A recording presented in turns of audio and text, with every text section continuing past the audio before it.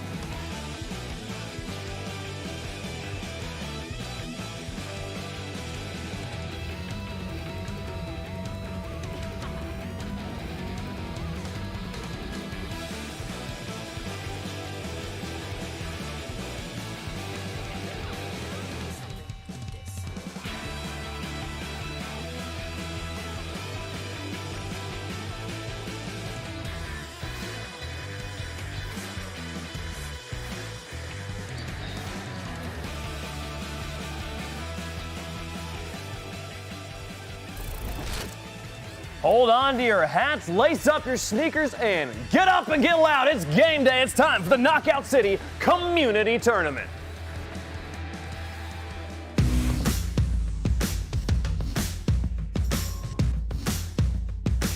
Dodge, duck, dip, dive, and dodge.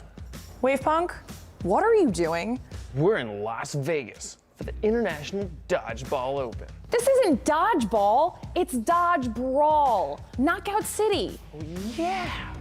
Dodge, tackle, dominate, fake out. 2 million downloads and counting. Be the ball, be the ball, be the ball, be the ball, be the ball. Boy, howdy, am I glad to have Glitter Explosions here with me, because I would have been very much in the wrong place at the wrong time. But we are here in Las Vegas, Nevada for the first ever Knockout City Community Tournament. We're doing it here in Europe in the morning. I am Wavepunk, joined by Glitter Explosion, and that was just too much fun. Are you the ball? No, Have you become the ball yet? It's an important part of channeling Knockout City energy, but at this point I do need to not be the ball. I need to be here to talk about people becoming the ball. So good. Good job, okay? Thank you. This is going to be crazy. We have so much in store for the community today. Yeah, we absolutely do, and I am very, very excited to get into all this action. I mean, the game's barely been out a week, and already we have an insane community and an insane event, honestly, starting here today. An insane event with teams that have already figured out how to play this game better than anyone expected them to, and this is just the beginning. It's only up from here. So crazy action starting off with Europe and then North America later on today. Yeah, absolutely. And now if you guys are new here and you don't know what Knockout City is or anything that we're talking about, we actually have a great video to explain exactly what goes on in this game, so let's check it out. You're listening to KO City Pirate Radio. I'm taking over the airwaves to welcome all you new brawlers out there. Lace up your shoes, tie back your hair, and kiss your mama goodbye. This is Knockout City. New in town and looking to make a name for yourself? Your humble DJ's here to talk you through those first brawl jitters. Team KO, round one. Let's start with the basics. Get a hit before they hit you. Oh, that looked like it hurt. You gotta learn to catch if you wanna, like that. This cat's got it figured out. On a quest to be the best, they're putting their skills to the test. And class is in session, baby. Oh man, that's just mean. I admit, you cool, but some advice. Get yourself a crew. Going solo in this city will only get you so far. When brawlers unite, it's like poetry in motion. But hey, it's not all throws and KOs. Go the extra mile and define that style. And as your crew ups its ranking on the streets, there's an opportunity to claim some serious loot. Okay, back to the action. I'm telling you, this city has it all. Team KO, face off, ball up brawl. There's many brawls to play and a lot more on the way. You've got environments that can fight for you and weapons that can change the tide of battle. If these tools of domination can't get the job done, well, you can.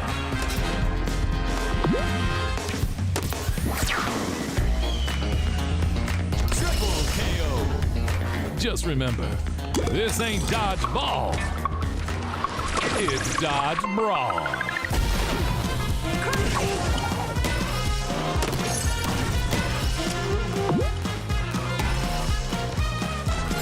Gotcha. Pass to me. Crew up and show me what you got. I'll be watching.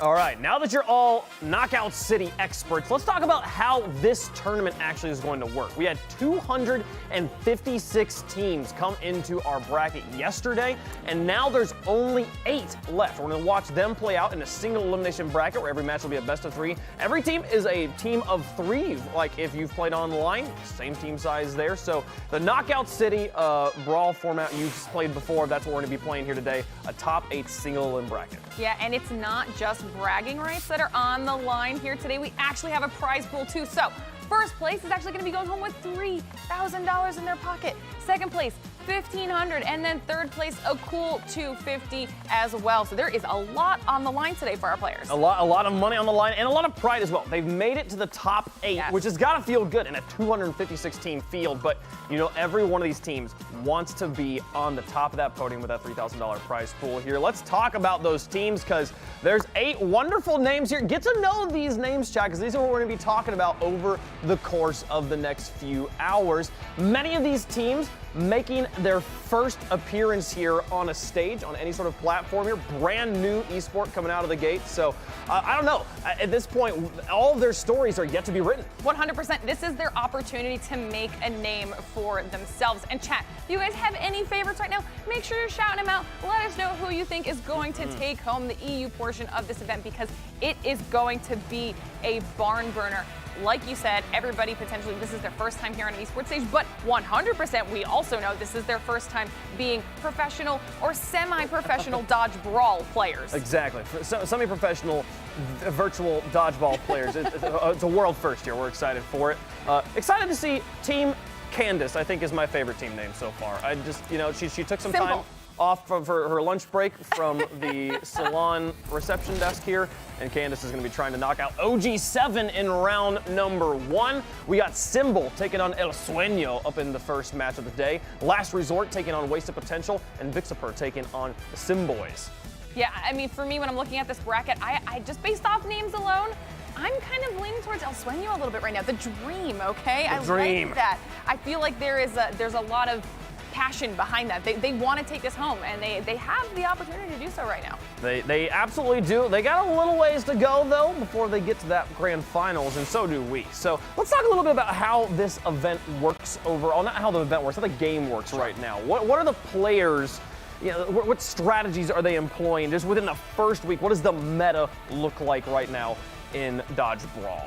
Yeah, I mean, we obviously have a few things here that we've been seeing a lot of our players do frequently, and when starting, obviously passing is key. Okay, Passing. and this is very, very important. Then next, stick with your team. Okay. Very important as well. Be aggressive because that's going to pay off in the long term. Throw your teammate early, and this is something we'll probably touch on when we are able to see it later on in the gameplay. And then finally, the most important, seriously, it's passing. Oh wait, that's the first one. So passing, but for real, is genuinely like, it's such an important way important mechanic in the game because of how quickly it allows you to charge up the shot. Charged up shots move faster, harder to catch, harder to block. It's so important in being an effective strategy and getting those knockouts early, as that is the primary mechanic here. So let's actually walk through how you use the balls in Knockout City to do damage to the other side. So this is your normal standard dodgeball, nothing special about it. You just by pressing the throw button, you'll throw it at the other side, but the ball will move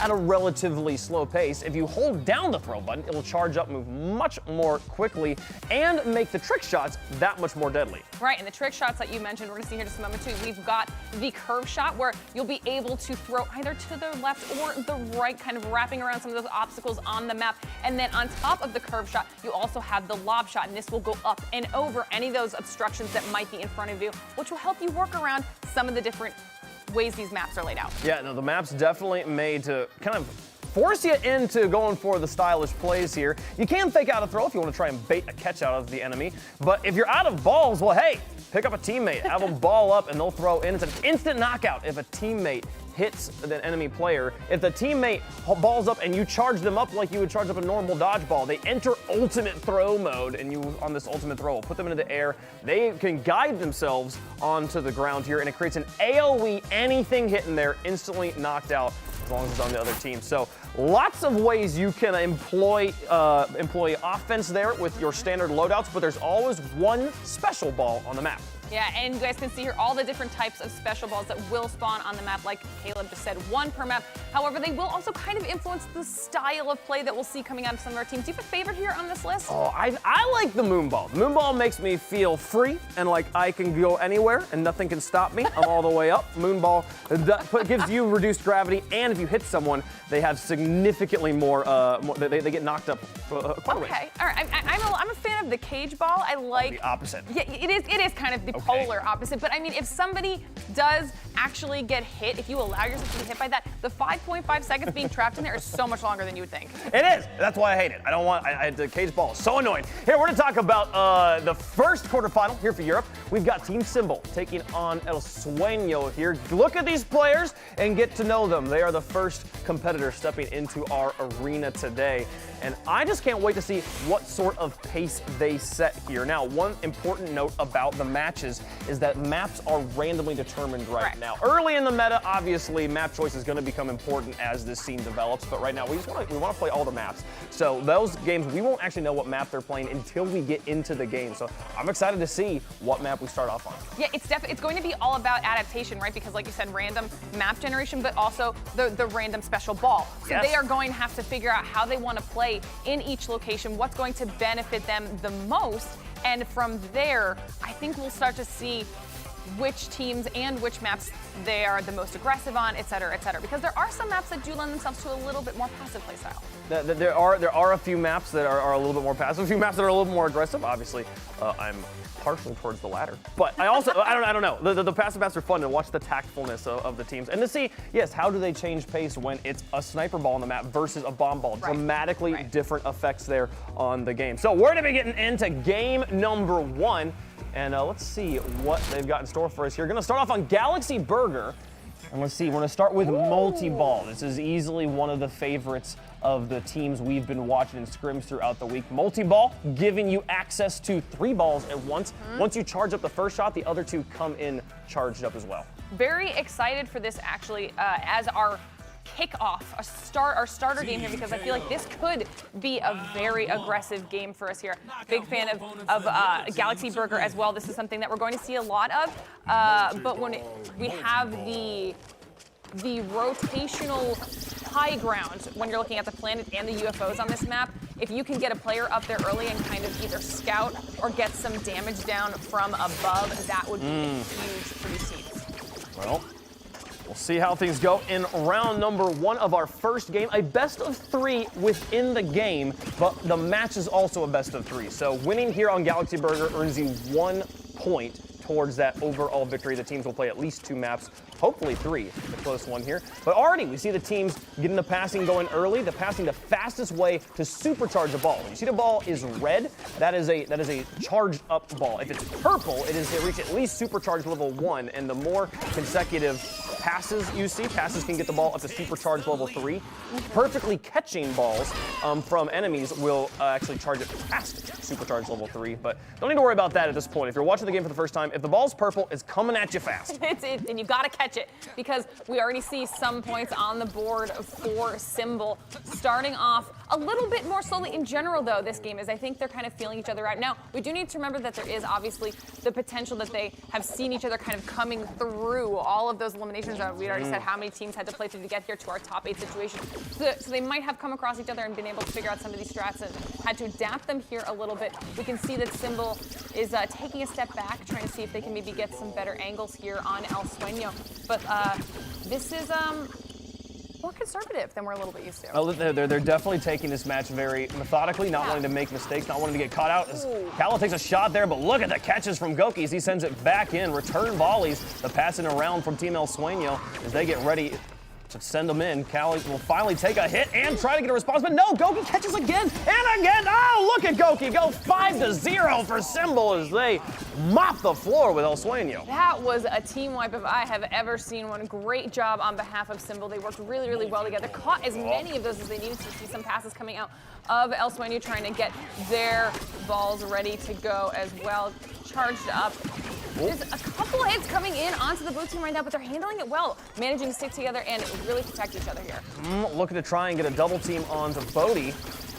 Now they're turning the charge into Antwell, who does go down 7-0 for Symbol as they are in control. Bodie's got a ball here, and he will get a hit, and it gets the first point on the board, but trades his life for it there. Knocked out 8-1. Symbol down to 9-1. One knockout away from taking the first round. You know, one of the things that I've noticed that Symbol's actually doing really well here is they're chipping away at the L team, making sure they're all down to 1 heart, and then they're staggering them really well so that they had constantly a deficit that they were trying to work against. So we can see here Symbol easily taking that first round 10-1. That is a strong start here. It's one away from being the strongest start they could have possibly had. And the thing we saw a lot of Symbol doing there, it obviously created by better accuracy, by getting that damage on early, being able to stagger the other team, but they constantly had the man advantage. One of the things in the meta we pointed out, they were constantly in a 2v1 or 3v1 environment.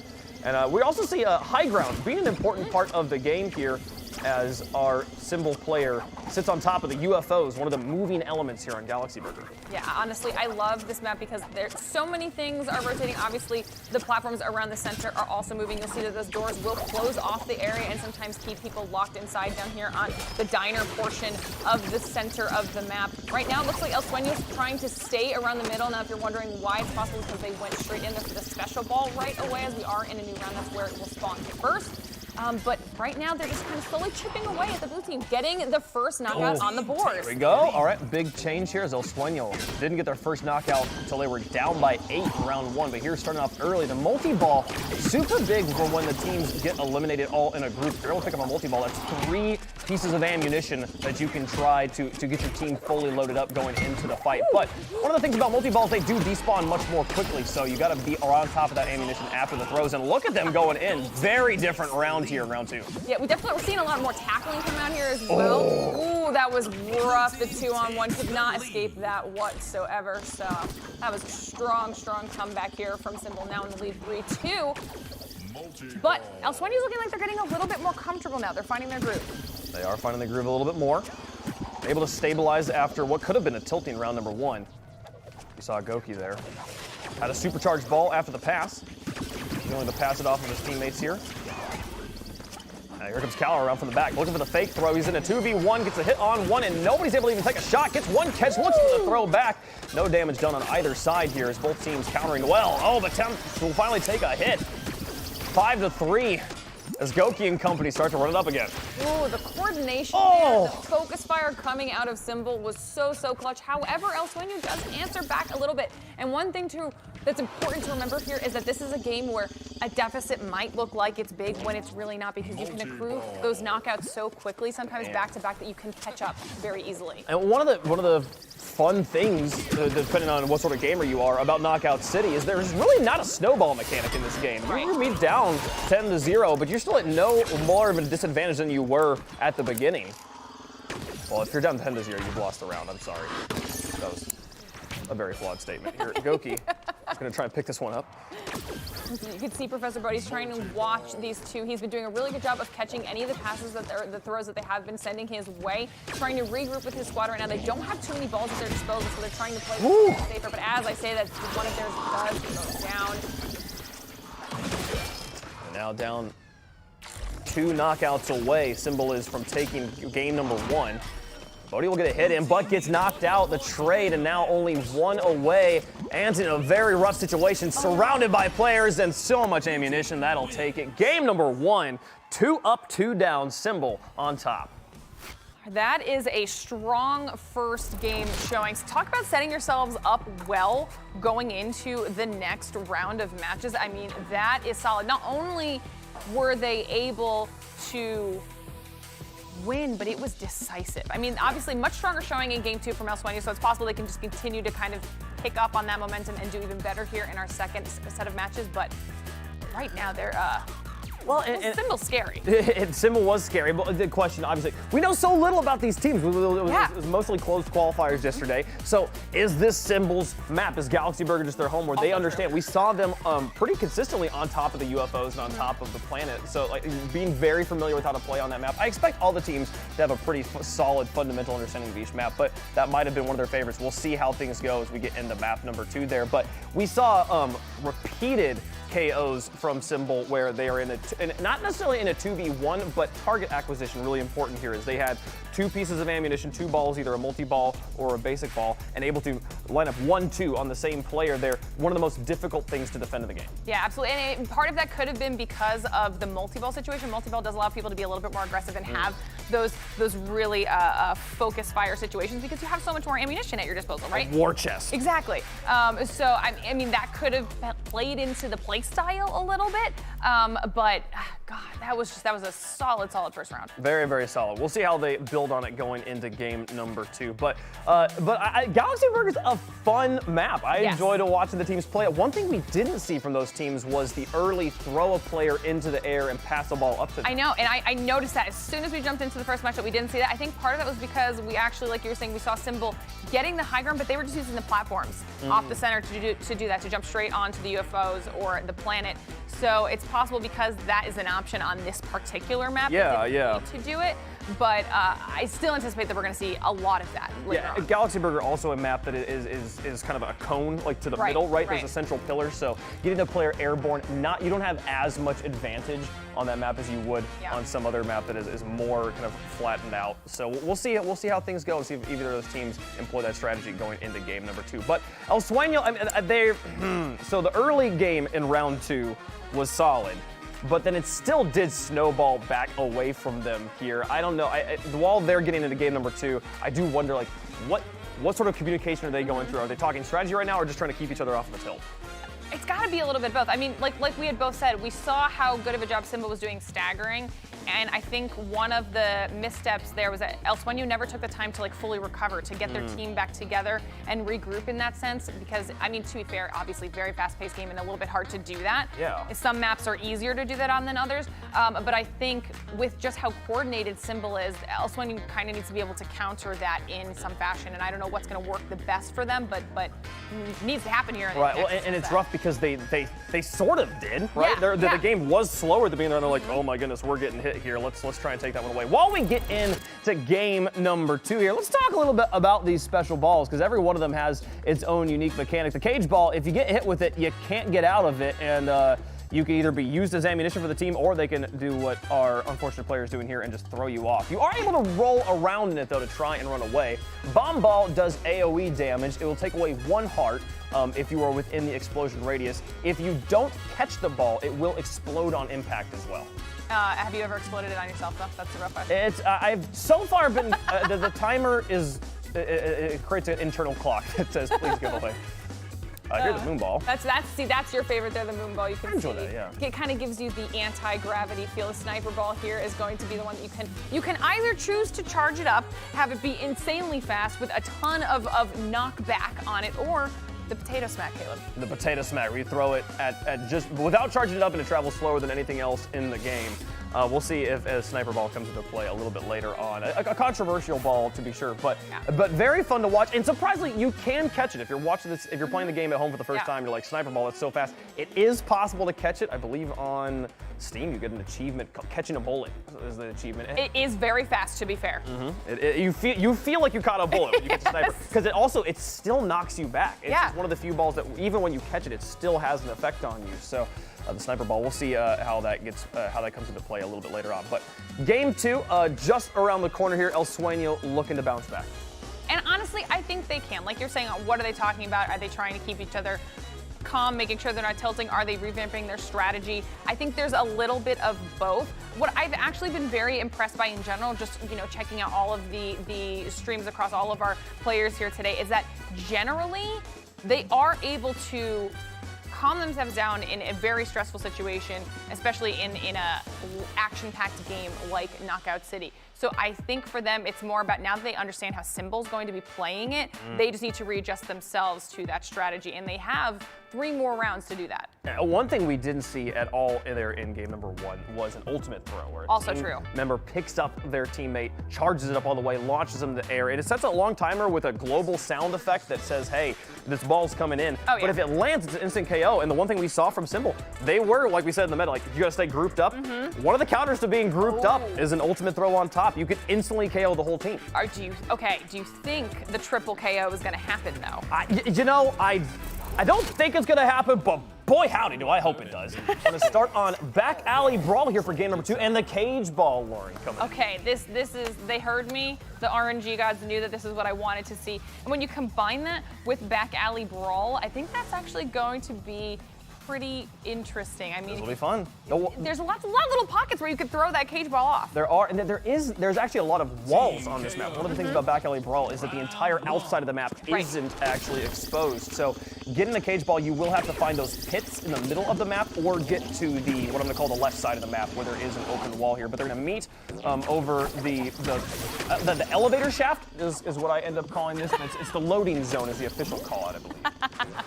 Well, I mean, Drainage is the official call out. Yeah, I mean, listen, we're going to be teaching everybody about these official map callouts here as we go, but there are lots of tubes here on this map as well, and I'm interested to see how these teams start to utilize them, because they can really, really help with either getting back to your team or escaping really risky situations. And right now we can see that El Sweno was in one of those situations. Yeah, they had the player trapped with 2 balls in front of him, and they sent the first shot and then hit him with a changeup on the second. The second coming in very slowly. He catches too quickly in the panic, and then on the lag frames, on the recovery frames there, gets hit with the ball. So now down 2, Symbol picking up right where they left off. But we'll see El Sweno. Looks like with 3 bounds of ammunition, and Goki looks maybe to go for the ultimate throw here. Hot ball. Got him charged up.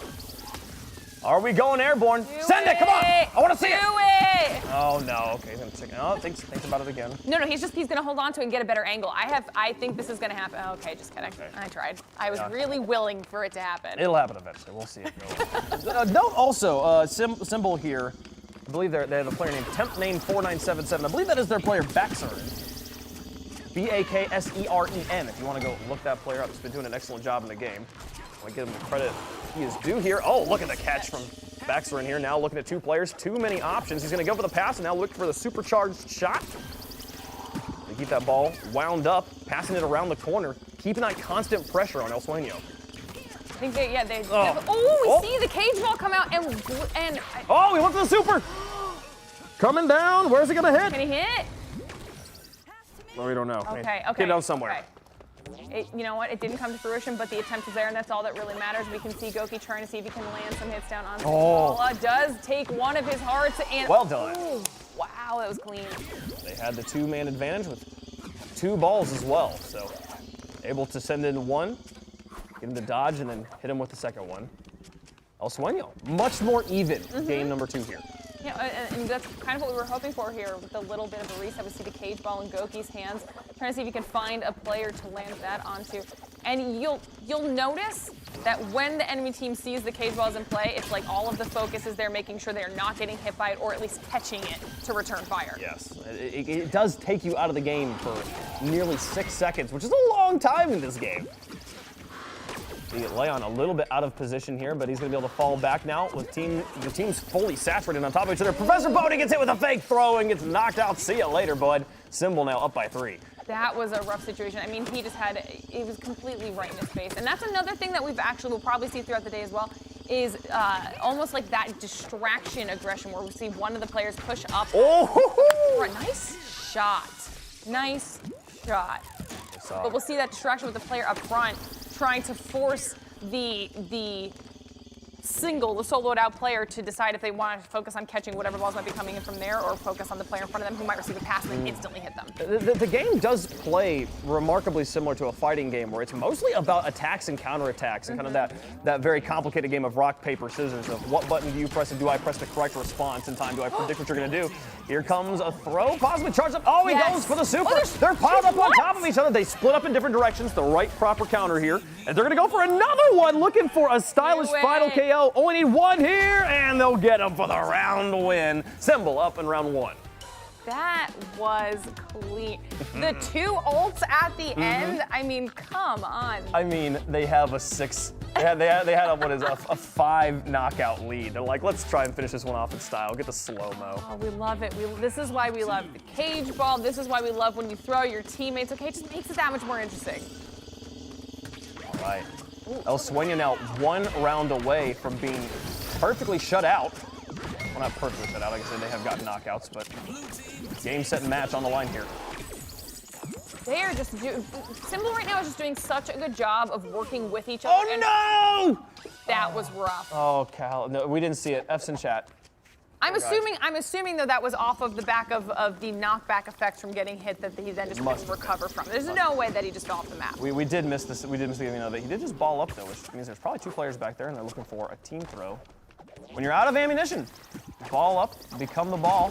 Instant KO if you can successfully hit it with your, but oh, look at the double throw there. Playing gonna vault himself on the bouncer to try and get away and live out, or do his sentence. Oh, but catches him on an early dodge. Leon up 5 to and nearly 6. They've got so much pressure. Make it 6 on him. El Sweno can't buy a knockout right now. Land comes out of being in that cage ball and was like, you will not disrespect me with that cage ball, and instantly gets the 2 knockouts. That was so clean on his behalf. I don't even know what to say about Symbol at this point. They seem untouchable, but we've obviously yet to see the rest of our squads here. I'm excited to see how they stack up against each other. It is a single elim bracket, which makes it, you don't know, are they just the counter to El Sweno, or are they God's gift to Knockout City? We're gonna find out today. But on the board now, Goki will make a turn, looks for the fake throw, and gets the hit. It's just too clean from Symbol. It's all about timing those catches the right way. They have to anticipate, do they think, is it a fake? Is it actually a commitment to the throw? How fast is it? How slow is it? 1 point away for Symbol here to take the dub. And they are chasing down a player right now in El Sweno. Oh, Calla does not want to be the team, does not want to be the player that knocks his own team out of the tournament. They're all charged up. Here comes fully locked and loaded Symbol with 3 players in front of him. Only 1 hit so far on the Amp, and now pounding on the Calla there. Got them down to just 1 heart, 2 players within reach. And who will be, oh, is it gonna happen here? There it is, Calla. Well, no, Calla, it's not Calla. One of the players taken out, and it will be a clean 2-0 victory, 2 games in a row. We'll see Symbol moving forward into the semifinals. Good job, Symbol. That was a very well-deserved win. We saw at the end there, they did a really good job of what we had said they were doing in the first round. They got all of the enemy players down to 1 heart. They had the pick of the litter at that point. Which one do they want to go for the knockout on? And honestly, it didn't matter that they did lose one of their own in the process, because they just had to secure the dub at the end. You have such a lead at that point that you could absolutely trade knockouts, and they did exactly that. Take down the win there, 2-0 Symbol, a clean victory here at the beginning there. So I'm excited to watch them continue forward, but we still didn't see them doing much of throwing your team up into the air, throwing a teammate in the air and passing a ball to him, which we saw from other teams. So I'm fascinated to see. It's got to be map specific. It's got to be map specific, because like you were saying, I mean, back alley brawl is kind of, you know, closed in. A lot of the rotation exists either in the tubes itself or just kind of working your way around the entire center of that map. So, I mean, I think we will, I know we're going to see it later, but I kind of like that we started out a little bit differently. I like that there's a variance in the strategy. We're not seeing just the exact same thing from every team there. So we'll see. Yes, I do believe, again, a similar map that has that monolithic center there that makes it where you don't, once you're lofted, see the entire map in front of you. But it's one of the fascinating parts of Knockout City, the map design and the setting of the game with this sort of urban environment where everything's played on top of skyscrapers. Like every map. It's just to add to the intensity of the game itself, okay? You have to, if you have a fear of heights, don't jump in. Maybe not the game for you, but also maybe the game to help you get over it. We'll never know. Let's take a look at some of the replays there from that first round. Pretty short replay package here, as it was just domination from Symbol here.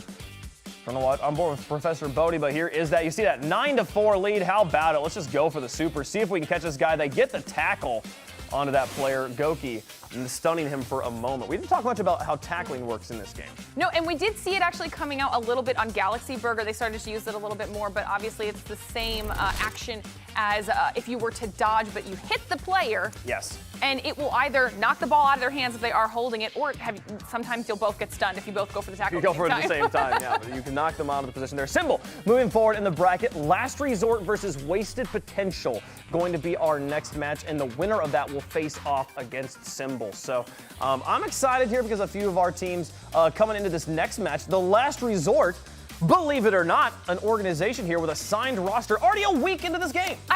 Can you imagine that? Like everything is just getting started, and already we have org sponsored teams. I mean, they've got to be good, right? Look, esports is a very fast-moving industry here. Got to snatch up the good players, which means I can only imagine how good Sherry, Ishmi, and Zoltrav are here. Like, if they, within 1 week of the game coming out, the door's like, well, we got to sign these guys. That's what I'm saying. They have to be scary, right? I am looking forward to that next match. Yeah, this is going to be a great match. Let's take a look at the schedule you can expect over the course of the day.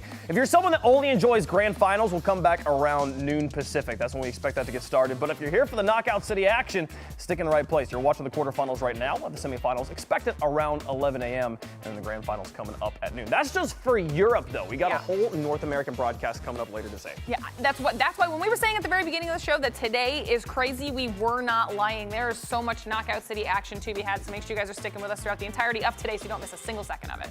It's going to be a great one. Quarterfinals continuing to roll on here as we get into the second match. This one, like we said earlier, last resort.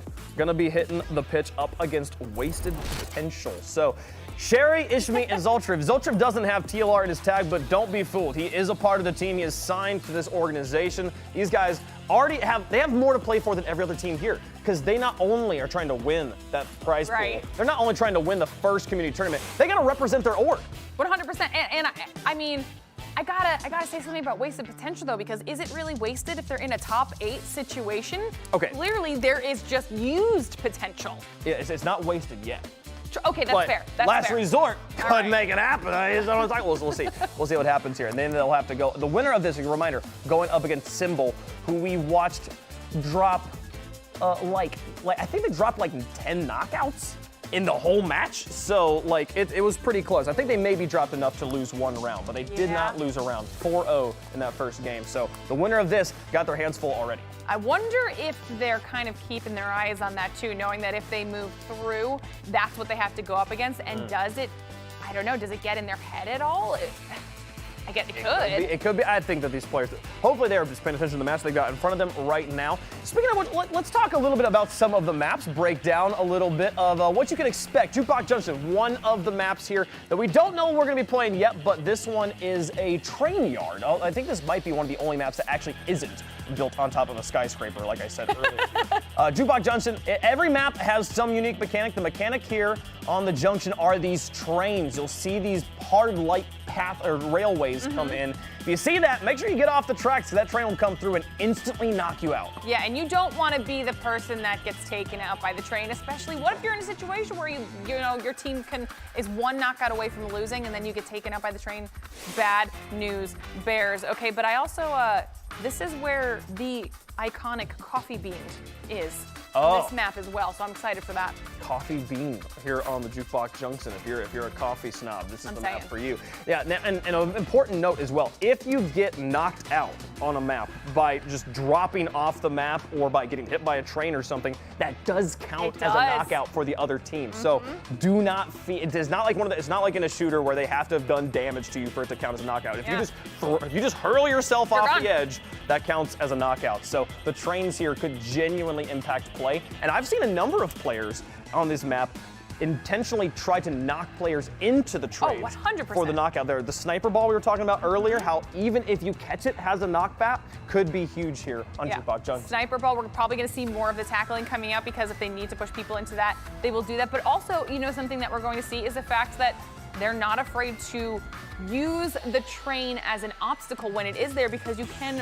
roll under it in ball form in certain spots, right? Not in all spots. You will get knocked out if you do it in the wrong spot, but it also could be a potential escape if needed. It could be. It is one of those things that it can be, if not executed properly, which I can attest to, if you try to roll onto this train in a spot that's not quite correct, you got to go to the crosswalks.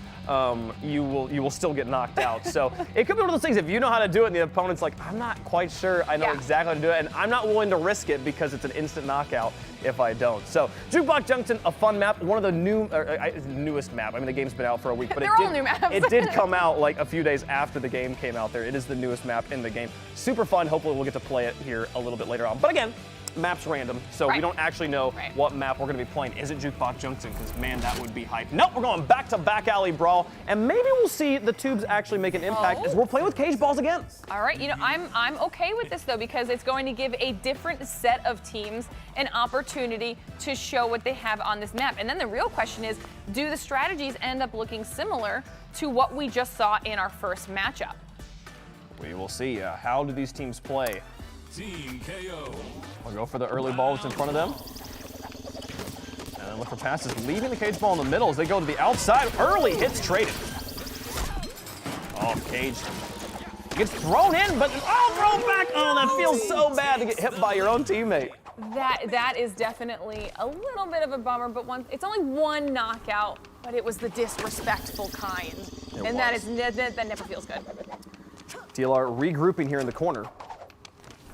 Thinking of which direction they want to go. They've got two balls of ammunition. They got one underneath there if they want to go grab it. They will. We'll come in fully locked and loaded. Now on to Sherry. They instantly attack.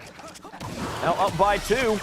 Wasted Potential's in a really rough spot here. Both players only having 1 heart, but they are able to get a couple knockouts themselves and clear out a lot. Takes the lead. Oh my God. Want to come back here. Last resort. Load him back up.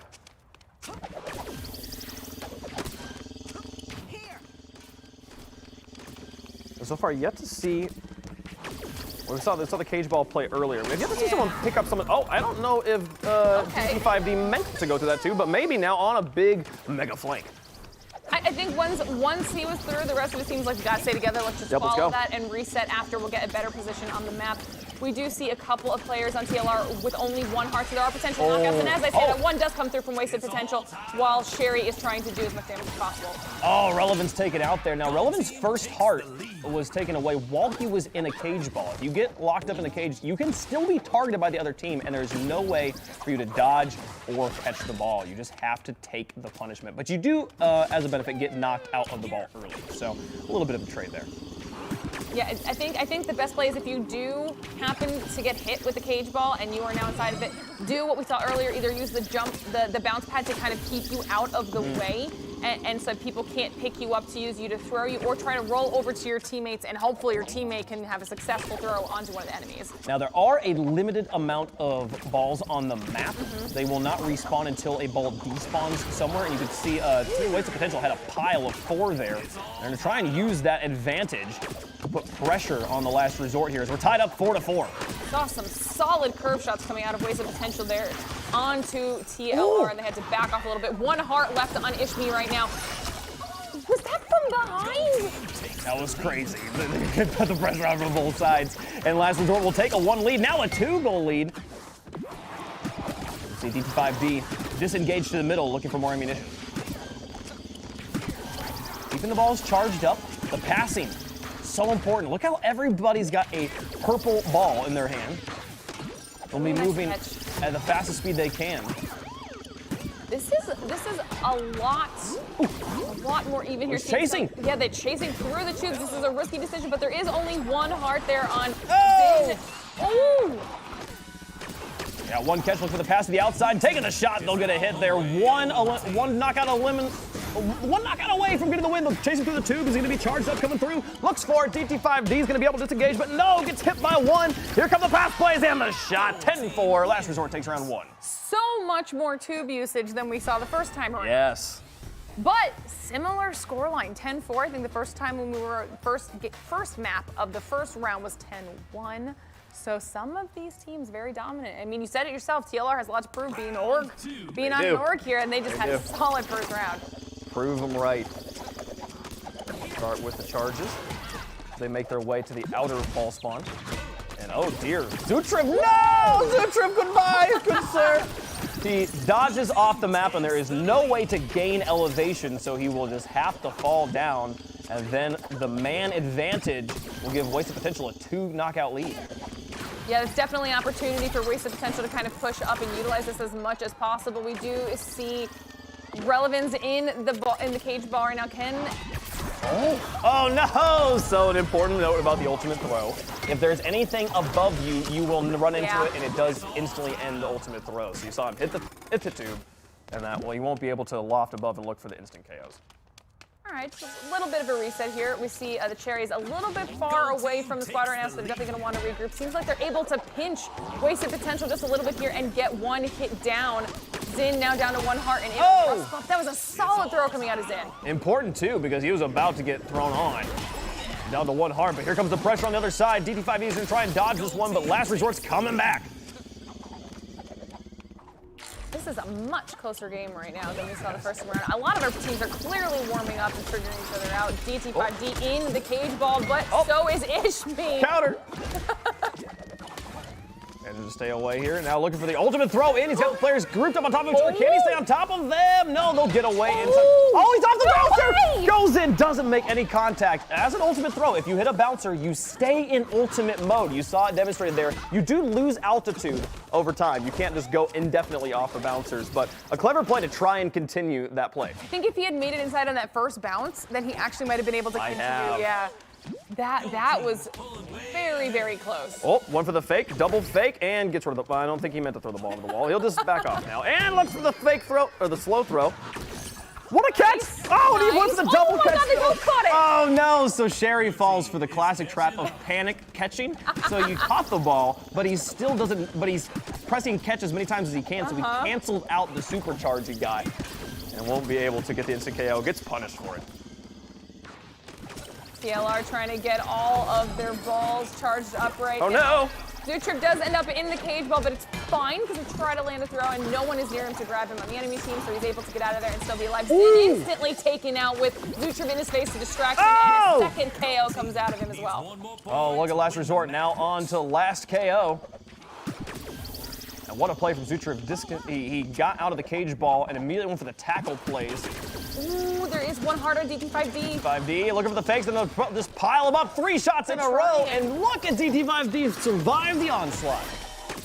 And instead, they actually trade a knockout back. Wasted Potential trying to pull it back here if they can. DT5D just trying to do everything he can to stay alive. Well, clearly, TLR is going to continue focusing down. Oh, they get knock up. They get Zutrip 1 shot. And now he's on the other side of the map. And they'll chase it. Followed. They're going to go for it. DT5D's on the front line here. Zutrip taken out, 7-9. They're coming back. Ishmi is also 1 hit. Sherry has no ammunition to help him out. They're looking for the ultimate here, and they'll go for it. Relevance through the sky. Can he make it through? No, he's going to fall down. Oh, can he hit the bouncer here? Maybe keep it alive just a second longer, and no, we'll go out there. That was going to be pretty hard to track, though. Oh, he gets hit, and now 2 players at 1 shot for Wasted Potential. This is starting to be close. There are also 2 with only 1 1 3! No! What an effort from Wasted Potential, but ultimately they are taken out. That was such a better showing. Oh, that was crazy. That was intense. What a use of the ultimate throws there from both sides. And I was hoping that we'd see a lot of that starting to come out because I personally love the extra added aggression. And I mean, they did such a good job of dealing with the terrain on this particular map while also still utilizing those ultimate throws. So huge shout out to both squads, but I love seeing that. I love seeing the willingness to essentially, because when you do that, you are technically down a player, right? Because somebody can't, when they're in ultimate form, it's not like they can be helping you also throw those balls. It is a high risk, high reward play because not only are you down a player on your side, you're literally putting your player out of position. You're putting him into the enemy team. He's going to be out. It's going to be harder to get passes to him. He's going to be much more easily targeted by a double team. So you need to get the hits. Also, an important part of the ultimate throw there that we saw demonstrated a little bit on the first one is there is a Z-axis limit. So like if a player is above the explosion, they don't get hit by it. It's not like it's a cone that goes up. You do have to be on the same plane as the people you're hitting there. So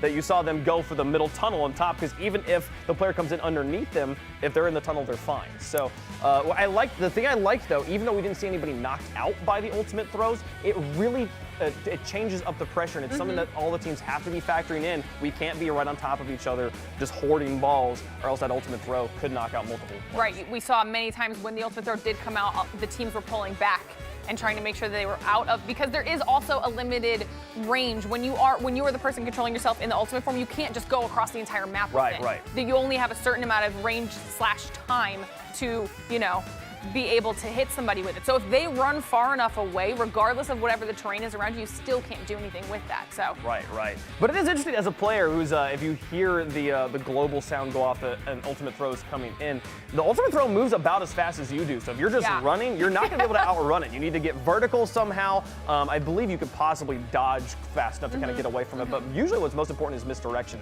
You have the ability to change directions much more quickly than the ultimate throw. The ultimate throw kind of has to like stop, decelerate, kind of come back. So if you run that way and then run this way, pro tip for you guys at home, that'll be probably the best way to get rid of an ultimate throw that's on top of you. Let's talk about the prize pool here for just a second while we get into game number 2. Reminder, $3,000 for first place here. Love it to see it. Moving down the list, second place, $1,500, and third and fourth getting $250. So out of our top 8, if you want to be in the money, you got to be in our top 4. So that is like the final cutoff there. It's not only is going out in the quarterfinals feel rough because you got this far, but it means you're not in the money. The semifinals is where the money starts here.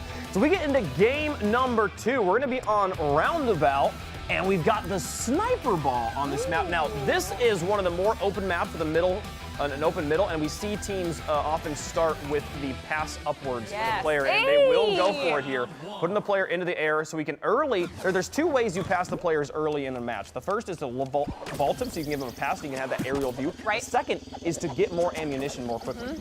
Yeah, and they know exactly. You can see that the other team did the exact same thing. We're all in the same area of the map now.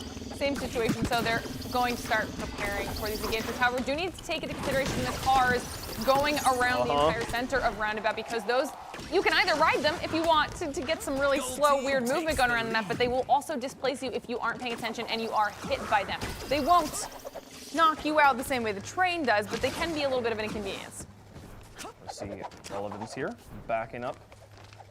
Both teams posture for a bit, looking for ammunition for a better macro positioning. Right now, Last Resort controlling all the ammunition here. Nice dodge from Zimple.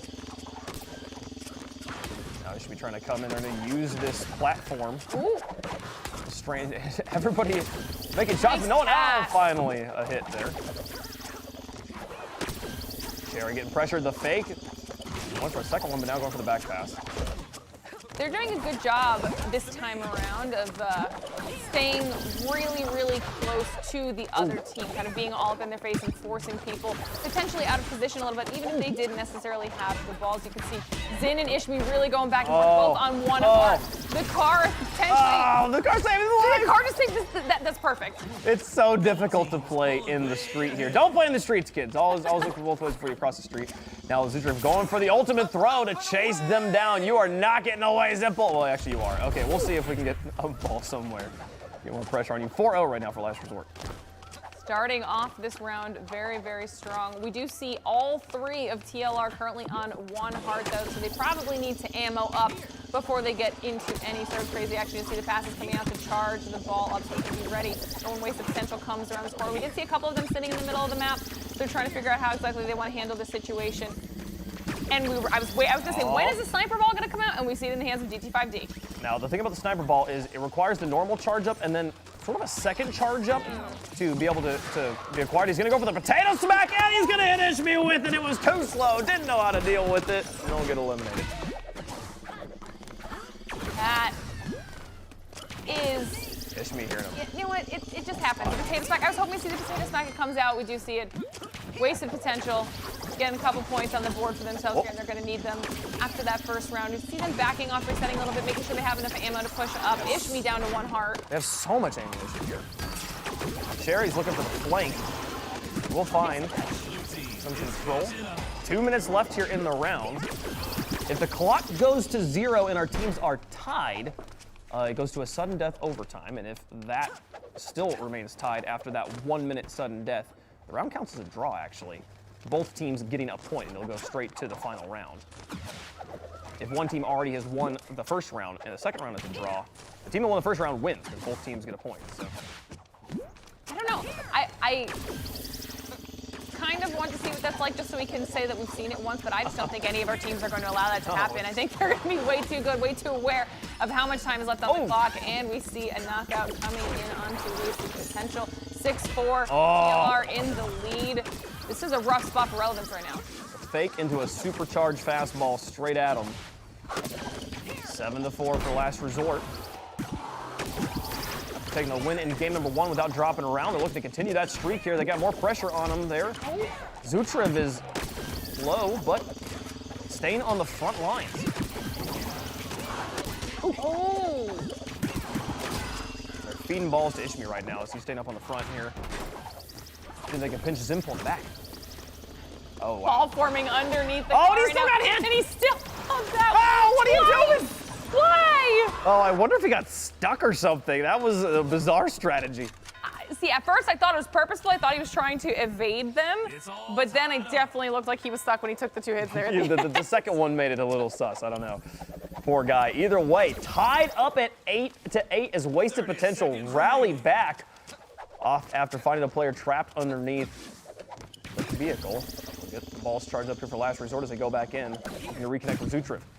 I mean, we talked about how quickly teams can catch up regardless of what seems to said. And as I say that, a strong knockout coming in onto DT. 5D and TLR wraps it up soon after round 1 of match set 2 going once again TLR. I think the terminology I like is we have rounds, games, match. Okay, all right, I like round, game, match. That's what's on the line here if last resort takes it. Let's see, we can change things though, as here goes Zutrev in, straight into the sniper ball. Again with the early passes. Now looking for early pressure here, and you're gonna have to back up as he runs into 3 players. For a split second, I thought he was debating going for it. Relevant's caught the sniper ball fully charged. The second shot will hit the bust. Reminder how the sniper ball works. It locks on at nearly double the rate. There's so much more range with the sniper ball. Extremely high speed and knockback. DT5D is currently on more heart and has been for a while. He's just been in the thick of it. As I am a caster curse today. As I call them out, they instantly go down. It's gonna happen. It's okay. There's Zutrev on the throw, and Zimple manages to dodge. Passes up, supercharged onto Zutrev. Caught, melee pass back, volleying back and forth. This ball supercharged now. More pressure coming in, looking for a potato smack at close range. Zutrev will catch it.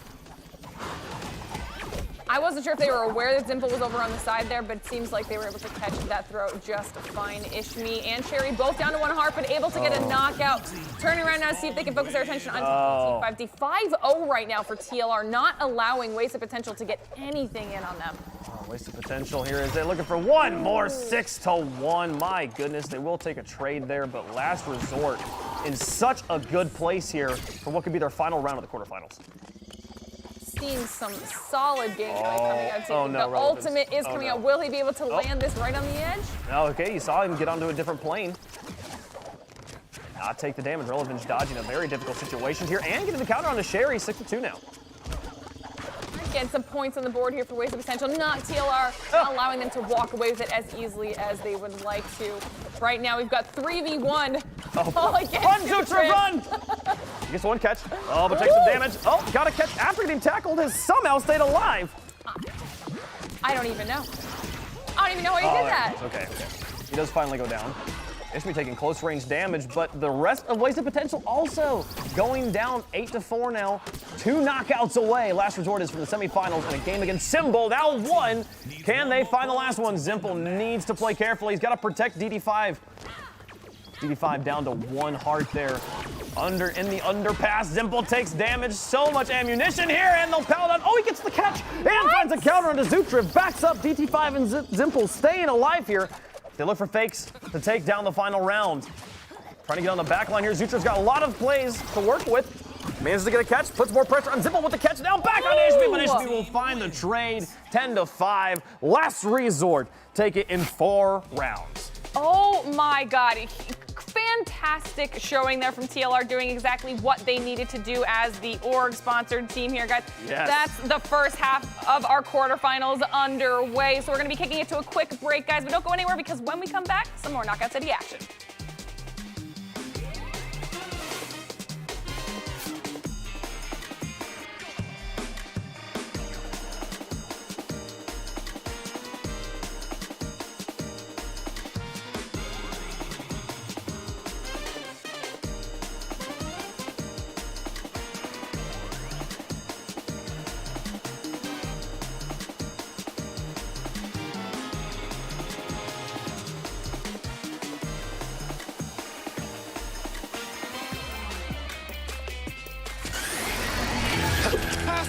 Here.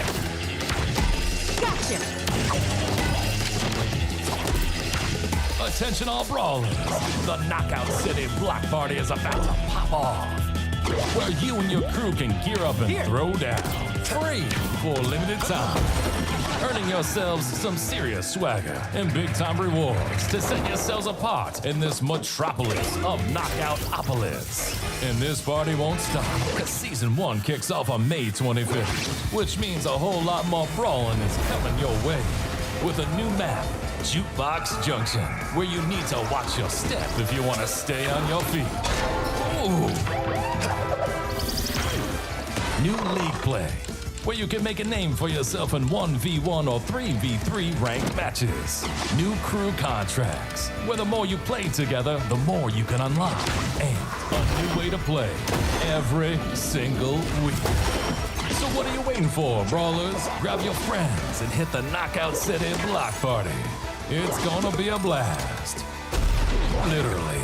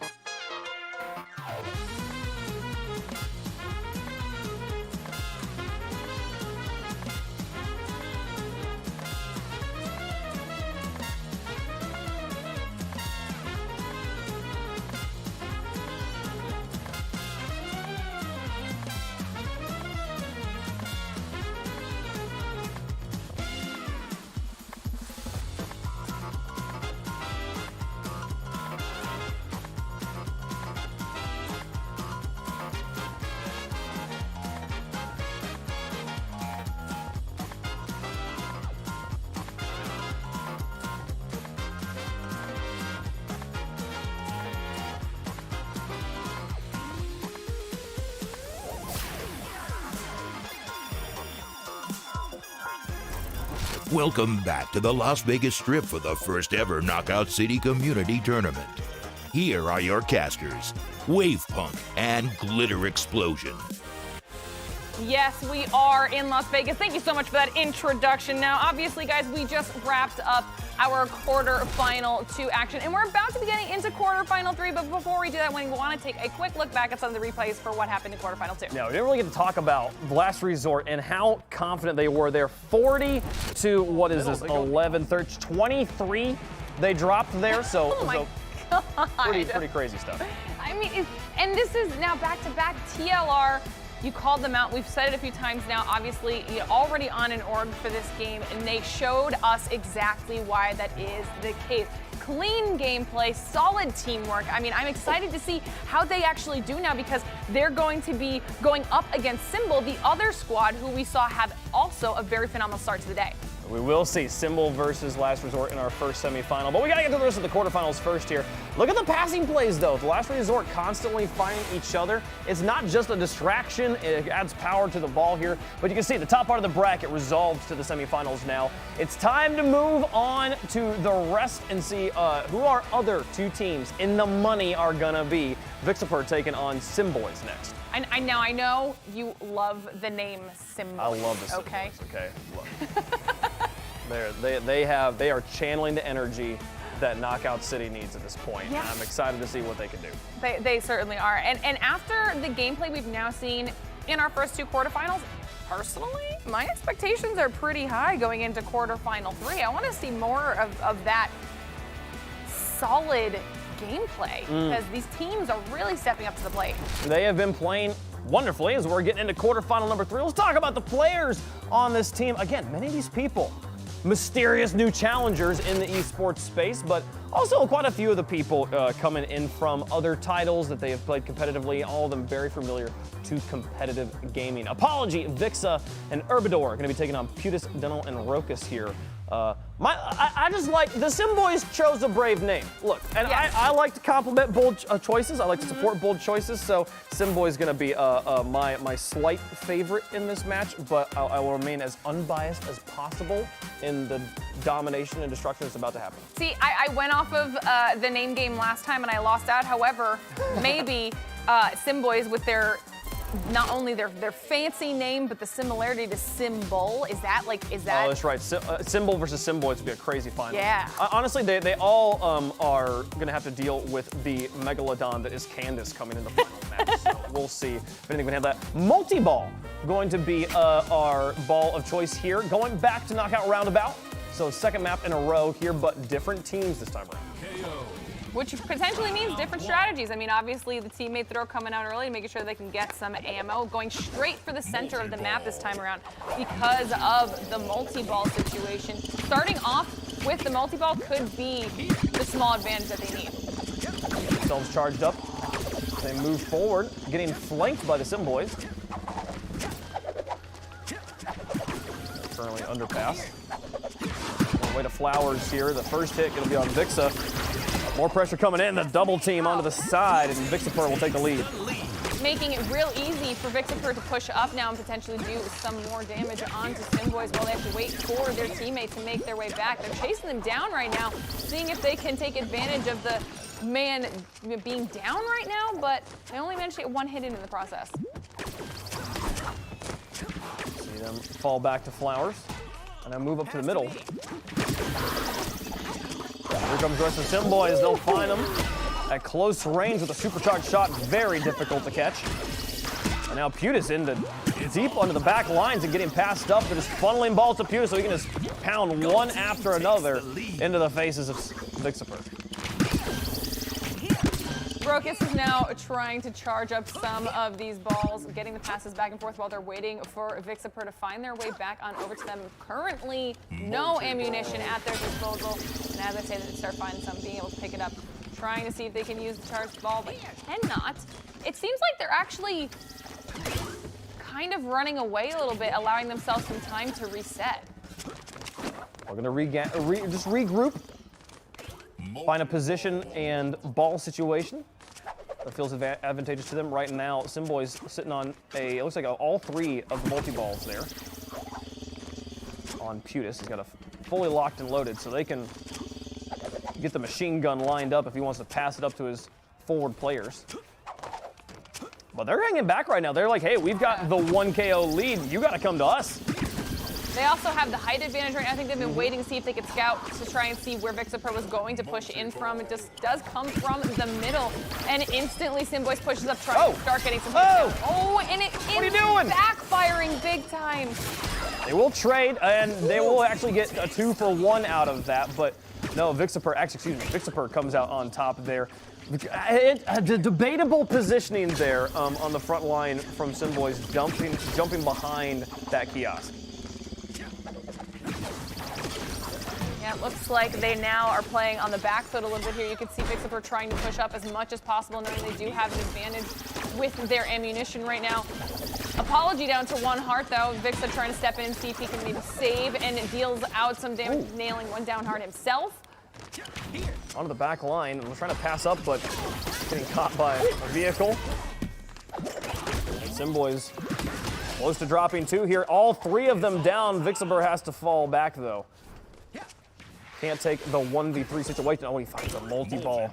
I want to see. Okay, 1 ball per person. Oh, no, he actually sends up 2. Oh, interesting. Okay. His teammate came in from behind. Yeah. Like that looked like you caught the ball and then still got hit. Got pinched between. Oh, the curveball around to Putis. Did it hit? I don't think it did. I don't think it did. That would have been a fantastic shot, though. And Vixer did a really good job of biding his time. So that was pretty clutch for him there, allowing his teammates to make their way back to him. Didn't end up getting knocked out himself or getting punished for being alone, so that was pretty solid. It's such an urgent game. You're like, I want to go forward. I want to go to war, you know. But like, it's keeping your wits about you and thinking, what is the best move right now? I'm waiting for your team, waiting to be full on ammo. It'd be huge. They taunt a little bit. They do have the 2 knockout lead going into the final minute. Once again, doing the same strat, kind of holding back here a little bit, waiting for Simboys to make a move. You do notice that Rokus does have only 1 heart, so that's potentially a focus on him. But as I said, the Putis also goes down to 1 heart. He takes him down. Rokus gonna be knocked out, 1 away, and they're gonna put all the pressure on Indinel here. Can they get 1? Can they get 2? Tackle him off. He's gonna stay alive, but the pressure gonna be coming in from the rest of their ammunition. He's up close, and they'll hit him with a fake for the round wins. Solid performance coming out of Vixer, winning our first round of their series. 10-5, not too shabby. 10-5, they did a good job there. And Simboys, we saw them both executing the same strategy. Once you were up, finding the right ammunition loadout, and instantly going for the ultimate throw. Where does this end up? As all of Vixer hung back near their spawn, so they won't find an early knockout. But once Vixer was down, once they kind of messed up their hold in Cinema, we saw Simboys with the lead. They instantly did the same thing in Flowers. Fall back, make sure we've got 3 balls, 1 per person, maybe 1 on the ground, and just wait for them to push into us. Yeah, I feel like we're definitely seeing some different strategies here on this map for our squads. Right now, they are trying to get some knockouts and being successful here against Simboys. 3-0 right now for Vixer, so they are able to wipe out Simboys entirely, which should give them a little bit of time here to reset while they wait for them to respawn. They're doing a much better job countering the few throws the Simboys are throwing in, and then making sure that they are hitting 2 throws onto the same player consistently here, giving them that 3-0 lead. Locks on the knockout right now. Looking for a lob? No, just goes straight forward and it'll hit. Must stop. Ooh, now nice chaos. Oh! A lot of people trying to focus on Apology right now. Can he escape? Unfortunately, cannot tie it up at 3-3. He got hit with 2 fakes in a row, and it does tie us up. Vixen Company having to fall back here as here comes the pressure. Simboy's gonna bear down on him, just hold W straight at him. Apology in the back now as Putis will pass this around, looks for the supercharge again, trying to get the close range fakes are so dangerous. What a play. Vixer turns that around on him. Indinel didn't have a ball there, otherwise he would have been able to pinch. Unfortunately, he was just kind of stuck watching it all go down and couldn't do a whole lot to help right now. But Putis is just trying to stay alive. Able to get a hit down onto Vixer, so that's going to be a nice little bonus here, keeping the ball out of the hands of Urbidart as well. Oh man, the Simboys are so good at the fake game right now, constantly. Picking it up at close range, going for the instant fake, and then taking the easy, unblockable hit afterwards. Now with a 2-round lead, or a 2 knockout lead in round 2. And we've seen situations like this similar in our past few matchups. Once they get close to this second round, 6-4, they could kind of turn on that last final bit of aggression and really start to take these players out. 1 heart on each player. Oh, tied up. Here comes Vixer back. And Putis has got to run. Gonna pick up that ball in the corner, but still needs to fall back. He was in the 3v1. Lucky for him, Vixer had no ammunition. Oh, and that's the displays we're talking about. If you do happen to get tagged by the car, it will kind of bump you out of the way, which sometimes works in your favor. It's so cantankerous. They see me in the road, and then they hit me, and then they have the gall to honk. Like, I'm not the one that just got assaulted. You do not have the right of way in this game, okay? Guess not. They pick up a full multi-ball. Looking for the pass shots, maybe double lob here. They go for 1 and 2. Nice. Doesn't get anything out of it though. Putis still at full as he dodges into 1, and now the counter pressure coming through. Vixa's on 1 heart, goes for the fake, gets him on the second one. Can he do it twice in a row? Oh, poor! Oh my goodness! The Simboy is just getting assaulted there. Putis goes down. This Putis now going to be hitting the corner here. Somehow in the process, though, Simboys was able to tie it up. We're still at 8-8. Putis with 1 heart, Urbidor with only 1 heart, and the rest of Simboys has come back. Vixer 1 away! Also trying to make their way in, but Simboys gets another knockout, 1 point away from match point right now, and they're in a really, really strong spot. Rokus with both of his hearts. Putis over there on the side with 1, but with a multi-ball that they're charging up right now, and I don't know if blue team's ready for this. Can Vixer? Oh no, Vixer falls! He falls to his death! He's gonna try and hover as long as he possibly can, but no, it will not work. He does eventually fall down the middle, and Simboys in a 9-10 take the round, and we go to our first round 3. Yeah, I was wondering when it was going to happen, but that fall at the end couldn't have been any more unfortunately timed. Yeah, it happens. It happens there. And it's unfortunate for Vixer's team as they had such a solid play there, coming back and nearly putting away game number 1. Both of these squads making each other work for it at least. That was a very, very close game. Now we're going to see who's able to come out on top here in the final round of our first game. Oh. This is an absolute pile of action. A cacophony of throws. Oh, and then the face. My goodness. Over and over again. Urbiter was alive for way too long in that situation. There was the 3v1. Even though 2 players on Simboys do only have 1 heart right now, still, that was a long time. Simboys running away with the lead right now, up 3-0, and back into the fray. A hit on the Urbiter makes it a 5-0 lead, and they've got Apology dead to rights here, just surrounded. Somehow Apology hasn't taken a hit. There, he'll take 1, and now for 2. That'll be 6-0 for Simboys. Making sure to set themselves up well here and really shutting down Vixer, not wanting to give them even an inch. On her back, off of spawns. A good comeback here from Vixer. They've gotten 2 and now have another player cornered. They're back off though from a lack of ammunition. Rokas though realizing he's made a mistake chasing over to this side because that was the same place the Vixer players went. Now he's looking for the ball himself in a 2v1. Can he survive? No. 7-3 now as Vixer starting to come back strong. We do see 1 heart and Apology though, and they instantly get the knockout, putting them only 2 more knockouts away from closing out this first game. Indenel with 1 heart, Urbiter with only 1 heart, and they're going to start. They were trying to chase him down, but he got taken out. He took the catch and immediately turned it around. Urbiter well played the 2v1. And now Vixer, three balls all charged up and excess ammunition laying around, just waiting for Simboys to come to them so they can use this ammunition advantage. Now, if there was ever a time where an ultimate throw could really help shake things up, Simboys, they're all 3 sitting on top of each other. Go for the ultimate throw! Is anybody on Vixer down to 1 heart, or are they all? Is it just back even 2 across the board for everyone? This is a fresh restart. All right.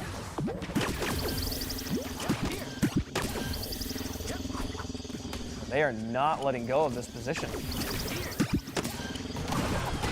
Throws from over the top. Cuta's going to get hit by 1.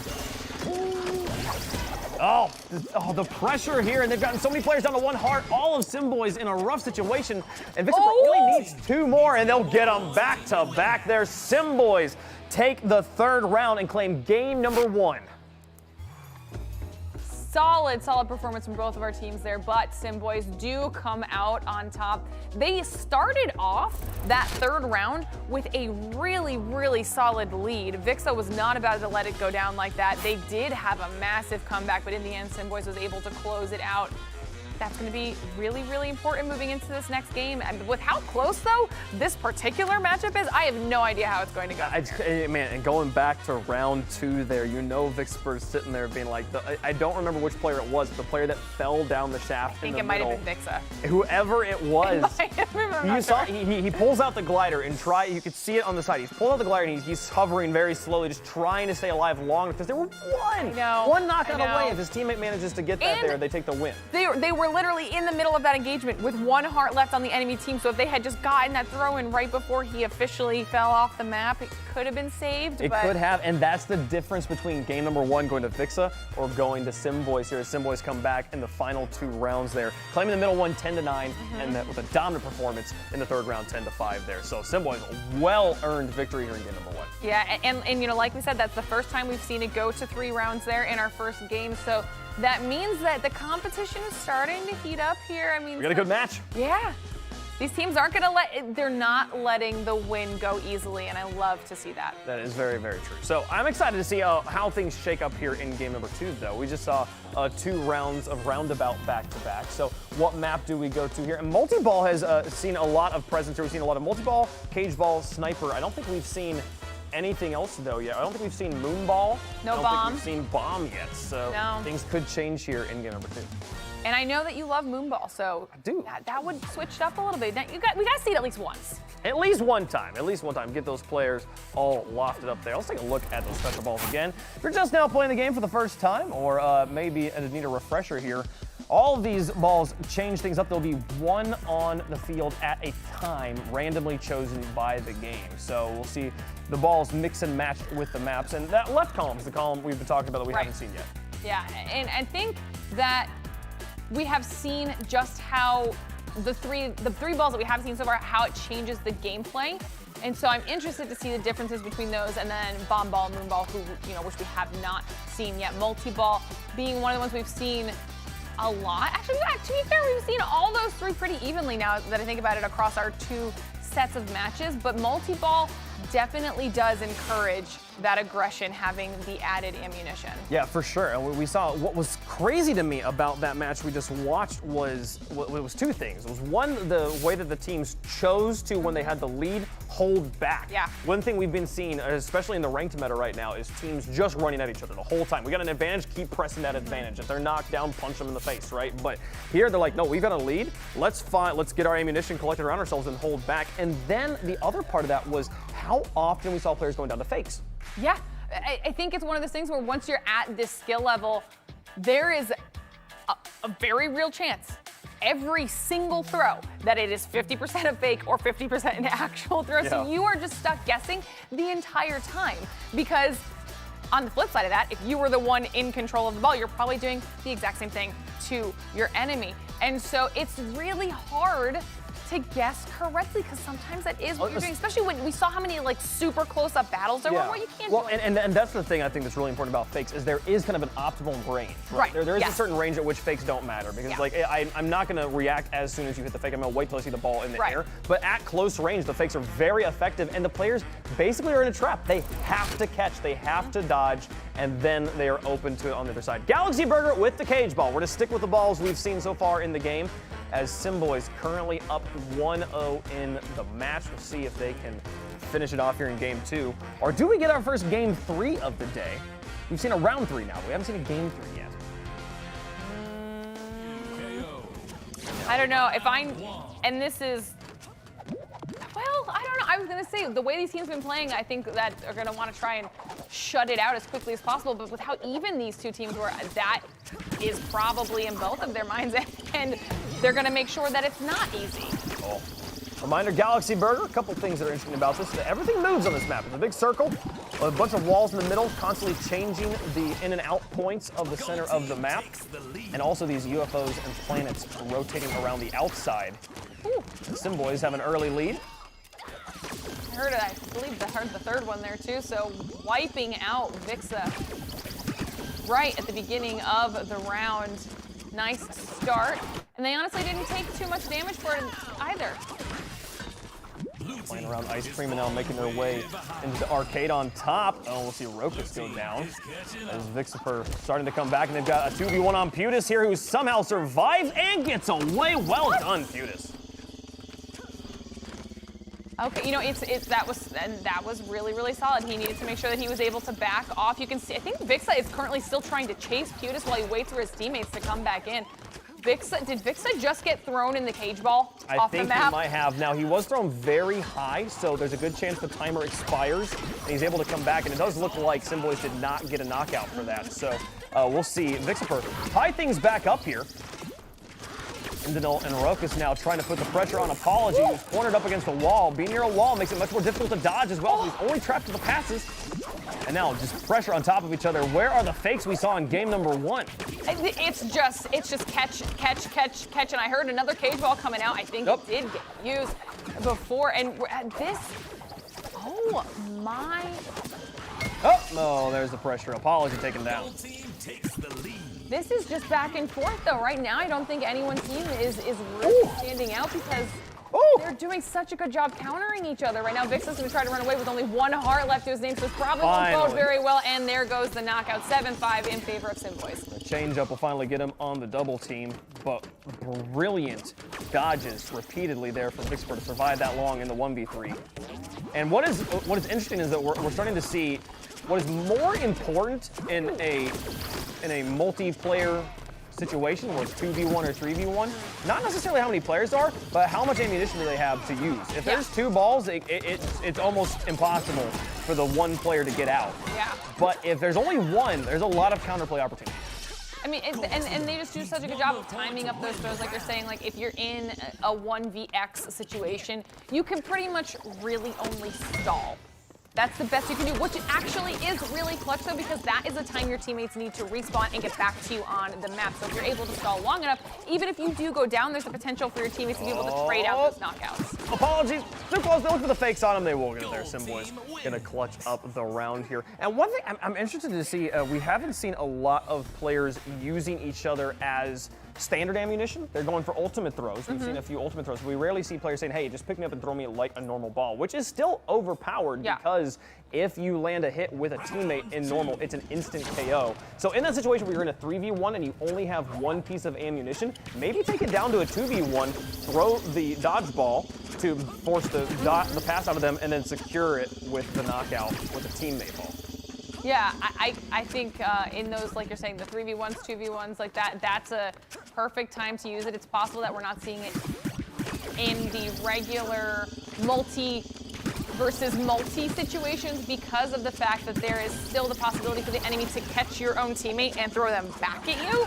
And the last thing you want is to be taken out by your own teammate. That would suck. That would suck a lot. And it's very difficult. You can get out of being trapped if you are being held by an enemy. You can spam the jump button, and it'll eventually break you out. But it does take a lot. You have to spam like 13 times. Yeah. So it might not be worth the risk in those situations. Vix in a 2v1, Bunny gets him out, drops the taunt on him. Wow. Listen, if you win that 2v1, you gotta do the taunt there at the end. You gotta let him know. He does. He hit them both. He did have the heart advantage, but still, neither player managing to get the catch off. Vix is going to be hyped up about that one. This team, again, they've got the lead. They've got a position here on top of Alien. Wait for Simboys to push into them. Yeah, and you can see that Indinel, I believe, was on top of the UFOs as they were rotating around. And they were kind of keeping an eye on him while the rest are in the center on the upper portion of Arcade, trying to figure out where the best angle to take the next engagement is going to be for them. It looks like Vixer decides they want to potentially push in and force this fight. Vixer, maybe a little bit impatient there.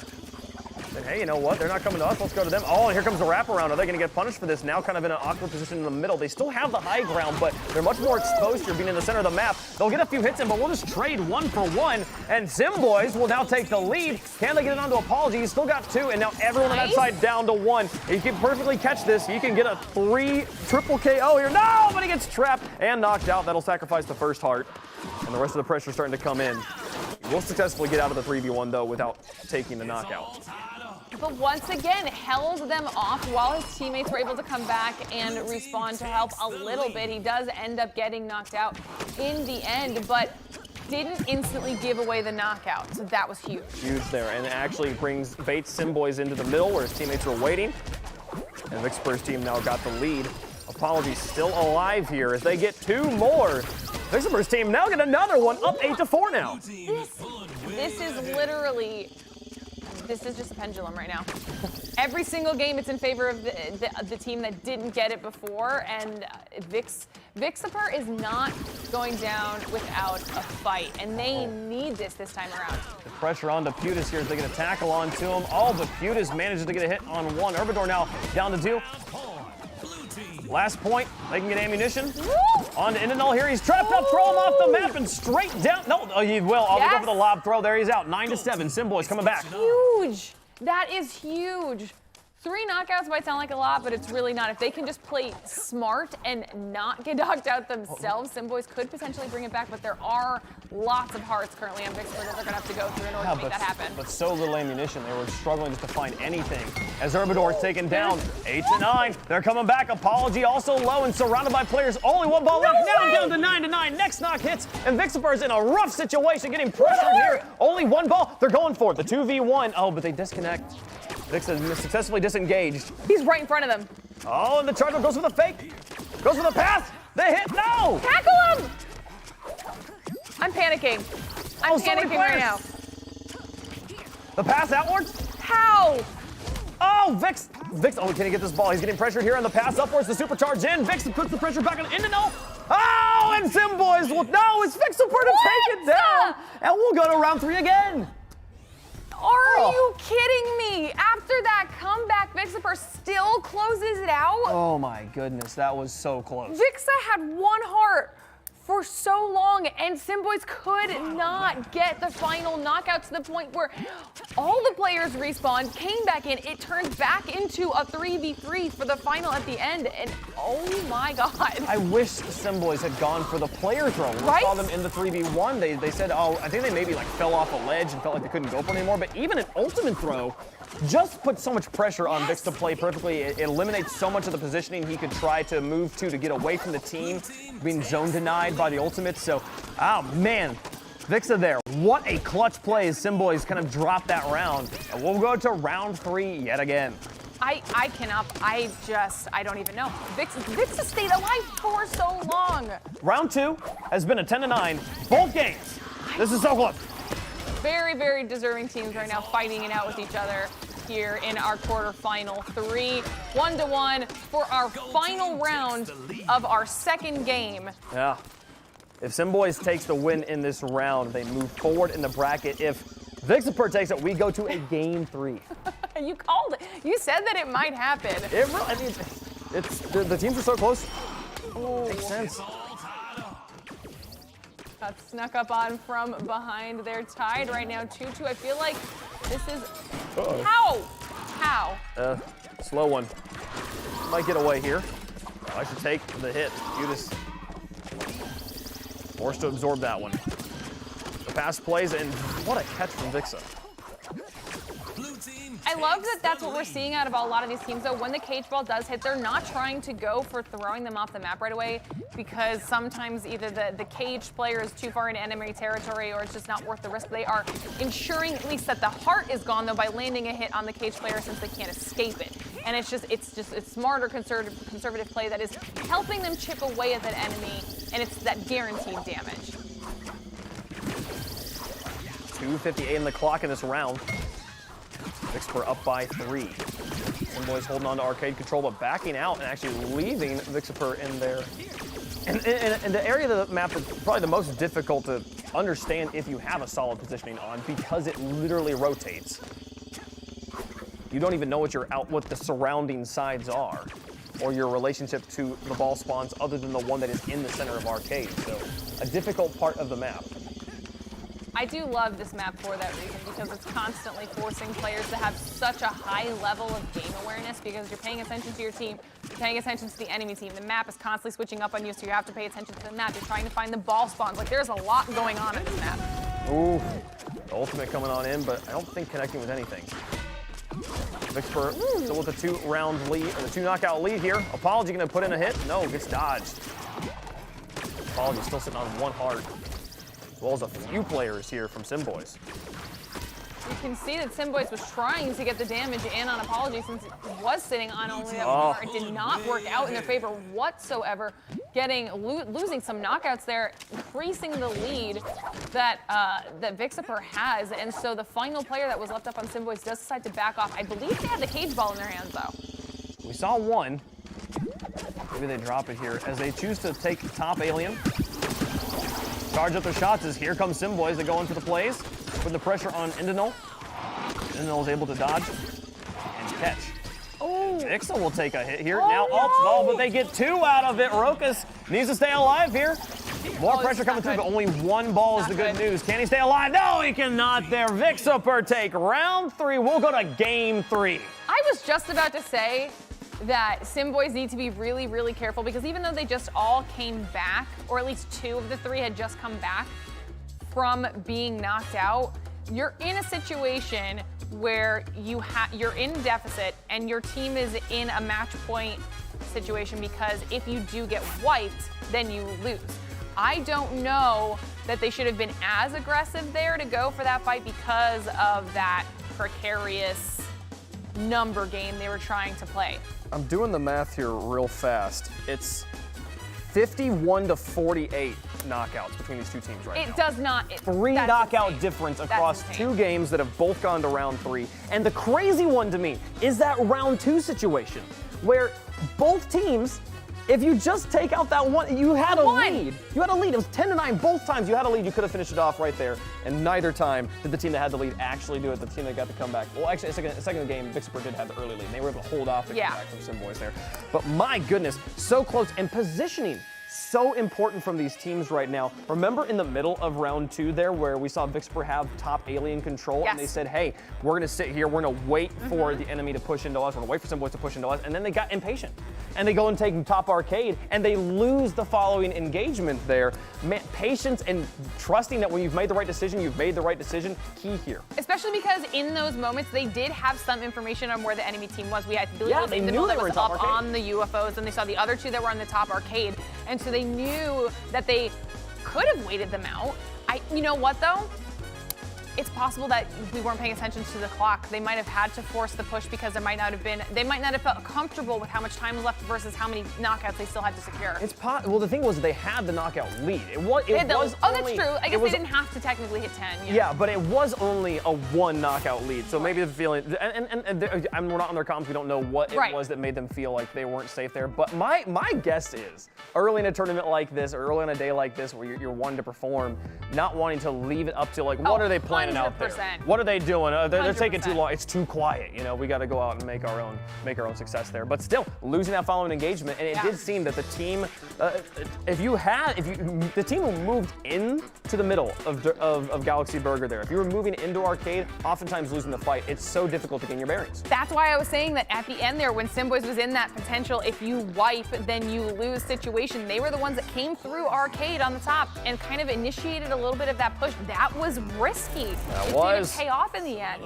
So maybe just reassess. Maybe there, but they'll all have to think about that later as we're having an interesting situation here as we're going to back alley brawl yet again, but this time with the sniper on what is generally a more lane-based map here. It's a bit, it can feel a little bit cramped. There's not a lot of open space. There's just these solid kind of rotation around the outer square here. So a sniper ball is going to be interesting to see how much of an impact it even has. And honestly, I don't know that with how segmented this map feels, I don't know that our players will take the risk of the added charge of time that's required of the sniper ball to really get too much utility out of it. It might be in their best interest to just stick to the standard ball and see what they can do as a squad. Might be, we'll see.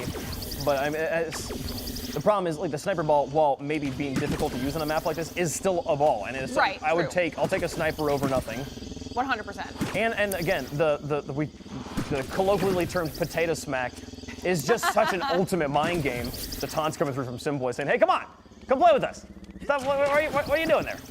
You can see there on the sniper ball tips there, the bottom one. If not fully charged up, it will fly very slowly. It is, I think, the slowest moving projectile if you don't fully charge it. I do love, though, that like your initial reaction would be to be like, why would I want the ball to move slowly? That would be too easy to catch, but it's all about the mind game. It's all about what they think is gonna happen. They're used to the fast ball. They're used to having to react quickly, and if they think that's what's happening and you bait the catch animation out, then you win. See Vixer get the first elimination here, the first knockout, but counter pressure coming from Simboys. Herbador down to 1 as Endil jumping over the ball, going for a fake here, passing to Putis, going for a follow-up fake himself, and Herbador still catches it. Wow. Indanel's able to sneak that ball right out from under Vixer.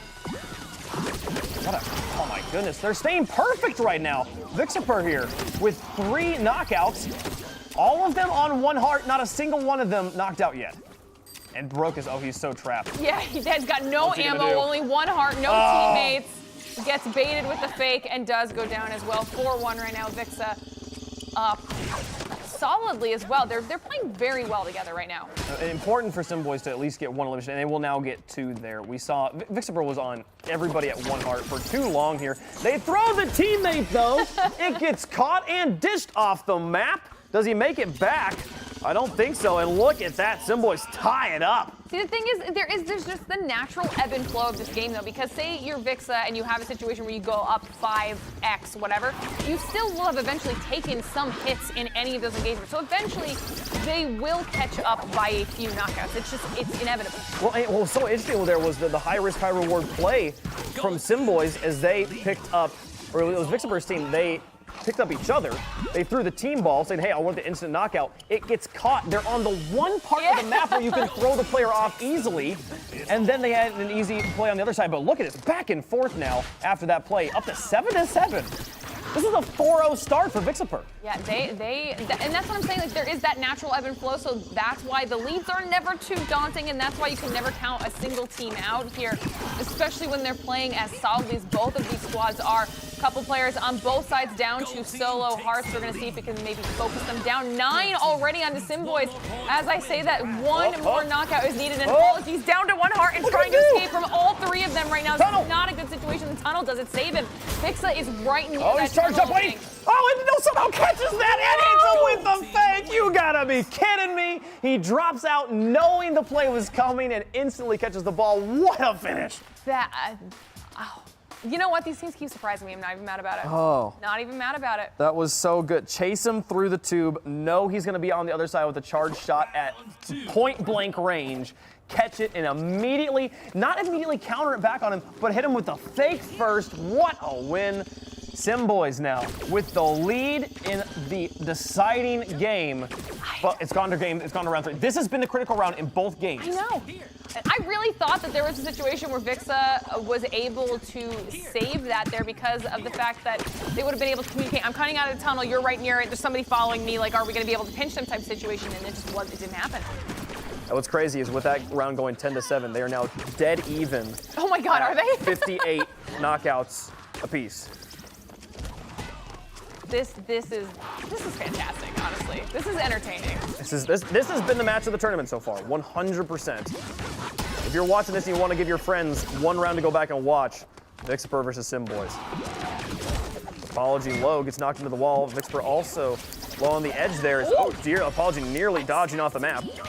I was worried that he was about to go, but a 2v1 there from Simboys. So they're able to clear out Vixer, getting their 3rd knockout on the board and starting to reset.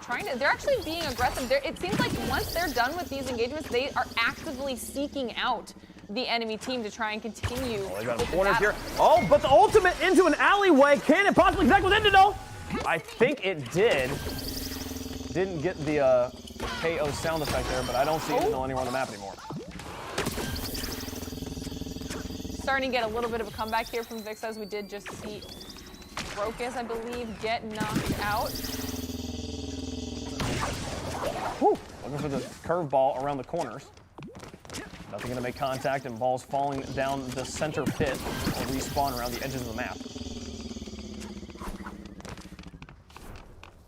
Now you'll see the players, they get past two. The ball charges up. The thing is, if you choose to move at full speed, the ball will slowly lose charge. And you cannot get the ball back up to supercharge level without receiving a pass or catching a shot from it. Oh, here comes the pressure. Indinol, weak, surrounded by ammunition. Oh, the pressure on the Urbador there on the other side, though. He catches one and gets hit with a fake, but still catches it on the other side. Feud is now trapped between 3 players to go, down 5-4 in favor of Vixer, and they'll tie it up as they finally take out Urbador. Both players on Vixer were down to 1 heart, but Indinel also in a struggling situation, trying to utilize time up his throw right now. Vixer currently out of ammunition in a 1v3. This is not going to be good for Vixer. Can he escape? It looks like Butis is going to try to chase him down. And as I say that, the other two from Vixer are trying to come back in and see if they can save. Lots of initial hits, but no knockouts. They'll finally take out one of the players of Vixer. Another one, Simboys. Okay, no, one elimination away. He fell off right there, I swear. Oh, that would have been so tragic. But remember, this is the round where the comebacks keep happening. We see Vixer with time and space to regain their composure. Now looking like they're out of ammunition, though. Urban, we're going to be cornered over here. Look at the first hit on him. No, he gets the counter. Now out in the drainage, Apology down to 1. They'll pass the balls up to Indinol, but he takes the tube. Indinol chases him through the tube. What happens on the other side? They could kill Butis, or they could get a knockout here. No, we don't know. Nothing's happening over there. Here's Apology away, dodges one, goes for the counter. He's gonna have to get the catch here. No, he does not, and Sim Boys take it in 2 rounds finally. Did he in know game he was 3. around that corner? They chased him to the tube, and he was running away from him there. I think maybe just going for the fastball instead of for a curveball. That was risky. Whew, that was crazy. Sim Boys, what a finish here. 10 to, I believe, 5 there in the final round. They ultimately will take the lead in Ultimate Knockouts and take the round. What a well-earned victory. I'm stressed. I'm exhausted. And we're just in quarterfinal number 3 of I was not 14 emotionally matches. prepared for that one. That was a lot. Just breathe with us, chat, okay? It's just in through the mouth, out through the nose. I don't know if that's how it works, but let's take a look at the replay, guys. Like there's so much to work through. I do not pity tape in this moment. There's so many great moments. I don't even remember playing on Roundabout. This feels like eons ago. It really, really does. This is obviously our only matchup so far that has taken us to all 3 matches. So we played 8 out of 9 rounds too. Yeah, I mean, great job on behalf of both of these teams. That was just back and forth, neck and neck the entire time. And I did not know who was going to come out on top in the end. Man, the double fakes there. Again, Vixer's team was so strong with it on Knockout Roundabout. We saw the fake game cool off a little bit as the game went on, as the series went on, which I think to a certain extent that has to do with kind of the rock, paper, scissors, push and pull of this game. Yeah. If you start spamming one mechanic too much, people start to be ready for it. But we also saw less close range engagements, which is kind of crazy given how close range of a map backyard or the back alley can be there. But here, look at the bracket. Sim Boys moving forward. And now we go to our final round, OG7 going up against the titanic force that is Candace. I can't wait for that one. I can tell that you are totally not biased in any way, shape, or form when it comes to Candace. Any team that chooses to call themselves Candace are clearly psychopaths on some level and should not be toyed with in a competition. That's probably true, honestly. I'm terrified of that team. It's the simplicity and almost like the implied humility, like we don't need a flashy name, because that's just how good we are. You genuinely, who does that, right? Like, I don't want to find out, and we're about to. OG7's going to find out the hard way here. Can they handle them? We'll see. Again, a reminder of the schedule we've got in store for you guys today. We're in the quarterfinals right now, but around 11 a.m. Pacific, we're blended the AM and Pacific there, we're projecting the semifinals to get started up there, and the grand finals an hour after that at 12 p.m. Pacific. North America coming up later today, so if you're hoping to see Stolly and the boys, we'll see them going up against Bugs and company in North America. But for now, these Europeans are putting on quite a show as we're getting into quarterfinal number 4. OG7 taking on Candace. Now, OG7 represented here by OG Paimon, Samaska, and I think 7 is how you say his name there. I'm not quite positive, but Assurance, Zangasama, and Pedale. Not only is his name that they choose the team name Candace, but the player's named Assurance. He's like, I got this. Not literally no worries on that team. I would never play this team. I'd instant FF. I feel like if I I'm very excited to see if your intuition is correct here when it comes to these rosters, because if it is, I'm gonna need the lottery numbers out of you. You know what? Look, I'm just making a read off of the team names here. I'm hoping for it. There's a really good chance that we have no idea, but I'm excited for it. And what's interesting though is the RNG gods have chosen to cycle us through the same maps over and over again. Yeah. I think we've seen like 3 maps so far out of our large pool. And I'm interested to talk about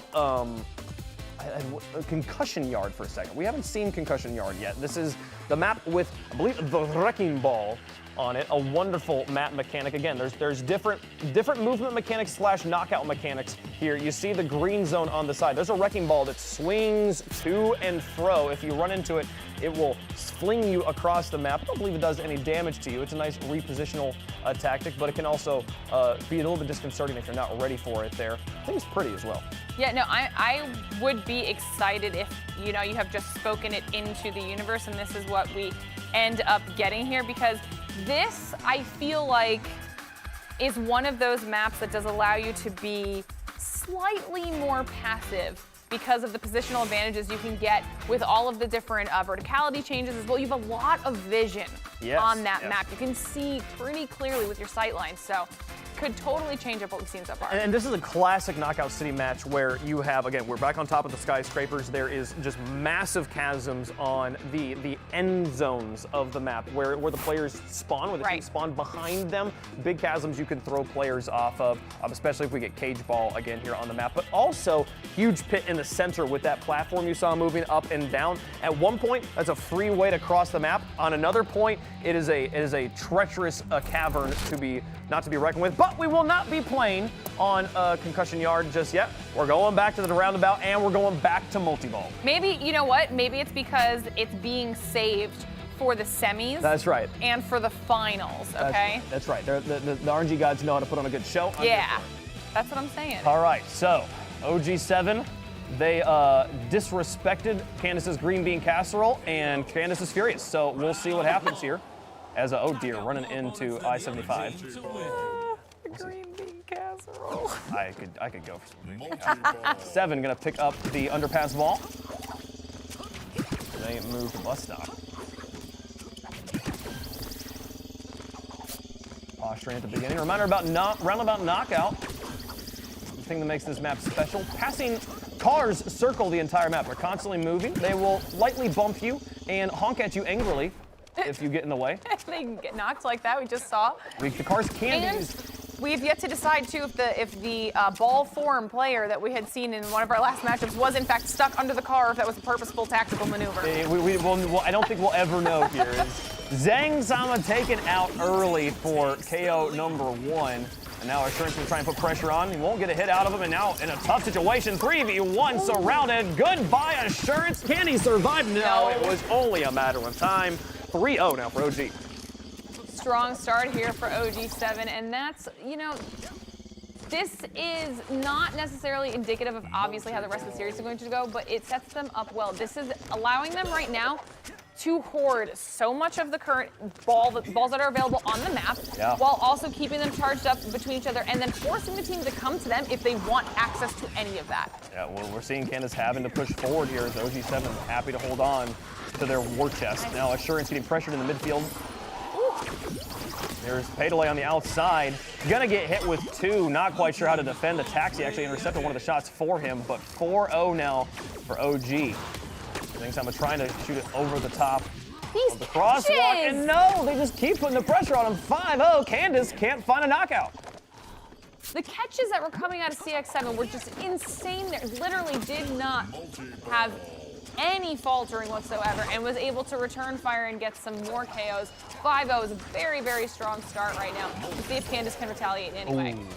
Thanks, Alma, with the instant catch and dish, but lightly, just barely intercepted by the crosswalk.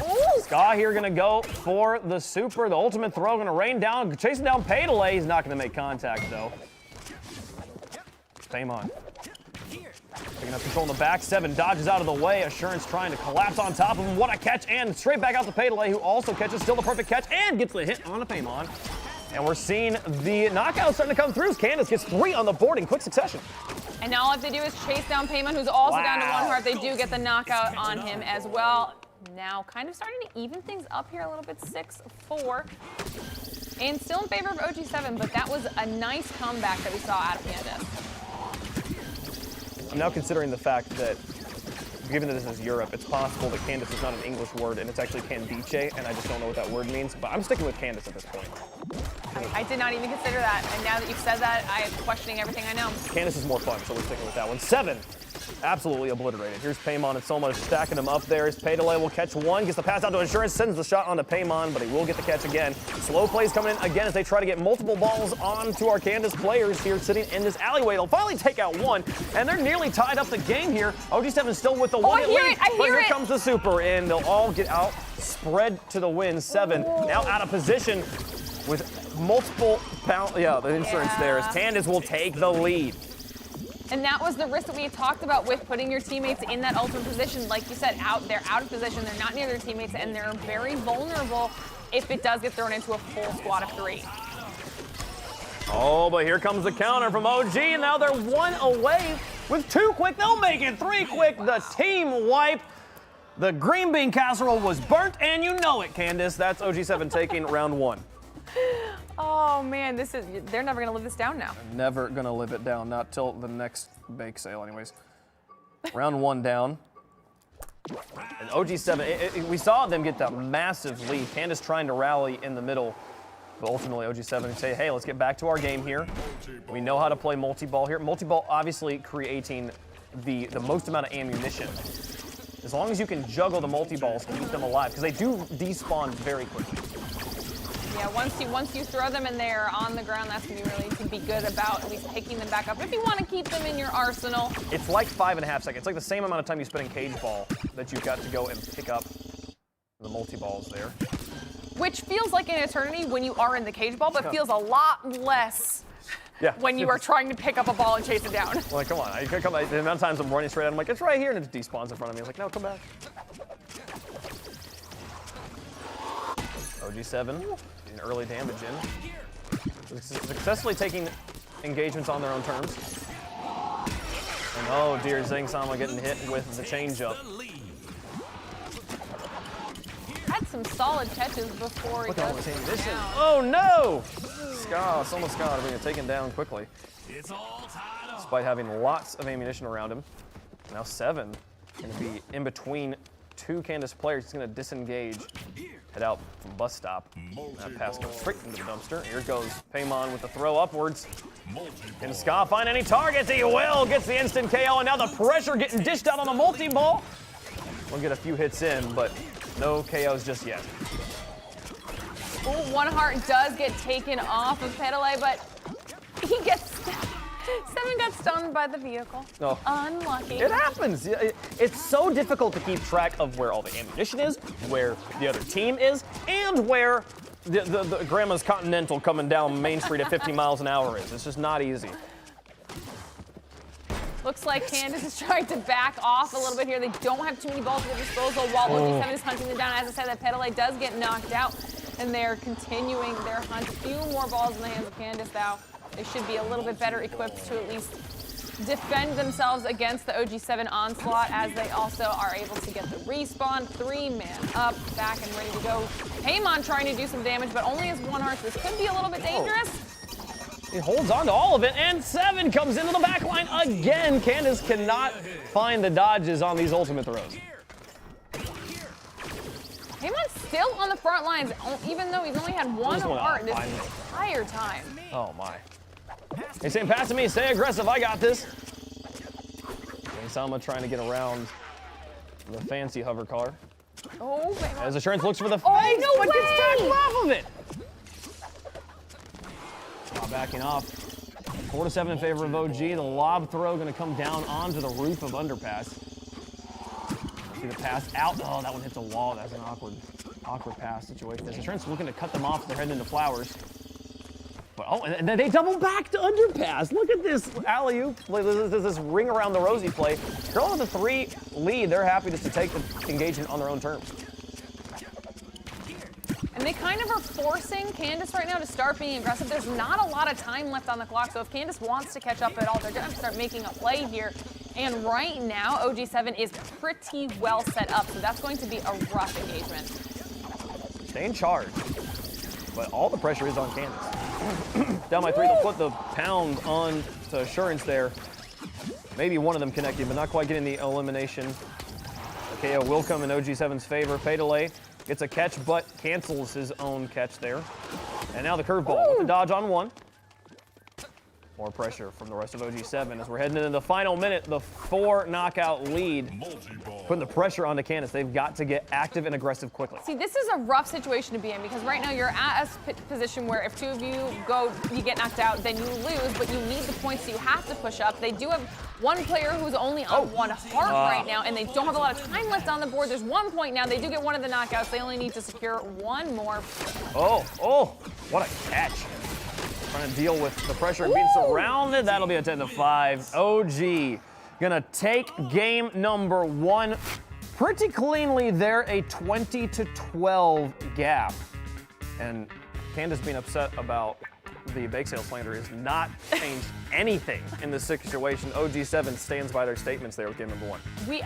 We saw what a rough spot Candace was in. Like I was saying, if they needed to take the engagement because they did not have the clock on their side, they did not have the points on their side, but they were in a spot where if they did push and it didn't go successfully, then they lost the entire round. So that was a rough balance to strike. Yeah, I don't fault them at all, the decision making there Exactly. at the end. That's one of those situations where you have to go in. There's no way you can play it in the final 45 seconds. You've got to try and go for it there. The problem is what happened in the early game, right? Where we saw both teams posturing around the edges, but OG7 in those moments of where both teams have time to pick up ammunition, time to get into the position they want, time to pick their high ground, pick their fighting spot, OG7 is coming out on top every time. Yeah. So, and maybe that's something they pick up on, right? Maybe they realize they need to adjust their strategy a little bit here going into our next game, because something has to change a little bit. Something has to change here. Well, and two things will change. We'll see a different map and maybe a different ball.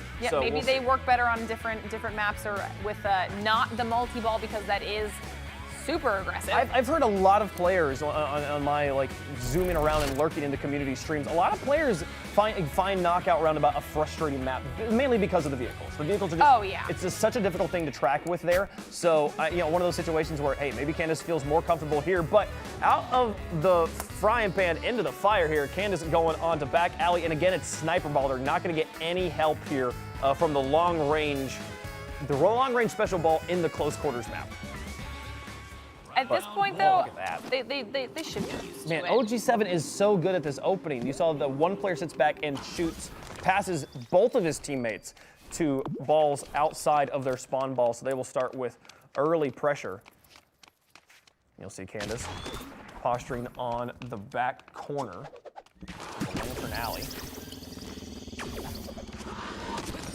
Now sitting in Noodle Shop here. I do like. Here comes the ultimate runaway! Okay, they all run away. They're fine. See, I was going to say, I like the patience that we see coming out of OG7, but as that was happening, that's when the ultimate came in. Didn't connect, but it does force them away from their position. It forced them away from their position, but that was one of those moments of high risk, high reward, and the high risk coming into play as all of Candace successfully disengaged and then immediately turned their attention back, getting the hit onto 7, and ultimately getting the first knockout. Pedale and Zhang are both on 1 heart, though, as are some players on OG7. Looks like Candace is able to clear out one of them, get the knockout, get the third knockout. This is a much better start for Candace right now, and I believe Paimon might be on his own. Yeah, Paimon here in the corner. Zhang is tracing him down with the charge up, goes for the curveball around the edge. He'll get the 1 catch and then dodge the second, take the tube out of there. Nice disengage there from Paimon.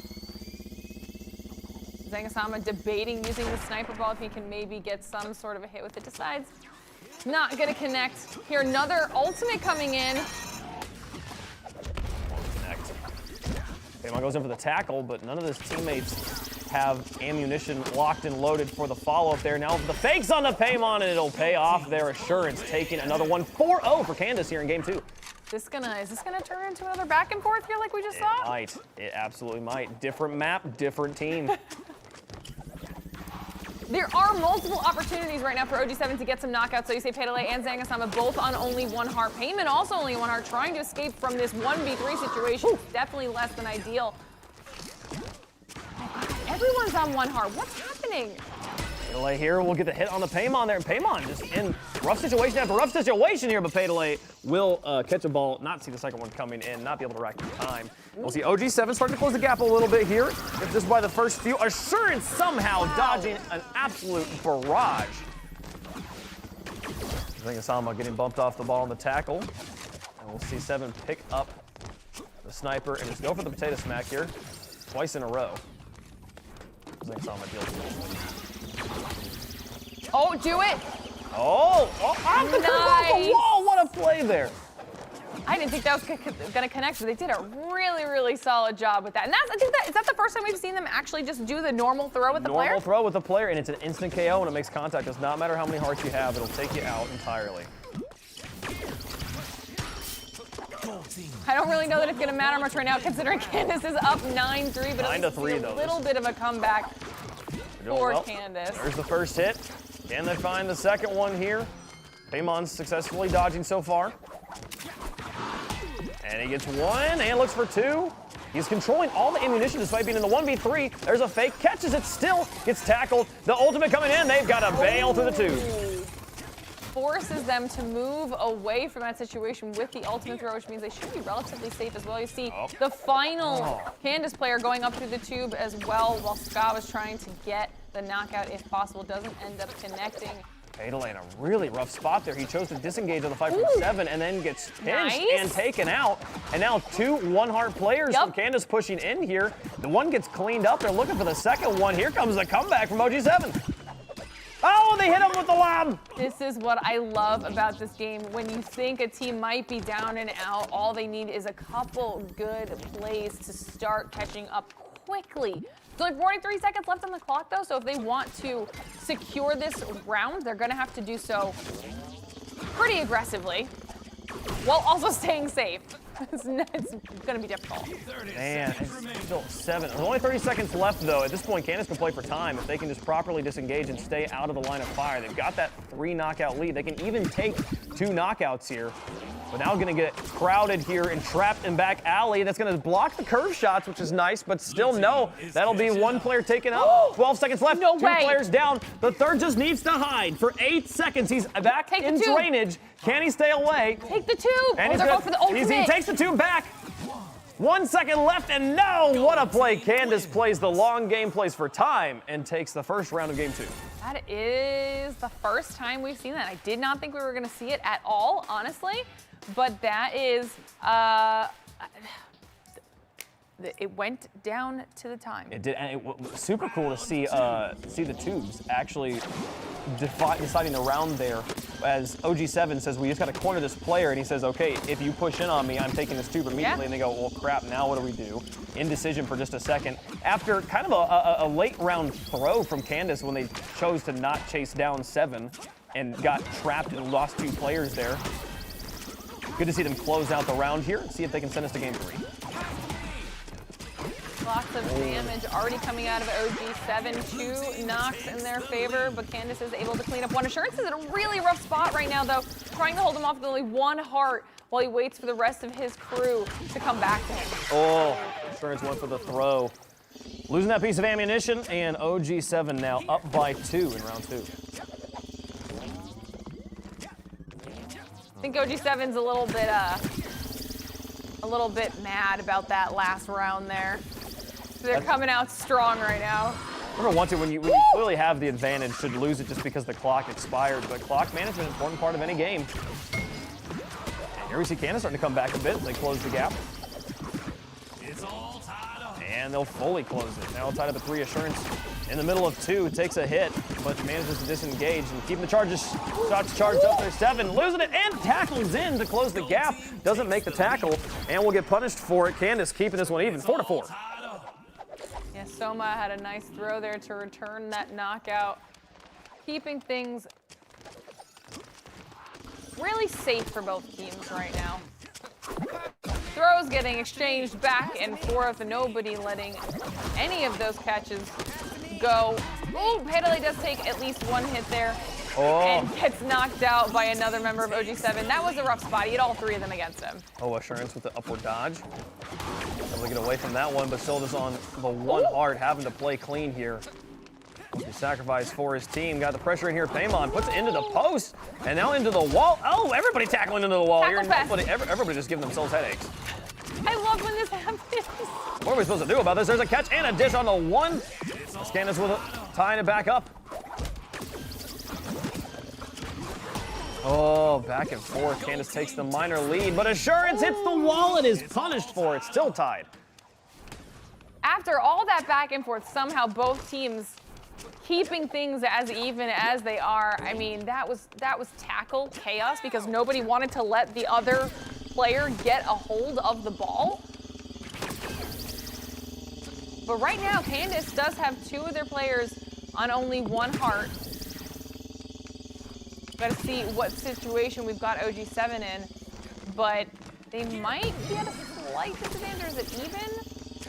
They got the ultimate throw just bouncing on the pad, but Candace hung back so effectively there. Now all three of them on one heart though. Candace gets on the one, and a dodge into the teammate. No, Faymon will pick up one, puts a shot on the Pendalas, and they'll get the 1-2 on him to tie back up. Assurance also on one heart. Faymon punish him. He's gonna try and go up for the alleyway, but no, he runs into two players from Kansas. They're up by one. Looks for the close range shots. They'll get it on the one. This is so even. Oh, one away. I feel like the entire game, OG7 has just been really, really focusing on making sure they're returning any fire or any knockouts that Candace has been getting and being really methodical about doing so. And then right there at the end, we're able to take advantage of a lot of the damage that had been dealt and get the one knockout, giving them a very, very slight leg up. This is so close. Assurance sitting in dead middle. They know he's there, and he's not going to try and connect with his teammates, but they can't quite go for just a 1-2 play on a player. They would give over 2 balls and only get 1 heart out of it. And a game this close, ammunition so vital. That one's going to clip the ground. 7 goes down. Next elimination wins. The knockout's getting traded 1v1s on multiple sides. So many players hit here. Who's going to take it? Oh, and Candace, 10-9 rally back. You didn't like the green bean casserole, but have you tried my pecan pie? They send us to game 3. You're just making me hungry right now. I am. It's all you're doing. I am hungry. Okay.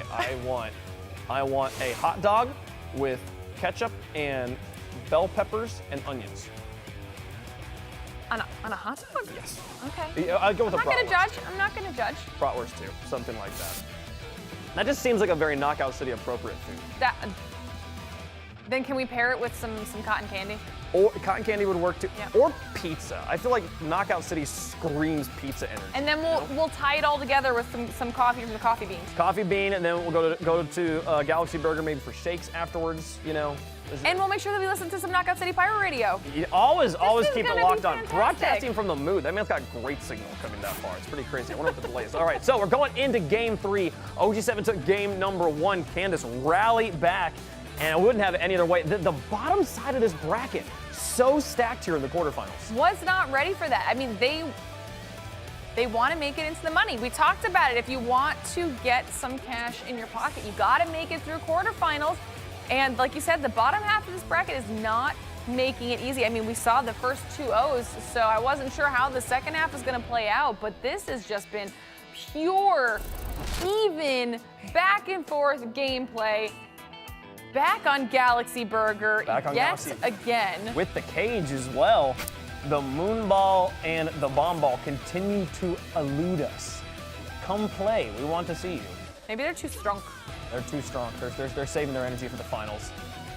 I'm starting to believe your RNG. If the first game of the semifinals is new ball and I'm telling you, it's gonna happen. The RNG gods, they have a plan. Yeah, you're in cahoots there. As 7 gets thrown into the middle, he'll grab the cage and disconnect to reconnect with his team here. But gonna have to. Oh wait, go back to the door. Wait, here, Paymon, you take this. Try to connect here. Oh, and they'll get a cage onto Zynga. And hello, it's me. It's good to see you guys. I don't know what's happening right now, but I do have 3 balls over there. I can't actually reach them. Oh no! We're in Vegas! I can hear a cage, that's all I know. I did hear somebody get caught in the cage, and that is important. Only 1 knockout has occurred, so we didn't miss anything. Yeah, you guys are fine. You guys are fine. Trust me. It was crazy, but 7 here with the counter. You try to dodge. No, get out of here. Get out of here, man. Slow curveball. Assurance will handle it no problem. Gold team takes the lead. Paymon's waiting to get one of those throws through, but of course they did. Such close succession. 1-2. It was a split second. He had to dodge. The only play he has there is to dodge. And oh dear, they lose a ball down the hover car garages as Soma comes on and gets a knockout. And OG7 closing the gap. Nice little hit there, coming out of Assurance. Trying to stay alive, does have 2 hearts, so he's able to take a little bit of damage while his crew shows up to help.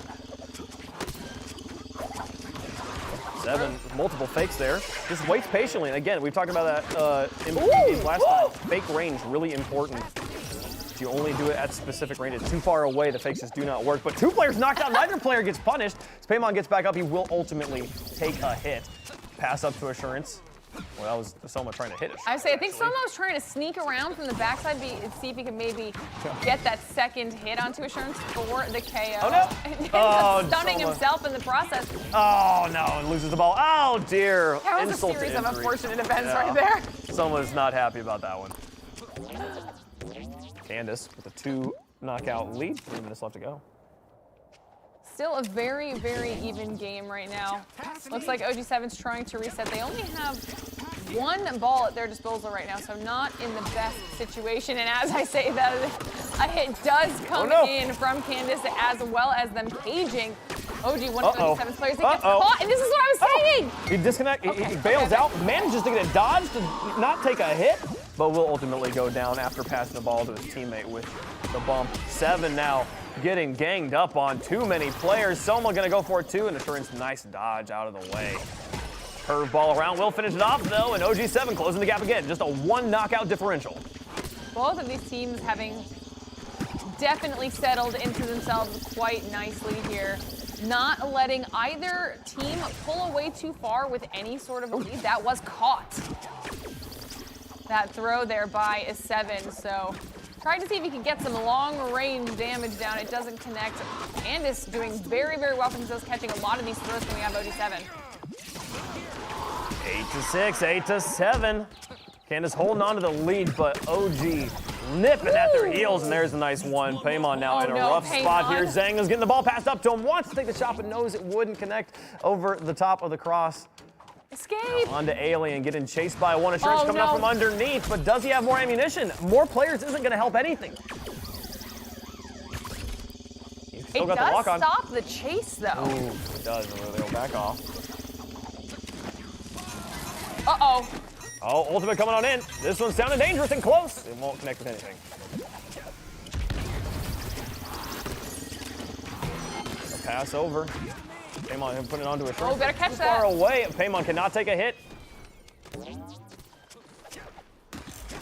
Oh, Assurance. Oh, just straight up goes downtown into the kisser. Candace take round 1 at game 3. I was just about to say, I feel like Paimon needs to try to play in the back line as much as possible there, because he was just at such a deficit with only 1 heart while the rest of his teammates were full.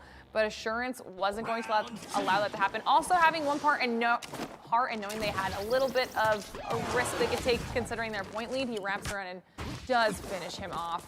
Strong game for Candace. I don't know if Candace he either is aware of or is just intentionally choosing to not go for the throw your teammates at the beginning of the round start. We've been seeing OG doing an excellent job of that, and it does give them this early control, but ultimately here, how well you throw gonna matter. See you later, bud. That's 2-0 for Candace.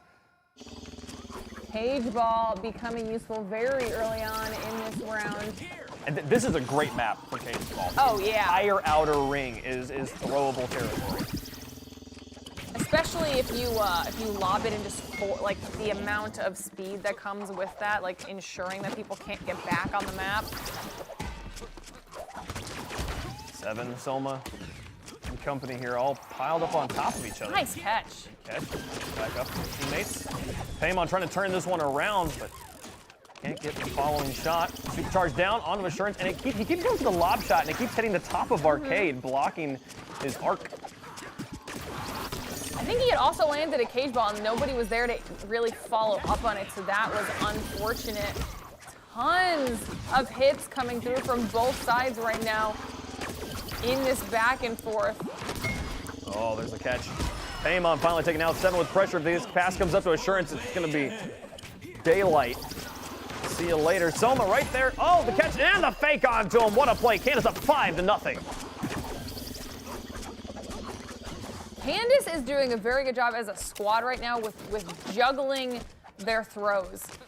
Misdirecting OG7 right now so they don't know who they really have to look for and focus on. And it's working out very, very well for themselves. They're comfortable right now with this lead, forcing OG7 into a situation of having to be aggressive to try and play catch up. Paimon taking a hit. OG7 yet to get a knockout on the board. Zing-sama in close here, getting tackled off by 7. He's definitely a juicy target for the rest of the team if they're there to support, but no, the more hits coming through. 6-0 for Candace. Another hit on the Soma. The ball gonna chase down Payman. He'll dodge out of the way of it, but so much pressure. 7-0. We have yet to see the 10-0 today. Oh, God. Can Candace do it to secure the win? No. Oh, they get another. They're close. It's all about whether or not, which I think they only have one player right now. Is it that's on 1 heart, or somehow Assurance has had 2 hearts this entire time. Like when He I has was saying, not taken a hit the entire yeah, when I was saying earlier that like there is some balance because if you're in this many engagements, you have to have taken damage at some point, at least 1 hit. Oh, there it goes. Okay, they do bleed. Assurance is a ninja. Right? Oh, and Zing-sama also in a rough spot, but the cage ball gonna throw off the man advantage here. Assurance still yet to take a hit. And they'll finally, maybe that was one on to him. I didn't quite see who that hit. As they do get the full 3-player knockout. And OG7 stabilized for the moment. It was bound to happen. I feel like the 10-0 is going to be so hard when we're just this far into a tournament. If it were a little bit earlier, then I wouldn't be surprised. But these teams are here for a reason, so I don't think they will ever allow the 10-0 to happen. We're down to top 8. I would expect nothing less out of them. Assurance with the catch, the pass. And they stall. They'll get the 1 hit down to final elimination. And there's Pele one. putting the pressure on him, getting the, oh, this is gonna throw off Soma. He's gonna be so confused here and taken out at close range. Candace. They didn't like the green bean, but they followed up with a pecan pie, and have you tried my banana cream pudding? They are moving on to the semifinals. What a match. This is like a full-on meal at this point. I got Southern potluck foods for days. I'm ready.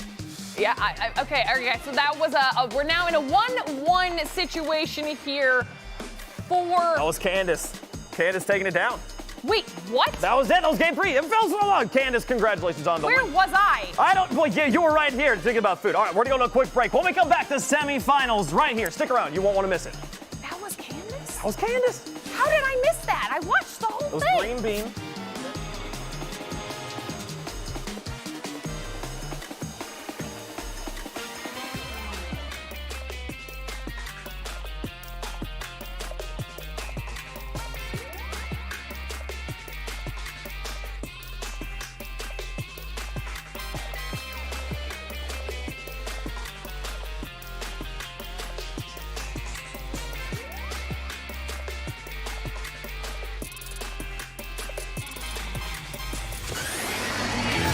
Pass to me!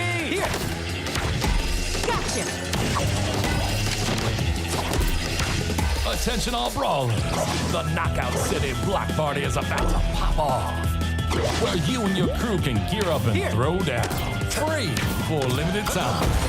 Earning yourselves some serious swagger and big-time rewards to set yourselves apart in this metropolis of Knockout-opolis. And this party won't stop, because Season 1 kicks off on May 25th, which means a whole lot more brawling is coming your way. With a new map, Jukebox Junction, where you need to watch your step if you want to stay on your feet. Ooh. New league play, where you can make a name for yourself in 1v1 or 3v3 ranked matches.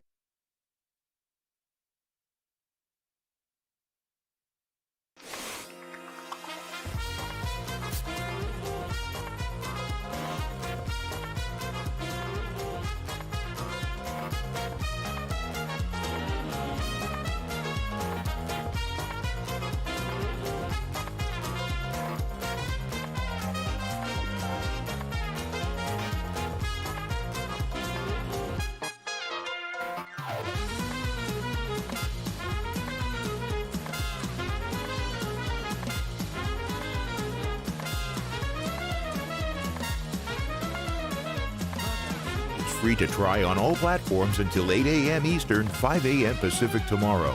So go download and play Knockout City now.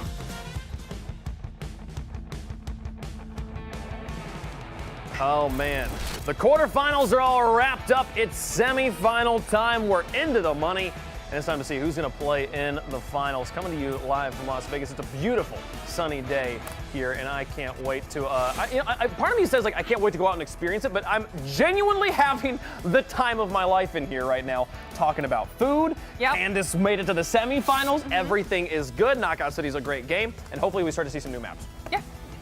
Yes, to all of that. We don't need to leave to go anywhere right now to have some more entertainment. Let's take a quick look back at everything we just saw happen in quarterfinal so four. much action.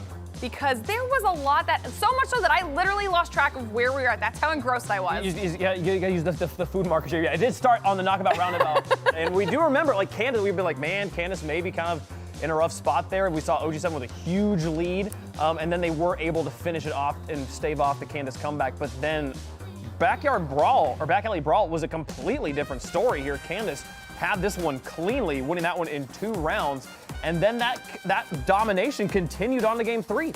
Yeah, and see, that's what I was waiting to happen out of one of these teams. We said it so many times. Being down does not mean you're out in this game. It allows you so many opportunities to bring it back and really solidify a win. That's exactly what Candace did. They were able to close all of that out on Galaxy Burger and now move their way into semis. Taking a look at what we're going to be seeing here now that we are fully in semis. We've got Symbol versus The Last Resort, which I think is going to be insane. And then Sim Boys versus Candace, which might be even crazier at this point with how intense the bottom half of the bracket was. We are also still on pace for the Battle of the Sims in the grand final. If we get Symbol versus Sim Boys, which I'm kind of okay with. We'll see if that one happens. But semifinal number 1, it will be Symbol versus The Last Resort here. And this is the battle of the 2 teams that went 2-0 in the quarterfinals with pretty dominant victories. Here's the thing, they both, not only did they go 2-0, they went 4-0 in rounds. They didn't drop a round, and that's really good news for us. Usually when teams go 2-0 in quarters, we have a banger semifinal. Yeah, which is what we were hoping for, okay? We have obviously been weeding our teams out from the best to be the best of the best by the time we're into finals. So, like you're saying, when we had the top end of our bracket, both winning squads going 2-0, this is going to be a semis that is probably going to be equally as intense as the final. Let's go! We get a bomb ball. Finally something changing up here. What did I say about the RNG gods? You did, okay. Hey, and they're not changing up the maps just yet. They're saving that for finals. We're saving it. It's okay. Bomb ball is fun. Bomb ball we've not talked about yet. How does bomb ball work again, Lauren? Bomb ball is something that I have accidentally blown myself up with quite a few times. The key thing is that top point. Explosion timer starts when the ball is picked up, not when it's thrown. So the moment you're holding the ball, you've got, I think, like maybe 10 seconds. I don't actually know exactly the amount of time, but you can tell from the sound when it's about to explode. Gotta get rid of it, pass it off to an enemy, or just have it be near them. If you throw it onto a wall, it will stick as well. Yeah. So you can kind of place it like a sticky grenade there. And the other potentially negative though is if you mistime your throw onto the enemy team and you do it a little bit too early, they can catch it and hot potato it back to you. They can hot potato it back to you. You can put people in a situation where it's like they genuinely don't have an option. Yes. The ball is going to explode as it comes into their vicinity. They just have to take the hit point if you time it correctly there. Saw an explosion there on the side. That was a bomb ball being used. And Symbol here, early deficit after getting 3-0'd in the first round. There's the bomb. This is the timer start. Yep. Oh, there's an ultimate throw coming in as well. He's going to sit underneath the platform, not allow him to hit him. What a play. And that's one of the things that that Galaxy Burger is definitely good for. As long as you're aware of what's moving above you. If you can stay underneath that moving platform, you'll set yourself up very, very well right now. First knockout coming into the favor of TLR. This is going to be a nice little return fire for them. You can see Leon off in the distance trying to escape with only 1 heart as they do try to chase him down, but teammates are already coming back to his aid. He's trying to close the gap close enough to where that supercharge can actually matter, but the perfect catch there. Gonna push him back away, and Symbol, after an early, I guess Symbol now here with the lead. Last Resort struggling to close the gap. That was the situation. I feel like Leon just kind of baited that because he was running away from TLR with only 1 heart and instantly turned around. And even though he had 1 heart, was able to get the first hit onto TLR, and that resulted in a knockout. Symbol, though, completely running away with this one. Sherry getting taken down there. Only 3 away. He keeps going for these early catches there, and just look at Goki go. He does finally get taken down, but still putting so much damage down. It also required a lot of focus and a lot of ammo from TLR to take out Goki. So if that is the case, if it's going to take that much attention to take out one player, that could be bad for TLR in the long run. They end up getting, Symbol gets rid of the bomb ball there, not being able to utilize it the way that they had maybe hoped, because they're going to go for a little bit of a reset. There are multiple members on TLR with only 1 heart right now, so potentially, if they get both of these knockouts, they'll be on a round point situation. There's those unique things about every single ball here. Goki going to try and time this properly, but threw it maybe just a tad early. Oh, look at him with the fakes again. Symbol on around point. Looking for one more, and Sherry's got to run away. He's got too much pressure coming in behind. Dodges one, but can't dodge the second one. 5-10. That'll be Symbol taking round 1. That'll be the first round that TLR also drops here. Yep. So that is huge for Symbol. Not only in the literal point sense, but mentally coming into this, both teams had to have been feeling really, really good, having such strong showings in quarters. And now you can see that Symbol is actually a force to be reckoned with. See, as they start off here on Ice Cream, Mark's going to charge on in. Nice catch, pass off. And then he catches more and more ball control here from the last resort as they try to bounce back after dropping that first round here. Putting pressure on Lannion. Lannion is just, what are you supposed to do about this guy? Oh, he caught that! Let him go. Leon with an insanely good catch, instantly returning the fire back on Ishmi and taking down one of his hearts, dropping down to see if he can find him yet again, hits him with the tackle, tries to hit him with a throw. Doesn't even allow Ishmi to return the throw, instead tackles him and knocks him back, pushing him into his teammates and getting another knockout for Symbol. The lob on in. We have yet to see the bomb ball actually, like, visibly do damage. It probably has done damage in the round, but we have yet to witness it on program here. We can hear them. We can hear them going off. But we haven't witnessed that they actually have done anything yet. All the players doing a good job of staying out of the way. See the last resort get all fully charged up, looking for lobs over the top. Lannion gonna be in a rough situation here. Takes one hit and disengages back behind Goki. Goki able to pick up a bomb ball. Will he be able to make use of it though? Timer is starting to tick down. I don't know if they're close up to him. He might be able to hit Zutra. He's got Zutra dead to rights. There he goes, Zutra out. And who's it? Oh, it's someone else has one. There's the guy, give it back. Oh, close ones. Oh, and piled up there. Did Zutra not go down in that? I could have sworn I saw him go down. Yeah, I think he might have been behind a wall. We might have been seeing a silhouette of him behind an obstruction. Finally, he's down on the map, but long overdue here. It's just about time for that knockout. Up on top of. So Saturn makes sense for the call out, but that like implies Saturn's the only planet that has rings. And like most planets have rings. So it also doesn't look like any planet I've ever seen from the surface of it. So it's definitely its own little alien form of a planet. Call it something more fun like Global Dawn or something. I don't know. I don't know how you just came up with that on the fly, but I approve. Read too much Calvin and Hobbes growing up. I think we have found your calling here, Wavepunk. You need to, you're now working through this game and you're coming up with very specific names for weird things. Honestly, Gorbagon's a horrible call out. 3 syllables, way too long. Green Mars is better, and it's still bad. Oh, here's the bomb ball, making its presence known. Symbol, now, again, it's the lead in the game, also the lead in the round, up by 3. Our player, again, temp name is Vixer. Wasn't able to get the username secured in time, looks like, but TLR starting to make a little bit of a comeback here. We're seeing one heart go down onto Leon. They're trying to follow up and see if they can get the knockout. They do take some damage in the process, and they want to be careful here because Symbol only needs 2 more knockouts to secure this round and thus this first game. And there goes one of them, and multiple players down to 1 heart for the remaining players. The other 2 both down. Zutra behind 2 players. How much ammunition they have is going to be the key here. And the bomb ball, maybe not actually the ball they want to find at that moment because it forces them to play up quickly. They can't gain a better control here, and ultimately the bomb ball. Oh, that bomb ball was about to take out 2 players there. That's pretty crazy there. Good win from Symbol as they take down game number 1.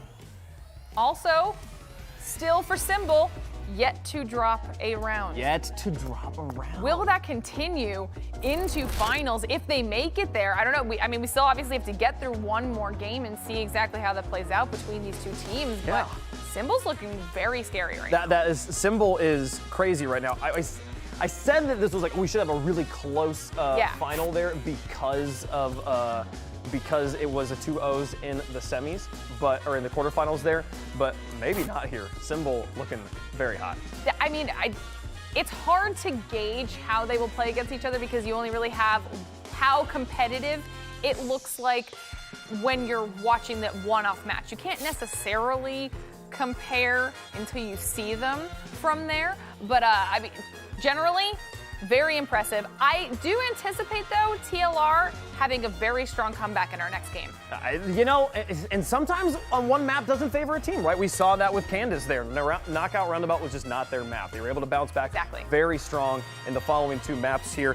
And Galaxy Burger, again, such a difficult map to gain a bearing on. Okay, and there's one thing in common between knockout roundabout and Galaxy Burger, and it's things just constantly turning and the map constantly changing. It's like, what is going on here, right? Things like Concussion Yard, much easier to keep track of. That Wrecking Ball on that one platform going up and down. Do we get Concussion Yard in game 2? Did you speak it into the universe? No, we're going back to knockout roundabout. Well, you did. You said the wrong one first. That's what you did. You spoke the wrong map into the universe. It's the first thing you say, apparently, here is last resort. Gonna have to find a way to bounce back here in the semifinals. They're guaranteed a top 4 finish at this point, but you know they want to play for that final prize pool, $3,000. Can Symbol, though, finish it off here in game 2? We'll find out. Round 1.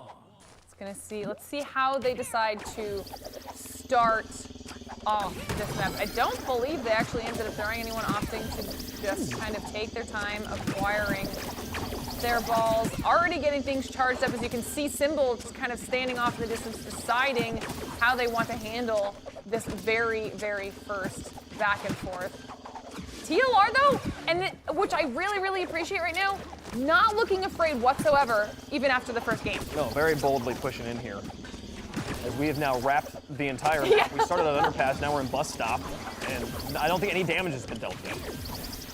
As finally, we'll see Vixer take a hit. Neutral with excellent catches and gets it on Vixer. What a finish there. Despite tons of pressure, Zutra surviving well. And now piling it on in the rest of bus stop. We'll see Goki down to 1 heart and piled up and backed into a corner here. Surely he goes down. Somehow he survives and gets the counter hits there. What is happening? Goki's still not taking out. Does he finally go down? No! What is happening? How is this allowed right now? Oh, goodness.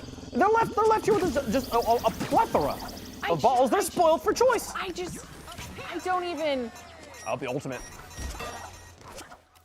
Nope. Doesn't hit. Okay, that's fine. That's fine. That's fine. A little bit of a reset here. Goki apparently still the sneakiest ninja you've ever seen in this game because he is just untouchable right now. Still on the nice one. hit.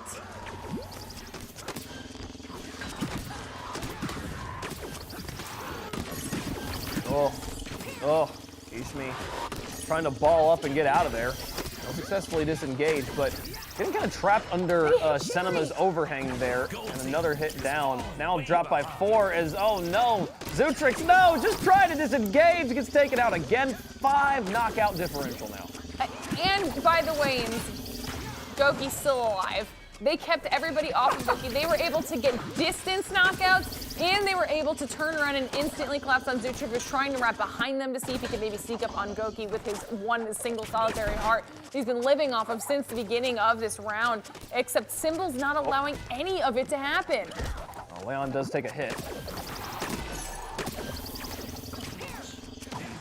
Goki, my eyes are just glued on Goki. I just want to. Oh yeah. If we can just watch Goki, I just want to see if when he lives. The story of Goki is the story of the lifetime right now. Not its man for an Oscar. He gets another one. What? And now coming up on the other side. Point. Is he gonna die in this round? Sherry with 1 heart. No! Goki, what a performance! 10-3 in round 1 of game 2. Okay, listen. Hear me out. All ears. Goki is level 9,000 right now. Level 9. Oh. I'm leaving. This is not. At least he's not over now. But that was. Okay. No, he's not over yet because good. he is about to be in this third, in the final, potentially final actually. All I'm saying is you're bad at puns, okay? I feel like we're both in trouble now. I feel like we both should be banned at this Into round 2. Let's move on past that catastrophe. As Symbol now 1 round away, still has yet to drop a round. I can't. This is so impressive right now. In this match, they're up 14 KOs to 30. They have They have a 16 KO differential on the match. Both these teams very patient and then looking for openings early game. We've seen the first minute or so from every round go quietly. But here at the end, Goki does take an early hit, but still manages to get that first knockout. No one is even looking at him right now. As you can see, Sherry does take a hit also down to 1 heart. Look how close up and personal he is. How does he catch that? Oh my goodness. Oh, and he caught it again.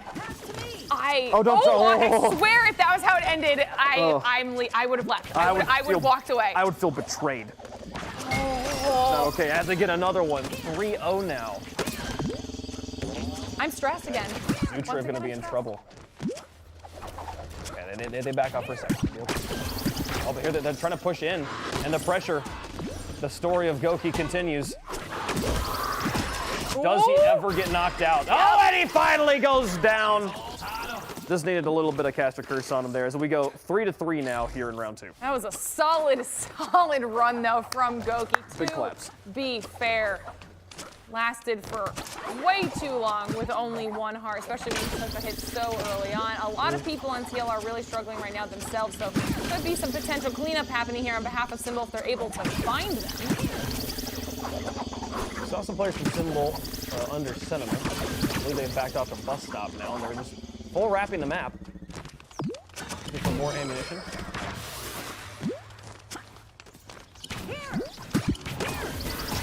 They're all getting charged up here. Scary. Pressure in the midfield. This middle of the map can feel kind of cramped if you're not correct on it. And Goki, 2 hits down. We're seeing Last Resort coming back now with a 1 knockout lead. Yeah, so that's definitely a choke point area to be sure. We see the cage ball now onto Zutriv, seeing if they can maybe regroup here as a squad before they decide to do anything with it. Cherry down to 1 heart. But at least charging up some of those balls, they can use them here in just a moment. Blue team is already ready to fight, though. Here comes Sherry. Sherry just couldn't gain their bearings enough.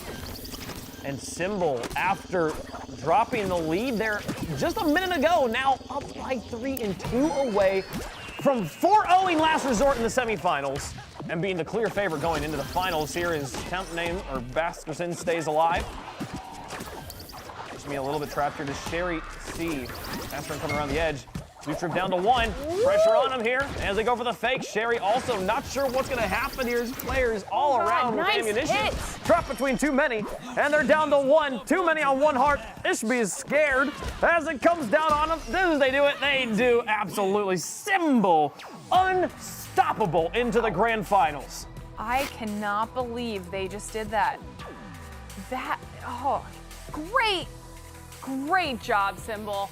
That was huge. Obviously, did you see that there? The MVP also being Goki. Stellar performance coming out of him, but the entire squad. Honestly, that was decisive to say the least. That was clean. So here's the thing, right? I've been giving kind of like cumulative knockout totals across every round. So far, Symbol in every game has had a knockout total of 40 because that's the minimum required to officially knock people out in 4 rounds, right? They continuing that here, and here it was 19 to 40, so they still had over double the eliminations of Last Resort. And we saw such a great series from Last Resort in the quarterfinals here, but Symbol is just on another level. Who can stop them? The question is who can stop them? Who's going to come out of that second semis? Honestly, we get a great story either way. We got Symbol, we got the Battle of the Sims versus Symbol, or we've got Candace continuing their domination run, so we'll see what happens. But craziness here on the past game, and honestly, it felt like the big difference for me was Symbol's catch game. Last Resort could not keep up with it didn't matter the range they were at, Symbol constantly catching and immediately dishing it back at them. The reaction time on that team is just so strong. What is that? What was that right there? Goki, again, I don't understand. They were efficient whether it was at range or it was those up close fights. I mean, they were undaunted by anything that was thrown at them. That was crazy. Well, Symbol will be in the finals, and now Symboys versus Candace coming up next here. Quick reminder on what you can expect on our schedule overall during the day. We are through the quarterfinals. We are now halfway through our semis. Those are happening right now. And the grand finals expected to get started here around noon. So you come back around then if you just want to watch Symbol play. If you're a big Symbol fan, you can step away for a second, go get a Slurpee or something. Right now, it's time for the other semifinal. Symboys versus Candace will be semifinal number 2. And do you think that you're going to get your Symbol versus Symboys? What's your name, your gut instincts telling you right now? Look, Candace reverse swept in their match. That's right? very true. That's the big energy there. I loved the performance from Assurance and Paydelay. Paydelay made. I've been sitting here trying. I'm just going to say this out loud instead of continuing to try this in my brain. I've been trying to think of a Paydelay pun all day. In my head, I was trying to do it too. I'm not going to lie. I can't find a way to do it that doesn't. It's not happening. That just doesn't like Unless sound you weird, just so. yell goal. Yeah, but that's still not even obvious, right? And it also makes no sense. So. Candace here, I'm loving the story from them, but the Symboys also strong. It's just so difficult in these single elimination brackets. We've never seen these teams play, so anything can happen here. This was the crazy side of the bracket, though. Both these teams going to round 3. Neither team going to both teams went to game 3. Neither team went to round 3. Right. So we still have possible closeness here. Honestly, though, after the last semifinal, I feel like anything can happen. And if the bottom half of the bracket is staying true to what we saw in the first half of the bottom bracket, we might be here a little bit longer this time around. We might be. But to be fair, we can only be here 1 round longer than we already were. So we went 8 out of 9 possible rounds there, I think, in Symboy's match. So I'm excited to see what happens. We did finally get to see some bomb ball make its presence known. Still waiting on that moon ball, and I'm telling you, it's going to be a banger game, whatever we get. It's being saved specifically for you when the moment is right. Is this the right moment? Is this the right moment? We're about to find out. Game 1. We're going on to Rooftop Rumble. We do get a new map, but we're sticking with the multi-ball. And I like multi-ball on Rooftop Rumble here. It's a map that has sort of less, at least it feels like less surface area for the balls to collect on because of that massive high wind area between the 2 skyscrapers. So the way this map works, you got 2 skyscrapers joined by a very flimsy, rickety bridge in the middle. It looks rickety. It doesn't actually make it sound like that bridge is going to break on you. And the players will have to kind of form these battle lines on the sides or choose to take the high winds in the empty areas across to charge up close and personal. I think what's also kind of cool about this map is that you can do those like wraparound glides as well and kind of utilize the exterior portion of the map for some sneaky rotations if people aren't necessarily paying attention to all of their angles. But as I say, that's some damage already coming in on Indanel out of Candace. Nice catch though. In retaliation, both 2 players down to 1 heart already. Getting up close and can't quite make the catch on the supercharge. We'll be tied up at 1 apiece here. Now, this is also the ultimate map for throw an opponent high in, or throw your teammate high in the sky and throw a ball up to them, where none of these walls and obstructions really matter from that angle. We still actually haven't seen too much of that toss a teammate up and then pass them a ball to rain down damage from above. So I'm starting to think it might just be a North American. I say, what if it's an NA thing? Yeah, because we've seen all the European teams now, and not a single one of them's done it. Assurance getting chased down, tackled to make the ball fall out of his hands. Going to have to back off right now. He's able to get yet another. Oh, no, he's not. Just kidding. Oh, and Indanel's going for the fakes on him, but he's not falling for it. Still makes the catch, turns it around on him. Oh, how about it? See you later. He gets 2. Assurance popping off.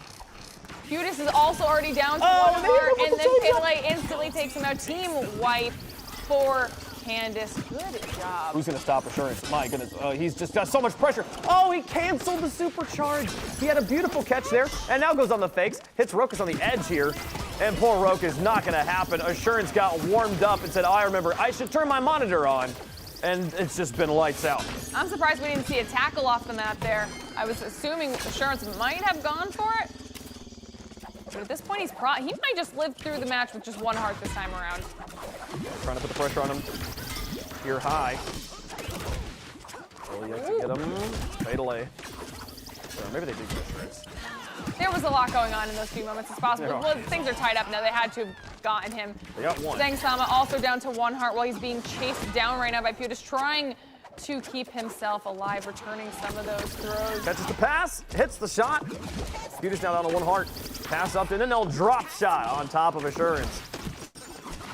Sama back away. And they come back up 2-0 now for Candace. An absolute shootout of a match right now. Only 2 more knockouts needed for Candace right now. Simboy's definitely playing from behind a little bit. We're seeing Sama go for the multi-ball, which could end up helping them secure this first round. Ooh. They're gonna push all across this middle choke. The barrage using the multi-ball, just trying to put as much pressure on as possible. Here comes more pressure. Assurance in on the tackle to help break up the rhythm from Symbols, but I don't know right now. This one's tough. So much ammunition from the Simboys as they will finally get one, close the lead down to 1, looking for Assurance here. Ow, and Zima comes down from the heavens to break it up on the tackles again, but does he get punished for it? He's taken 1 hit, tries to dish it back. Here comes more follow-up, the fakes from him. He keeps making the catches, but does finally get taken down on the backside though. Simboys taking the trade. Candace one away from losing round 1. Yes. Whew. That was hectic. That was so much. Simboys were determined to make sure they got that comeback going. Gliders coming out so they can get across to the right side of the map. 2 players on Simboys are down to 1 heart though, so it's still very much within Candace's grasp. There's one. They got him with the change up. Oh my goodness, they come from behind and get them both. Wow. They took those 2 players with those solo hearts very seriously. They made sure to secure those 2 final knockouts. It was within reach for Simboys, but Candace ultimately bests them for the very first round of the first game. Target acquisition. Giving a win there to Candace, and now here's Simboys. They're pissed. See you later, Assurance. Assurance crossing the gap on the high wins there by himself and getting mobbed. Simboys are holding W, just pushing forward. Pass balls upfield. Looking for the fake, not gonna work. Ooh, the tackle, nice. Fadelay taking 1 hit, being pressured and chased by the rest of them. As the ball's gonna slip off the edge of the map, and we have a bunch of players saying, hey, just throw me, there's no balls over here, let's just throw it to the, did someone get thrown off the map? I think so, yeah. Oh, that's unfortunate. There's some eliminations, it's an unfortunate situation for sure. We definitely saw a lot of tackles coming out. Everybody trying to keep people off of the 1 ball that they had at their disposal there to try to do anything with, because knowing that they just didn't want anybody to have it. Sama does get knocked out. Some more points on the board for Simboys as Pedelais trying to escape with his life. Currently being hunted down by Simboys. Of course, they cannot let him live for too long, getting yet another knockout. Pewdis down to 1 heart as they make the push on over across the bridge towards the newly spawned players of Candace.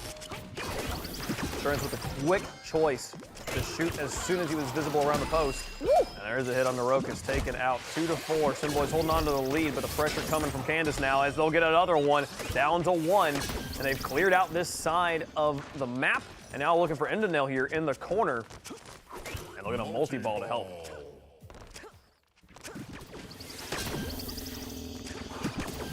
None of these teams really taking too much. We see the passes coming out of Simboys, charging up the balls and instantly trying to get some throws. I believe in the back, we've got Sama down to 1 heart, so they're trying to keep him protected. You can see Pedelais and Assurance are kind of staying in the front, making sure that he's constantly got a little bit of a body block going for Sama because they don't want to give up a knockout if they can prevent it in any fashion. But unfortunately, it still does go down. Assurance down a really rough spot. He's not going to survive for long. 6-3 as Simboys have been playing so clean following the wipe they had a minute ago. Complete domination there and perfectly countered the long-range play from Candace across the bridge. And now pushing back in on him, going for W key again, trying to push the advantage. They'll get another one, only 2 away. Is in the nail, in a rough spot, sees all of those multi-balls right in front of him. He knows they're going to expire. Got the perfect supercharge. Catch and pass. They've still only gotten 3. Looking for the curveball, and what a catch, Pay-to-Lay. To stop this one, catches it again, but he's going to be pushed off the edge. Final point here. 1 knockout away from going to round 3. Zangasama doesn't go down without a fight, though he is able to get 1 knockout onto Simboys. It does take a return fire for it, but is able to kind of rotate away and hopefully live to see yet another day. Picks up a ball. Unfortunately, though, does run into some people up top, but his team's there to save him. Are they going to be able to bring this back? They have stabilized. And do they find another one there? They do. A 3 knockout game. They've got 1 trapped over here in the corner. Into nil. Does he find a way to bail, or does he play the bait? They only need 1 more. They get 1 hit onto him. There's so much ammunition around. And here comes the counterattack. Beauty's trying to load up his teammate so he can get a hit, but no, he goes down. Into nil drops, and it's a 2 elimination game now. Pass up. Knockouts coming through. The only thing that's a little bit riskier for Candace is that 2 players on Candace do currently only have 1 heart, so any missed catch can be fatal right now for them. We see them trying to gang up on Assurance, who is one of those players with only 1 heart, does manage to pick up a ball in the process and pass it on over to Pay-to-Lay. Oh! Woo! Oh! Oh, the fakes on the Putis, on another one, they tie it up! No way! And they've got the control here onto the last player. So much pressure, they get 1 hit onto him. Can they find Rokas on the outside? He gets the shot, puts it in, and gets the win. Simboys dodge a crazy comeback to send us to round 3. I mean, we said the bottom half of the bracket was potentially going to be one of these barn burners, and round 2 does not disappoint at all. I thought that Candace was about to bring that back. They got that final player on Simboys down to the 1 heart and everything. They did, and what was brilliant, perfect ammunition management, perfect resource management there. It didn't matter that Simboys had such a man advantage on that corner over there. They only had like 2 balls in the corner, and Candace controlled both of them the whole time. That was so solid. They took advantage of every solo player that they caught out. They made sure that they finished them. Like, that was just so well done on behalf of Candace. A little bit too late, though. They needed to turn that energy on maybe like 1 knockout prior, and it would have potentially gone in their favor. But now we're in round 3. They could have tried. Honestly, when you were down 9-3 to come back 6 knockouts like that, you're not going to be upset about that. That was quite the performance. Now, Dude is in a bit of a rough spot as Simboy is getting beat up there in the corner, but still emerging with the knockouts. So while they'll be bruised, they do ultimately find the wins. Pay-to-Lay with a nice dodge there. The second ball and chase him across. He's going to try and pick up the corner, but it is a multi-shot, so it will disappear pretty quickly here. Despite all being on 1 heart so far, Simboy's playing perfectly. Ooh, nice more pressure. catch.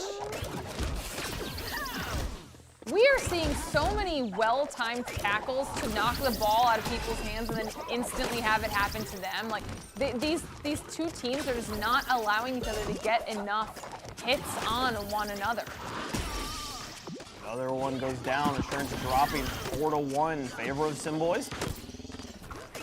Left to go. Pay-to-Lay at close range. Just absolutely just dishes it into his face. Just says here, just take 1 after another. You can't block them all. Now Pal, give him the fake. 6-1. Zangasama trying so hard to back out of that while also paying attention to any potential fakes or throws that were coming through, but unfortunately, he just can't hold them off long enough. Assurance here trying to take on Indanel does take a hit. Pay-to-Lay and Assurance down to 1 heart apiece while they try to hunt down Indanel, who returns fire instantly.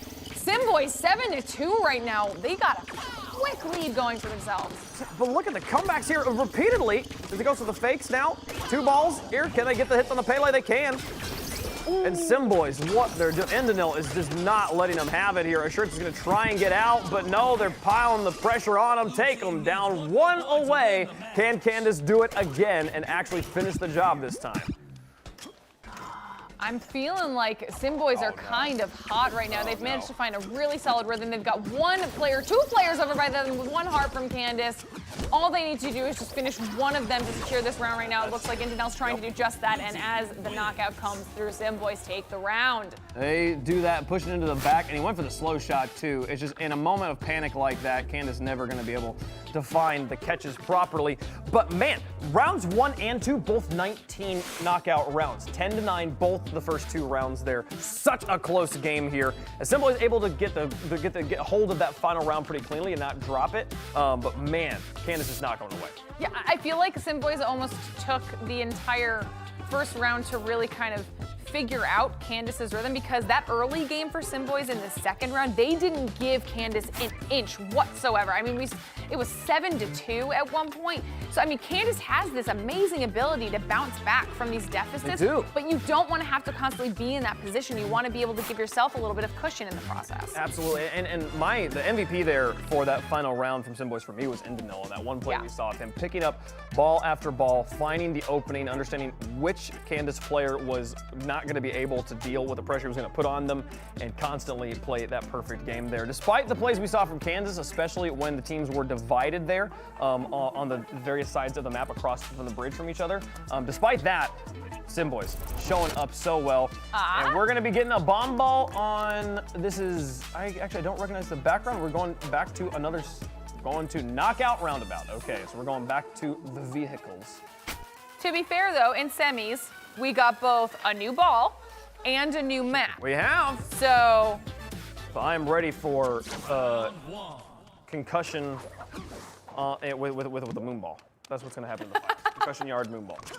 Calling it right now. Game 1. I wouldn't be mad about that, honestly. That'd be fun. We'll see how bomb ball changes up this map. I haven't seen bomb ball on this map yet.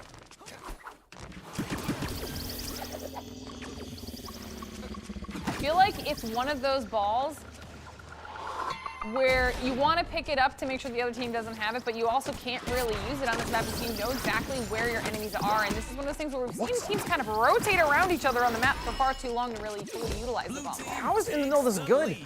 Just constantly, doesn't matter the range, catches everything, and constantly dishing out, finding the openings where the other player is just not seeing it. Paydelay finally catches one and does get a hit on the Indanel. Okay, instead of give him a taste of his own medicine. Indanel getting stunned there for a moment. Regain their bearings quickly here, sends in the shot, and gets the second knockout for Simboys. They're trying to turn their attention now onto Zangasama, who is also down to 1 heart right now. Simboy's in a fantastic position, as 2 of them do still have all of the hearts. Indanel being the only one down to 1. Zangasama is definitely getting chased down right now. Paydelay's trying to do his best to distract or get them off of Zangasama's back by hitting some tackles and hopefully taking the ball out of their hands. It does switch their focus. So for now, Zangasama might be safe, and as they say that, unfortunately, he does go down. He does eventually go down, but 3-0 now for Simboys, and they'll get one on the other side. Candace with a response, but the trade. Now joins Zangasama, far outside the action. Things will go up in just a moment. Here comes the pressure. Look at the immediate attack from Putis getting damage in. Is that all of Candace, or at least 2/3 of Candace is now down to 1 heart? They decide to back off. Assurance wraps around on the side. The only player with 2 takes out Putis in the process. Is definitely worth the wraparound there. Now it's a 1v1 situation of Indanel versus Assurance. Decides to back away from that as he realizes that Focus might be able to take out Paydelay, but the car. He's conscious bonk. Excuse me, I have a board meeting to get to. Get rid of the bomb ball. Oroka's going to try to pick this one up and time it well, but he's going to end up getting it himself. I think that one just drops in the middle.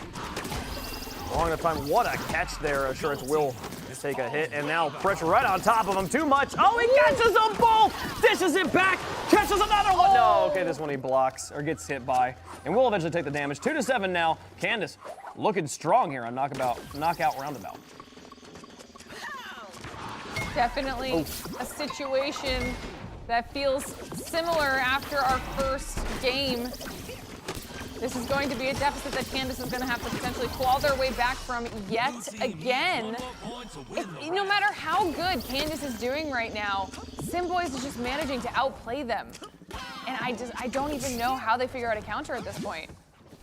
Constantly dropping the fakes and the taunts on him here as they try. 9-7 get more. Again countered, yes. Simboys solidly in control. And do remember, this is sort of a bad draw for Candace, as knockout roundabout was the map they lost.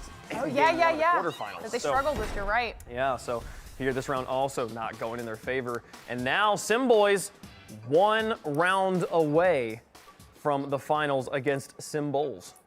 Definitely less than ideal for Candace. If this is all hypothetical, this is just me and you making guesses here, but if this is a weaker map for Candace and they are already playing from behind, not what they want to have to be dealing with right now. Hopefully they can maybe adjust their strategies a little bit better right now and tackle this if they want to stay in the game. But Simboys, just like Symbol, is looking pretty unstoppable right now. This is pretty crazy. Turns to the outside. Staying grouped up. Keeping supercharged 3. The bomb ball coming in. Maybe doing some damage. It does get 2 hearts off. Ooh. Now pressure in from Simboys as Assurance runs into a taxi. Yeah, Assurance is in a rough spot because he's kind of just been trying to wait for an opportunity to get a ball. He didn't have anything that he could really throw at the squad right while he was waiting, and had to watch his teammates go down. Manages to narrowly avoid getting hit while also picking up the ball. 2 players in front of him, though, both with 1 heart. He can try to take advantage of that. He's got his teammates trying to step in and help him out a little bit so he doesn't get caught out, but unfortunately the bomb does come down. Well-timed bomb. We'll get another elimination for Simboys. Finally, Candace on the board. Fatal getting knocked back. I feel like this time we're seeing a lot stronger defense coming out of Candace, at least. They're not, Simboys isn't racking up their score as quickly. Some more knockouts coming out of Candace in response as well, so we'd love to see that. Everybody forced into a little bit of a reset right now. I'll fall back. This is the sort of play, I don't remember which match it was. I think it might have been the Simboys match we saw earlier, where the team, when they had a lead, they were so happy and excited to fall back, take a positioning that felt comfortable, and just wait for the other team to push into them. They've 3rd time's the charm. Ball off the car, and it nearly gets okay. I can't. These cars crack me up every single time because you can just see the focus and the skill and the strategy, and then they just get bombed. It does look very highly comical. So go find this and dodges the taxi this time. Ooh, and looking for the pass to Indanel in field. He's so tightly positioned on all these players, and now all of Candace down to 1 heart. They'll get 1 for it. There's the counter, the trade back and forth. Candace now with a lead, now a 2 knockout lead. They're coming back. I feel like they're slowly becoming the experts of playing from a deficit right now. They're not letting it affect their mental. If they're able to take an advantage, they will push it when they see it. Right now, putting themselves in a much better position at least. See the bomb ball potential. Oh no! Oh no! Can he get rid of it? That blew up on him. It almost looked like he was going to get trapped underneath the walkway there and not be able to get rid of it. He's got a 2nd bomb on that one too. The bomb ball, the one ball that players at high levels have discussed going for blind. Not looking for a player to throw it at, just being like, I know they're over there. Let's just throw the ball in that general direction and see if we can get hits with it. Yeah. As finally the teams will re-engage under Semina. There's Assurance there. Try and get it away. Everybody from Candace still on 1 heart. Juicy targets here. Assurance will get taken down, but trades it out as well, and they'll get another one. Candace now holding on to a 2 knockout lead as Rokas takes the top, gets the block, fully charged. Goes for a back pass. Here we go. And we do have a super coming down, and no player going to be hit. Candace tried. Ultimately fell back to their team. Simboys at a little bit of an advantage right now as Zangasama on Candace does only have 1 heart, but they are down by only 1 knockout, as I say this. So they did take advantage of the Zangasama only being looking for Pile. Able to fight only. How's Padley not get hit there? The taxi coming in clutch. Oh, but they'll get him tied up at 8-8. And now running for the ball. Oh no, Assurance. In a drop spot taken down. Simboys, do they do it? Come from behind. 1 elimination, 1 knockout away from the finals. They line up the passes. 2 on 1 heart. Juicy targets for Candace. They choose to play flowers. And look at Simboys. They back off. 19 seconds left. They're bailed. They're bailing. Dude, they have to because they have 2 players that are only on 1 heart. They don't want to risk getting those 2 knockouts coming through at the very end of the match. This is what they have to do. Why take a fight? 9 seconds left. Just hide. And Candace realizes that it might be too little too late, though. 3, 2, 1. What a play. The big brain from Simboys as they back off for the win. And we will have the battle of the Sims in the grand finals. It had to be done. I didn't even notice the clock. As soon as you called it out, I realized they had to do it because it was too much risk with 2 players down to 1 heart to re-engage when they already had the tiny, tiny lead. That was so smart. Okay, congratulations to Simboys for pulling that out there in our second semis. Guys, we're going to kick it to yet another quick break, but when we come back, the finals of our Knockout City Community Tournament. Don't go anywhere.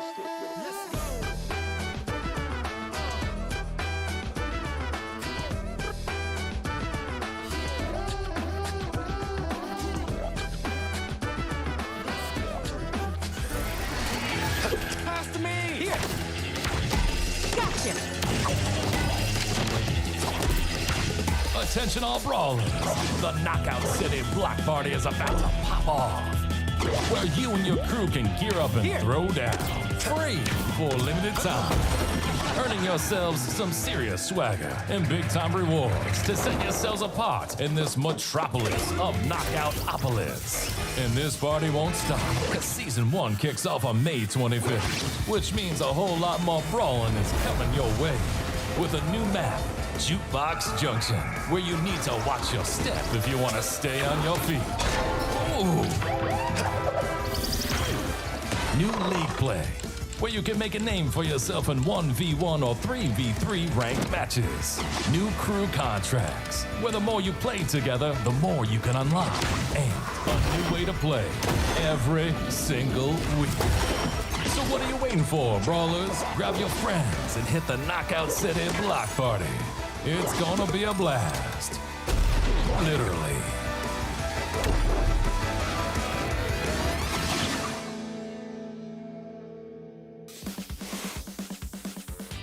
Knockout City is free to try on all platforms until 8 a.m. Eastern, 5 a.m. Pacific tomorrow.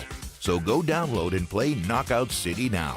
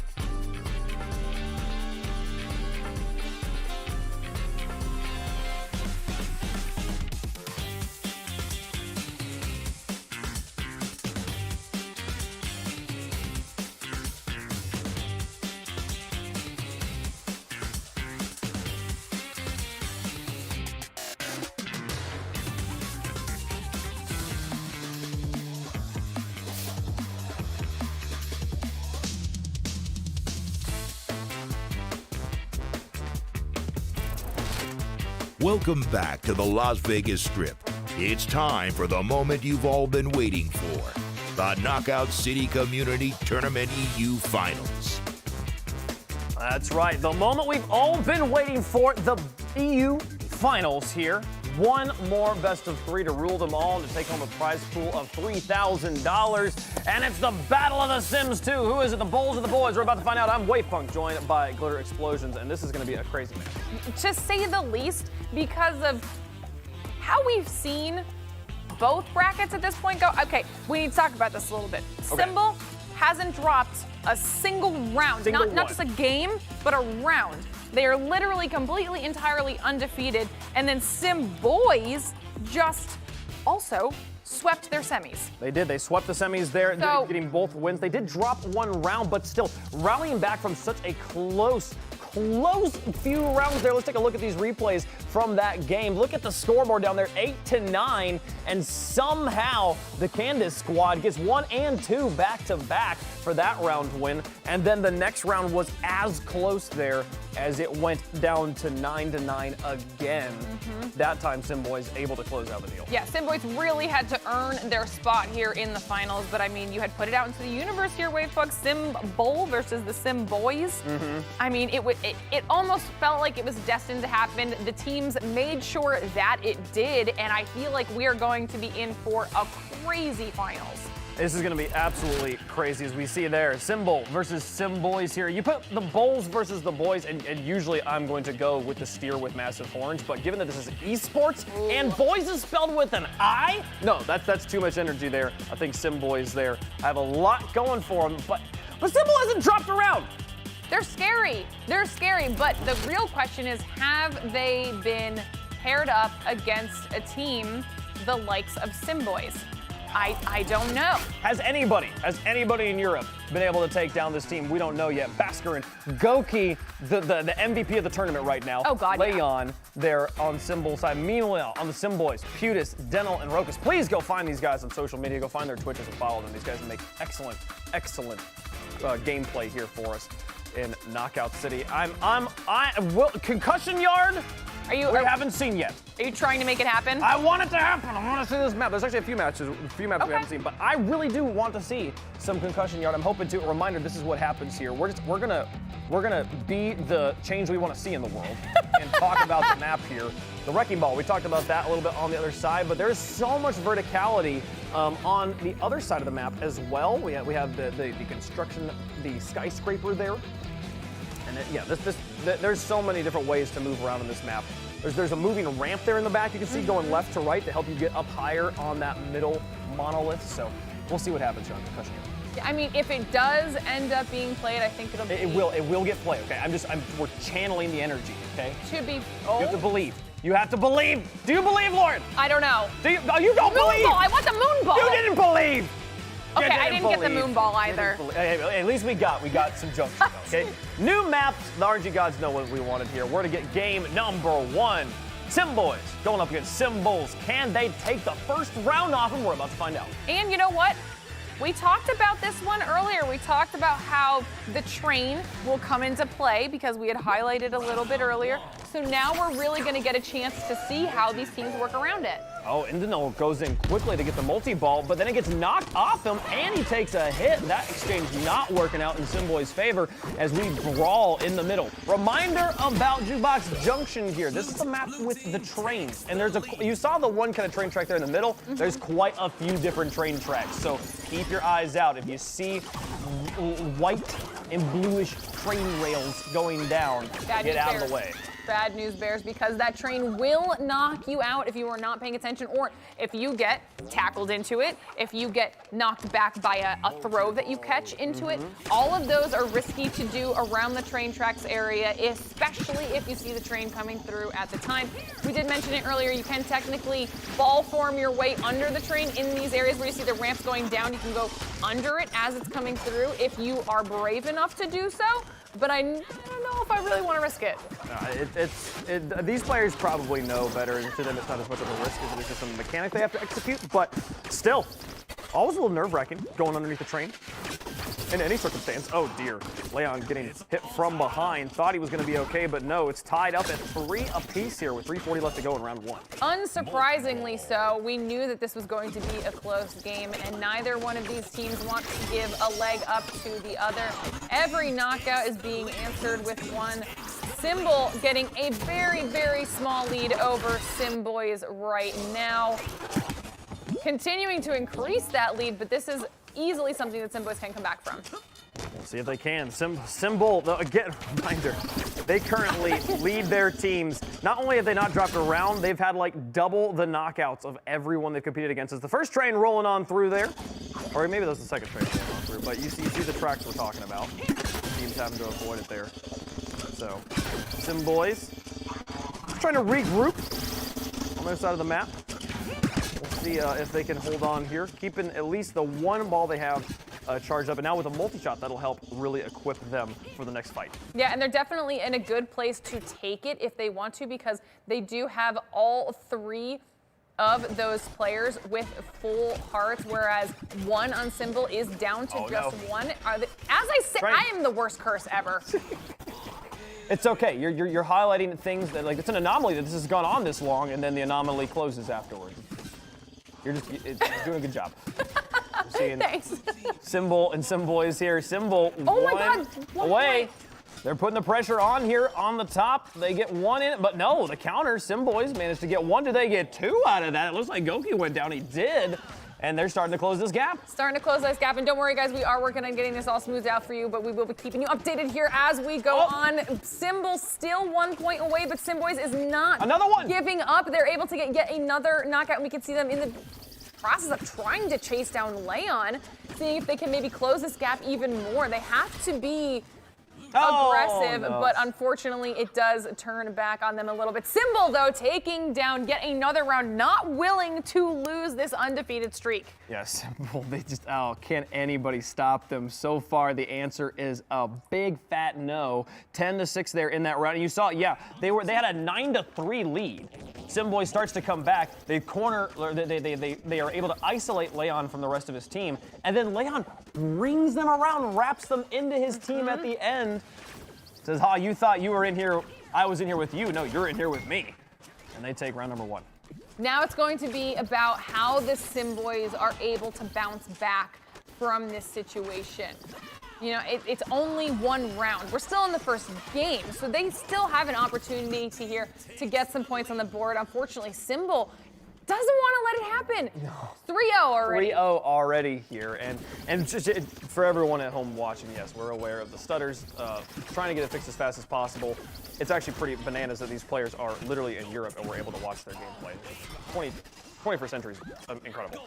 But a reminder also, we've been playing best of 3s all day. Yes. This is still a best of 3 in the finals, so a brutal best of 3. You can't drop a round. Like, every round matters here for these players.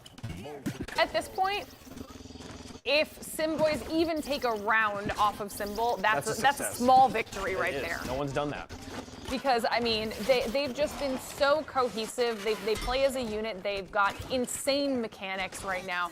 They are a beast of a squad. So, you know, 5-3, but look, Simboys is not giving up easily. They're coming back, and I also got to give a shout out. Well, this whole tournament, this whole community tournament, this is the launch week of Knockout City. Part of this show is just celebrating how cool this game is. I just want to give a shout out that while we've been having a lot of freeze frames here, every single moment, these characters look dynamic. They look organic. They look normal. Like, these are well-made animations that that's a cool freeze frame.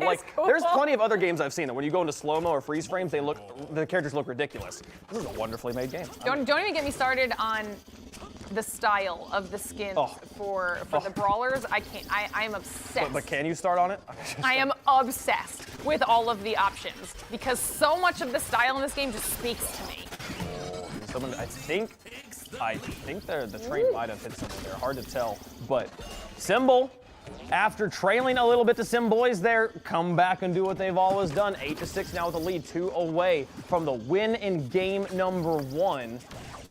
And poised to take the series still, again, poised to take the entire tournament without dropping a round. As they've got their 2 final eliminations they need, trapped in a corner. Can Simboys get out? There's a knock-up. sounds like it. Yeah, they get one. And they got, okay, Indanil down by one. The pass out to him. They go for the player with 2 hit points instead. Piling on top of them. Is it done? It is. Symbol take it 2 rounds in a row. How about it? Was 10-6 again, I believe, as well. So they are consistent and they are dominating right now. This is how you want to start off your finals after the tear of a run they've had through all of our semis, our quarters. Like, I bet that's the conversation they had on their team comms. They're like, well, so what do we want to do in the finals? Well, you see, we haven't dropped a round yet, so how about we start off by not dropping more rounds?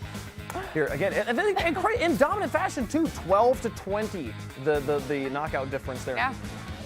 I mean, we asked if Simboys were going to be the team to shut down Symbol right now. Symbol is answering us with a hard no. Big one. But there are still more games to be played, and Simboys can easily bounce back. No, they don't have just like a paint. They don't have like a pencil. They're not writing the word no. They have a spray paint can with the long range tube, so they can just sit there and like on the side of a skyscraper. No, you can read it from 5 miles away. We're taking this one down without dropping a round.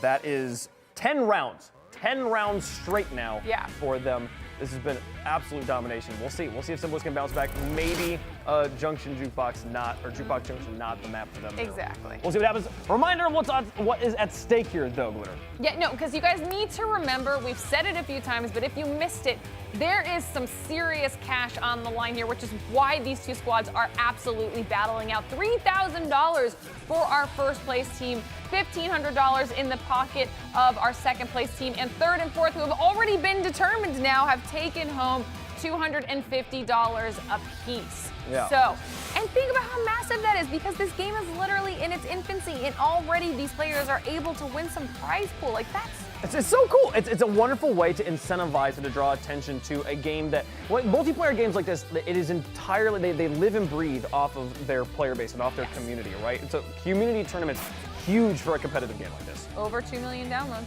Over 2 million, that's pretty cool. And counting. Gotta keep it So going if you're up. here and you haven't downloaded it yet, all I'm getting out of that is that you need to go and do so, because you're seeing how much fun this game is. I don't think we could sell it for you any harder. I'm not just, this is not a sellout either. I don't know if you can hear the genuine enthusiasm we'll talk about. Oh, yeah. This is pretty crazy, but genuinely, the game is also, it's free to play right now up through tomorrow, through 8 p.m. tomorrow on Saturday. I think that's December. Yeah, which is more than enough time to get a trial run in on it, because that's, you saw how quick these rounds are. So it's not like that's not enough time. Download it, try it out. It's definitely gonna be Get worth your it. friends You to won't play regret too. it, okay? Like, I have had so much fun playing with friends, playing private matches with friends. Just set it up and just going, just 3-on-3, 2-on-2. 2-on-2 is a great experience in private matches. Or if you're a content creator, that is a perfect opportunity to create some amazing content, okay? Private lobbies already at your disposal, unheard of. Yeah, all you need as a content creator is a way to get your friends in a lobby and then scream at them. That's what I'm saying. And this game's great for that. There's so many Entertainment. great, wonderful ways you can do that, including all of the special balls. They all have different unique mechanics that can be infuriating as you forget about them. We'll talk about these a little bit while we get ready for game number 2. The cage ball, probably the one that will make your friends go, no, stop, no, don't you do this to me. Like that's how I would react. Still my favorite. Yeah, so Still my favorite. Cage Okay. ball here again. From the receiving end, that's what it's like. You can drive around with it. Bomb ball, we've now seen a little bit of, and it does. We have not seen it hit all 3 players yet, but it can hit everyone in this radius. I don't think we've seen any sort of like a triple KO situation yet, so I'm excited to see will Symbol be the team that manages to pull this off? Moonball, the only special ball we have yet to see to Wave Punk's dismay. Well, so listen, game 2 is going to be concussion yard with concussion yard with With the Moonball. Moonball? This is what it's going to be. We're calling both now.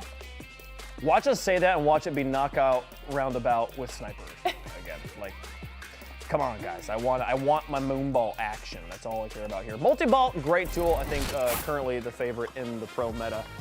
Just giving it's the same ball you're used to, but you get to charge up 1 time and then use it 3 times, or you could divvy it out to your team, instantly lock everybody up, and be ready to go on the next push. They do despawn pretty quickly though, which actually kind of is an advantage when you think about wanting to put pressure on the other side. One of the weird dynamics of dodgeball as a game that translates to Knockout City is that your ammunition, you have to distribute to the other side, right? Okay, game 2. What's the map? Oh, it's back alley brawl. Okay. Well, What's the ball? You mean moon ball, right? Moon ball. No. Okay. This is your fault. You said it was going to be sniper said ball. it'd be sniper. See, this is. Everything is always your fault. This is good though. This means we're going to game 3 because the RNG gods surely wouldn't have us go the entire tournament without seeing a moon. Oh, okay. I like that spin on it. Just saying. I think it's gonna happen. But can Simboys take a round off of Symbol, or do they win the entire tournament without even having to sweat? We're about to find out. I think Symbol is going to fight tooth and nail to maintain this flawless record they have for themselves right now. You can lose the finals 2-0 and still take a round off. What's Symbol? I'm not saying you have to beat Symbol. I'm saying just win one round. I believe. I mean, I believe as well. It's just about whether or not they believe in themselves. The mental aspect of this game is very, very real. If anime has taught me anything, it's just a matter of how much you believe in yourself. The emotional power is extremely important. It is. Oh man, I would love a dodgeball anime. Knockout City anime, that show would kill. Oh, that would be insane. Okay, well now we're just creating ideas for them. Good. Gold team takes We'll have a banana cream pie and hot dog party. Celebrate the launch of the anime. Can I have French fries? Yes, and cotton candy, 100%. Okay, that's perfect. Symboys That's all I versus need. Symbol here, round number 1. Symboys is up with 4-1 right now. If Symbol has never failed to come back in any deficit they've had so far today, so this isn't noteworthy until we get to that 10 for Symboys. They have their work cut out for them here, and they're staying all charged up here in the alley. Indinol thinks about it, trying to bait out the shots. No one falling for it. The curveball's around. They get a hit. Indinol going to be trapped here and go down. Can they fall back and deal with the ensuing chaos? Putis and Rokas trying, but the counter shots, they get another one, and they get the third. Clean 3-0, triple KO there to tie it up. See, before that all went down, I was about to say I feel like there's a possibility that Symbol is just kind of like lulling them into a false sense of security right now. They get them right where they want them. And then they instantly turn around and team wipe to tie it up. So Symbol back in a solid position. Only one player being down 1 heart, so they're still going to be able to take a really strong fight if they want to after all these players come back in response from Symboys, and instantly Goki in the fray. Oh, Goki does go down as they fall from the high ground, and just it's too much for them to deal with. And Baskrin also going to go down, and they're turning on Leon now. They might get all 3 of them here. Look at that. Leon will get the trade out of that moment, but still excellent push there for Symboys as they are now 3 away from a round win. That's pretty clutch there from Leon, knowing that there's a very high likelihood you're going to go down especially if you allow it to get that 3v1 situation. So taking the 1v1 as aggressively as possible and trading for that knockout, keeping things as even as possible in that scenario. Locked and loaded back here in drainage. Here comes the flake from Goki, and he just takes one to the face. Has to hold on to the second one here, but now 2 players that go for the pass plays. Can he read it? He can! Gets the play, gets Goki. Oh no, but he does. Goki does eventually go 1 down. point away for Symboys. The second one. And Leon holding on, just needs to stay alive. They might drop their first round here. Here comes Putis. Another one drops. Putis now trapped, gets bopped into the wall. Goes for the catch. Oh, hit him with a fake. Hit him with the second ball. They get him there. Can't anybody stop him? No way right now. Oh, do they have them targeted too? He didn't even take any damage in that entire engagement. Baskrin's insane. Oh, they're gonna go tube? They're gonna go tube. They're gonna bail. Okay, all right. It looks like Symbol decides to take the slow way around and reset. It's so all of dangerous this. to chase through the tube. It really is, especially when you can see that Leon's down to 1 heart, and that could be that deciding knockout there. Oh, big hit. Follow-ups here. Baskrin gets hit. They go for the fake on him. Try to hit him here. No, it goes off the post. And they'll get him. Symboys take a round off Symbol. They will not go quietly into that good night, and they drop a round here in the finals. Ooh, that was nice. When the first throw onto Vixer didn't hit him, I thought that it was about to get turned around onto Symboys, and it got very, very scary. Huge, though. That is huge for them to be able to take a round off of Symbol. That might lead into, that means they take a game off of Symbol. We head into game 3 for finals. Very possible. Oh, dear. We didn't see it. Don't worry about it. We weren't watching. I sneezed. What happened? Oh, he lost the ball. Weird. Okay, he's got it back. He's fine. Oh, no. Oh, okay. Feudus, it's gonna be all right. He's panicking. He didn't think he was gonna get this far. Did not expect him to take a round off Symbol. They bail. Oh, they're gonna go for this flank. This is nice because they know that they've got him in green corner. I feel like we didn't see too much of the sniper ball being used in the last round either. It just came down to like sheer mechanics and dodgeball. The sniper on back alley brawl isn't difficult. Really, really difficult. Play here, into Null getting trapped here on the edge. Trying to use the bounce pad, can't get out of there, and Symbol's got a 2 knockout lead. Goki was not going to allow him to escape there. Symboy is regrouping here for just a minute. They definitely need a little bit more ammunition. The pass is coming through. Here's the final ball that they need onto Rocket. Not a very big lead, but at least Symbol is giving themselves a little bit of cushion, especially after the strong showing we saw coming out of Symboy's last time. This is definitely a slower early game than the last round. Both of these teams kind of sitting back just a tad after things were shaken up in the last round. They've definitely slowed the pace down, playing much more patiently here and putting pressure in here, trying to be as efficient as possible. And still at full health as Leon just cannot get any space here. A catch on the sniper, top bullet. And he'll trade it out, just wants the easier ball to play with. Gives the ball to Leon. Goal team is falling way behind. Symbol. I don't even know how that happened, but now they've gotten a few more knockouts under their belt. 5-1, sitting pretty. They are threatening round 3. Boys now, right in his corner. Only 2 balls between the 2 of them, but one of them being, and he's gonna go for the super with a cool animation I hadn't seen yet today. The dropping back on top of his teammates here. He couldn't find any targets and doesn't want to be too far out of position. Oh, they get a hit there. That's 1, 2-5. Leon getting knocked out while Invis tries to chase down Baxter and does get the first hit on him. Will he get the second hit in the knockout? There it is, almost tying up the score. They get 2 of them. And Symbol now feeling the pressure. Goki and Leon around the outside. Gonna take the tube. Drop in the corner. There's no ammunition here. Oh no. Basker in a rough spot, and he will get popped. That's a tie game. Basker got completely cornered there. The rest of his team bailed on him.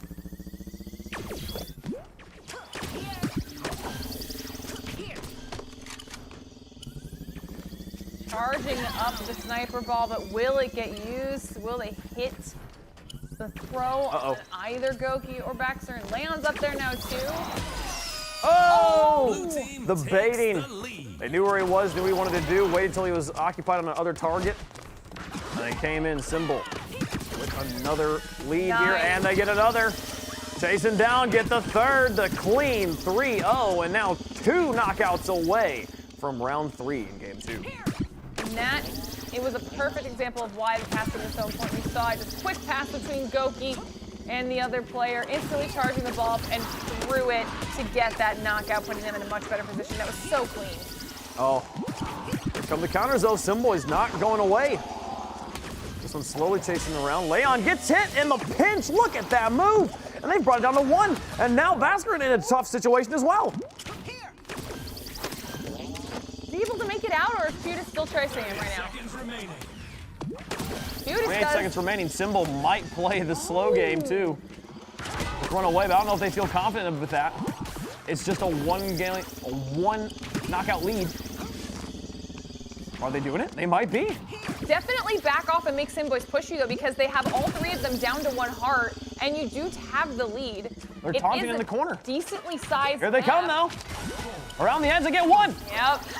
Oh, they got 2.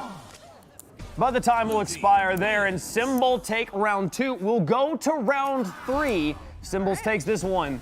They are our champions for Europe. Symbol there.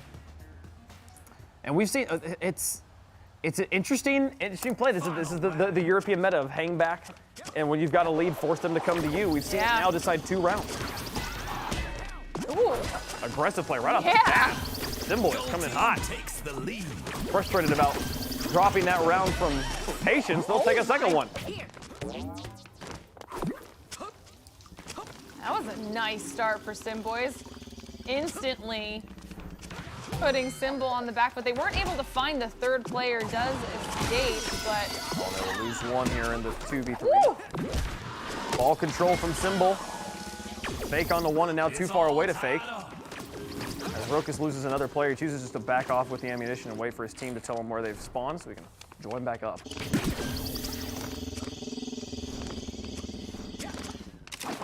Symbol back together. Leon being that player that did escape that early game aggression. You know, catching a bullet's really difficult when the barrel is in your face. That was so close. Blue team takes the lead. His teammate balled up, chooses to drop it there. As Symbol will take the lead back. A win in this round wins them the European Community Tournament. No pressure. Yeah, honestly, and the thing is there isn't that much pressure because they have a whole other game after this. They already have the 1-0 lead in the series. Ooh. Oh, look at this. There's just too many balls to choose from. Oh. Does they get one? Okay. Oh, it's him out.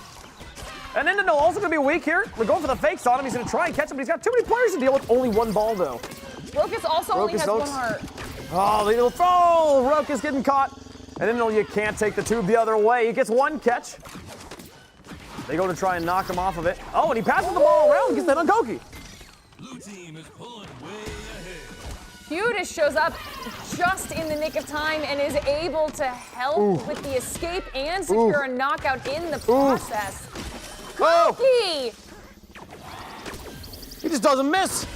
Oh, okay, he missed. Oh, that's too early there Nice. from Vixer in. Around from the edge, and Nintendo's trying here, but this is a rough situation. They'll finally get out of the parking garage. And here comes the ultimate on in, chasing down Nintendo. Oh, see you later. One away. Can Symbol close it off? And they're barreling down on the players here in the drainage corner. Can they find them? This is it. This is match point. Oh no, for Rokus. Symbol. They Take find the the one player who is caught out, but Simboys Oh, is sneaking up it from turns. the backside. And Nintendo's one heart. They're chasing down Putis, who's hit him with the potato smack for the win. Oh, they do it, and Symbol are your European champions. Oh, man.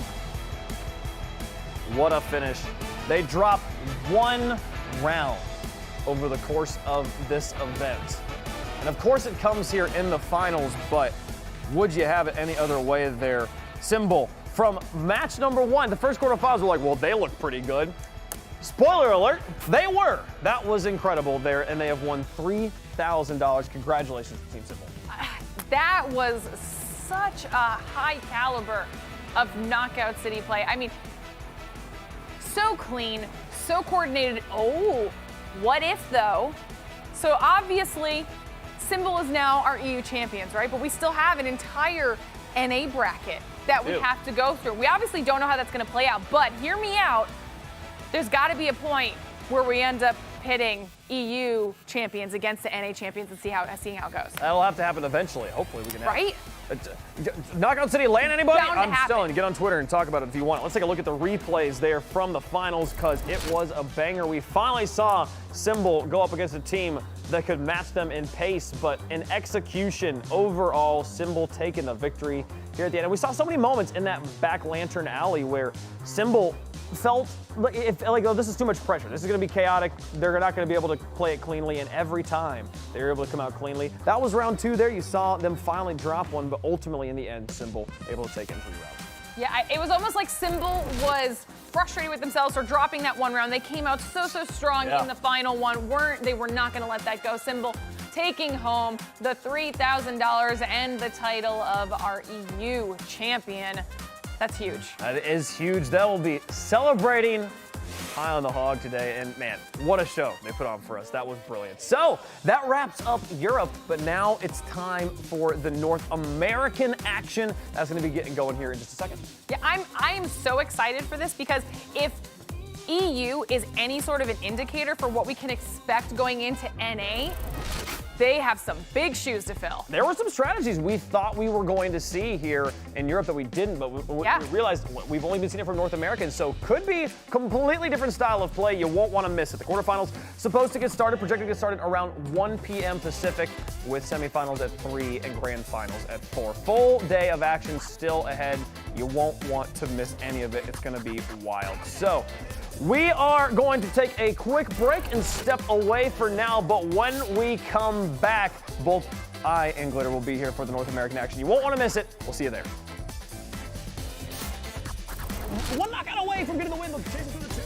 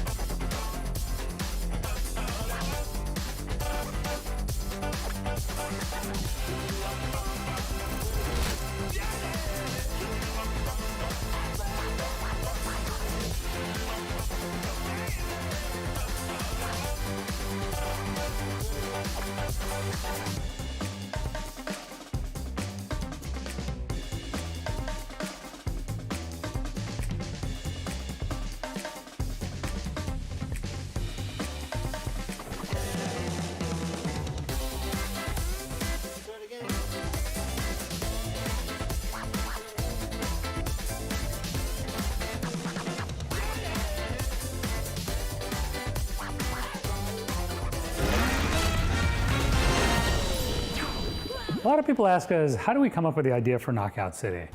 It actually was really early on in our history as a studio. We were a pretty new studio.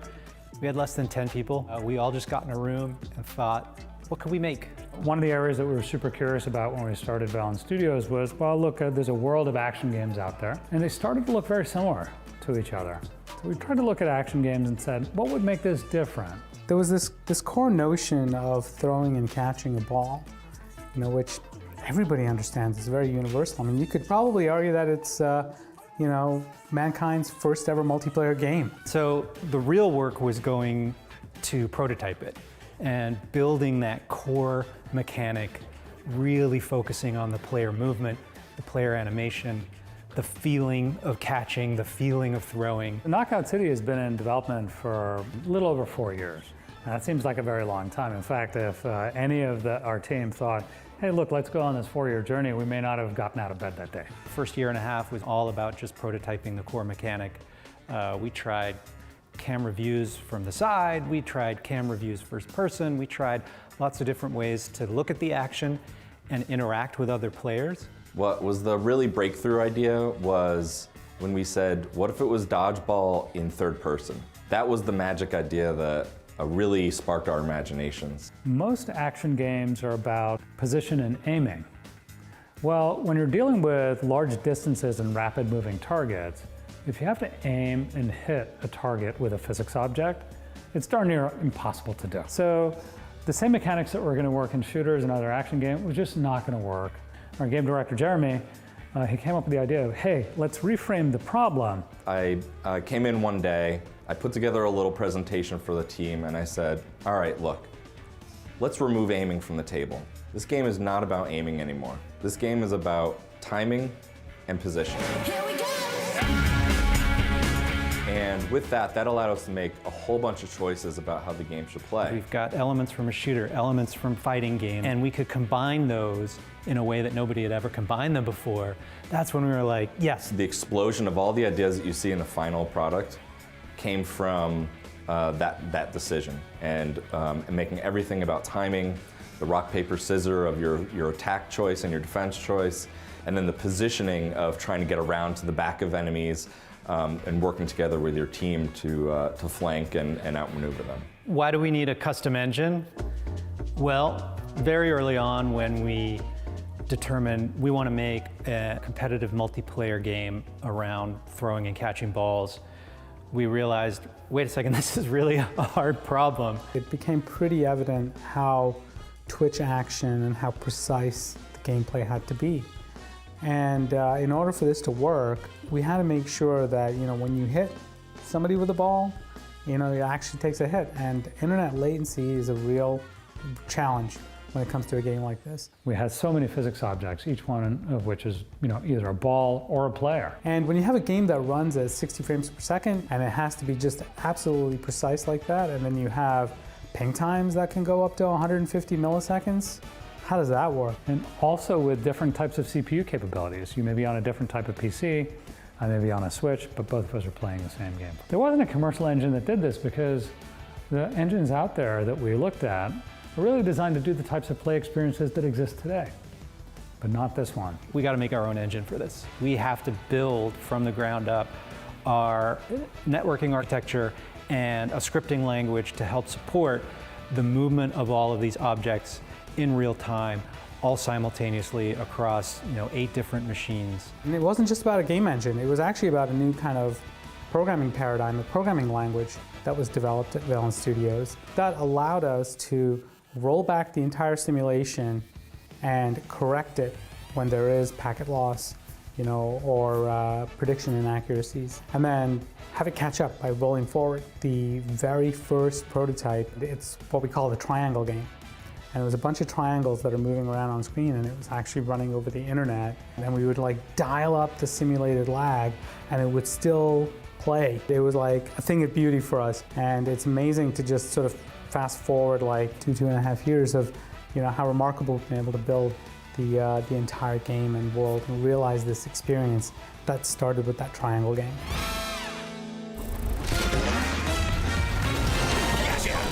When we first started designing Knockout City, it was really important to me that this be a game that me and my friends could easily pick up and play, but something we would actually stick to and develop our skills over time. We really focused on making sure that the game, first and foremost, no matter what else happened, was fun. When I think back to some of my favorite games, Smash Brothers, Quake 3, Halo, Rocket League, they all share that kind of easy to pick up and play, but there's still so much depth to those games where you could just play it for years and years and always get better. A really big factor in making this a high-skill game, in addition to something accessible, is that depending on your proximity to other players, as well as their skill level and your understanding of them, you're kind of playing 2 different games.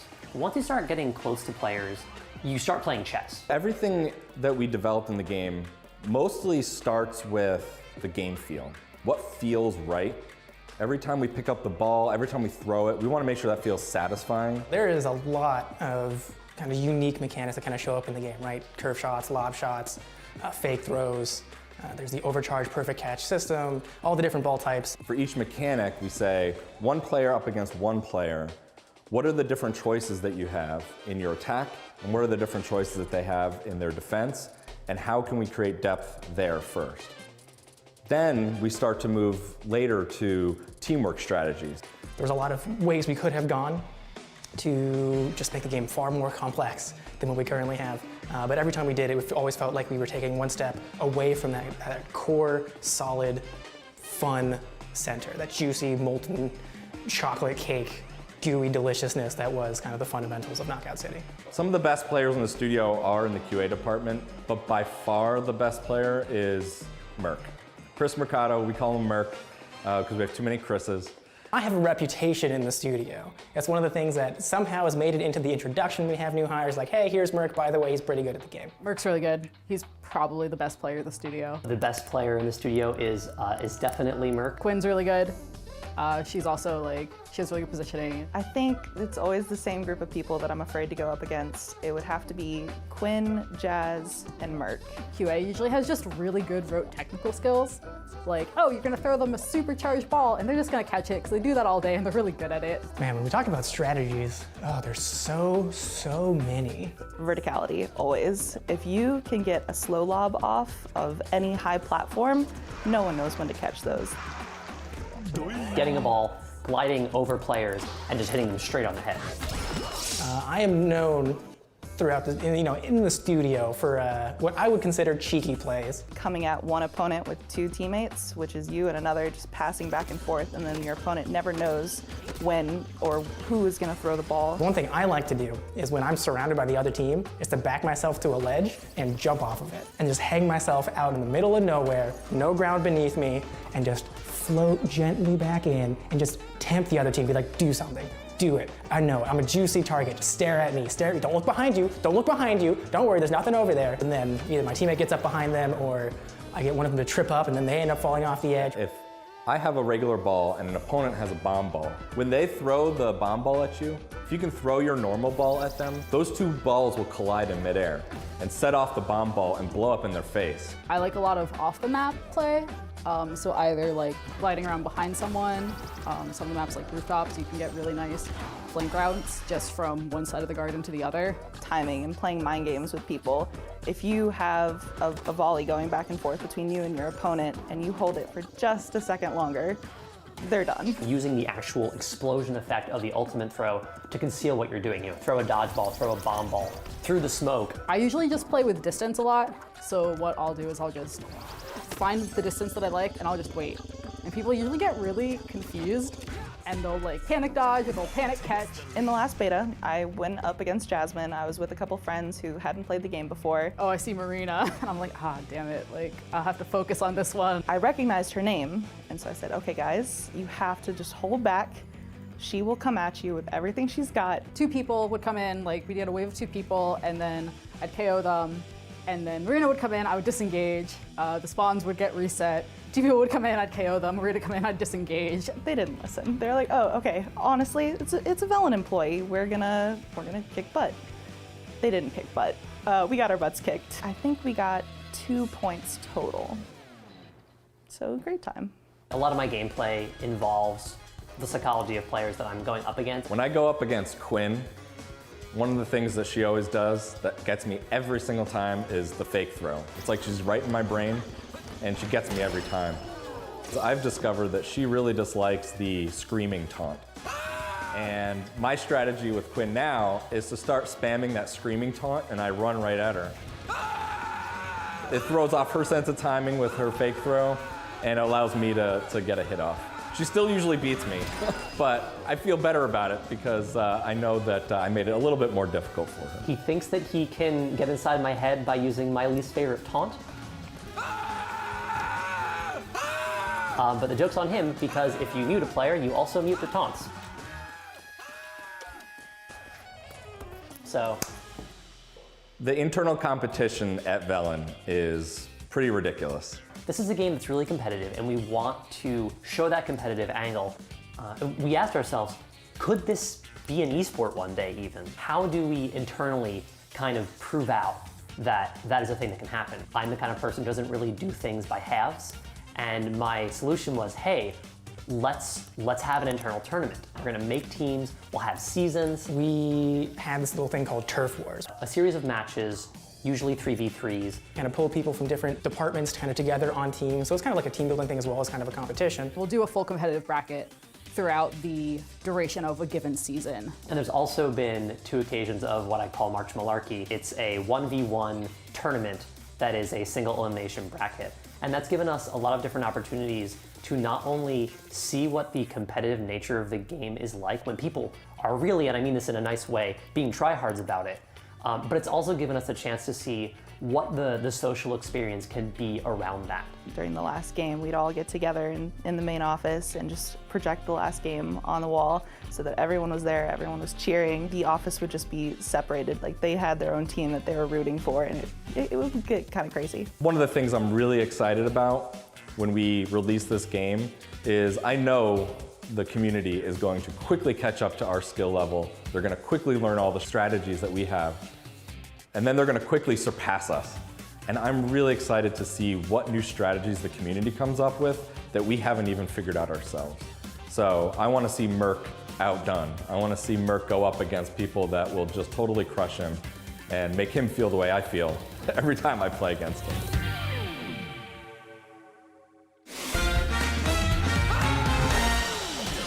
We knew we were making a game inspired by dodgeball. And there's a point in pre-production where you're just making mechanics, trying them out, putting them in games, seeing if they're fun, do they add to the fun, do they not? And you don't really care about the context of it. We needed a world that had a certain amount of absurdity to its design, so a certain amount of liberty that allowed us to go anywhere with it. So when you get to this point where you start locking down mechanics, you know what your game feels like, you know what it plays like, and now you need that context. We tried sci-fi, we tried fantasy, we tried a lot of stuff. The art team had a challenge where they had to figure out, okay, so then how do we make this, playful, colorful art style where that all makes sense, but we can still create badass looking cosmetics and cool moments where you feel really skilled and athletic while you're doing so. That's when Eric, our narrative director, came up with the idea of Knockout City. And this is gonna sound really dumb, but I swear it's true.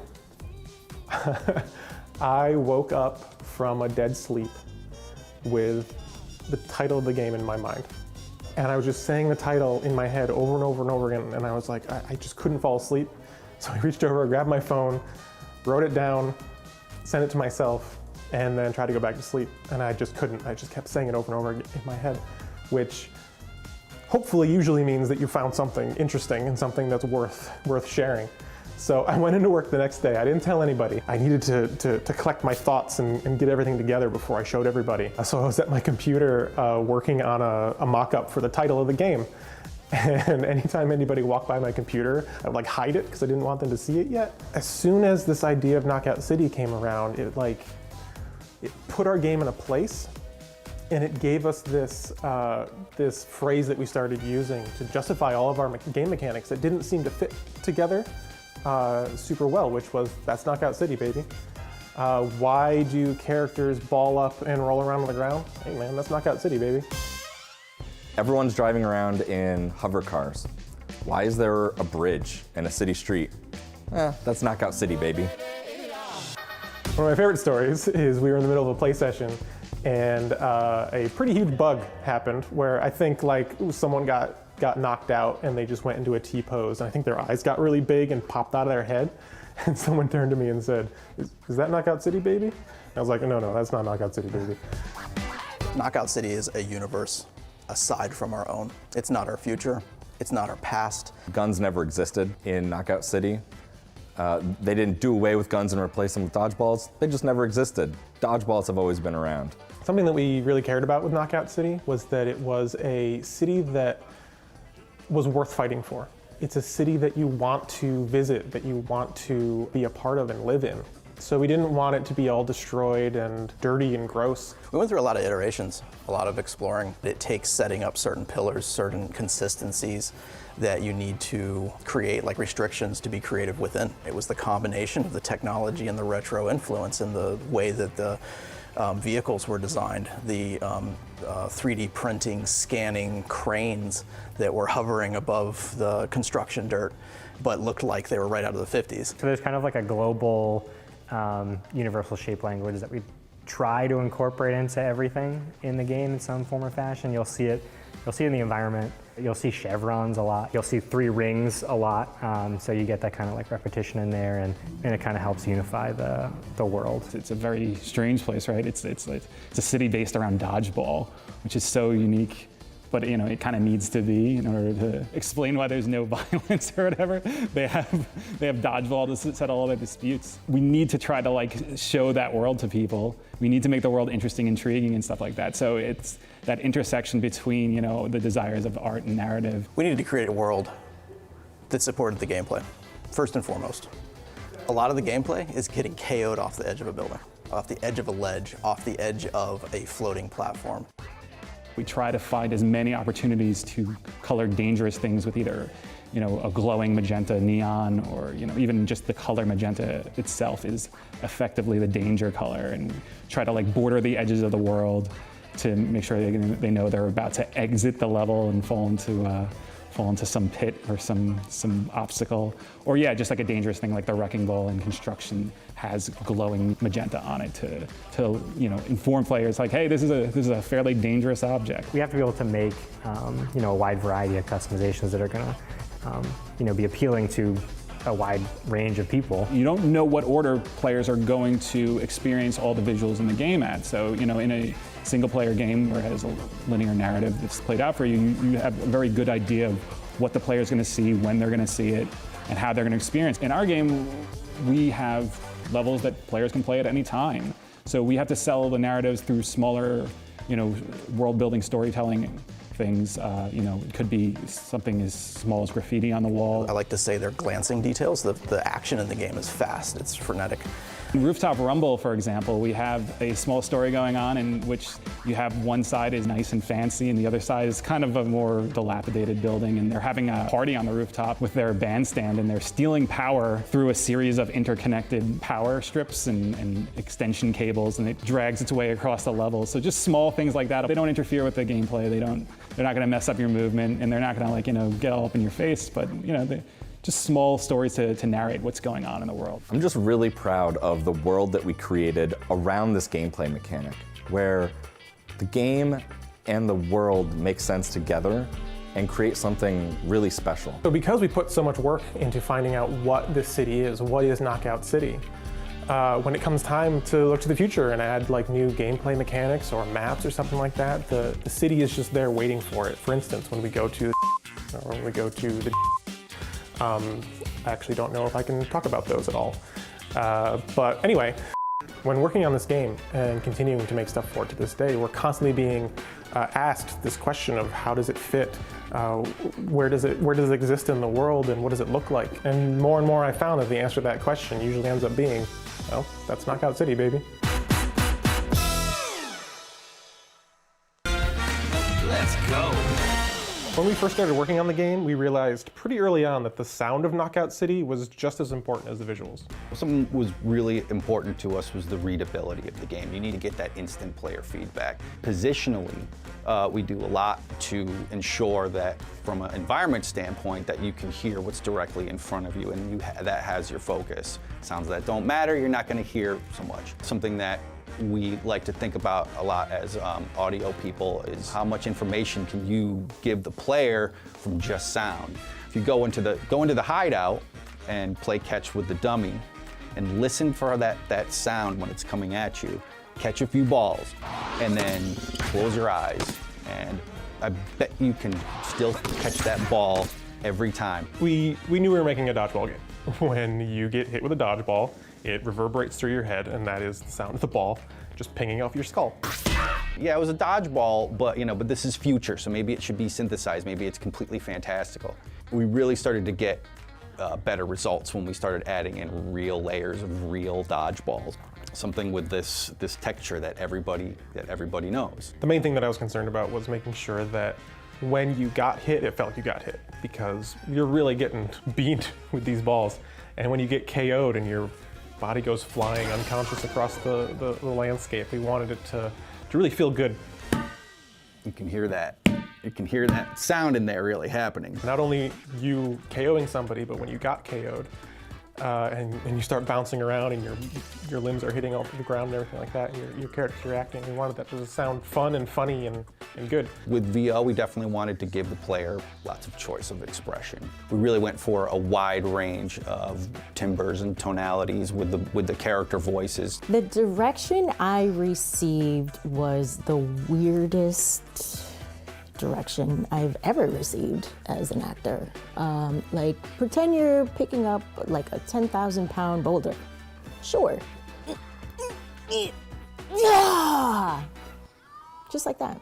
We recorded an inordinate amount of pain takes and exerts and grunts and the ooh, ah, ooh, ooh, oh.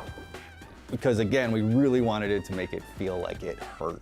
It was a very physical process, so I found myself pretending to throw, squatting, putting my arms up above my head, using my breath as much as possible, and I felt like I was doing a workout. It was incredibly important to be physical with the sound in order for it to sound as realistic as possible. I knew we were getting good takes when they would make me laugh. I think my favorite line was, it was kind of a evil cackle. I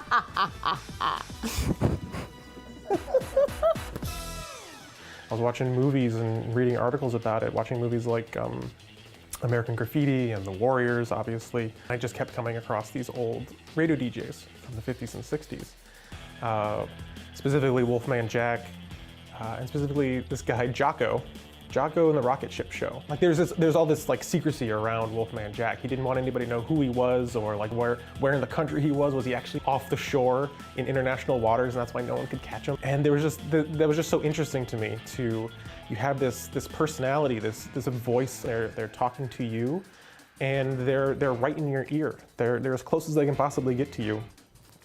And they're everywhere. You can't escape them because the radio signal goes everywhere. From that, I was like, well, we should have a DJ in this game. I'm here yakking the yak and spinning the tracks while you dish out the wax in this brand new Brawl. Let's see what you got. There should be something about that DJ that's a little mysterious, that's a little interesting. He runs a pirate radio station that plays music for brawlers, and he calls the shots. Whenever there's a brawl going out, he knows exactly where it is, and he's telling everybody what's going on. He's like a referee, an MC, and a sports announcer all in one. KO City Pirate Radio, pumping out 50,000 watts of pure musical energy, guaranteed to get your blood pumping or your money back. How does he see all of these brawls? How could he possibly do that? Does he have cameras everywhere? It's like, no, that doesn't feel right. That doesn't feel cool. So I was like, oh, I know what's cool. He lives on the moon. Like, he lives on the moon, and he has a giant telescope that he looks down on Knockout City with, and he sees every single brawl going on. And that's why the cops can't shut him down. No one can find him, and no one can stop his broadcast. You know, from where I'm sitting, looking down on KO City, you realize it really is worth fighting for. Good luck out there.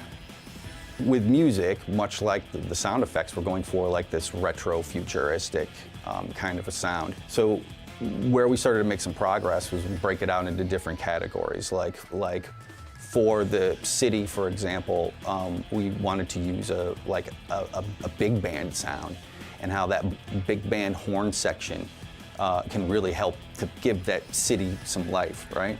And then the more synth and modern elements of it is clearly representing the future. There weren't that many games actually that have music during the gameplay. We had a very watchable game, and we also wanted to have a very listenable game. But the music we had in there, that was just like reference music. That was music that we just liked, that we weren't gonna be shipping with. So we knew that we needed music specifically for our game. I think it was Eric that was basically like, I need you to get me an award-winning soundtrack. Quote. It's very difficult to create a new music genre. I understand that now.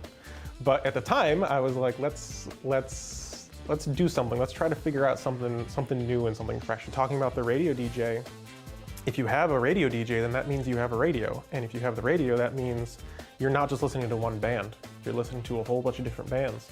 And you never know who's going to be on the radio next. To have that feeling of listening to the radio, we were like, okay, well then let's have a bunch of different bands.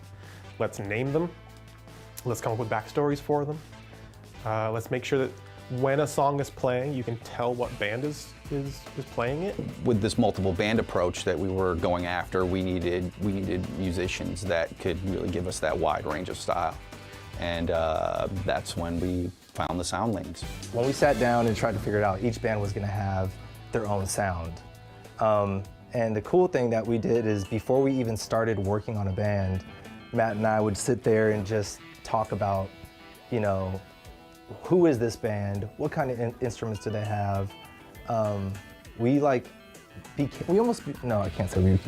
the band. But in a way, we did. We did. We go back and forth, just like, oh, maybe, you know, this band is just, there's no like live instruments, it's all keyboards. Like one band, like Rick and the Humans, like, our idea was like Rick was an alien and he came from this planet where music was everything, you know? So he was just an insane player, insane writer, and he would get like all the best players around Knockout City to come play for him. And even those players were like struggling to keep up. And the funny thing is when we were writing that music, some of our players were struggling to keep up. Yeah, we had this brass player call us up. He's a good friend of ours. He's an incredible player. He calls us up on FaceTime, and he's like trying to play one of the licks that we wrote, and he goes, "Do you see my fingers? They can't move that fast." Knockout City is so different. It was such a kind of a purple cow scenario where you saw something and you're like, I know what this is, but I've never seen it done like this before. And that's kind of like where we approached it with the music too, like with all the walking bass lines and stuff like that from the 1950s. It was like, yeah, you're hearing that kind of like 1950s vibe, but you're hearing it in a completely different way. We're like, we can't just do like a regular walking bass. Like, you know, let's throw some crazy synth, you know, underneath that walking bass sound to blend the modern and the retro, and it would turn into something really cool. For me personally, the music and the audio design, it's like 50% of the game. It adds so much to the game, and adds so much personality and things that I didn't even know were missing until it was put in the game. Knockout City's a welcoming place, but you're gonna get your ass kicked too. And the sounds help bring that to life.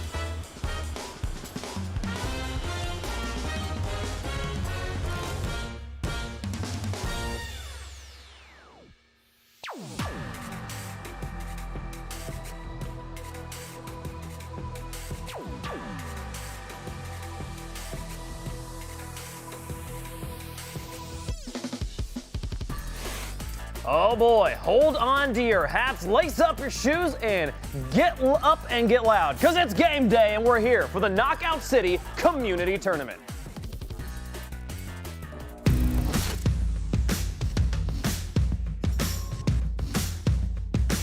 Dodge, duck, dip, dive, and dodge. Wavepunk, what are you doing?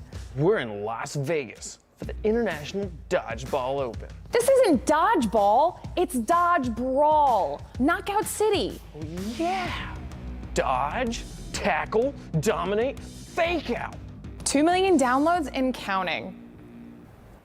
Be the ball, be the ball, be the ball, be the ball, be the ball.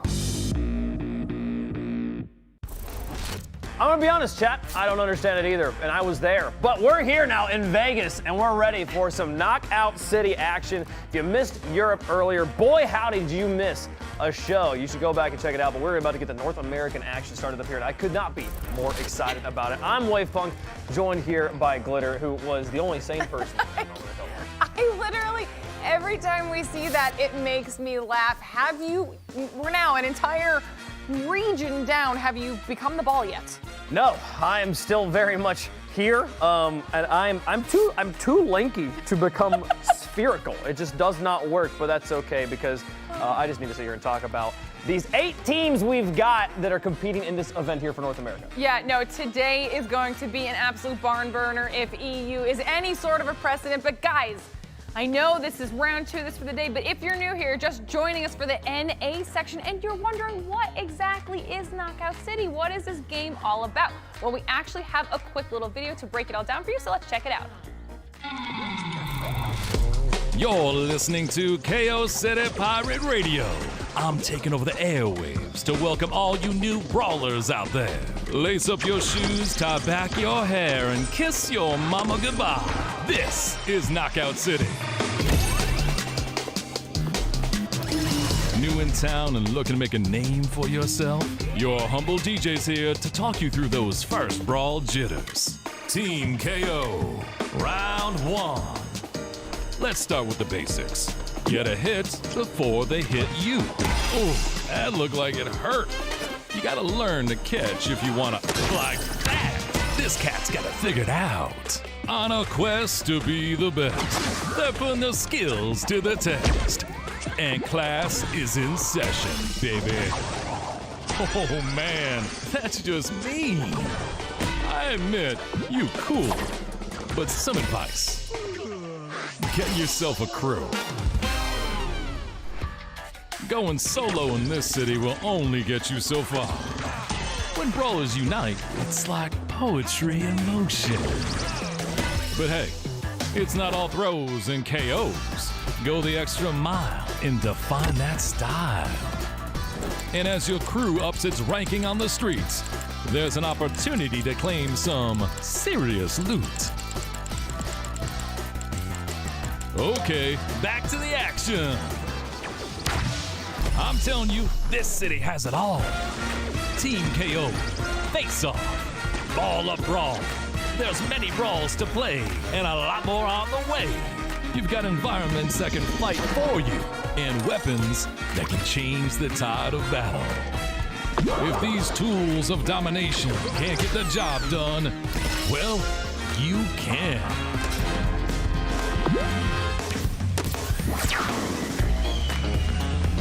Triple KO. Just remember, this ain't dodgeball. It's dodgebrawl.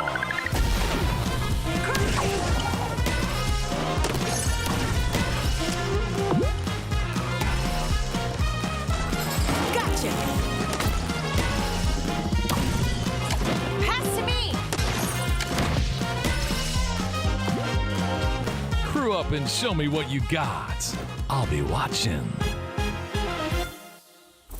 All right, now that you're all Knockout City experts, let's talk about how this tournament is going to run today. We had 256 teams enter our open bracket, and they battled it out yesterday to give us these 8 teams that are left. Those 8 teams will now play in a single elimination best of 3 matchup. We'll have 4 quarterfinals, 2 semis, and a grand finals for you here today. Those are all teams of 3.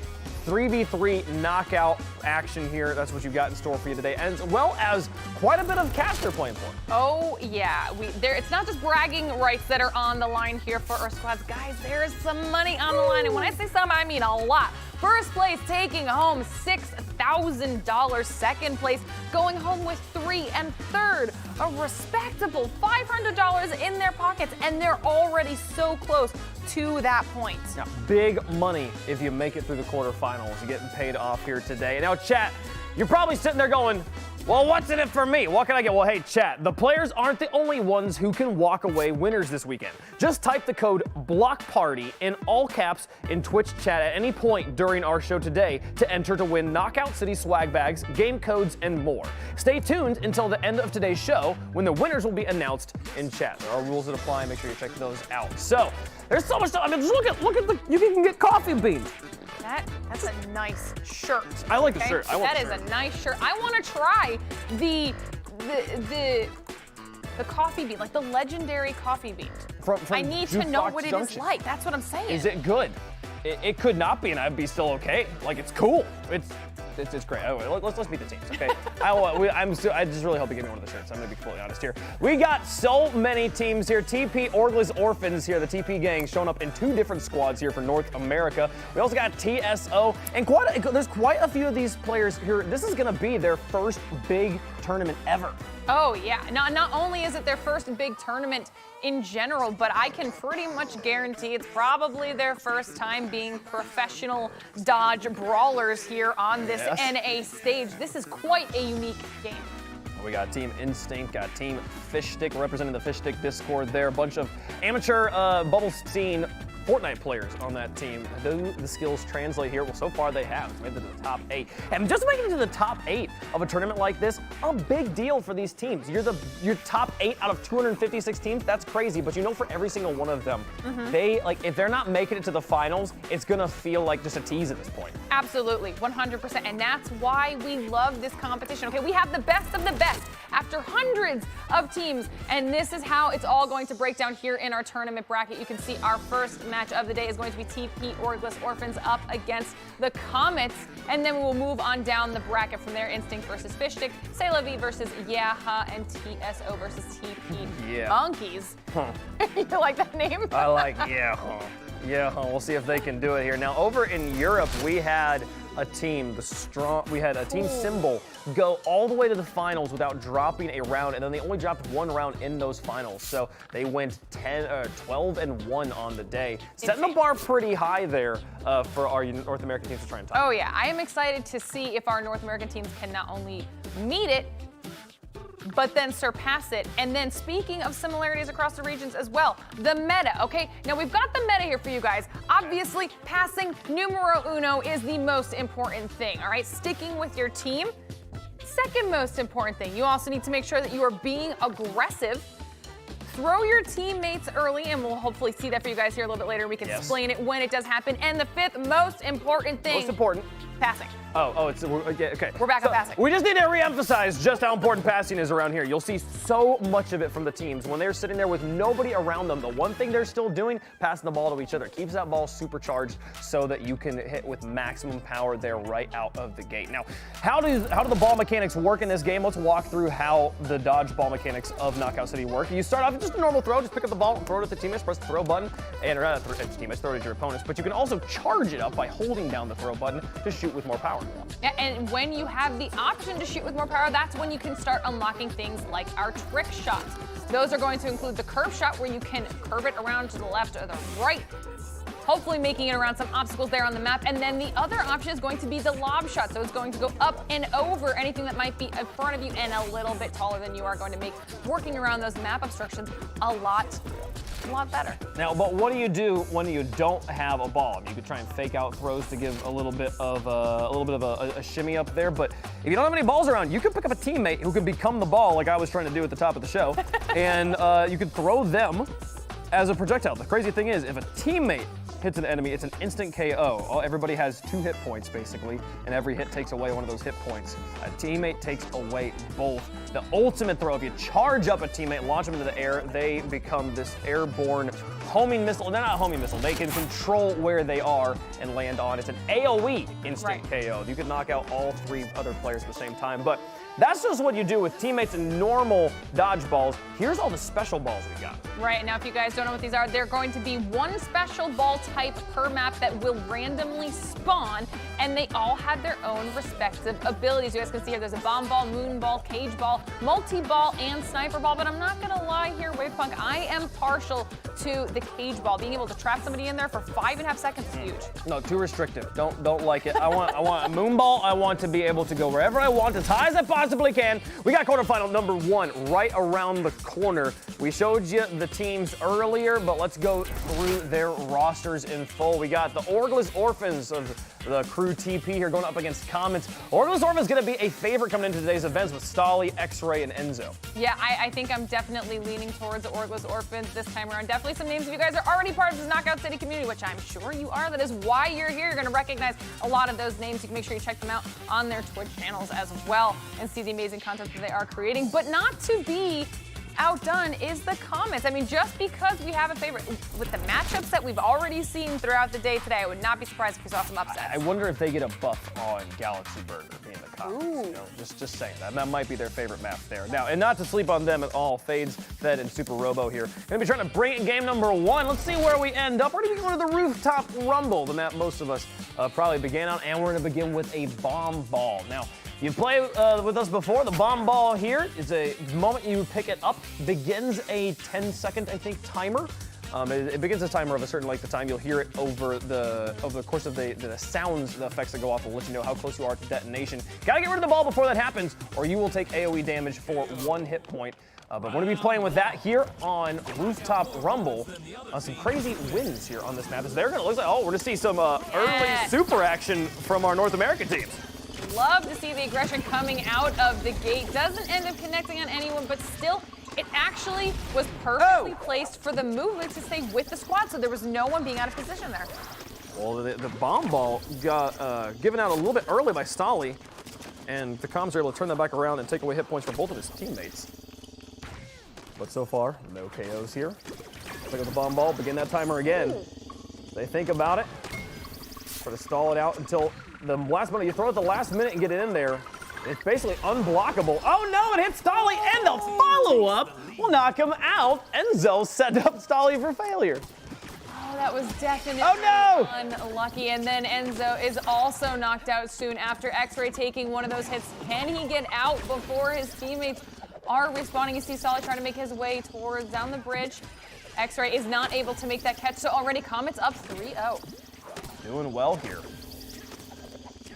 They have not felt that much pressure. They're happy to hold on to this side, and this is the thing we saw out of the Europeans, is a patience and willingness to hold strong positioning and just wait for the team that's at a deficit to push into you. Force them to play on your terms. So see the teams continuing to pass, though. It's the thing we stressed earlier. Don't be caught out by yourself, and make sure you can always be supported by teammates. What a turnaround here is Fade, continuing to get the perfect catches, go for the fakes, get us a pass to the outside, but wasn't ready for the second ball, and will be the first KO from Orphans. Enzo trying to go up against Bam right now, both down to 1 heart. X-Ray there for the assistance if he needs it. Enzo receives the pass, but Bam catches the throw. Enzo is not able to do the same, and Comets getting some more knockouts on the board for themselves, while also being relatively low on their health. Team's trying to keep it charged up. Here comes a bomb ball, last minute throw in, and X-Ray knock. Oh, he manages to dodge out of the radius. Well done. Keep himself alive there. Comets happy to hold on to this 5-1 lead for now with 2:45 left to go in the round. Definitely a nice start for the Comets.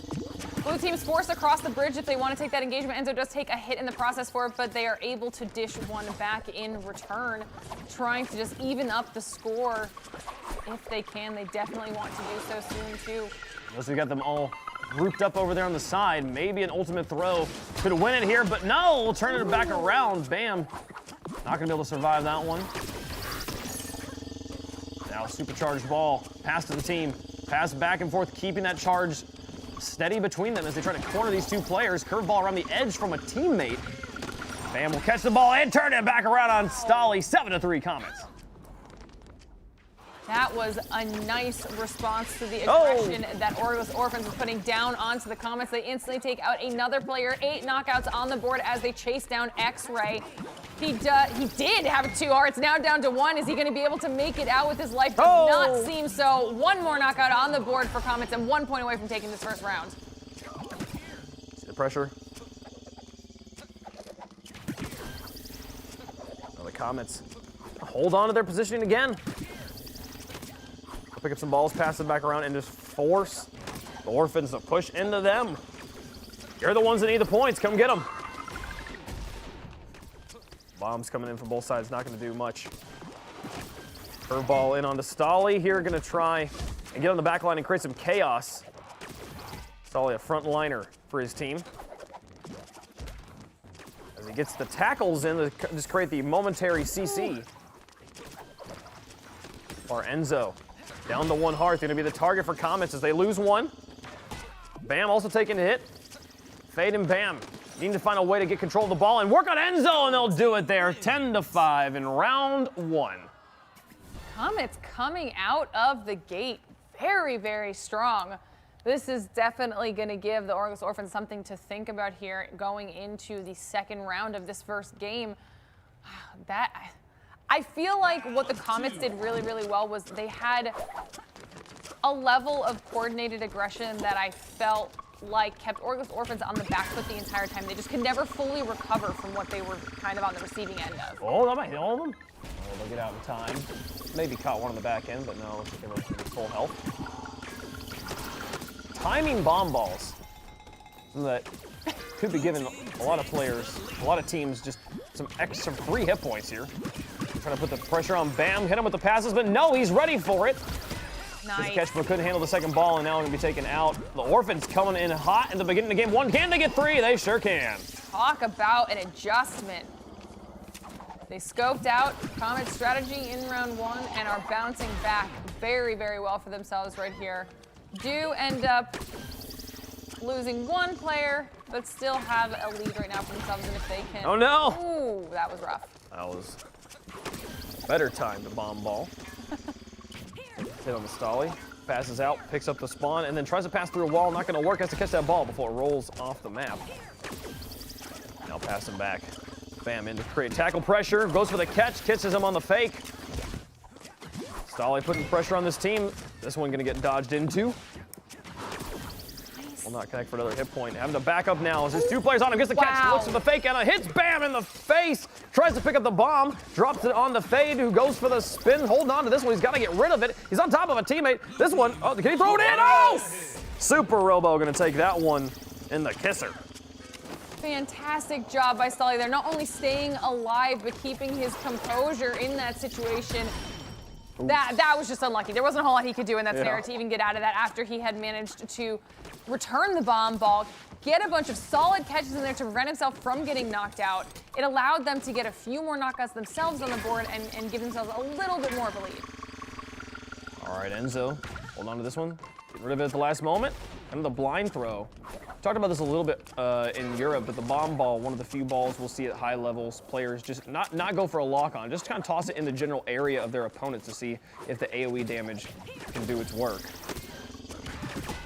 Nice. Toss down, nice. Comets definitely much slower here in round two. After running up to a large lead, already had won it by now in round number one, only at 2 knockouts. Yeah, Orphans is definitely bouncing back. Both Comets players over here down to 1 heart. This is an opportunity for Enzo and crew right now to get 2 more knockouts, putting that... Oh, no! There's from behind. Comets get 2 more on the board, but drop 2 in the process, and now, Bam, in a really rough spot, not going to be able to get out there. Now 2 away. Oh, and Super Robo giving up a hit as well. Stolly going to put the pressure on him, get on match point. If he can, and Robo is going to say, you know what, I'm out of here. You can have the ball.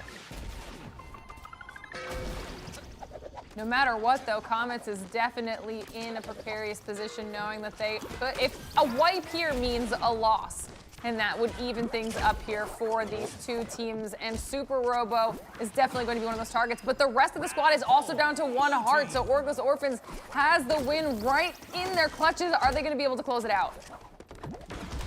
Everybody on the map at 1 heart right now. Woo! Fade's holding on. Pass upwards, can they get the pressure relief? This bomb could be huge, but the player's gonna separate. Put it down on the Stolly. Stolly manages to dodge the damage. Bam coming in with full hearts. He'll be the front line for Comets as they try to survive. See if they can get 4 more, and it won't happen there. Orphans take round 2 to force round 3.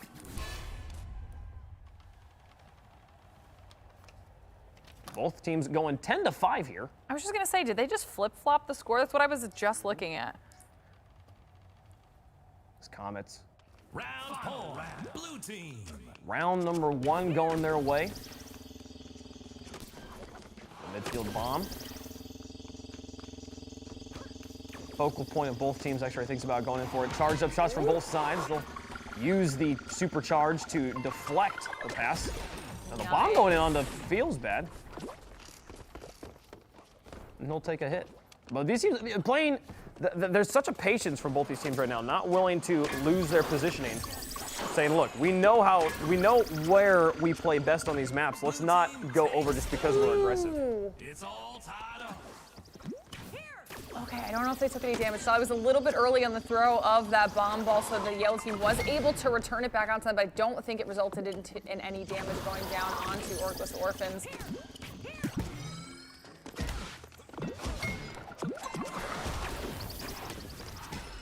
All the gang up on him, and now Stolly in a rough position here. Too many players around. He will drop that one. Bomb ball picked up, and Enzo has to drop it. It's going to fall off the map. Won't have that bomb rotation. That was a solid catch out of Enzo, though. Was able to return it for a hit as well. You can see his teammates trying to do some work there on the other end of the map, so Enzo's going to try to push over with the bomb. Did that connect? It did. That earned them another knockout. Enzo timing the bomb ball well. It's all tied up. This one, he's not quite sure. He's trying to find a target. Just put it onto the wall. Bomb ball also kind of functioning like a sticky grenade from other games. If you put it onto a surface, it will hold on that surface. So, again, more of the blind fire action is useful. Oof. Gold team takes the lead. Comets coming back into this one.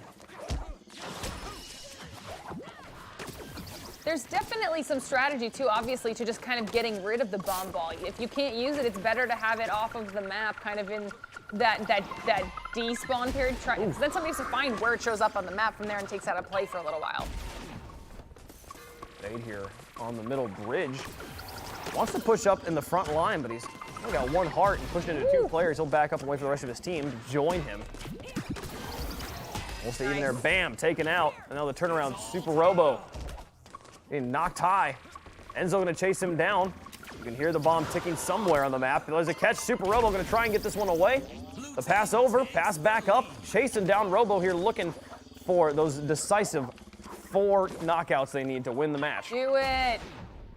Throw him. Come on. Do it. You know you want to. This is what we've been waiting for. This is the triple KO right here. We're all gonna push across the bridge. Can you imagine? I can imagine. But that's all I can do. They're not ready for this. Oh, he just goes for the... He caught him, got it. Caught him. A reminder, if you hit a player with a teammate as a ball, it's an instant knockout, regardless of how many hearts they have. You could see that Enzo was trying to be sneaky about it too, making sure he was hiding so that whoever was coming across the bridge didn't notice him, but it didn't end up working. They did catch the throw, however. Bam cannot withstand the onslaught of the Orphans. They get a knock and another knock as Enzo himself goes down. It's still very close, 8-7 between these teams. Orphans barely holding on to their lead. Robo having to hide. Robo's been in this corner playing defense for a considerable amount of today, of this match, this round. I started it today and then dramatically shrunk the time frame with every phrase. There's Stolly. Nice. Oh, he gets Super Robo. Poor Robo, not able to get out there. And Orphans come back at the end of that round, 10-8 to take game number 1. You know, the way that started, I was not positive how that was going to turn out, but Orphans did a really good job of adjusting to Comets' playstyle and making it work in their favor. Now, Comets are going to have to do the same going into the second game here, but this is a pretty even matchup. Yeah, back and forth here on this round. So we saw Comets having the lead a few times there in round 3 as well. So it's not like either team has an edge, which very different story from our first round in Europe, where we saw our ultimate victors, the team that ended up winning the whole thing, going up 2-0, 2 rounds in a row, just with 40 eliminations straight. It was pretty one-sided. Yeah, to say the least. But to be fair, they did go on to win the whole thing, so made sense. Little bit of a precursor there. We should have known. Should we have known, or should we just be I guess that's true. Who knows what's going to happen here? Comets, obviously, we felt like Orphans was going to be the favorites here. I think they're definitely a fan favorite in today's event, but Comets coming up strong with the round win there in round number 1 at 10-5. Can they keep it up? We'll see here. They'll have to find a way to bounce back, though, on a different map, as that one entirely dominated the rooftops owned by the Orphans. Yeah, honestly, that is probably, one of the most basic maps that they can play on. We've seen throughout, or at least we saw throughout all of EU, sometimes the map does make a difference. So changing it up here onto Galaxy Burger with the sniper ball, will that change how the teams, the entire thing unfolds? A very different style of map here. Instead of us having a chasm in the middle, we have a tower in the middle. So playing around this one of those edge maps, a circular map where most things are moving. You'll see that so many surfaces here are on a constant rotation, which does make map memorization a little bit difficult, but the top of it is open, so here comes the player in, bouncing off the bounce pad and looking to see if he can get any damage. Just barely not able to connect with Bam. I love that we're going for the early game ults, though. I am here for it. Stolly landing a first hit onto Bam. Does realize that Super Robo was behind him, tries to fend him off, and unfortunately ends up going down. First knockout going to Comets, but they have taken a lot of damage. Enzo also does go down. They respond with one knockout in favor of Orphans. This is a fast start. Big trades, and I love this aggression. The team's receiving the pass and immediately taking the shot before the other team has time to register and build up the mental fortitude for the catch. Keeping their balls charged, knowing that Enzo is very, very close by, and they'd like to see if they could try and get yet another knockout here. Ooh, that was a great throw. So close here. We're back to 2, and there's a hit in the arcade. Fade. Looking to put more pressure on Enzo. He's going to back off, take control of top Alien, and Stolly's going to put pressure on him here. Chasing after him, he's got Enzo in support, a 2v1 both with ammunition. There's one catch, dishes it back to Stolly, but Stolly will deflect. And look at Fade hold his own against both these players. Wow. The fact that he managed to live that long enough to allow Bam to come over and try to help in the situation as well is insane. Bam himself now down to 1 heart with the 2 of them focusing onto him. Third person ends up coming in. Fade is trying to help as best as he can, but they just don't have enough balls at their disposal. There's only 1 between the 5 players on top of Alien. And they'll hit, I think he ran into the UFOs there. Finally a hit through on the Stolly. Somebody takes some damage. Enzo also. Orphans coming up on the short end of this exchange after having the man advantage. They just couldn't use the resources to gain any knockouts. Fade did a fantastic job of keeping himself alive in that scenario, especially when he was in a very, very bad position. And right now, Comets are just answering back. As soon as they group up, they do well together. They do. This is the meta we were talking about earlier. Staying grouped up as a team, making sure you're there to support each other and keep those passes going, keep your balls supercharged. Keys to victory here for every team in our event. Orphans looking for a reset here. You can see X-Ray receiving a few passes up above, trying to rotate around wide on the Comets through the center of the map. He is trying to sneak up one of the ramps of Ice Cream, but waiting for the rest of his team. Fade bad on the edges. Gameplay stalls out for a second. Neither team really willing to go for the full dive. Now Fade and his team trying to rotate through top arcade, see if they can get the reposition on him. And now they've got him pinched, but the pinch, in a 3v3 game, a pinch is very quickly being outnumbered. Oh yeah, I think Fade Bad might have pushed up a little bit too much, because as he was rotating that far ahead, Orphans was able to get a knock there. Now both Comets players down to 1 heart, and one does go down, so now the score is evened up 5-5, and they take out Fade Bad there at the end for the team wipe. Back and forth, Orphans now up by 2 with a large pile of ammunition around them. They're going to hold on to this spot. Now on top of UFO. Looking for ultimate high ground here. That classic Alien sound. We all know Alien ships sound like this. That's what I was laughing at. That sound is just, it's so perfect. It's very accurate too, I'm sure. Bam. He knocked up and catches the second ball after the tackle. Catch spam from X-Ray, going to cancel out the supercharge. And he's going to get hit afterwards. Stolly now, needing to hold on to his 1 heart, bumps into Enzo. And here comes the pressure from Comets, and they'll punish Stolly. Enzo having to bail for getting chased down. There's shot number 1, catches it. Cancels it out here. Here comes another supercharge, catches, and just does not feel comfortable throwing. He does not want to give back the ammunition to Comets so they can get the pass plays going again. He feels good just having gotten the first catch. Nice. Oh, a counter. Survived long enough to wait for his team to respawn and get back in. And the Orphans will take round number 1 of game 2. Those team throws there, the focus that was coming out of Orphans at the end was on point. Enzo did a great job of retreating back far enough until they could group up for that final push onto Comets, and that was huge for Orphans. Because there was a point when it was just Enzo that I thought that Comets might be able to kind of clean up that round. There was a chance. But ultimately, we'll see The Orphans taking round number 1, and now 1 round away from a 2-game win here in our first quarterfinal.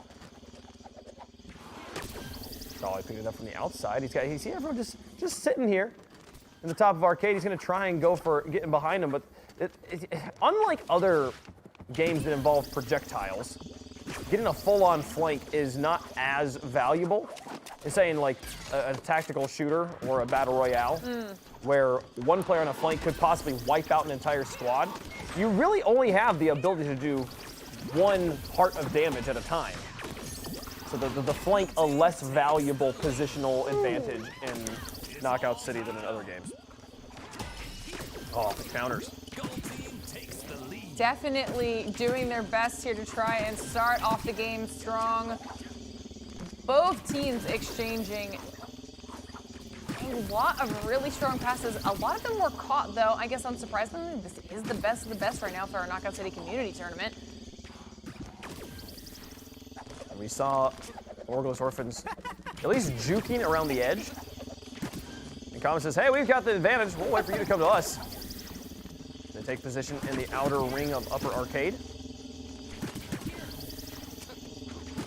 And they're hanging out. This is whose patience breaks first. It's gotta be Orphans, right? I mean, Fadebad and Bam are both down to 1 heart, so they do have Orphans does have a slight advantage. And now Super Robo having to go on the defense as Orphans breach in. They get the first one, and now a second. Super Robo down to 1 heart, and he's not going to be able to disengage. 4-2 for the Orphans.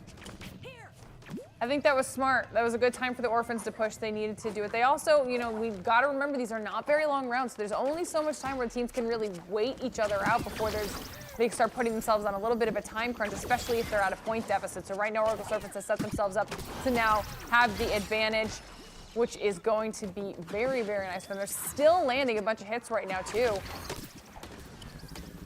Whew. Sniper ball in play? Oh, hits fade. The sniper ball, always the most deadly when it's on a flank. I was literally just earlier saying I don't think flanks are as valuable here in Knockout City.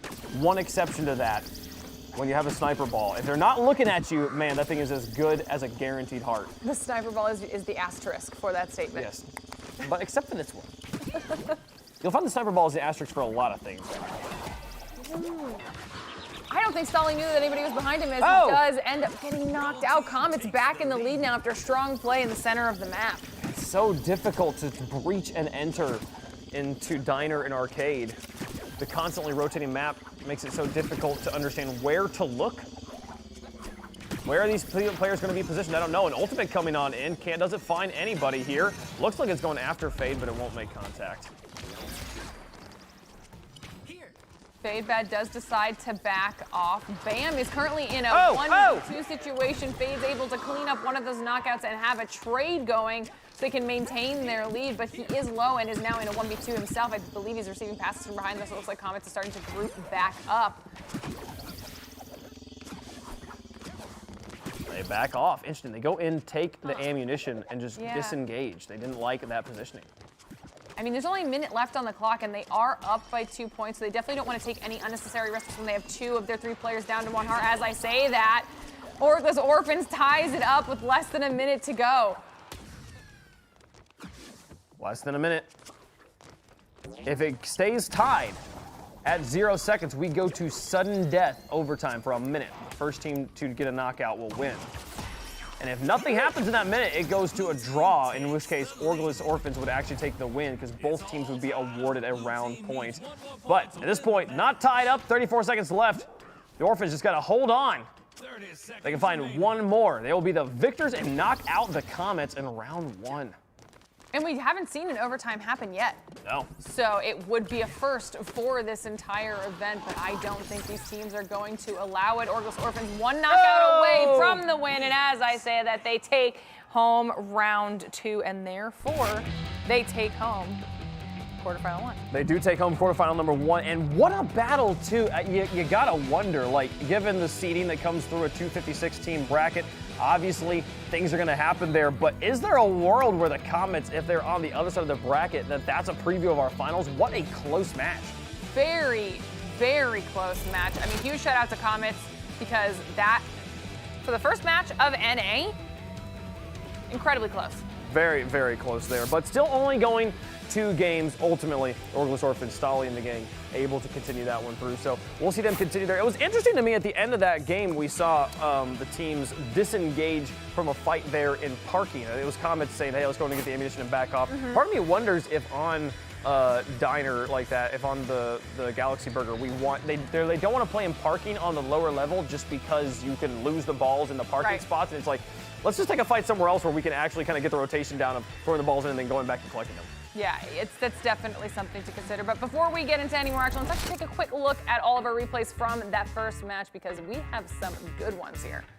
We did a very back and forth game number 1 going to get round 3, but Orphans able to walk away with it on Galaxy Burger. We saw bomb balls on the first map here, and there was a moment of impact for that play. I actually think that was probably the most successful use of bomb ball that we've actually seen all day yet. Like the most hits with the bomb balls. A lot of players, it just seemed like bomb ball, you can't pick it up and then wait for a good opportunity. You have to use it where it spawns. It never, like a bomb ball never makes it more than 20 steps away from its spawn point, right? True.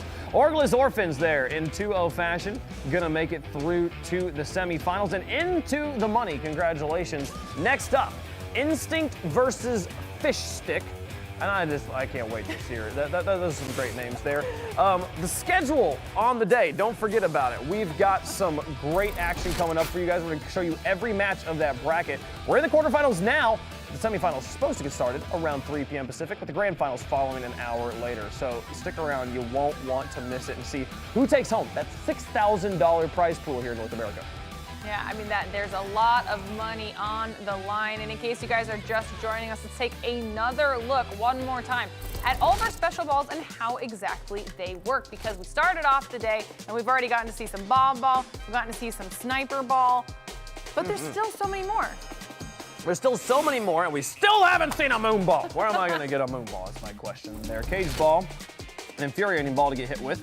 I'm not sure which one's actually the most infuriating to get hit by. The bomb ball also frustrating. You hit, you can blow yourself up, or if you're on the receiving end of it, there's no counterplay to it if they time it correctly. Moon ball a lot of fun though. Gives you lots of aerial advantage, and then when you get hit by it, it actually knocks you up pretty significantly there. That player choosing not to recover, but you could possibly recover there.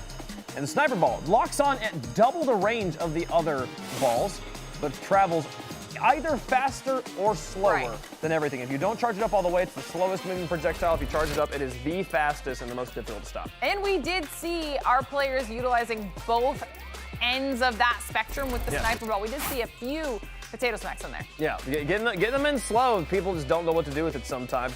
Here's a simple breakdown of all of our balls, so go check them out. Go get the game too. It's free to play now through tomorrow, 8 p.m. Pacific, and you can try them out yourself. Getting into quarterfinal number 2 though, we've got Instinct taking on Fish Stick. Fish Stick's a wonderful name. I believe, if I did my research correctly, Bugsy, Clumsy, and Zyplo here are all members of, that's Team Instinct. Bugsy, a big Fortnite player, but Fish Stick, Slaya, Zello, and Twico, all members of a Discord of amateur, like bubble level players from Fortnite, which the amateur, I put it in big quotes there, bubble scene for Fortnite is absolutely full of insanity, insane gamers. They are so good, such high APMs that something like Knockout City should be relatively simple. Absolutely, and I think that some of our players have any sort of a competitive background is going to be huge coming into this event. Obviously, they're going to be used to the pressure, and they're just going to be used to the skill level that it takes for checking in on a bio here with Bugsy on OXG here. A little bit of information about his favorite map, his role as a frontliner, and where he's from. Now, frontliner is definitely one of the more high-stress roles on the team because you're constantly putting yourself out there to potentially be the first one taken out. Absolutely, yeah. The players staying up in the front lines. And one of the more stressful roles, not just because you are super aggressive and up on the front. But the closer you are to your opponent in a game like Knockout City, the less time you have to think about what they're going to do. Because if they choose to charge it up, that thing is coming straight at you. Fakes become a real considerable threat. We saw a lot of that over in Europe when they were having close range games there. So the frontliners going to be a very, very important role there. Bugs going to be trying to do it here for Instinct. Yeah, absolutely. And chat, I mean, obviously you guys have your own favorites, but we haven't even asked you yet. Who do you think is going to take this entire thing home? Let us know who you think is going to be the victor for our NA finals. I wonder if anybody was right for Europe. I don't know. Yeah, we'll find out here. Maybe see if some North Americans predict it. Now, here's one thing, chat, to know about our matches. Every match is a best of 3, and every map, though, is randomly chosen, and we don't know what maps they're going to play until the lobby loads up. So, Concussion Yard, the one map we haven't played on yet. I know, and you're very upset about this because this is a fun map, so maybe the RNG gods will give us a little bit of love here for our NA region and see if we can get them on there at least once, because I think it would be entertaining. So many moving parts to this map. It's a constantly changing environment, but it moves on like on a vibration back and forth rather than a circle, like we saw from maps like Knockout Roundabout and Galaxy Burger. So we'll see if we get that map. It's always a dice roll as we go in, but we're in Vegas, so that's fine. So we'll see what happens here. That's a good point. I'm excited. That's a good point. I'm a big fan of Concussion Yard, to be fair. The open sight lines, the wrecking ball, which can be used to your own advantage, honestly, if you do it right. It could tactically displace you out of the way of an incoming throw that you might be unable to catch, or you can maybe tackle somebody into it to get the wrecking ball. Many people refer to the wrecking ball as the 4th teammate, so we'll see if that comes into play. I just made that up myself. Okay, we're gonna go to a quick break. When we come back, quarterfinal number 2 coming at you right here on Knockout City Community Tournament. Pass to me! Here! Gotcha!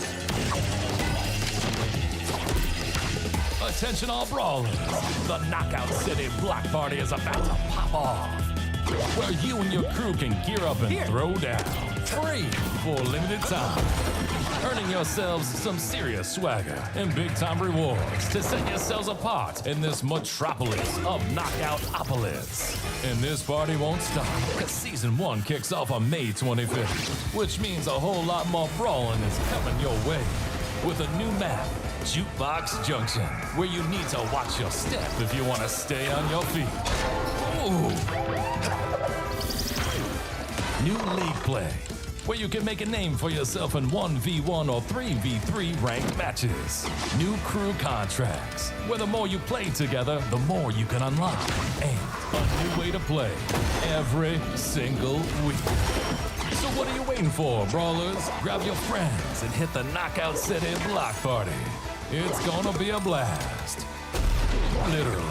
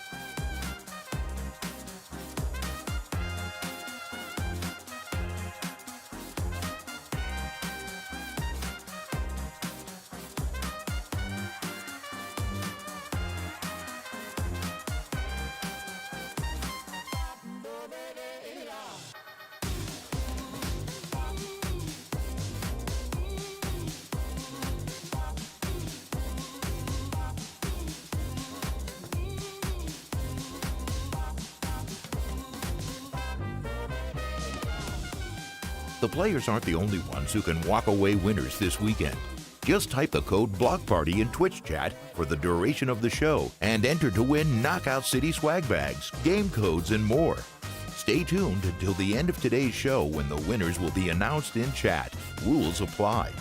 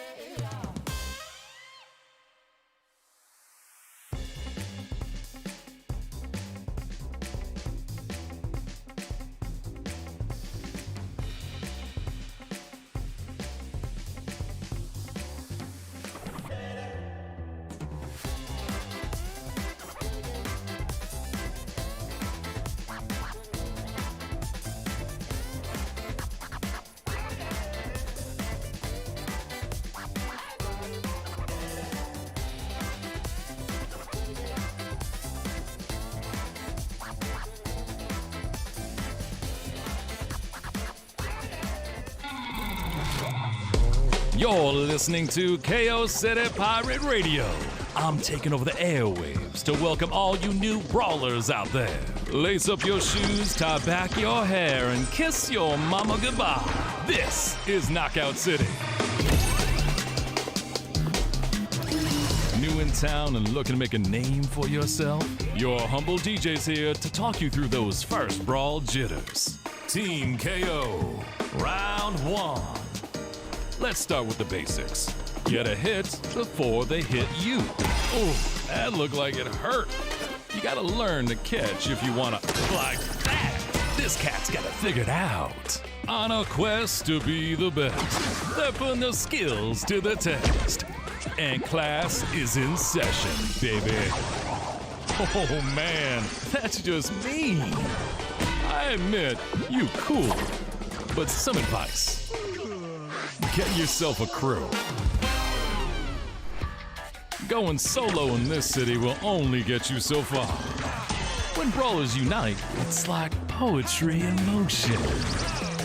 But hey, it's not all throws and KOs. Go the extra mile and define that style. And as your crew ups its ranking on the streets, there's an opportunity to claim some serious loot. Okay, back to the action. I'm telling you, this city has it all. Team KO, face off, ball up brawl. There's many brawls to play and a lot more on the way. You've got environments that can fight for you and weapons that can change the tide of battle. If these tools of domination can't get the job done, well, you can.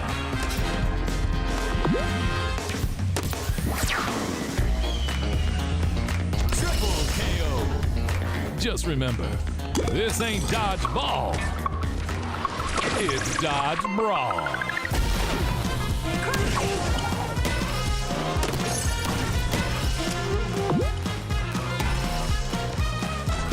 Gotcha. Pass to me.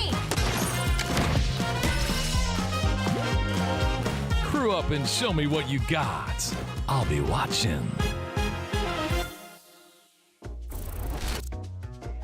Knockout City is free to try on all platforms until 8 a.m. Eastern, 5 a.m. Pacific tomorrow. So go download and play Knockout City now.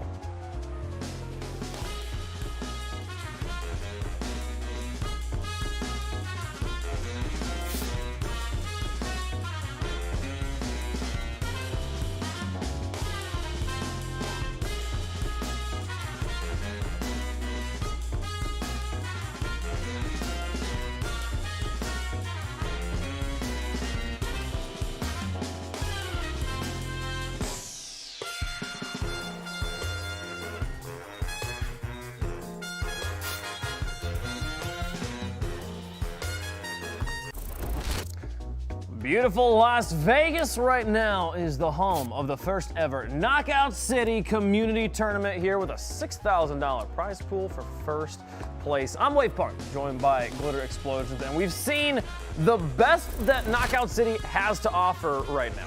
We most certainly have, and we are going to be jumping into our quarterfinals too here in just a moment. A little refresh for you guys. It is Team Instinct versus Team Fish Tick. You can see Bugsy, Clumsy, and Ziplo on there against Slaya, Zello, and Tweeko. There's a very consistent trend across those names, and it would make sense given a lot of these players' Fortnite backgrounds. So we'll see how things go. As we start off, gonna be jumping on the Jukebox Junction. Hey, we get some cage ball. All right, I'll take a cage ball, especially on Jukebox Junction, because I don't feel like we've seen it enough yet. We've only got it once. Now, we have not seen this map very often here. One of the maps that's cool because of its mechanic. It's got in the middle here a train that it goes through, actually goes through the middle, but goes through a few different parts of the map as well. So if you see white and blue rails show up somewhere, make sure you are nowhere near them because the train is coming and it will instantly knock you out. That's right, instant knockout. Do not touch the train.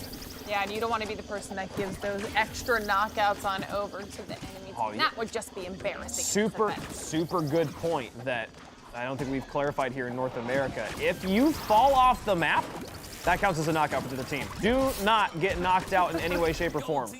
It will always be given to the other team. As Fish Stick going to start off here with first knock. Bugsy picking up the cage ball and moving back towards his squad right now. It is caught and sent back. Oh, getting caught on the mind game there. One for the catch. And they take the shot as he's cooling down. All three players at Fish Stick here getting challenged by Instinct one at a time. And there's like, thank you very much. We'll just take the KOs as they rain in here. But there's that train. Don't touch it. Once it's past, it's all clear. Lord Clumsy in the back there.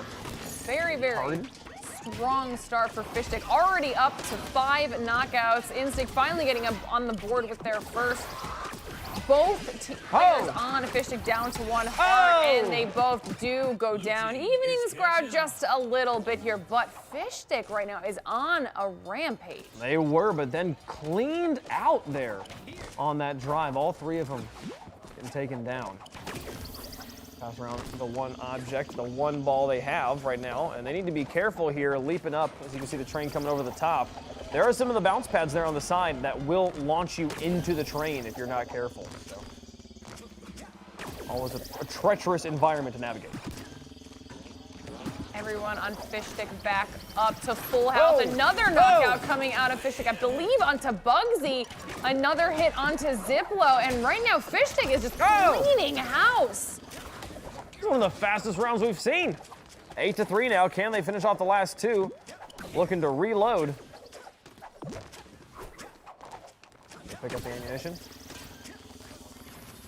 Bugs going for the slow hits here. Slayak able to avoid any damage as he did get locked up. And oh no, 2 players now locked up.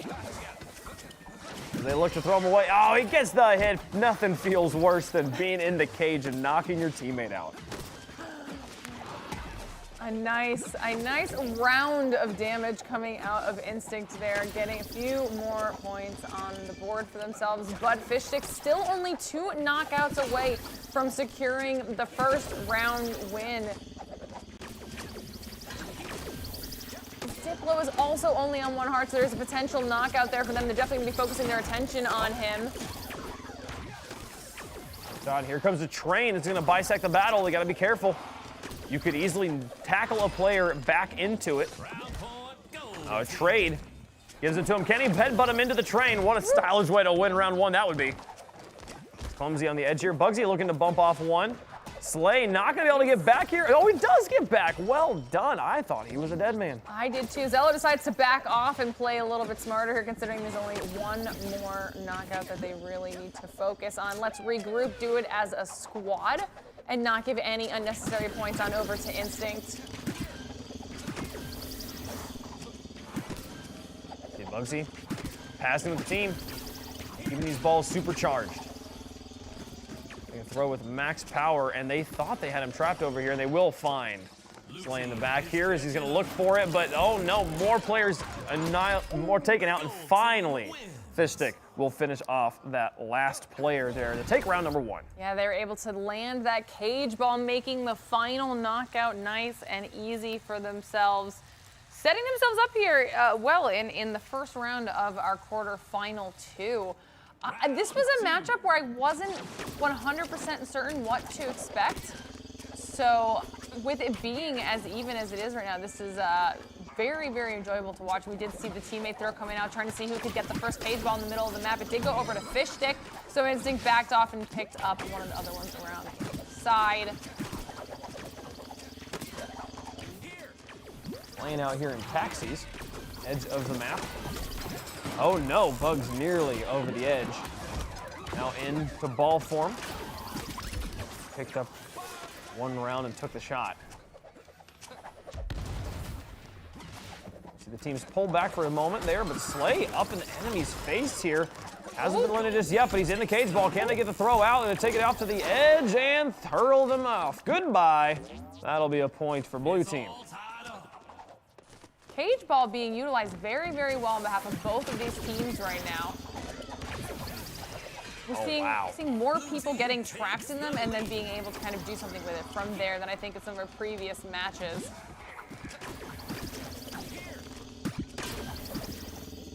gonna meet in the middle.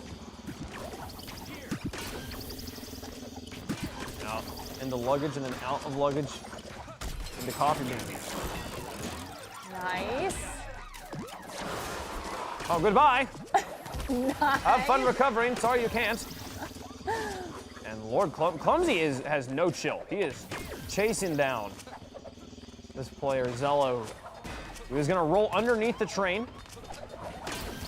Neither of them feel comfortable chasing. This is actually one of those interesting things that if you roll underneath the train on the crosswalk there, you do now have kind of an information advantage. On the other side, if there's ammunition there, you can just sit and wait for the players to roll under. There's gonna be very little they can do to counter you if you were to hit them with the ball. Absolutely.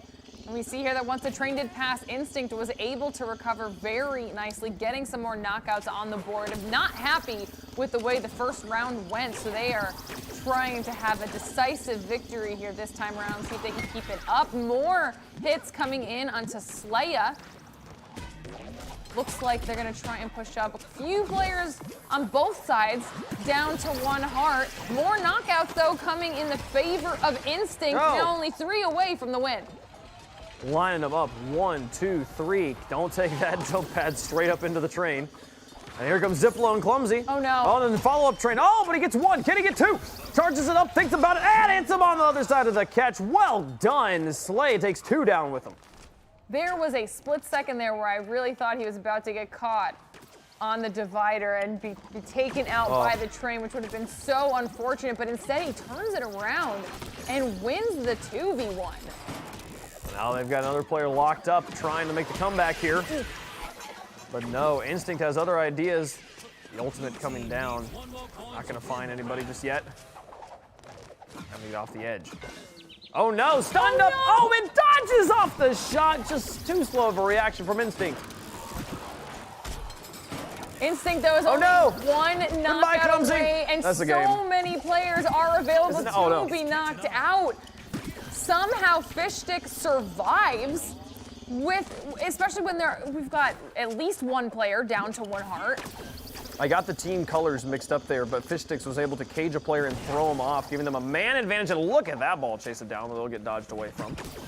It does put it within 2. Slay chasing this down. And Tweeko needing to hang back and let his teammates take the front line here. Only on 1 heart, that 1 hit would seal the round. Yeah, they're definitely in a rough spot right now because they need the team wipe in order to secure their own win, but with one of their players already down to 1 heart and that being the only knockout that Instinct needs, they have to decide how aggressively they want to play this right now. But Zello trying to get a little bit of a height advantage, see if he can land a cage ball and make this a little bit easier on themselves. 2 cage balls in play, if I'm not mistaken, Oh, this they should be do game. land 1. There's no way they're coming back from that one. Wait, I keep doing this. It's been a long day. Fishsticks now 2 cage balls in a row. Wow. Look at him go. It seems like Instinct decides to regroup, back off. There's only 20 seconds left on the board right now, so if Instinct can escape, they will win because of their point advantage. It's obviously not ideal, but Bugsy does have 2 hearts to defend himself with Ziplo in the same ball. No. A cage ball comes down. You gotta use it. Oh, and they finally actually do win it there on knockouts. With 9 seconds left, we'll see. Instinct sent us to round 3. That was a close one. And we saw Instinct really secure that 9-point lead, or that 9 knockout lead pretty early on there. Fishstick doing their best to come back, and cage ball is a huge part of that advantage. They were able to land the cage balls on the edge of the map, which allowed them to pick them up freely, throw the player off the map. That counts as a knockout. They've done such a good job with the cage balls because I think I initially thought that just because of their skill level, they wouldn't be caught by them as frequently, but they're just, the team shotting, the fakes, they're doing a really, really good job of making them useful. All right, Bugs. In the middle of 3 players. They'll finish off 1. Can they get 2? Here looking to Slay. Pushes them in, but hitting them with the cage that gets caught. Now Slay in a cage himself. Looking for the hit. They'll take him down. And now Instinct up by 2. Still pressure onto Zello. There's 1 hit, and now looking for 2 on the supercharge, and they'll get him. Baited out the catch. 3-0. What a wipe. This is kind of how they started the last round too. Like I said, they weren't happy with the way the first one went. They picked it up big time in round 2, and now they're starting off round 3 equally as strong. So as long as they can not accidentally get taken out by this train here, they do know exactly where Fishstick is in this corner. Cage ball in play. Wait, did one of the Instinct players get taken out by the train? Because I saw 2 on my screen, and I saw all the Fishstick players, and all of a sudden Fishstick had did it? an elimination. I think it might have happened off screen there. We'll never know. It's better if it was off screen. That's right. We don't need to know about it. We can assume we it can was pretend it didn't happen. some great 0v1 from Fishsticks there. Zello down to 1 health and hit. 5-2 now for Instinct. Fishstick not letting them take the same lead that they had the first time around, and I love this answer back from Fishstick, making sure that Instinct doesn't feel as comfortable as they did in round 2. Waiting for the train to pass, keeping the passes going and the ball charged as much as possible. This is this will be a pretty even reset. You can see Slaya in the back there wrapping around 1 heart onto Nico, though, if I'm not mistaken. Keeping all 3 of their balls well charged with these passes. Just waiting for an opening. Probably discussing which player they want to target here, depending on position. They say that surely they saw the flank coming around the edge. Yes, Lord Clumsy will look to catch that player on the movement. And now going to try and pinch them here in the corner. 1 hit landing. Cage ball getting caught. Players headbutted into each other and momentarily CCing each other. Fishstick's team suffering right now in the hearts department here. Oh, but getting caught and thrown off. No, that one backfiring. 6-4 now as Fishsticks look to make it a 6-5. No, look at Clumsy go, winning that one and can't handle the second though. 7-5 now. Ziplo coming in to try and finish it off. Does Slay get 2? Hits 1 more, gets tackled off the ball, won't be able to throw it immediately, goes for the fake and the curve around, gets hit. Slay catches another one, counters! Oh, look at Slay go! Oh my God, that was a slugfest, and that went on for such a long time. In the end, it ends up being 8-6. Instinct still with a slight lead over Fishstick, but they are battling back. Slay with big MVP energy right now. Instinct up by 2, and 2 away from the win here in game 1.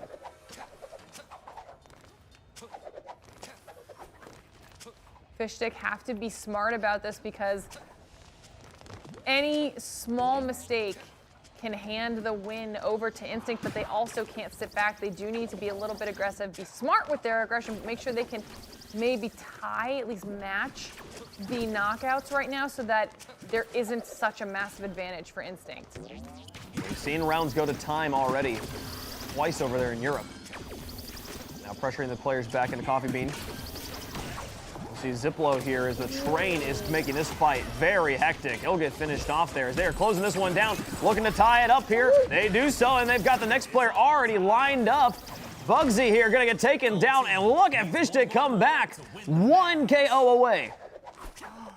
And that was the smart aggression that I was talking about. They played that so well because we saw them holding on to the cage ball for as long as possible until they were certain that it was either going to be useful or there was enough other ammunition on the floor for them to be able to pick up and continue dishing out the damage to Instinct.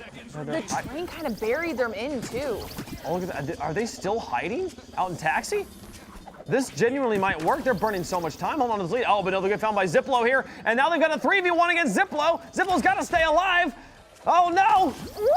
He does so! Wow! Oh Look God, at Bugsy now coming in. They've even now thinks he's gonna try and take the shots himself. And now it's 9-9. Next KO wins. Caleb! It's gonna go to overtime. There's no way they finish it off right now. We're going to It's overtime. too risky. They back off on purpose. It's too risky because they don't want to potentially lose it. It's a lot safer to be in overtime. Now into the final minute. If this, so I'm pretty certain what happens here is that if this just goes down to 50 seconds, nobody wins. It's just straight up a draw, and we just go again. Again. But surely one of them will be able to find. Oh, we already saw 1 hit coming onto Fishstick. 1 player down to 1 heart. Even the smallest advantage like that is massive. Ziplo, though, is also only on 1 heart. Going to start hanging back. As you can see, he'll probably be hunted down by Fishstick if they do spot him out, though. So it's going to be relying a lot on the other 2. Oh! Wait, it happens Bugsy? off screen. Was that Bugsy just nailed? But it looks like Bugsy was the only player down there, managed to somehow get it. And Instinct gonna take game number 1. I guess that's 10-9 in overtime. What a round.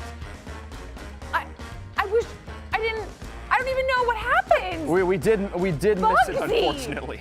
Bugs, and he got MVP, so well deserved there. He just clutched out that entire round. I mean, holy crap, that was great. I just want to point out, this was round 1, 10-7 in favor of Fish Sticks, round 2, 10-8 in favor of Instinct, and then round 3, 10-9 in favor of Fish Sticks. Such a close game there. Only 3 knockouts, less than like a maximum offensively bloody game. Great job. Talk about keeping it interesting, and we're only in the quarterfinals. I don't even want to know what the semis and finals are going to be like at this point.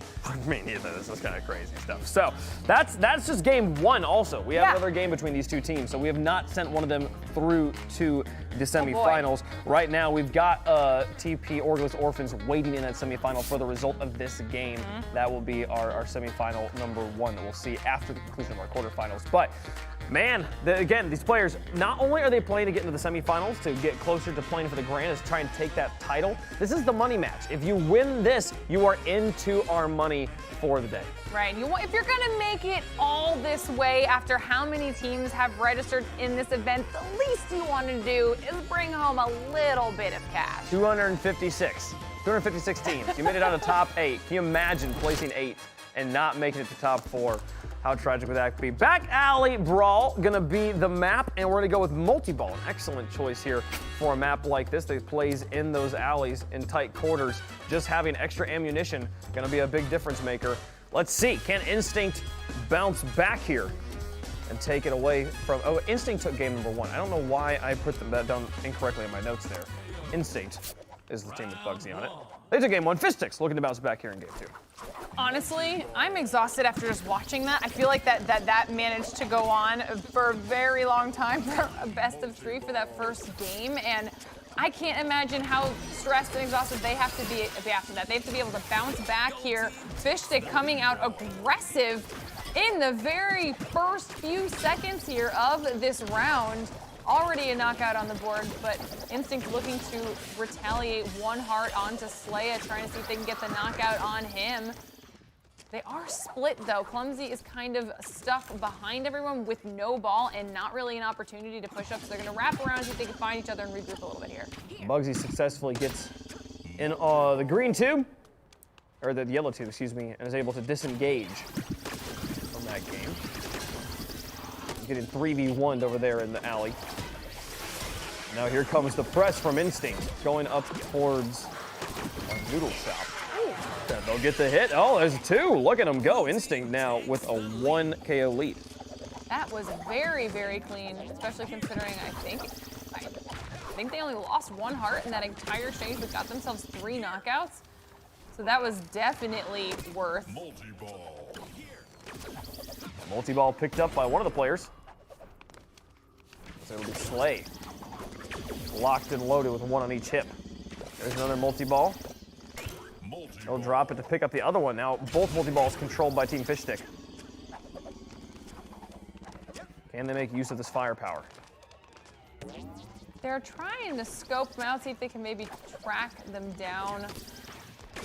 They were a little bit split there for a second, so it did take them a few extra seconds to regroup back up. Instinct already on top of each other and waiting this fight. You can see Bugsy here just waiting to try and make a catch if the throw does come out. 1 was not onto him though, and I believe that his teammate did take damage from that first throw. Nice catch, Bugsy. Oh, and they're finding a way through this front line. It's just causing enough visual confusion that Team Instinct is able to rack up the KOs here and getting another one. Can they find the last one here as he runs away? Flees Zalo. Zalo, he gets away for now. Oh no, but he clips an edge and is then taken out. 6-3, he's down.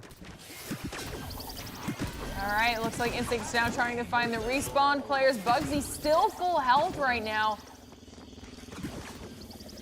Instinct maybe needing a little bit of a regroup, but they're trying to keep Slaya on the back foot. He is pinched between the 2 of them. All they do is land these hits, and they do. 7 knockouts on the board for Instinct, giving them a 4-point lead right now over Fish Stick, just not letting them get any ground on this squad.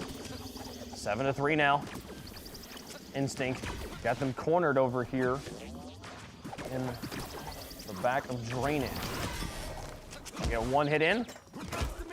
And I see Tweedo trying to dodge back in to take the ball. He gets hit in the head again. The CC will seal the deal. And now Slay taken down as well. Round point here. Oh, Zello will catch it to keep the round going, but can't do it a second time in a row. Instinct take round 1 of game 2. That was clean. I feel like Instinct is on a little bit of a roll now. Not to be outdone, Fishstick is an incredibly strong team, but once Instinct found their groove, and I almost feel like that first loss kind of like ignited a fire within them. They look so strong right now. They do look very strong. Bugsy found his rhythm. I'm excited to see how he continues forward here. Slay and Zello, I don't think are ready for Bugsy's flank here. He comes on, puts the pressure on, manages to get a catch, put on some more, get another knockout. Slay and Zello choose to stay, not head to the tubes, and they will take out Bugsy in the meantime. And Bugsy was definitely caught in a rough spot there.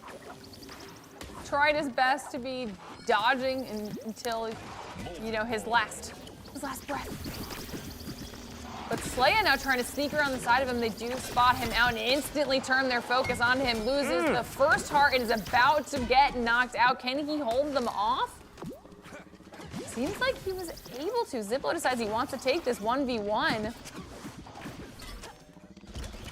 One of the most satisfying things in this game is successfully weaving a curve shot, like through a doorway or down an alleyway that you don't have vision of. Yeah, poor Bugsy. Oh. Tried to double catch and then gets hit with 2 in the face. That was a nice little run there for Fishstick. Getting some extra knockouts on the board, faking out Bugsy and making sure he gets a hit on him before he goes into the tube. Slay's gonna chase him down. They come through, trying to charge it up there. Oh, gets tackled off, gets the ball taken, and dances a tackle, back pick it up. Bugsy misses on the tackle and gets done. What a play. Slay just with the 1v1 outplay with the team assisting him on the backside. Slay's still alive right now. We had the rest of Instinct try to come in and see if they can take him out after that misplay, and he isn't letting it happen. Oh, finally goes down, but Fishstick's still holding on to their lead. And here comes the rest of the pressure. Zello trying to push them off of him. He's got 3 players, each with a ball, bearing down on him. He does successfully disengage, though. Just hits the full retreat button. All 3 players still coming down after him.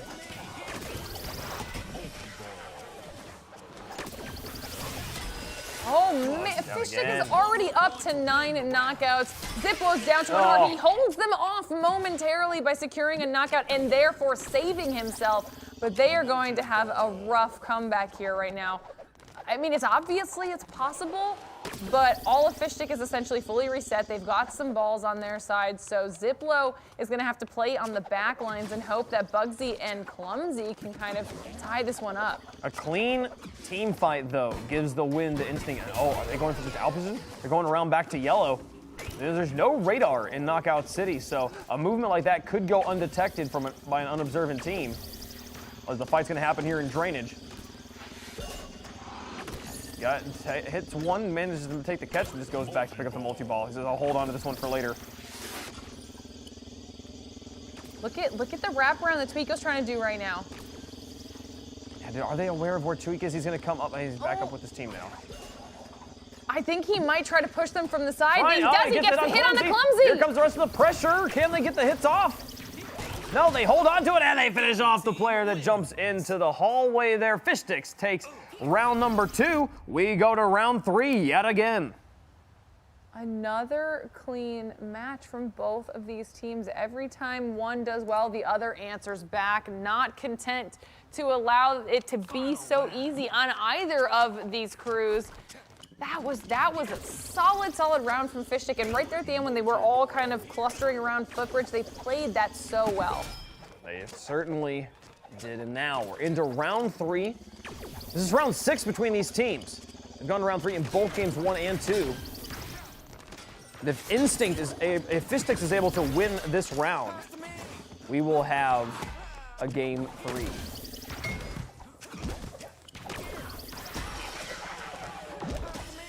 Slay out of the lantern. Trying to get out of this one, and oh dear, completely surrounded. Instinct now. Up by 3. Looking to finish off this quarterfinal right here, right now. They did take some hits in that exchange, though, so Clumsy and Bugsy both on 1 heart. However, we have seen some crazy stuff today where we had players survive the entire round after getting hit early just on 1 heart and win out the entire thing. Yellow. Back of drainage. Sweno coming in on the curve shot. Gonna try and catch one, but it was too slow. It'll hit him on the cooldown. And Twego not gonna catch that one either. Again, expecting the shots to come faster than they do. All over the counter onto Bugsy. Was just waiting there for that 1 heart Bugsy to come through. Slaya taking a hit there from Ziplo.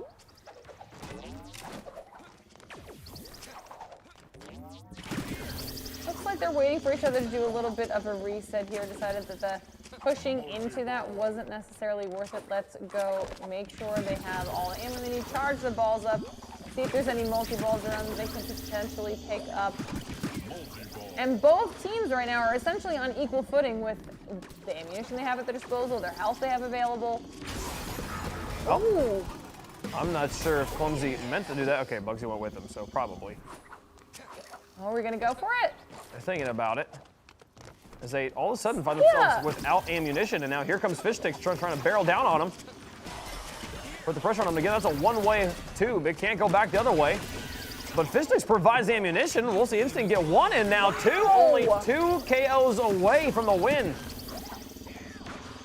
That somehow worked out very, very well in their favor when they did come out of that tube a little bit in a risky situation with like less ammo than Fish Stick, who was pushing up on them, but they turned it around instantly. Fish Stick decides to leave here. Oh, big fight over here. Escape the situation. It's gonna be on to Bugsy. They take him out instantly, keeping themselves alive to see another day, but only 2 more knockouts needed for Instinct here.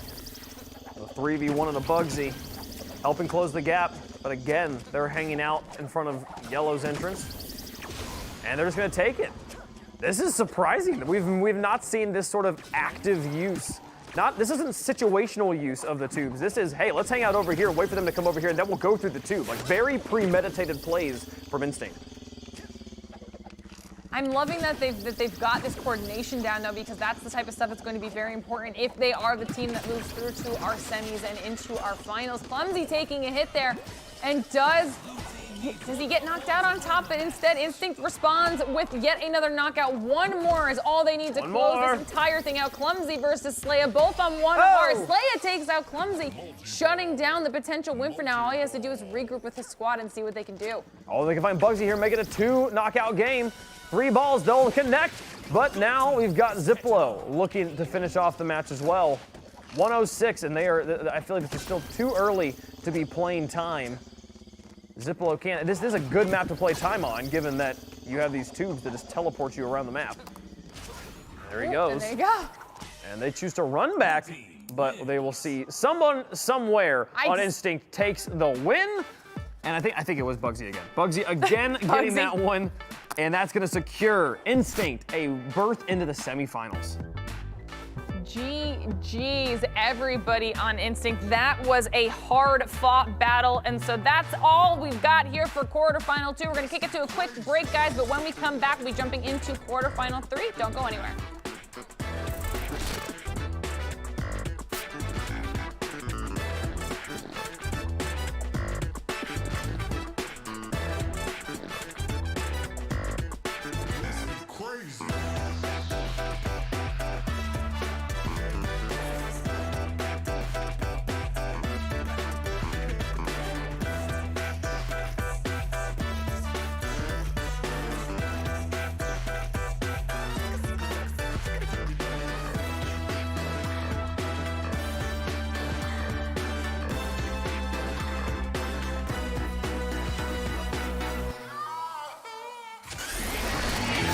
Pass to me! Here!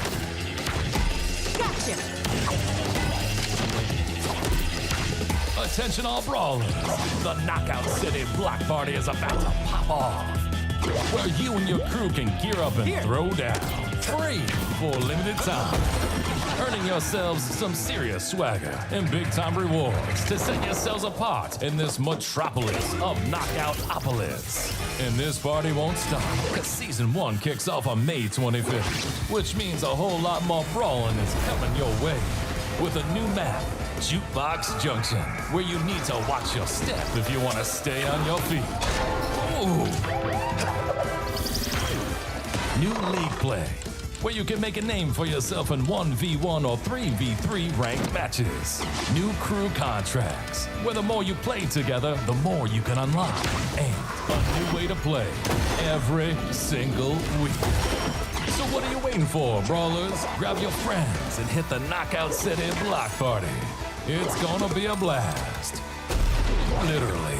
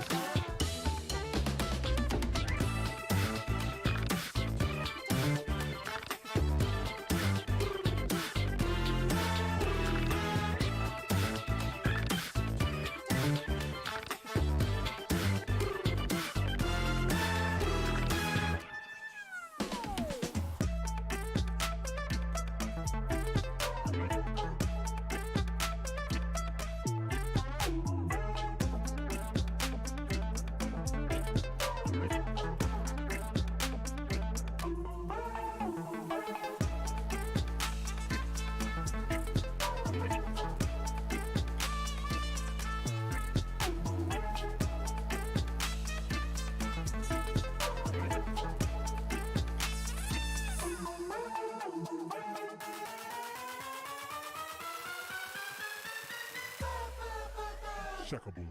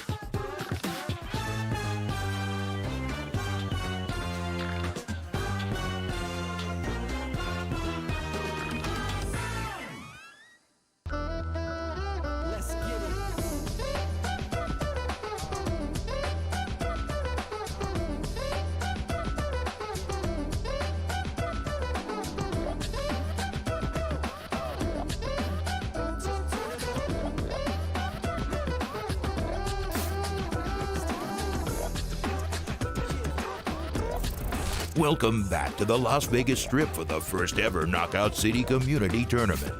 Here are your casters, Wave Punk and Glitter Explosion.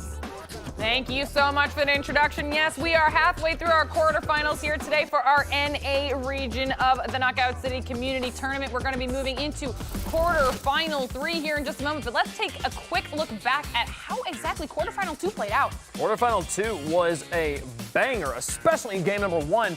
The final round going to overtime, and I believe we were going to be able to show you that final elimination that we didn't quite catch here in real time. But back and forth, Slay had just a bananas good round. It's the great here's the final round, I'm being told. Ooh. Overtime, yeah, that's the overtime kill right there. Oh, and you can see it is Knockout. Bugsy coming out of the bottom there. Get it in slow-mo again. Just did not register that player was there. That's the only overtime we've had, too. The first overtime and the only overtime. That's how close these games are right now. And to me, it is a great tragedy that Fish Sticks with Slay is knocked out of the tournament already. What a team they put up there. And back and forth, that went to round 3, 2 games in a row. I feel like we run 2 more games. Fish Stick could easily take it. Oh, 100%. That was so even across the board. Fantastic plays. from everybody involved, but that means we're going to be seeing TP, Orgless, Orphans against Instinct there in our semifinals. But obviously, we need to finish up with our quarterfinals. We do, and we got my favorite match of North America. We got Salavi going up against Yaha. So the teams who are named after things people say, we got Drip Drop, Polly Walnuts, the King Dank, going up against Ostrich Man, not any Ostrich Man, the Ostrich Man from 2007, Lamavir, and Freya. So, I mean, so we've got a Norse goddess on one side, we've got the king of the Dank on the other, and Polly Walnuts. So, honestly, this team is just loaded with potential to have fun. 100%. Honestly, I'm not gonna lie, Drip Drop might be my favorite name out of all of those. Drip Drop, that's, man. I feel like you can have so many like clever phrases around that if they are just making these plays.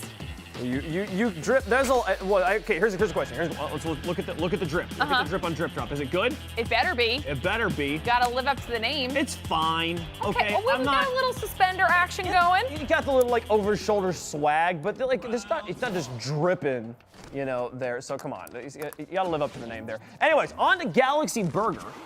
Gonna be playing with the cage ball. For game number 1, we'll see them take control of the standard dodgeballs and then move top alien. Top alien, a primo spot for many teams. I think it's the favorite. It's the place we see teams camp the most on this map. It feels the most safe and probably one of the most open. Yeah, it seems to be alien, and then across the way from it is ice cream, because those are the two areas where you have the height advantage that can also get you up on top of either the planet or the UFO, so you can kind of get that rotational height advantage and the scouting potential from both of those areas.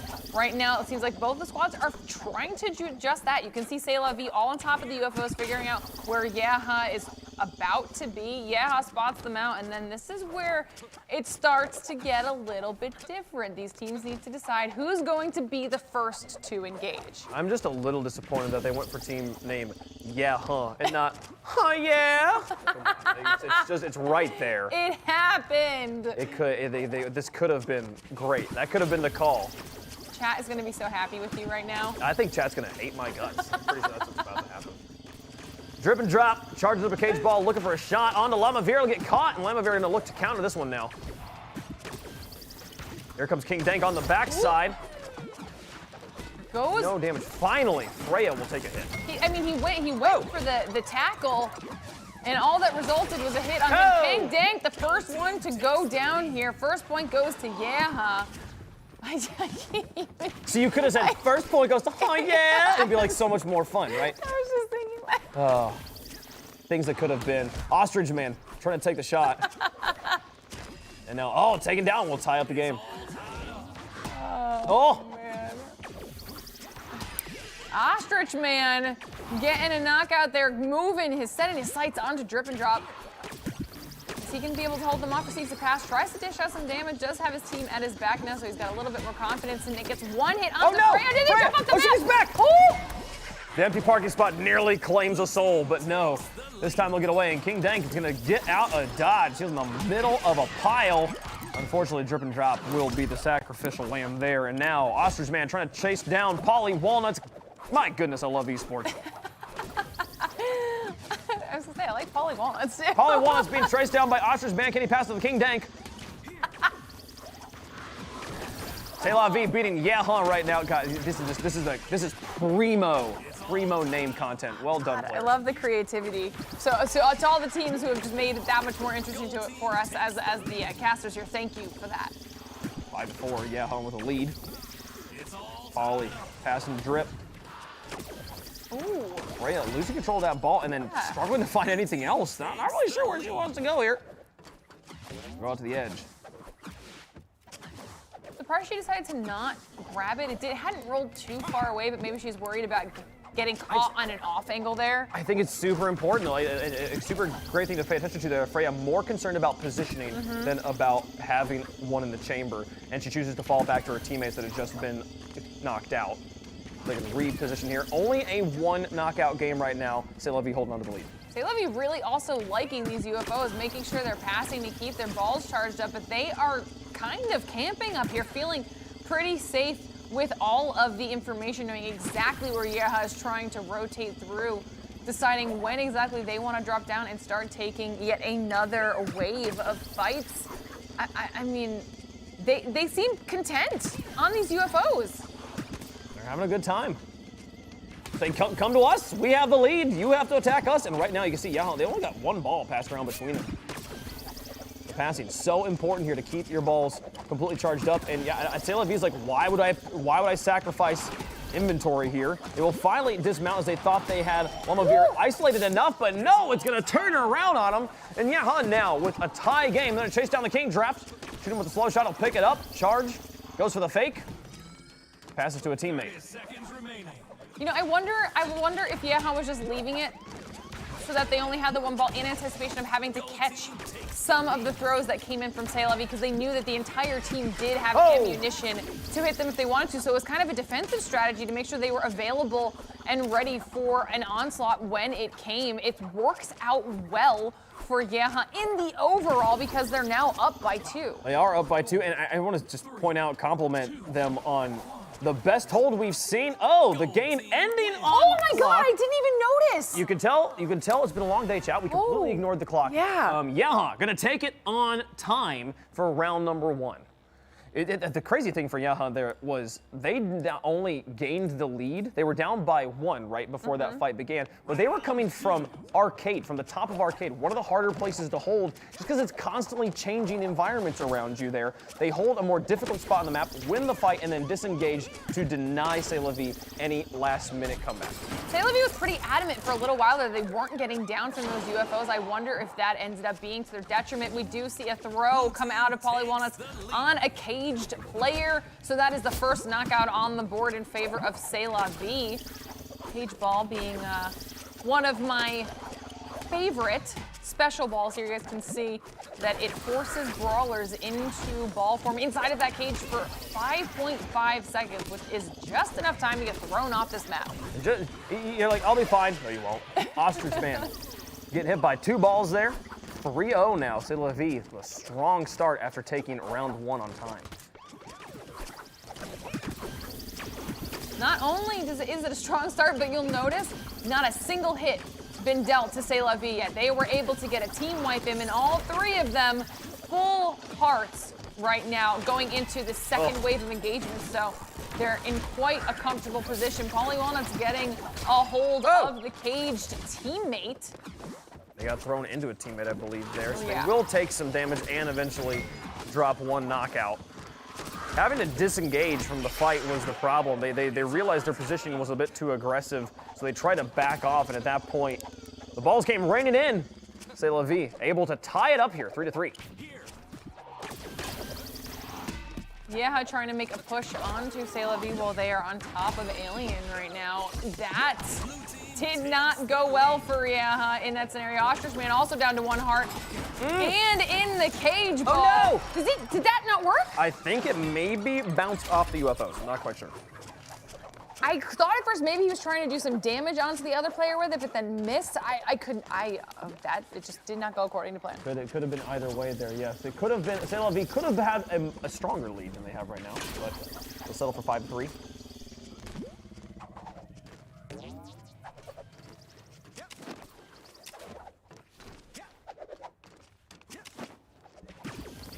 Regroup on top of Alien. We'll see Yaha holding arcade again. The spot that many teams have kind of struggled to find effective, but we saw Salavi do well with it there in round number, or Yaha do well with it there in round number 1. I think that was Freya trying to get up onto the planet, and Drip Drop just said, not today. Made sure that was not going to happen. Feels the hit out onto them. Has control of a cage ball. Saves Walnuts in the process. Ostrich Man is holding out forever in a 3v1 situation, long enough that you start seeing Yaha team members able to come through and help out. He does take 1 hit, putting him down to 1 heart, but overall does a very good job deterring this trio. 2v1 here. And now he'll back off. King Dank only at 1 heart. But falling back to his teammates here. And now, oh my goodness, the cage ball. Can they get it off the edge? Sure can. See you later, bud. And Salavi will enjoy a 4 knockout lead here. Driven Drop and Polly Walnuts both staying alive as they get another one, and now Freya realizes, oh dear, I am severely outnumbered all of a sudden. I need to bail. Oh, he's gonna run into Ostrich Man. Oh wait, Ostrich Man's on her team. She's safe, she's safe. She's fine. Don't know if they're safe anymore though, as all 3 of Salavi push into Arcade. Trying to get as much damage on Freya in a very rough spot. 1 knockout comes out, 1 more point needed for Salavi in order to win the round, and they do get it. Winning 10-4 for Salavi, making it 1-1 right now in this game. Look at that comeback there now. Gonna go back the other way. Yaha, again, winning on time there, not actually having to get to the final. And if Salavi had the lead up until the final fight, because the game stalled out for so long, Yaha was able to go in, win 1 fight quickly, and then back off and end the round on time. But here in the second round, where things went a little bit more normally, and somehow Polly Walnuts doesn't take damage. There we go. They'll get 1. Getting pressure by the rest of the team. Very close range. And finished off for KO number 1 of round 3. That was some really good focus on to Polly Walnuts. King Dank now in trouble as well. 1 heart with multiple people chasing him down.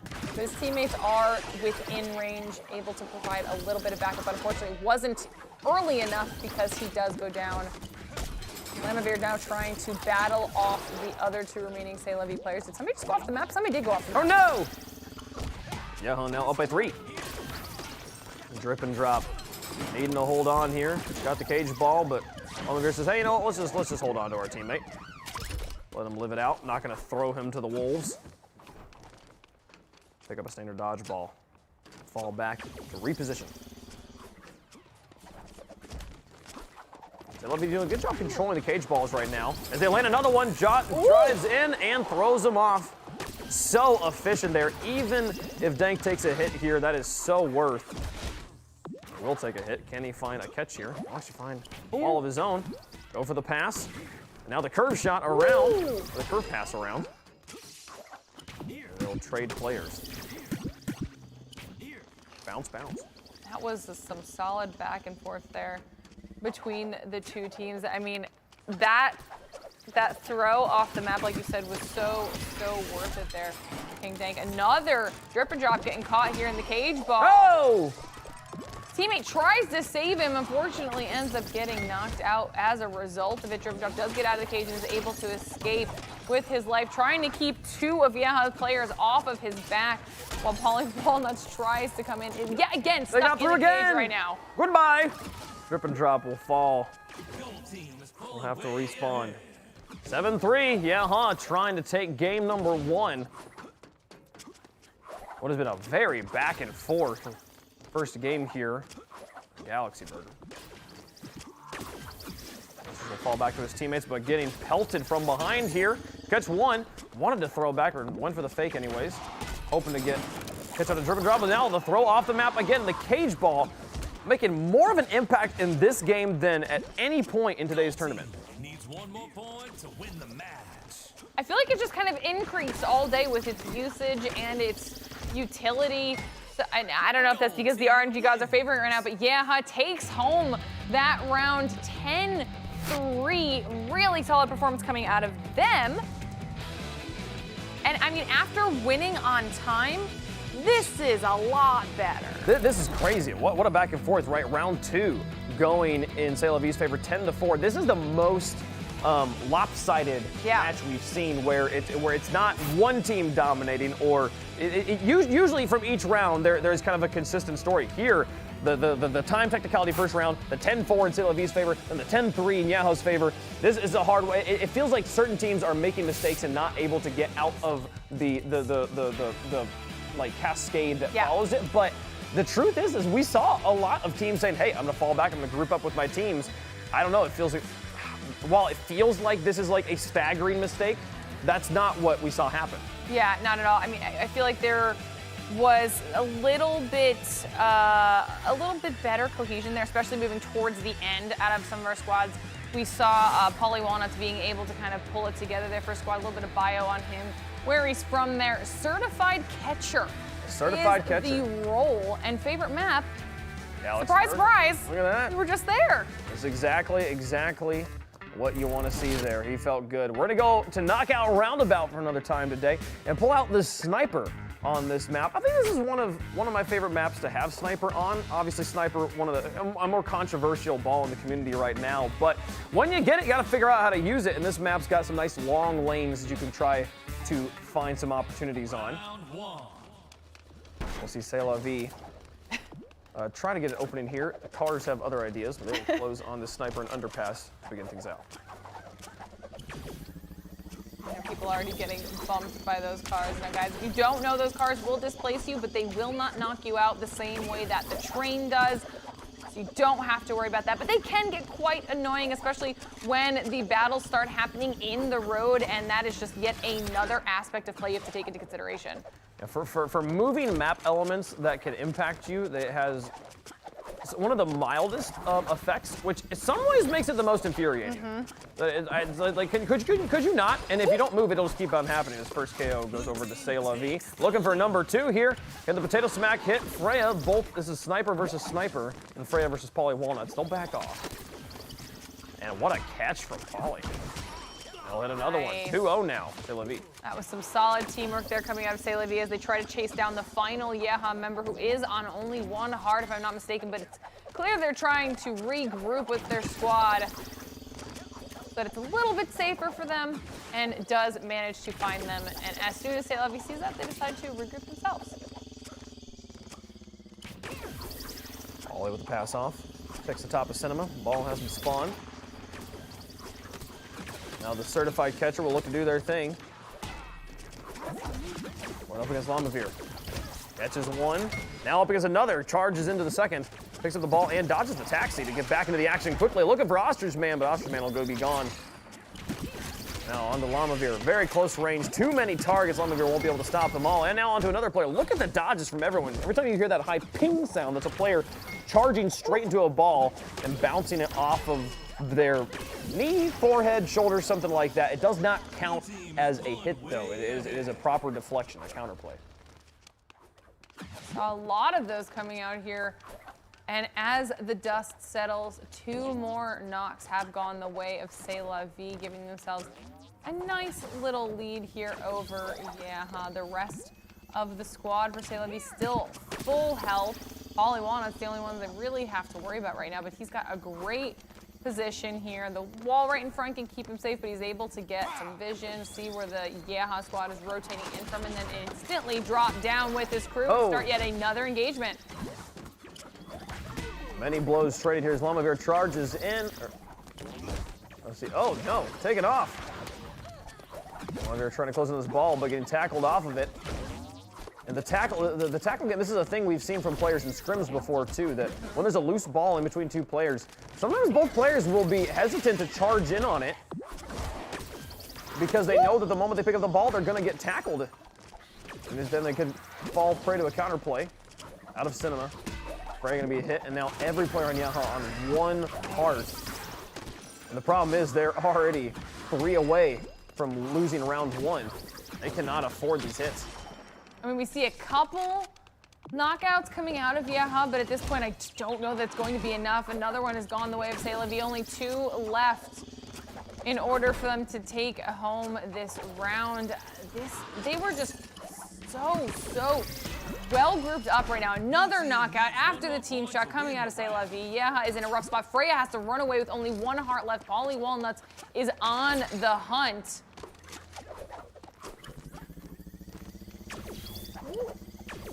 Looking for the point-blank sniper shot. Huh?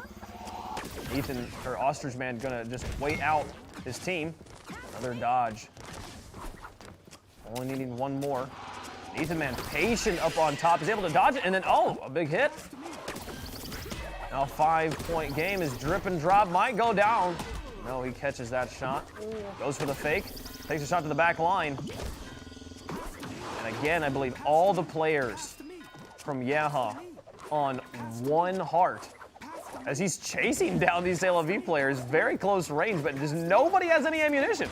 Oh, it's because there's only 30 seconds left on the clock. They've got to do anything they can to try and at least tie them right now, so they have to take the risk. Otherwise, they're going to lose regardless. It's working. They're bringing it back. 2 knockouts on the board, closing the lead to just 2 more. But they only have 18 seconds to get the final 2. King Dank down to 1 heart. They might be able to get this one. I don't know if it's going to be enough, though. Oh, they found Drip and Drop, too. 10 seconds left. Doesn't have to be 3 perfect shots. That's not one of them. As he's looking for the sniper, too, to finish off the round, and he will there. They'll get it finally at the end. Salavi take round 1 of game 2. And that was a pretty close round. These rounds here in NA are taking a lot longer than the EU ones did. We're seeing it go to the full length of time or being decided by the fact that the timer is done a lot more frequently in these matches. I feel like generally the teams maybe having a better idea of the positioning of the other team, which means that they're better at catching, which means both teams go, well, what are we gonna do? And they have to think about the outplay. It's not just, let's just go and shoot first, ask questions later, we'll figure this out. There's a little bit more tactfulness behind their thoughts. Would they be able to hold up to the onslaught of Europe? We don't know. We'll find out maybe some other time. But. Did you do the on purpose for Yaha? Well, Yeah, Oh dear. Polly falling back. None of his team willing to push across this crosswalk.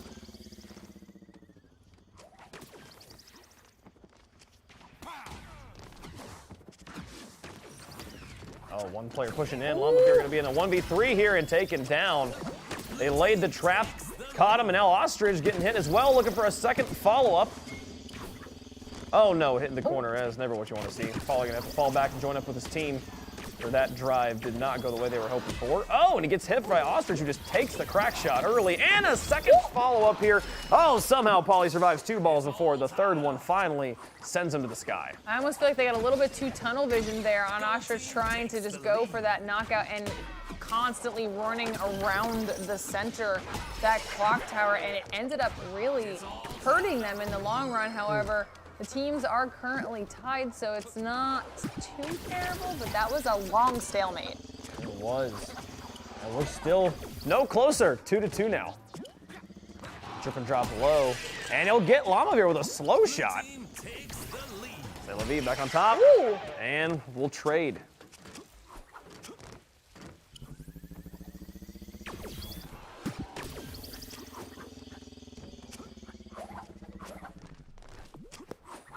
Looking for the best position to use this sniper.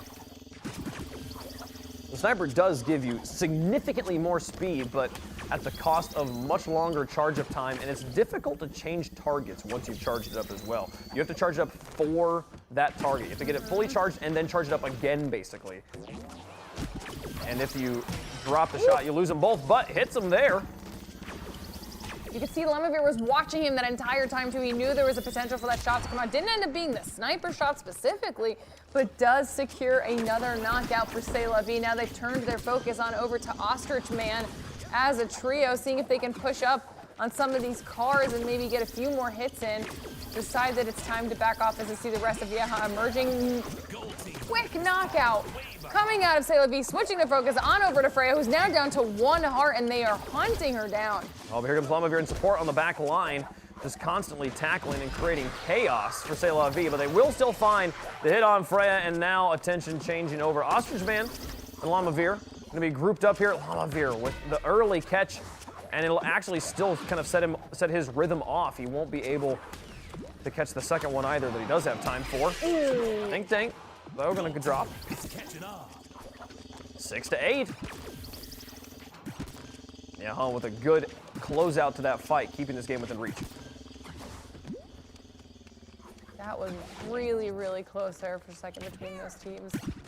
Yaha trying to reposition themselves around Salavi, seeing if they can tie this up a little bit more. Polly Walnut's going to be their focus, and he does go down. Now 1 knockout separating the 2 teams. Drip and Drop is 1 heart, as is Freya. They're kind of in a 1v1 situation. The balls are getting volleys back and forth, and they're not dying. Oh, the pass play to take them out and tie the game. And here comes Freya on the King Tank with 1 hit. 2 hits from Lamavir. No, caught. Ow, but the backside gonna come around. Salavi gonna take the second round. And we're gonna go to game 3. Oh, man. He got snuck up on. That was He crazy. got snuck up on from behind.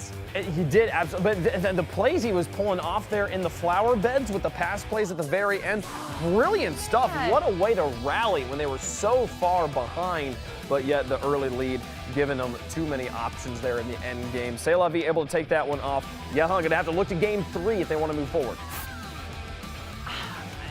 I think everybody's going to try and take it to game 3 at this point. Nobody wants to give up that prize pool easily, so they are battling it out to at least make it into semis. Everyone's trying to. This will be our first game 3 of North America, but it's funny because it doesn't feel that way because we're going to round 3 over and over and Every over. time, plus the overtime.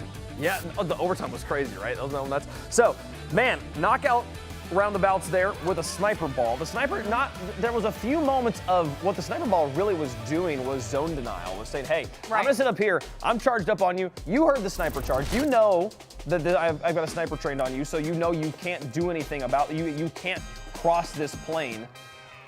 But we didn't actually see it making many hits here. As we go into game 3, we're gonna go back to the back alley brawl, this time with a multi-shot. We've seen some of our best games with this combo of map and ball. Yeah, I'm actually excited that we do have multi-ball situation going on here because it just always promotes so much aggression out of these squads and you love to see it. Already, engagements starting. Ostrich with a nice catch right out the gate. Getting tackled. I think some players inadvertently getting sucked up the green tube and have to make a long trek back. As Ostrich trapped in this corner with a lot of players around him, but can they find the pressure? The 1-2 punch gonna take him out. And Ostrich, I think, maybe actually gets out of the back. Freya now coming back in.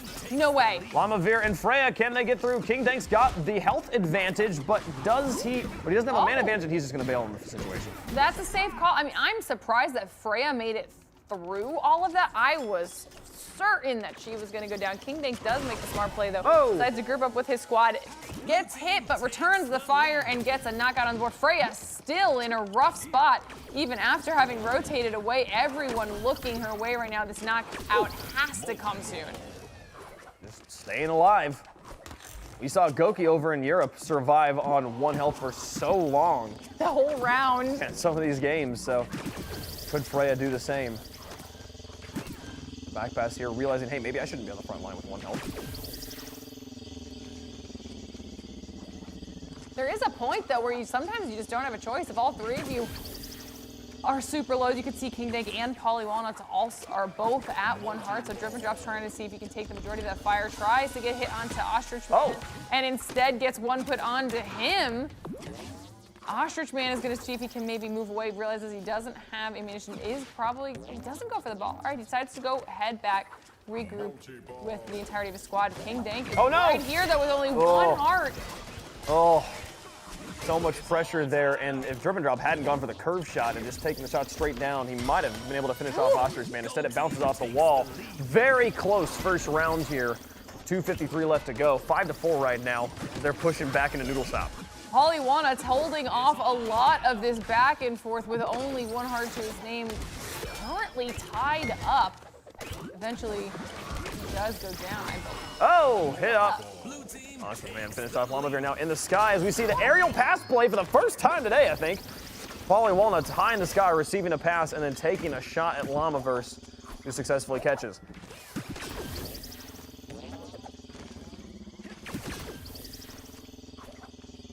Looks like Drip Drop's trying to see if he can find anybody out of position right now.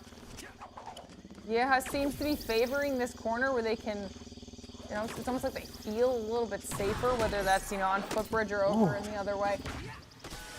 Drip and Drop is trying to get some damage on to anybody that's coming towards him, but Ostrich is just pushing with no fear, knowing that he does have the advantage of full health versus Drip and Drop with only 1 and no ammunition, but he does rotate away to get the multi-brawl. Ostrich chased him, and he gets a hit on Drip and Drop and gets the second one. He'll finish him off.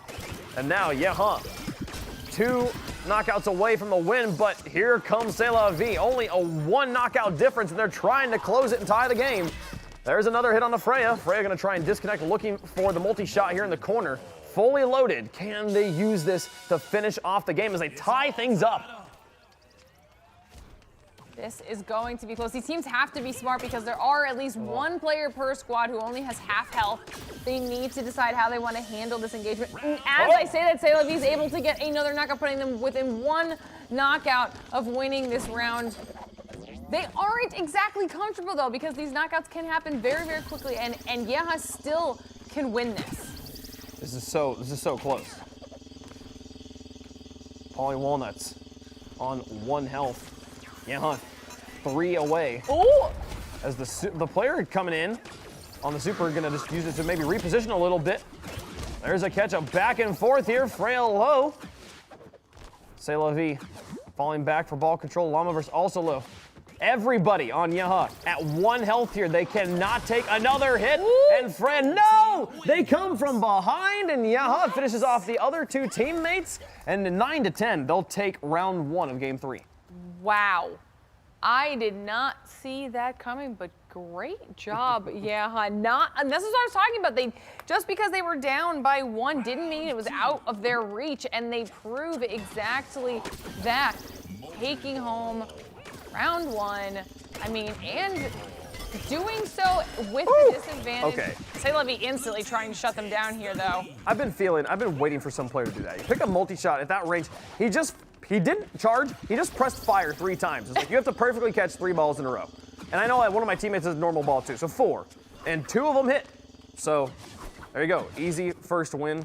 Great use of multi-shot. I mean, also, if you do it right in the beginning or in like one of the more enclosed areas, you probably can at least have 2/3 of your team be able to pick them up and reuse them without them having to despawn. It's just so much perfect defense a player has to play. Even if they're kind of simple shots to play, it's not like just sheer quantity is genuinely a threat in a game like Knockout City. We see all of Salavi stancing up over in the loading zone. Oliver's trying to push in here. Oh, nice catch. Gets a catch. And Ostersman now Ostersman's in a caught very out. out of position there. Llamaver's going to try and push in to create some help, but I think he might just extend the bleeding here, as now he's just trying to redeem his team. He gets 1 catch, getting to this round, though he's too far off the edge. No, makes it back in time. They're going to keep that pressure on him, and here comes Freya as well, also on 1 health. This seems like a disastrous situation for Yaha, who's just trying to make okay on an already bad situation. Oh, but they come back. They get 2. There is no way that the 2 of them survived that entire onslaught. Had amazing passes back and forth long enough to get their 3rd teammate back to help them, and instead turn it around on Salavi and get the knockout. Brilliant stuff there as Yaha now within 1.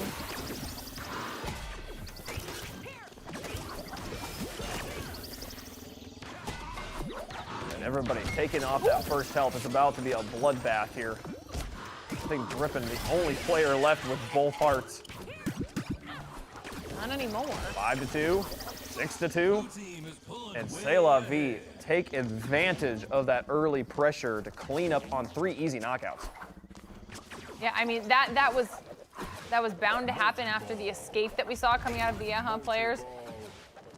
After that first engagement with Salavi, they knew that they were going to have a pretty soft team to come back to after their respawn. They had to take advantage of the damage they had already done, and right now it's just working out very well for them. So Freya trying to wrap around on the off angle.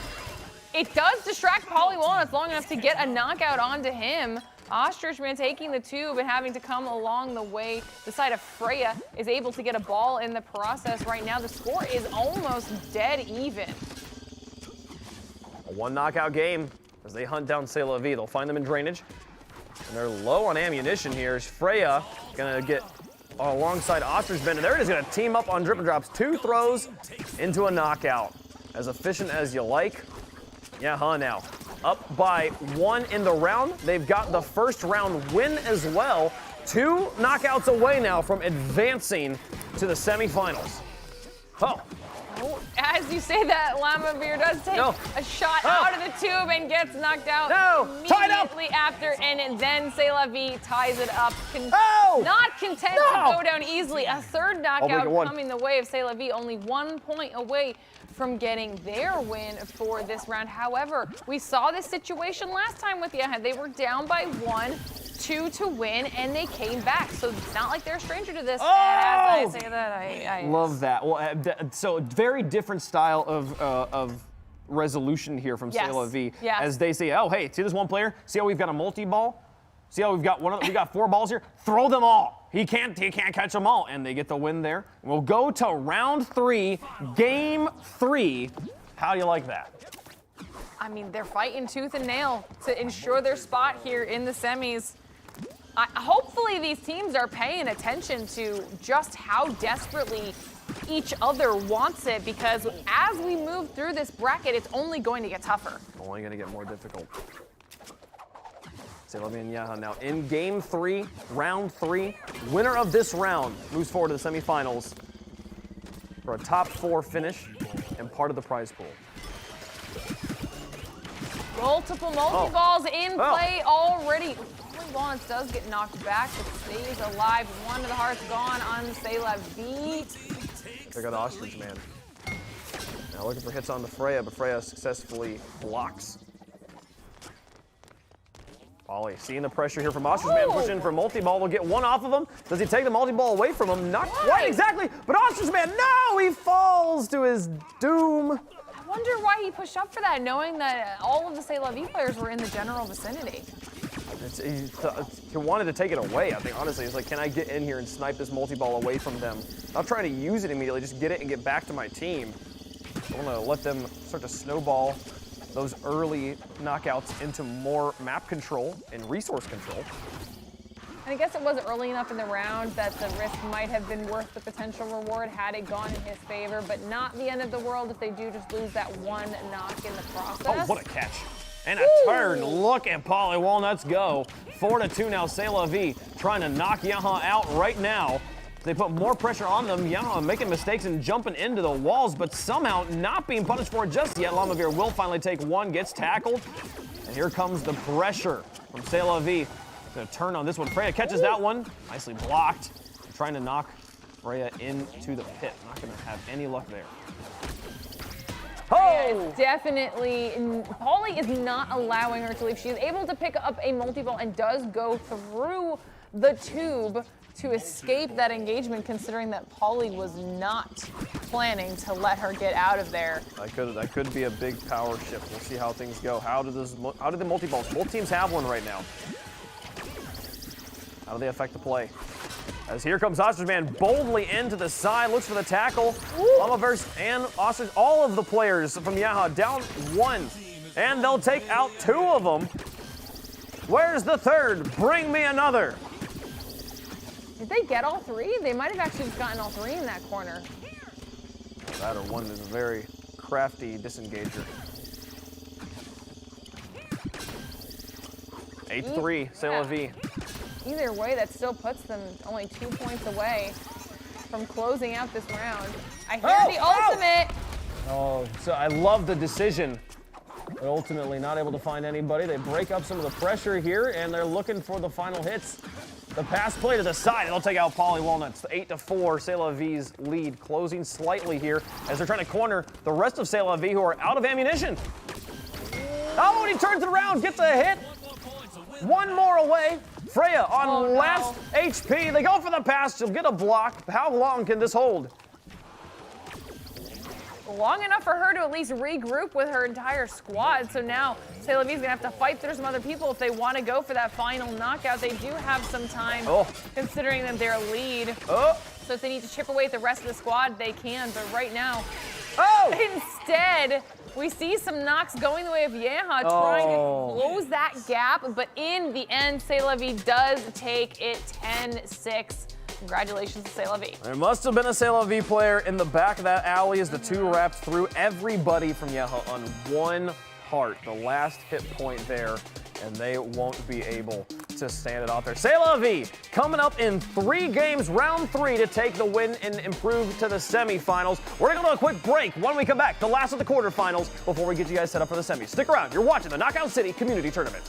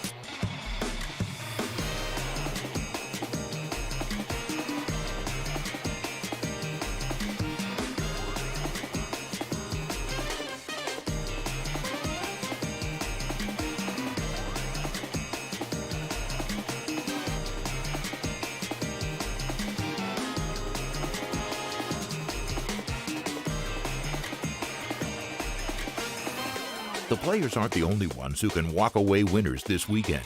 Just type the code BLOCKPARTY in Twitch chat for the duration of the show and enter to win Knockout City swag bags, game codes, and more.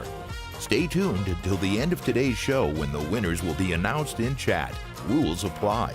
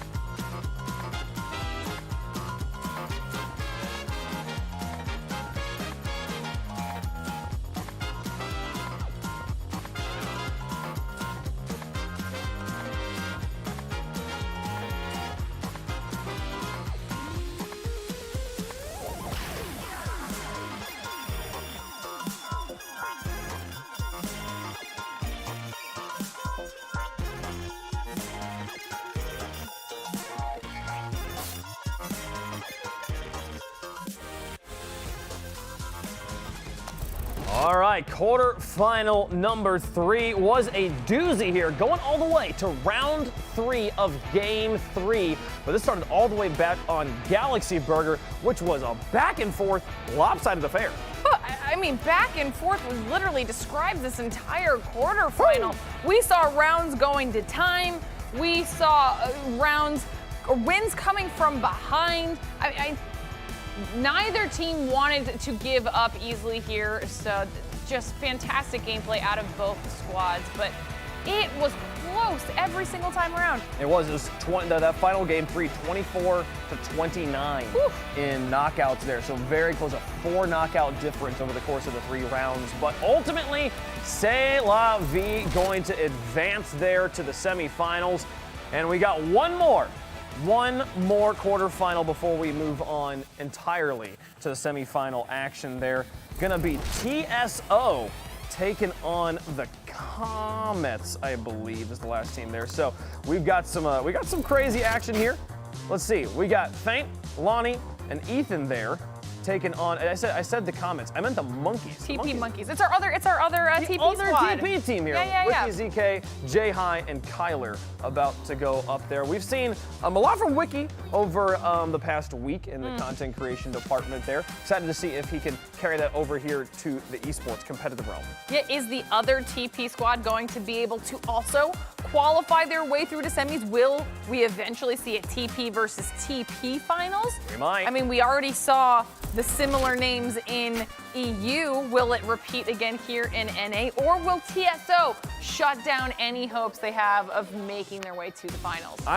It'd be pretty crazy if we saw oh my goodness, or is it finally happening? Is it finally happening? Did you We've see got it? a moonball, chat. Get your pogs out. I'm trying to think of a basic emote that is related to the moon. I can't off the top of my head, but I'm excited. Finally, a moonball here. We're gonna play it on Knockout Roundabout. Use that moonball to avoid the cars. This is all you've ever wanted, and the game heard you.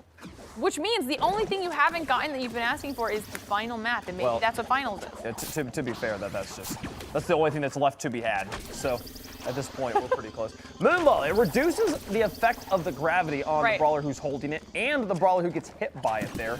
It gives them basically increased mobility, and it knocks players high in the air and makes them float back slowly. So it's kind of it helps you position how you want and kind of forces the enemy into a very exposed position. Other thing that note on the side doesn't say, it plays this cool song when you have it. Which is important. It makes me feel like an astronaut every time. Because to be fair, a lot of these audio cues tell me they're not satisfying. That dodgeball noise on the catch. Poing. Yes. Oh, it's all great. It's TSO and TP Monkeys here. Neutral start to the game.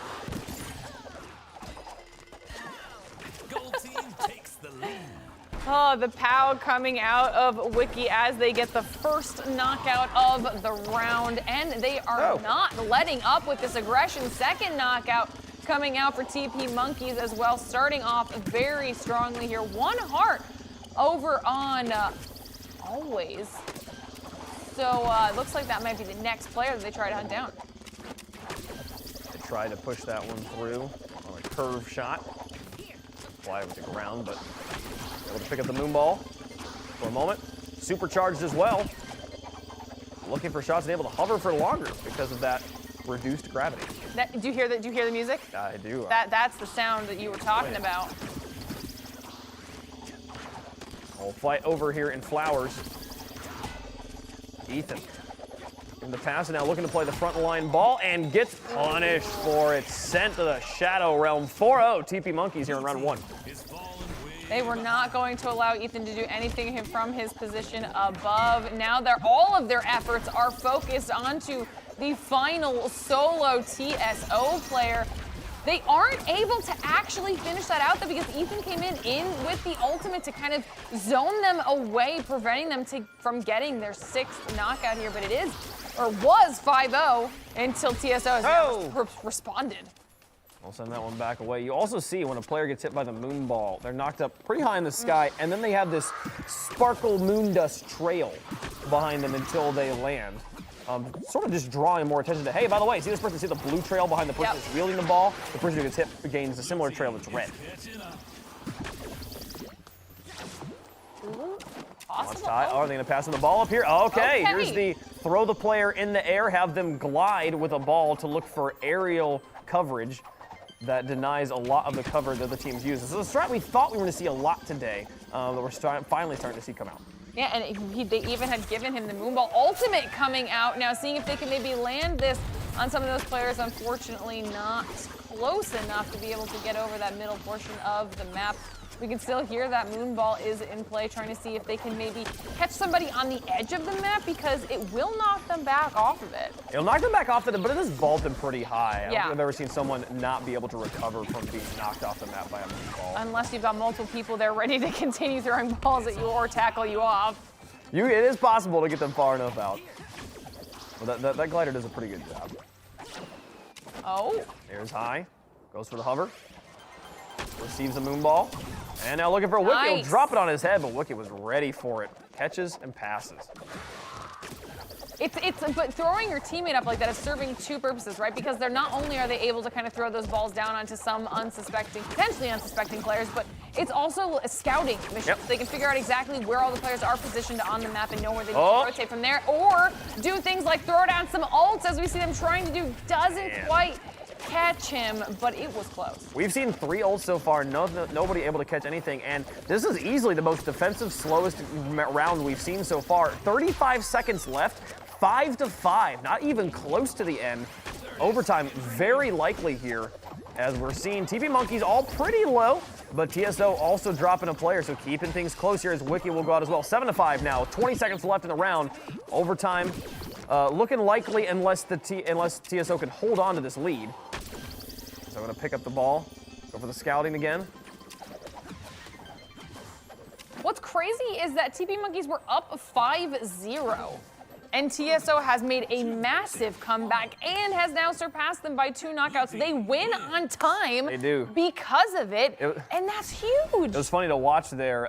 The player they had lofted is like, ooh, I've got the ball, okay, I've got this aerial view. And you could see the moment where clearly there was a call on comms. No, it's just bail. We have a 2 KO lead. There's only 10 seconds left. Just get out of here. You can fly so far away, they'll never look straight up. So they get through that one. TSO taking round number 1. TP Monkey's gonna have some thinking to do, see what they can alter here strategy-wise and get themselves back in a better position after that first round. Nice hit coming in onto Lonnie, catches the next throw. But we did see TP Monkeys come out super aggressive in the last round as well, so this needs to be able to kind of finish up with that end game. Some of the hits in. First knockout going to TSO. And they'll get the second one as well. And the passes around as the last member, the TP Monkeys here, Kyler, having to play some defense, getting hit by a 1, lofted high, and they'll know exactly where he is for the follow-up shot. Passes coming through from the rest of the TP Monkeys as they respawn back in. TSO decides to back off here just a tad while TP Monkeys does save Kyler from just Oh, they just save him kidding. for the moment. They delay the inevitable. Kyler goes to meet with the respawn gods. Ooh. Here, through 1. And onto the back lines. Wiki being extremely aggressive now. We're seeing all 6 players within very close proximity of each other. The fact that there's not more KOs happening is surprising to me, and is a testament to just how good these players are. Tied up now, 3-3. Ethan needing to back off as he's outnumbered heavily, and it will pay off in the end. He gets taken out. Wow. Now the rest of the team coming in from the side. Tied up 4-4 again, but TP Monkeys keeping this pressure on as they get another one, keeping that lead. They decided they just did not want to give up yet another round. They were in every single player's face. There was barely any space between all of them. We saw tons of dodges trying to come out, seeing if they could tackle each other, but TP Monkeys did such a good job of controlling the balls there. Another knockout does come out, tying the score back up, and once again, it is a slugfest between these two teams. Extremely close. North America has been hotly contested every single round. Yet to see any of our games go just the 4-round sweep, which we saw a lot of in Europe. Pass comes back, 6-5 now TSO. 25 on the clock. Wiki receiving the pass up forward, but he's got 2 players in front of him. So much pressure from everybody. The pass is coming through, and Yaha just can't keep track of all the players around him. Drops down, and TSO now up by 2. This is definitely a little bit faster gameplay than we saw here in the last round as well. This scoreline having been reached a lot sooner than it did this last time around, so these teams are possibly feeling a little bit more comfortable here in their aggression, having now been able to get through a round together. Wiki is down to 1 heart, but is still looking to try and deal some damage. All 3 of TSO, though, are down to solo hearts as well, so they really need to be smart with their strategy if they don't want to give away any free knockouts. Looks like they decide they're going to rotate away since they do have the advantage, and there's not too much time left on the clock yet again. This is going to force TP Monkeys to have to chase them around the map and potentially be caught out of position, but as I say that, one of the knockouts does come through, now cutting down the lead to 1. Trying to find Wiki there. Oh, 2 balls very quickly there. Tying things up and giving the lead to TP Monkeys. As we see TSO, we saw Lonnie wanting to bring in support for his 1 remaining player and then quickly hitting the brakes, doing a 180, saying, nope, we're falling back, he's gone. That was why they were in such a rough position. Once Once TP Monkeys realized the TSO was all on one heart and the time was getting low, they had to make that push onto them to secure as many knockouts as possible. Right now, they're sitting in a much better spot, but Wiki is only, wow, Wiki coming through with the knockout. 1 point away from winning. 40 seconds on the board for TP Monkeys. Are they gonna be able to close it out or will it go down to time? What a dodge. Can TSO come back here? Lonnie in such a rough spot. No, he's gonna drop there. TP Monkeys rally back in round 2. We'll go to round 3. 10-7, this one actually going to the full count. Love to see it. Love to see the aggression coming out of the teams. That says Team Penguin Crew, and I love it. It's a good team to be on.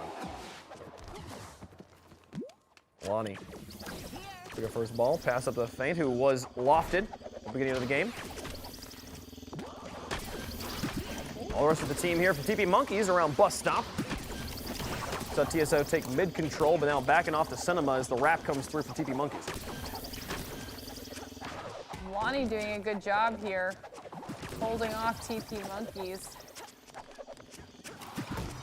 No one fully committing here to the engagement. You see Wiki without a ball is able to drop down and grab one. First hit comes in onto Lonnie.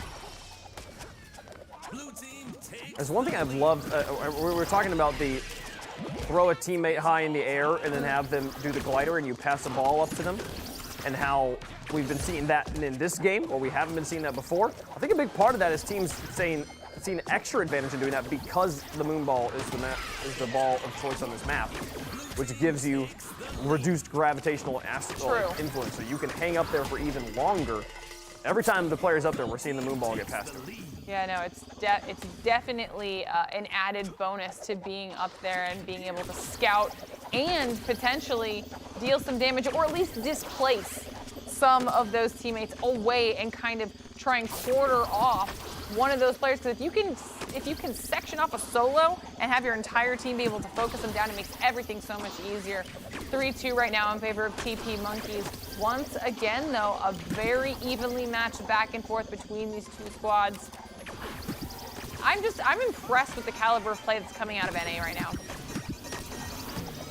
Off the bouncer, but onto the top. We won't see Feint able to get any damage, and still the ultimate not working out for any team yet. Just zone denying so far. And here comes TSO back. Nice. Yaha. Feint trying to chase down Yaha is able to get the final hit on him for yet another knock the way of TSO. All 3 TSO members right now, full health, have ammunition. They can kind of just scout around and see what they want their next move to be, knowing that they also have a little bit of a cushion right now. Ultimate coming out. Won't actually connect with anyone, but probably more for zoning purposes at that point, because TP Monkeys also are full up after the respawn and ready to go. Ooh, the gang up on Lonnie. They hit him twice. Take him out, cutting the lead down to 1 and now to 0. We're tied back up as the TP Monkeys break this setup. Honestly, it sort of felt to me like TSO broke the setup themselves, though, given that and Ethan just trying to hide underneath, but it's not going to work. Just trying to stay away. Oh, did that? Oh. Okay, I thought he was about to get away. I was gonna be like, there's no way that actually he was able to juke them after that. They were low on ammunition, so it wasn't like they could just pelt them underneath, but still. 3v1's difficult no matter what. Lonnie's trying to disengage here. The Monkeys have swung things the other way. Lonnie with a hit. Wiki will bop Lonnie away, just trying to free up his team to pick up control, but a nice catch from Ethan. Wiki goes for the early catch. Not gonna matter here as Ethan doesn't throw it. Now the catch back the other way, having to play so much defense. How is he still at full health after all of that? My goodness. Oh, and receiving the pass, they'll get a hit in. Tied back up at 7 apiece. Somehow Ethan stays alive long enough to allow his team back to get back to where he is. Instantly turns the fight in their favor. And now they were trying to hunt down Wiki, who they managed to get down to 1 heart as well. But the rest of TP Monkeys has shown up. Feint doing his best to keep Wiki on the back foot. Ooh. So many hits. One knockout away for TP Monkeys in order to get the win in this round right now. That was some coordinated attack. 33 seconds left as well. So all the pressure on TSO here. The TP Monkeys, one more hit or just no more fighting. And they take the win in game number 1. Wiki is low. 18 seconds left though. They gotta chase him down here. He's gonna be off the edge here. He has a ball and no. How do they not have ammunition? I don't know. Oh, 8 they've stalled him seconds. out. They've 8 stalled him out seconds. long enough. There's no way they're coming back from this. They can't even find him. Oh my goodness. And they realize it's all over there. TP Monkeys, second round to go to time here at the end. And we'll see them take the win in game number 1. Look at that. Kyler there with the MVP for his squad. I mean, once again, they are somehow managing to take all of these games as far as they really can. Every single best of 3 in NA, at least, is essentially going the distance. Yeah, it's just been crazy. We've gone to round 3 so many times. And TP Monkey here with the reverse sweep in that game, dropping round number 1 and then winning 2 back-to-back. But also the first time we've seen the 2 rounds go to time in any game or in any series, period, at this point. So this one, a very tactful, mindful game of teams saying, like, we're not going to overcommit unless we really think we can go. None of this be aggressive, shoot first, ask questions later, let's just go in style of play. No, they're playing to win, and they're taking the engagements they think they can do it. I'm actually surprised that they're willing to take so many of their rounds to the full extent of the time. I feel like I'm not certain that that will be the best option when we get to finals level.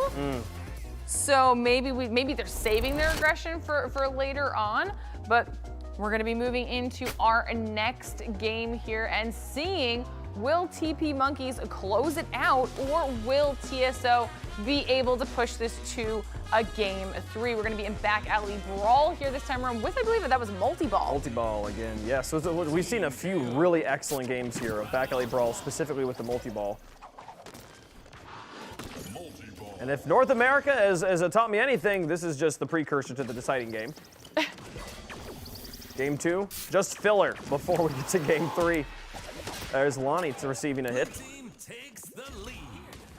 Wiki in the middle of 3 players. He will take a hit because of it. Can he disengage here? He gets support from Jay, but then is eliminated now. Jay next on the menu. Can he get out in time? No! He tries to run too hard, and Feint will make him pay for it. A quick 3 knockouts right out the gate from TSO.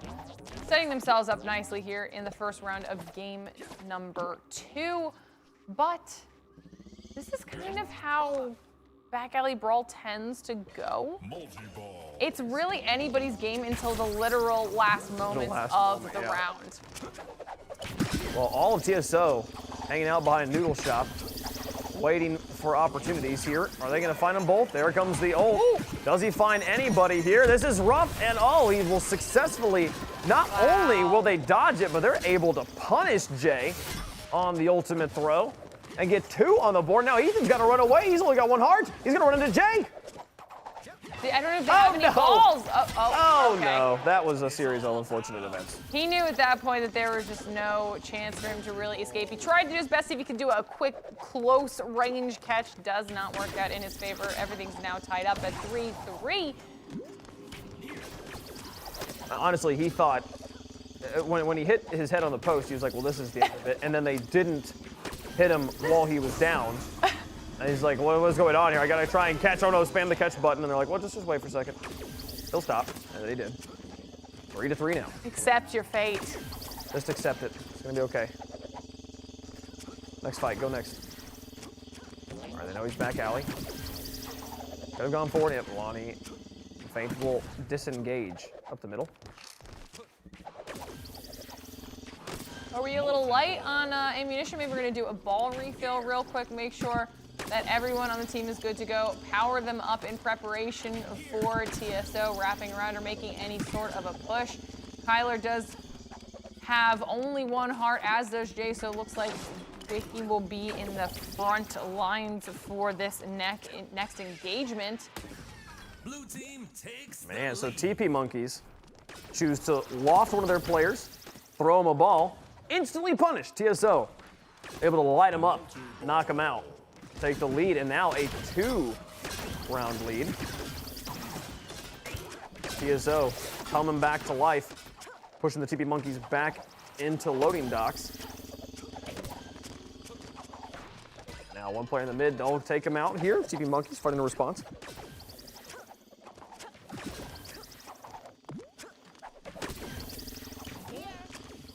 Well, they've got one player in the back of Noodle Shop, 2 players in the back of Noodle Shop. Can they take out either of them? They only have one, or TP Monkeys only have 1 ball to work with right now, so all of the aggression, the onus is on TSO, and we start seeing them making that push towards Wiki and Kyler.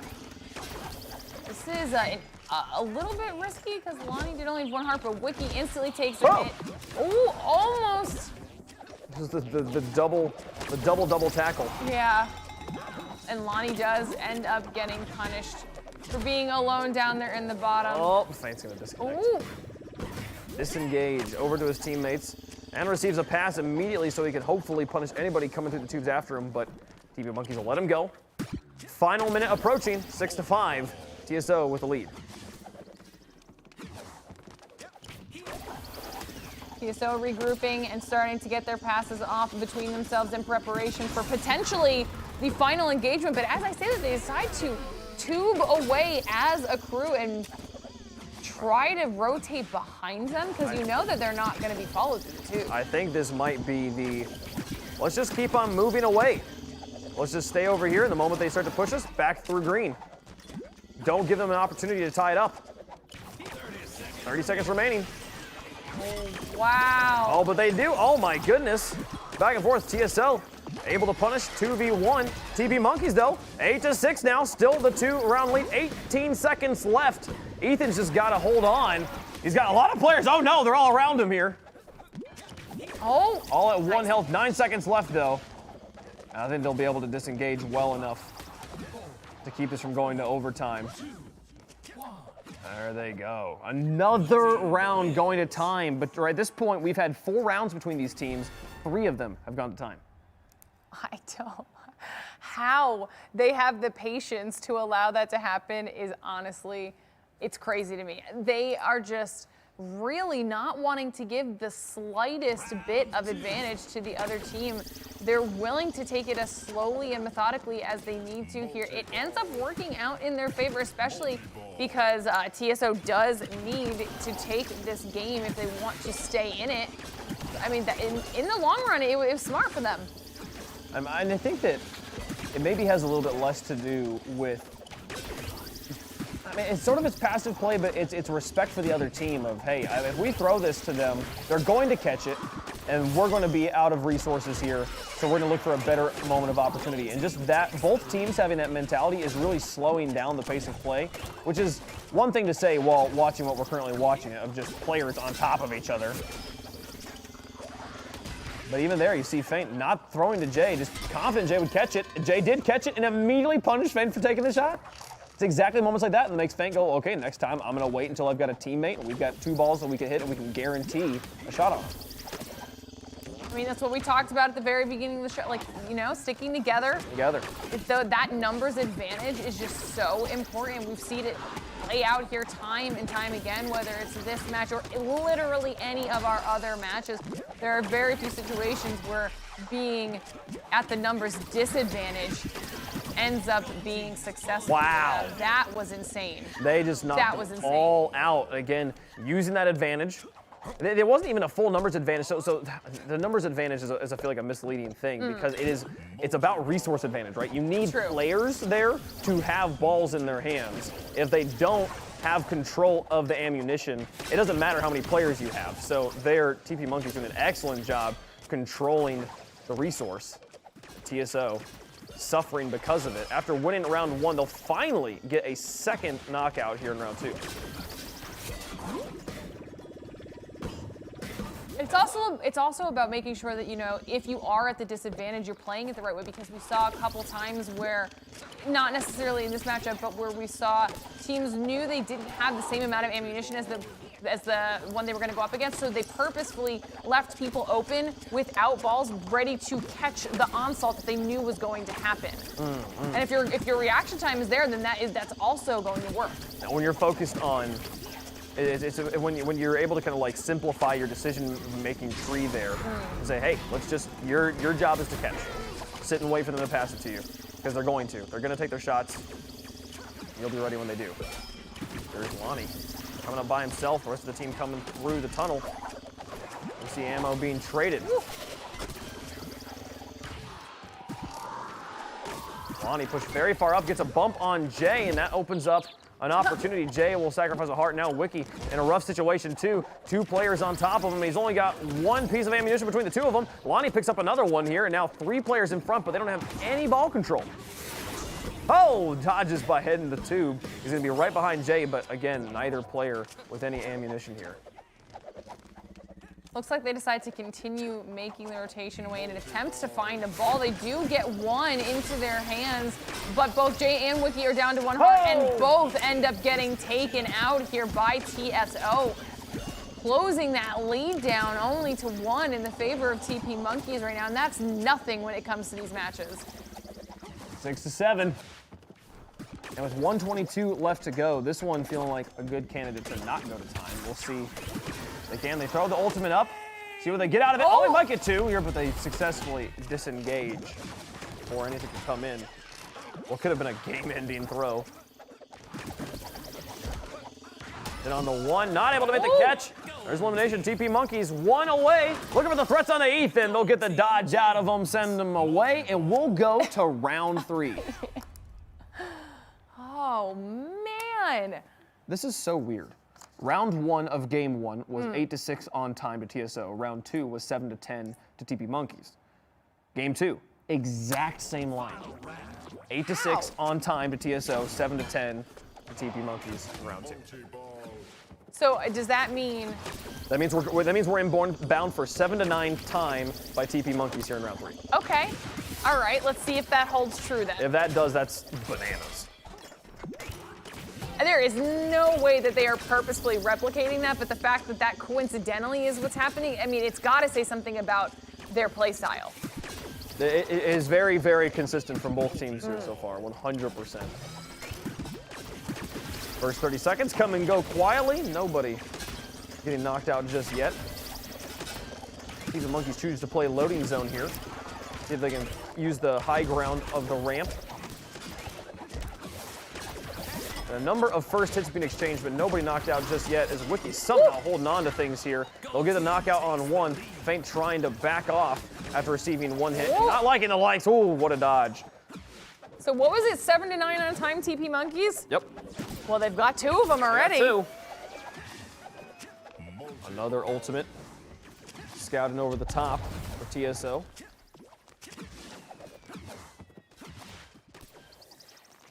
Oh, Ethan hanging up very high. Trying to find a nice. Oh dear.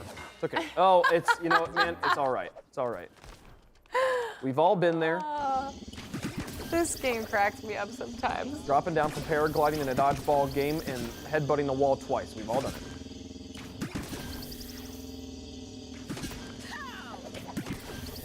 Tell him, Wiki. Oh, an ultimate coming in. All 3 players sitting pretty on top of that noodle shop, knowing, hey, we got to back off this. Here comes the pressure from TSO. TP Monkeys, they've got any sort of lead. They are happy just to hold the high ground here. Line between 2. Whoa. Putting some pressure on, and oh my goodness, they're diving deep, but hitting the wall. And finally, a hit on the 1 down to 2. 3-2 now for TSO. It's looking like that scoreline is a potential possibility. I mean, we're already down to the 2-minute and 40-second mark, and it's only 2-3 right now. It could happen. So it's actually a very realistic possibility. We'll see if the teams really want it to get down to time. I mean, if it plays out the same way, though, that means TP Monkeys will be moving through the semis. Will TSO let that happen? Tied up as TP Monkeys takes the lead back. Here's Lonnie getting a hit on the 1, keeping us at 4-4.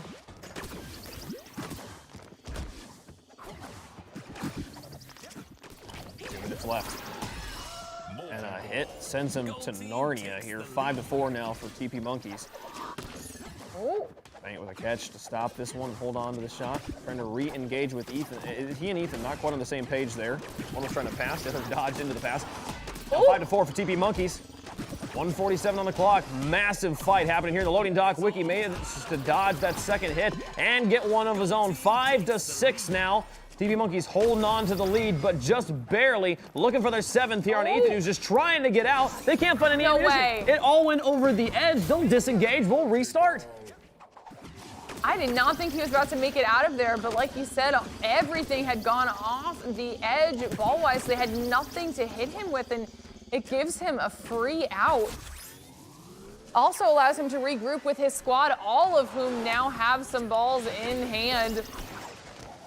Seems like everybody is very, very comfortable fighting over Noodle Shot, though. Oh, another one. 6-6 now. 7-6 in favor of TP Monkeys. And another one, 8-6. Oh! 56 seconds No left. way. Wave pump. Faint's trying. Over to Jay. Down to Feint here, and they'll get the double hit on him. No, he catches him too. Wave 9-6. 46 seconds left. All right, Ethan, you got to get a hit, and then we got to just back off. 39. Lonnie is one hit away from the game winner, and it will go 10-6 there. Not exactly the same. Very close. But surprisingly close given the circumstances. And TP Monkeys reverse sweep 2 games in a row, and they will advance to the semifinals. How about it? Quarterfinals over here. I mean, that was impressive, guys. We're going to get everything set up moving into our semifinals here. So we're going to take a quick break, but don't go anywhere because when we come back, more action-packed semis in our Knockout City Community Tournament. See you then. Pass to me. Here. Gotcha. Attention all brawlers. The Knockout City Block Party is about to pop off. Where you and your crew can gear up and throw down. Free for a limited time. Earning yourselves some serious swagger and big-time rewards to set yourselves apart in this metropolis of Knockoutopolis. And this party won't stop, because Season 1 kicks off on May 25th, which means a whole lot more brawling is coming your way. With a new map, Jukebox Junction, where you need to watch your step if you want to stay on your feet. Ooh. New league play, where you can make a name for yourself in 1v1 or 3v3 ranked matches. New crew contracts, where the more you play together, the more you can unlock. And a new way to play every single week. So what are you waiting for, brawlers? Grab your friends and hit the Knockout City Block Party. It's gonna be a blast. Literally.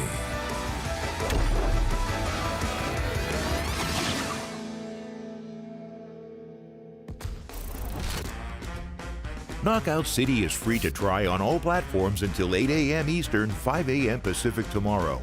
So go download and play Knockout City now.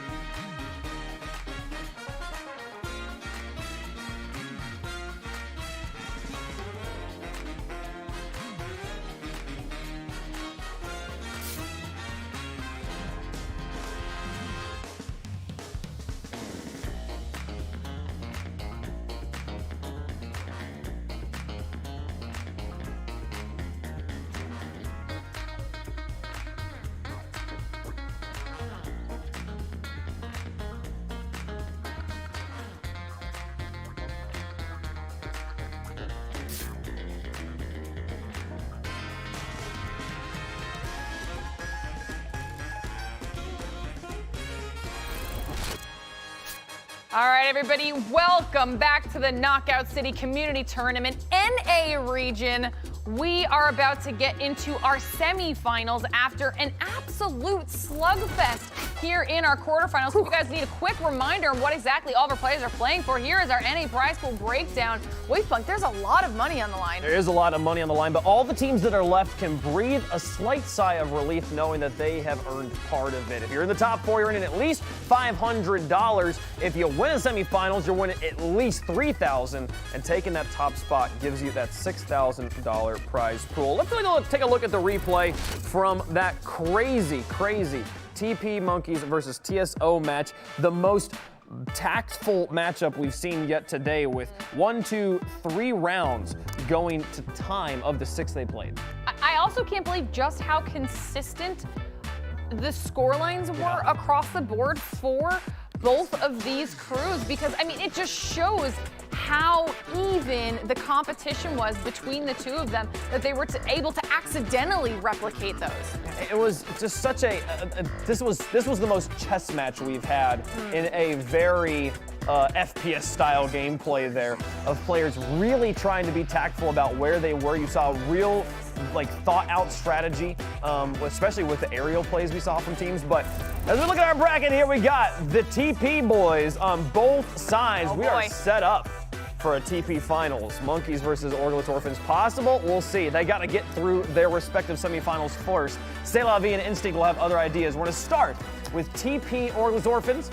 And Stolly and the boys there going up against Instinct. Instinct with crazy performances up against Fish Sticks there in their quarterfinals. We'll see how they hold up against Stolly. Yeah, I'm interested to see how these two battle it out, because like we said before, there are some big names on both sides of this table. So, I mean, we saw Instinct react really well after they figured out Fish Stick in their first round, but to be fair, the same could be said of Orphans in their first game. So I mean, both of them had a first round that was a little bit rough and bounced back so well for themselves. So it's going to be interesting to see how they handle each other now that they have to go up against. Yeah, for sure. The players to watch in this series for me is this is going to be the Stolly versus Bugsy matchup, okay? Not necessarily the team captains for their rosters, but the X Factor players. Which player is able to pop off more, I think, is the team that is going to take it here in the end. We saw some insane plays coming out of Bugsy. I might be keeping my eye on him. Yeah. As we are back on Galaxy Burger yet again. With the Cage Ball, nonetheless, a great map for Cage Ball, and we've seen it make a massive impact, specifically on this map where the players, almost every time you're caged up, you are within 10 feet of a bottomless chasm. So we'll see which teams are able to punish that here as we get into round number 1. All right, it looks like Orphans instantly deciding to go to the center of the map and... Oh, wow. That was fast. Okay. I think that must have been a player hit. What? There was not time for 2 consecutive dodgeball hits there. I mean, it's possible, but I think my money is on that they picked up a player and like, hey, let's just go for this early pressure. They won't expect that. Bugsy takes one to the face, goes in for the dodge, misses, and Enzo will pick up the ball that ended up loose. This one, a very messy map so far. Instinct is just trying to put massive amounts of pressure instantly onto Orphans, not allowing them to get any sort of advantage. We see the player in the ball. Oh, so close, so close. I thought they were almost about to bounce off of that and make their way back onto the map. They tried, they wanted to, but nope. That'll be 2-0 for Instinct. I do like this style of play coming out of Instinct, though. I think they're suited well for this level of aggression, and it's definitely throwing off Orphans. Oh! Once they get it figured out, I have no concerns about them, but Instinct started off real high here. Oh, Bugsy gonna try and play the close range game, manages to catch them all, keep this one last hit point, catches another one, dishes it back in. Look at Bugsy go. Are you kidding me? Hey, it's Bugsy on Twitch. Go check him out, chat. Yeah, if you're wondering exactly how it's spelled, you see it right there in the name. Right there. Fantastic content creation. Enzo managed to survive very long for Orphans and turn the tides just a little bit by getting some knockouts on the board, trying to 1v1 Lord Clumsy around. Do we see possible ult? They did. They ulted. Coming on in, but the rest of Instinct backing off. So we'll see Orphan player land middle of arcade, grab the ball that is spawned there, and back off to rejoin his team.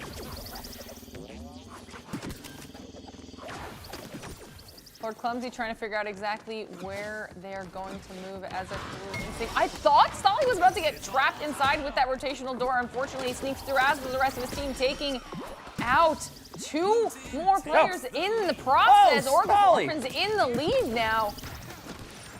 How does he stay alive there? Nearly dropping down the empty parking spot. Now, oh, geez. Run away, Ray. These players are mean. Oh, no, they're even more mean. They put you in prison. Goodbye. No. Oh, gets bumped off by the team member. And he's going to hold on to him. Let him live it out. What a team play. Coming in clutch when they needed him most. I think that was Enzo that just saved X-Ray's life there, if I'm not mistaken. Impressive. And ends up keeping the scoreline nice and tight for these squads. So that was a huge play right there. 5-6, now 6-6, tied up as we go into our final 2 minutes of round 1. And we'll see the Orphans pull ahead. Big wipe there on Instinct. They'll spawn together, look for more resources. Meanwhile, Orphans, hey, there's a break in the fight. What are we gonna do? Head top Alien. You gotta do it. It's clearly a favorite, but obviously, you know, same can be said about Ice Cream. It's that height advantage. Everybody wants the height advantage, especially on this map. That's why we see them getting up on planets. Why we've seen so many teams just holding UFOs. I mean, it's just the safe place to be. I guess top alien is kind of a bad call because that implies there's a bottom alien, which there's not. Alien's just a platform you can stand on. There's the spots right under or behind it, but either way, yes. It seems, and they're gonna hold this spot too. They'll say, hey, you know, the planet might have moved on, but we're not. You guys gotta come to us. We've got the 1-point lead and there's only 1 minute left for you guys. How does Instinct respond? I feel like it's gotta be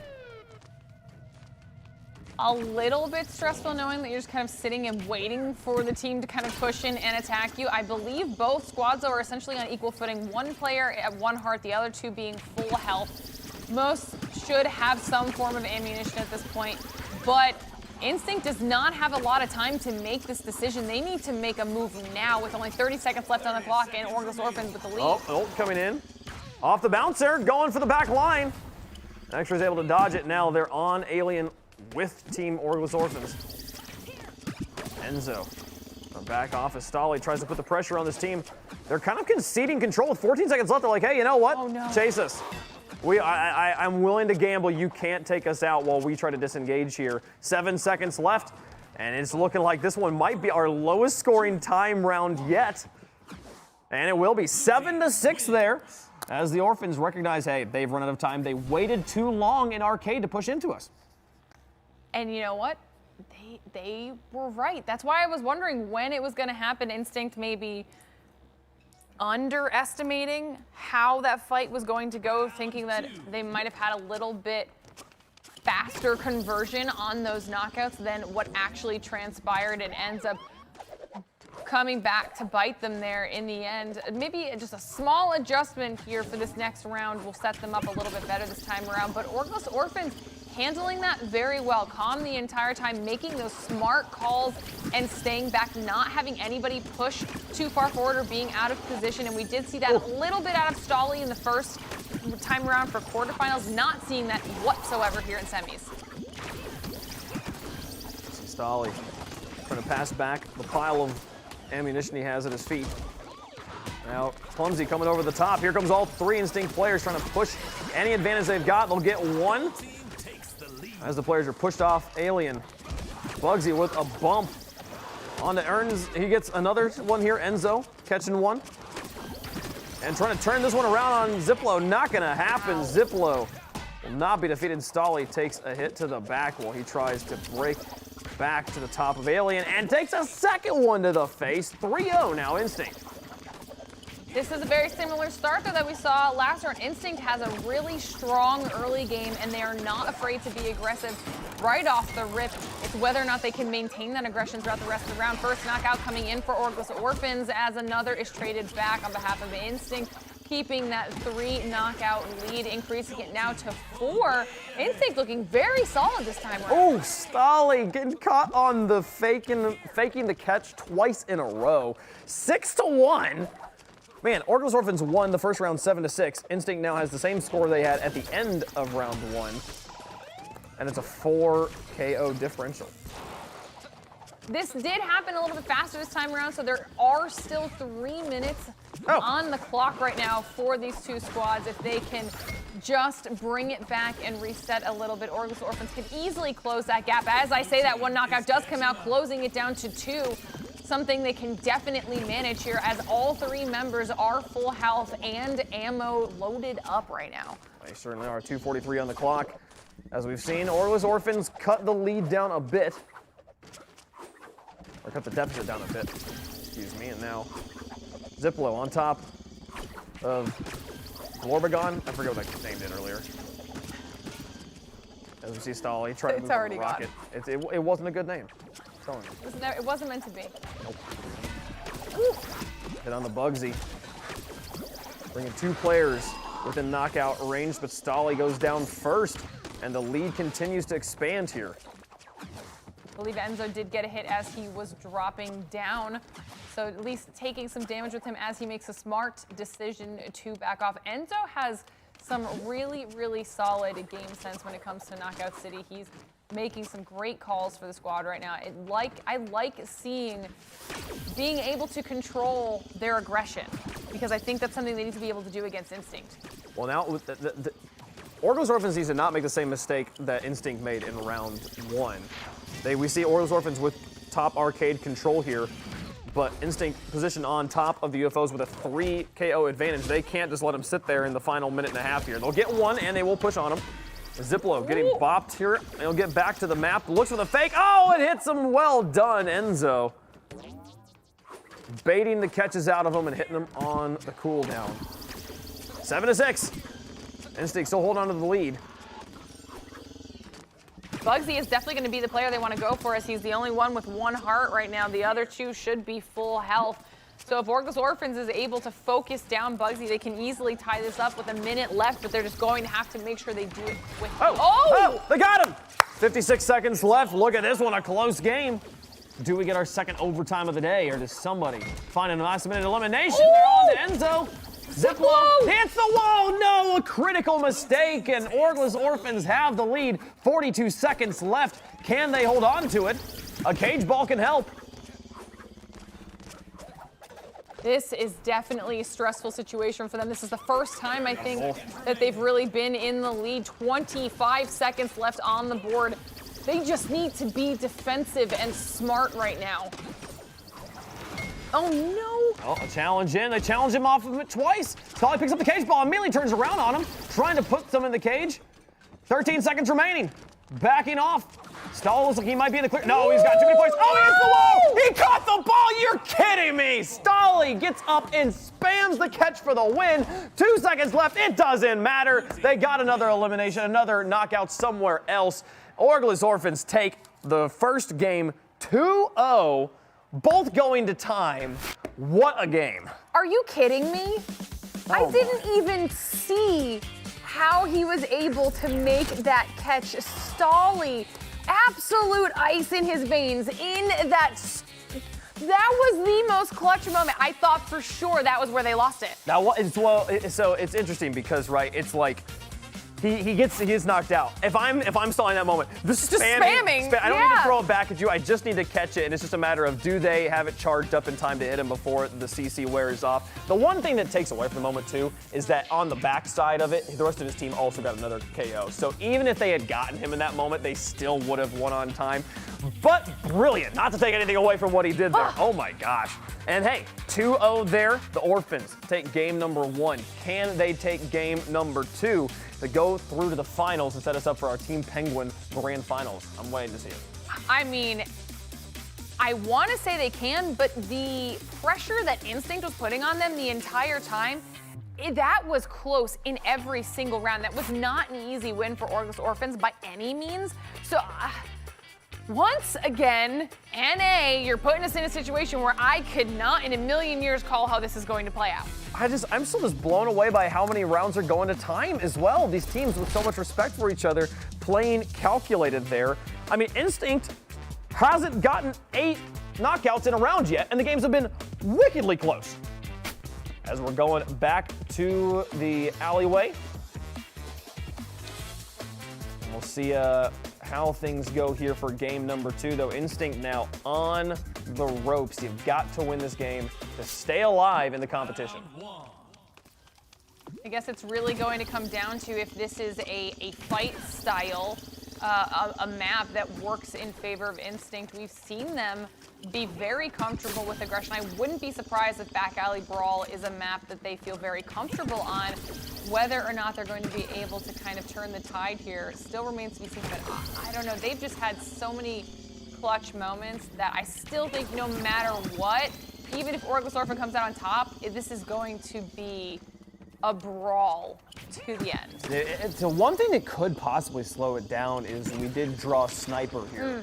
And just that much less ammunition that actively plays into a brawly style, that encourages the team to sit back and look for long shots, right? So we'll see if we'll see what style they go for. Do they just choose to ignore the suggestion of the Sniper? But a ball is a ball, so can't be too picky. I feel like at this point it's almost like it just functions for them as just like another ball. It's not even about the special on it because it's just so hard with those sight lines that are on this map to really fully utilize the Sniper ball to its full potential, that it's more about just getting a little bit more possibilities of items to be thrown at the enemies. Easy Stolly using his using the one quick chat function of the game, the throw me or the pass to me, depending on what state you are in, to say, hey, look at me, I'm going to the tube. Nice. And they will be able to tag team that one. Stolly, though, also gonna drop. It'll be 1-1 here, round 1. I believe there is one more player on Orphans who's also down to 1 heart. Bugsy looking like he's potentially trying to chase and see if he can maybe clean that up. Enzo has come back, though. Instinct decides to back off, pick up a few more balls. As they turn around, though, right behind them is Orphans ready for this engagement. Enzo bopped on the backside there. Stolly now just looking for any ammunition. As he's got 3 players around him, they'll all have more ammunition than him. Oh, no. The fact that he survived this long is pretty impressive, but he will inevitably go down. 3 players, each with a ball of their own. No player can be able to stand up to that very long. Not even just that, but he was also in one of the few areas on this map where he's playing with his back to the map's edge. He had no recourse, no escape. You can't even really dodge anywhere safe unless you're dodging literally into the team that just created a wall around you. So, I mean, like you said, that was impressive he survived as long as he did, but that was kind of a foregone conclusion there. Yeah, you can't even in that situation dodge to try and reposition because of the cooldown on the other side. You're just a sitting duck. So here, someone taking the sniper shot. Enzo looking to charge this up maybe. And one downtown onto the back of Ziplo. He's gonna go for the potato smack, but Ziplo already down. Now gonna go for a second potato smack. Bugsy's able to dodge out of the way. Wow. But they take him down 4-4 with 1:39 left to go. How are we already down to 139? It's only 4-4. Okay, things are about to get crazy here in the final minute, because you know the second one of them gets an advantage, they're going to try to keep it and make sure that they don't have to take any unnecessary engagements. Enzo doing his best to stay alive against a 2v1. Both players at 1 heart, though, while the rest of Orphans tries to pinch them from behind. Nice knockout coming out of Enzo on the wraparound. Oh, the player got caught and pushed back into Enzo. And look at that, they tied up. Here they get the lead. Oh, no, Ray does turn around and catch it, but more pressure coming for the rest of the team, and they'll finish him off. Instinct, just 7-6 here. 56 seconds remaining in the round. Orphans had that in the bag, and just too much chaos going on. Nice hit coming out of Stolly onto Bugsy. This could be a potential here for them to tie it up with only 40 seconds left on the clock. It's something they're definitely going to be looking to do. Seems like Instinct decides it's better to take the tube-way, charge up their balls, waiting for Orphans to make the mistake of trying to come through that opening. Great for wasting time. Instead, they decided to wrap around to the side and see if they can They get the nut! What? They got 2, and now it's tied back up. You're kidding me. God. What is happening? And Enzo and X-Ray, full health. 10 seconds. With 12 seconds left, it's looking like overtime here. The entire team full health at this point. Overtime begins to glisten on the horizon here. As they push up into green, we'll see them look towards loading docks, fully charged up. Ooh, I see one heart on one of the players on Instinct. Oh, they go through the tubes. That move telegraphed. They know where they're going to be. And it's Clumsy. Clumsy on the back line. Protected here. I don't think he knows. Is there luck, but they're ganging up on Stolly. Can they find him? X-ray. He doesn't know about X-ray. He's coming up as close as he can. Just runs him down. Says you can't dodge this. 9-8. Orgless Orphans take round 1. Wow.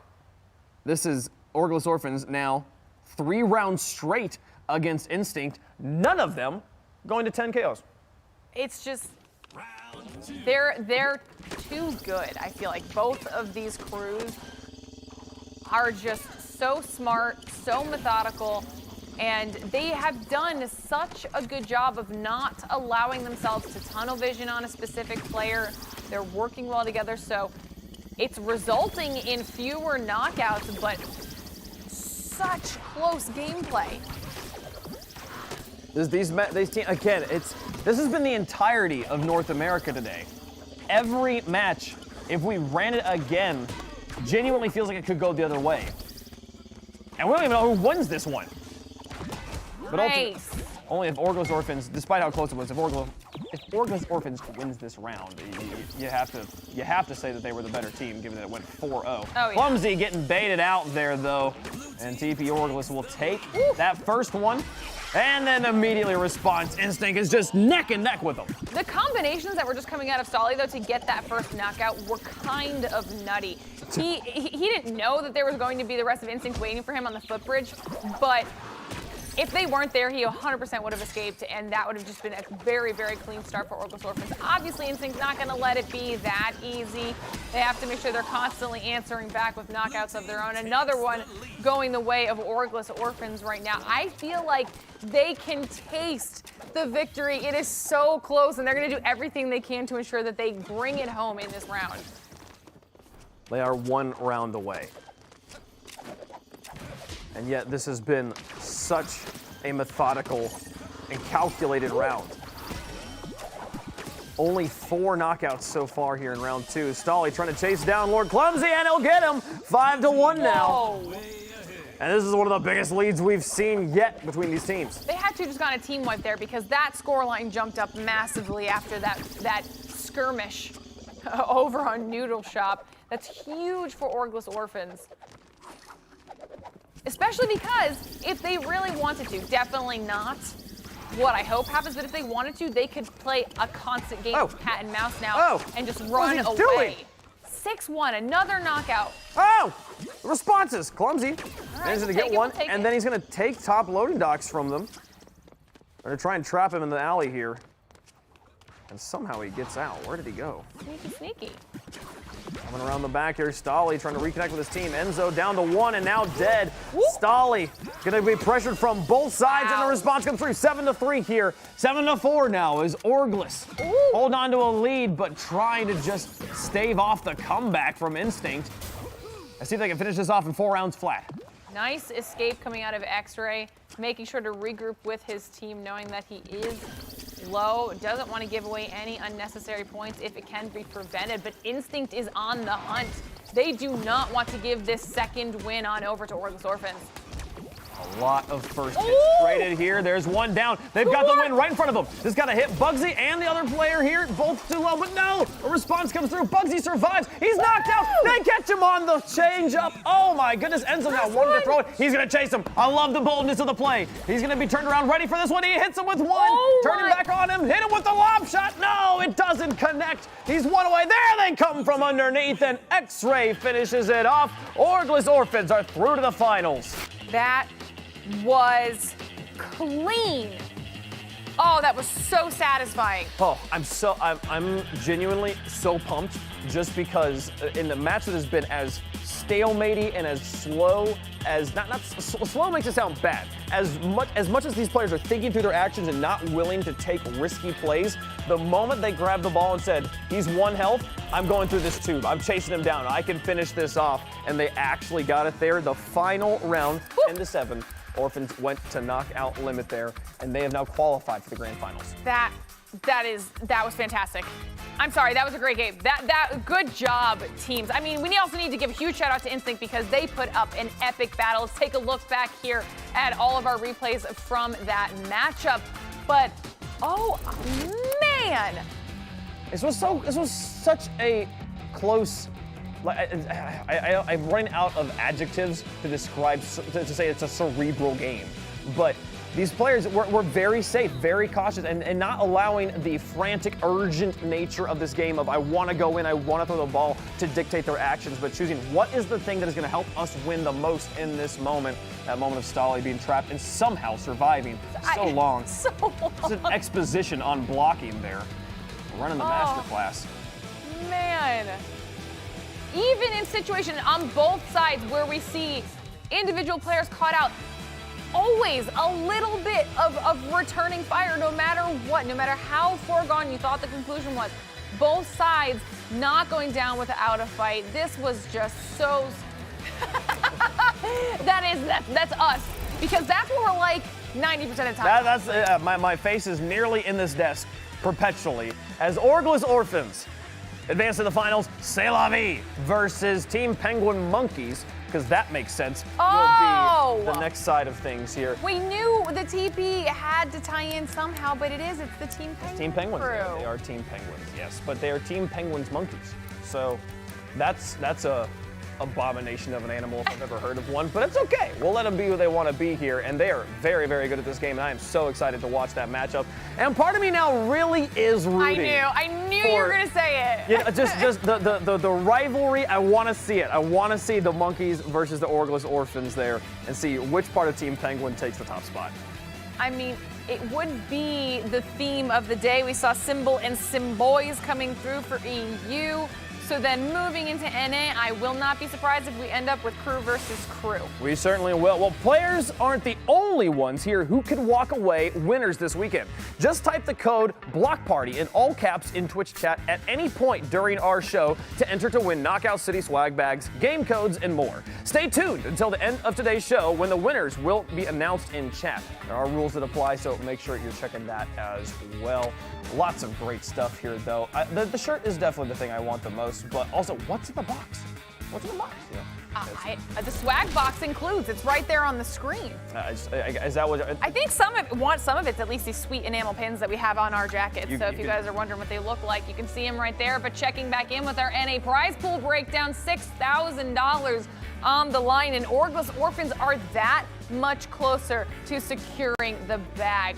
$3,000 going to second place, $500 for third and fourth, which have already partially been decided now. We've got one more semis who will finalize that. Every team knows they're making at least $400 or $500 there. It's that $3,000 now that Orphans know they've secured.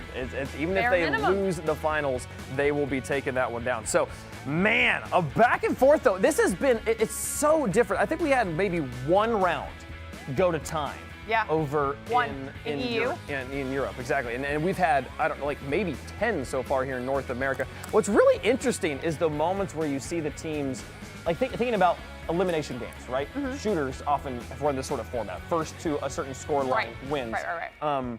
And sometimes those games do go to time. It kind of varies, but oftentimes at the pro level, you see the players just going in very aggressively, knowing, hey, there's no reason to let this go to time. Let's try and take the challenge ourselves. Sort of feel like it's almost, is this a new like elimination community? Not thinking about that too often, because sometimes it seems like the teams are realizing, oh dear, we've run out of time and this sucks. It's gotta be. It's gotta be. All I know is that, at least from what we've seen now, things have, I almost feel like they've slowed down in going to time as we've gone throughout this bracket here for NA, which I really appreciate. We saw more and more aggression as we were going, which means maybe they were kind of gearing up here for the finals. Sort of, I don't know, because like, our last quarterfinal had 3 rounds go to time. Our first semifinal, which was 4 rounds, 3 of which went to time. Yeah, it was a lot more. I can't even. I don't know. We've watched a lot of knockout series. We have watched a lot. I feel like it's more the like as the teams are better, they're going up against each other, saying, "Hey, we got to respect this team. We can't allow if we throw the ball to them, we're just giving them bullets. So let's not do that." Jukebox Junction will be the first game of our finals between Salavi and TP Monkeys here. We'll be playing with a cage ball. And we've seen, that's a pretty jacket. Where can I get one of those? They That would look fabulous on you. Thank you. You're welcome. We'll see them flank out to taxis here in the parking lot. And take control of Coffee Bean.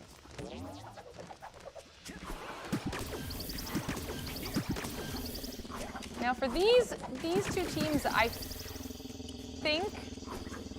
Okay, no, this is a total guess, honestly. Okay. But TP Monkeys, after watching their crewmates secure the finals, there's got to be a little bit of added pressure here, right? Where they're like, okay, if like the first half of us made it, we have to make it too. 100%. You don't want to be the one team in your crew that didn't make it to the finals. Also, though, I think it's also a testament to probably just how strong this Monkey squad is. If that's the team they're scrimming against all the time, man, maybe this is a walk in the park. That's always a huge factor, being able to get any sort of practice in against the best possible squads that you can. If that happens to be somebody in your crew, that's just convenient. But the first 3 knockouts coming out of TP Monkeys as we're sitting here hyping them up for potentially needing to match their counterparts. Or are they not? Okay, they're gonna go for damage instead. That was their player. I'm silly.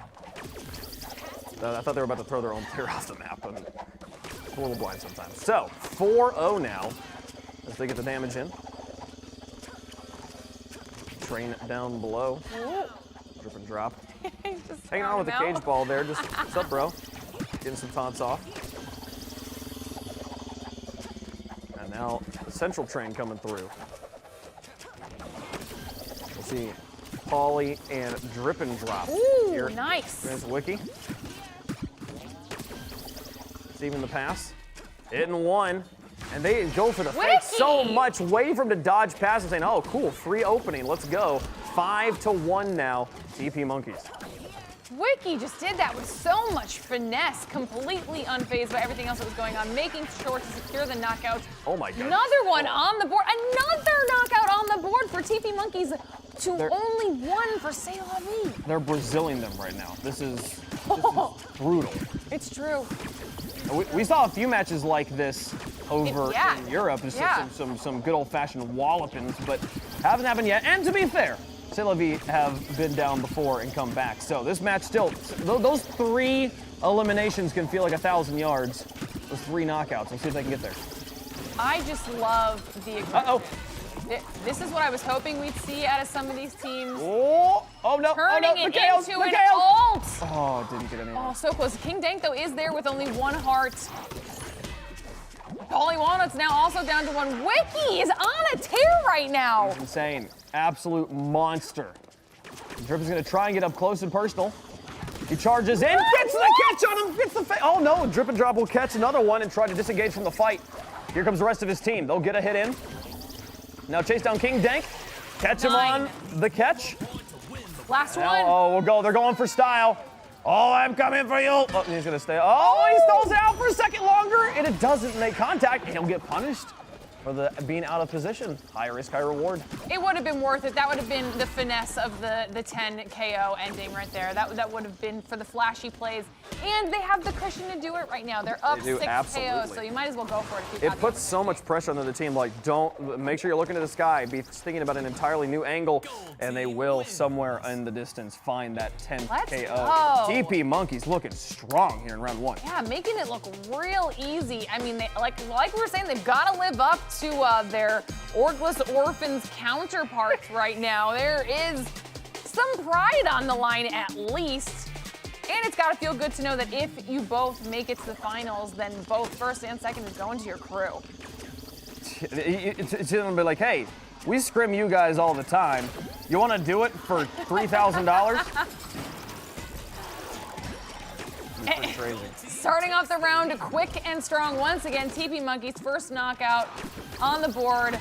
Salavi, both other remaining players down to 1 heart. Wiki is not giving them any wiggle room whatsoever, and the 3 KOs come out team wipe. This, I mean, Pauly's playing Okay, TP Monkeys, did you wake up here for semifinals? Because this is a lot stronger than we saw in quarterfinals. Honestly, I think their team, their friends making it to the finals is just the motivation they get. Like, okay, boys, we can't lose here. Let's really sweat it up. I love this. This is brilliant. This is what I wanted. Oh, middle train coming through. Gonna force everyone over here to the left side. Into the luggage. Bringing up a pass. Wiki's with the catch. And doesn't matter how fast it is, Wiki's reaction time too strong as they get the throw, they get the cage ball. Teammate will move in to take over, but and Paulie gonna throw him out. Oh, it's just too low. That's a tragic way to go. Fantastic lob shot there to ensure another KO going the way of TP Monkey. Salavi is able to get one on the board here so far, but this is an unrelenting onslaught. They're coming at him. And just holding W key to chase them down too. Where are they? Bring me another. You know, if you had asked me in the beginning who would be the W keyer of the group, I would have assumed it would have been Stolly, but it looks like it's TP Monkeys and the entirety of this crew.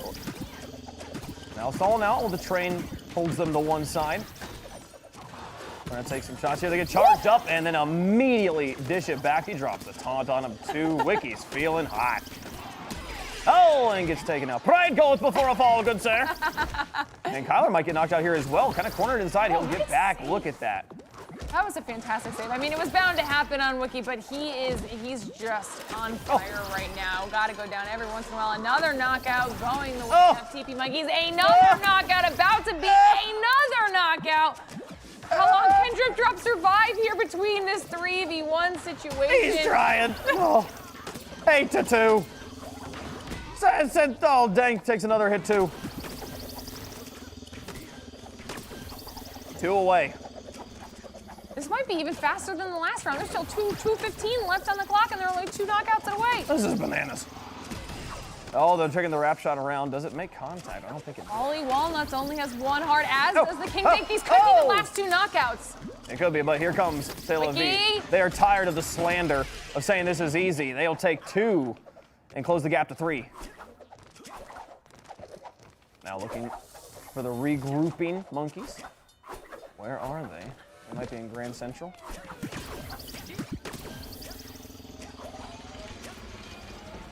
Definitely have something up their sleeve. And wrapped around the coffee, maybe struggling to find ball control here. As Wiki's putting in more shots. And Drip and having to find the catches. Oh, Wiki gonna get hit. Lit up, but balled up. Can anybody get over to Drip? And he's just gonna hang out down on the bottom of the fight. Not give them an opportunity to throw him. TP Monkeys up to 9. They've got it, and they get it. 6-10. TP Monkeys 2-0. They're in game number 1. That has got to feel fantastic. First game out of the gate for the semifinals, and they win, but it was a solid 2-0 that they just could not be stopped. And look, when we were talking so much about Wiki and how strong he looked there, but it's Tyler that comes out as the MVP. When Wiki's playing that good and he's not even the best player on your team, scary. Oh man, this is not what you want to see. So, Salavi, things gonna change here. We'll maybe have a different ball, definitely have a different map in game number 2, but will it be enough to stop this onslaught? Because they have rallied in both games. We've seen them come back after getting down to that initial deficit. It's that initial deficit. It's the opening of the game that Salavi is digging themselves a hole they can't get themselves out of. Yeah, if they allow TP Monkeys to continue doing that, I just don't see them being able to bounce back in the next game. But if they can figure out a strong early game strategy, it could potentially shut them down. Going to be seeing a little bio here for Wiki now. Definitely a standout player here in our last set of games. Favorite ball is cage ball, man after my own heart. You guys are on the same page. The role is winner, by the way. I just want you to see that. His role is just winner. What is on my team, they consider me the winner. I'm not allowed to lose, so therefore we win. That would be pretty crazy if he wins the whole thing there. From Bakersfield, California, Wiki popping off there in that game. And man, I agree. It's that opening initiation we've seen between the two teams. Both rounds that we've seen so far, TP Monkeys has come out 3-0, unscathed. And they might drop a heart here or there, but they're not letting anybody down. And they come out with that 3-0. And then every game, it's coming down to like four KOs at the end. Those 3 make a huge difference. Yeah, and are they going to be able to? I mean, to be fair, it's not like they have a whole lot of time to adjust their strategy here.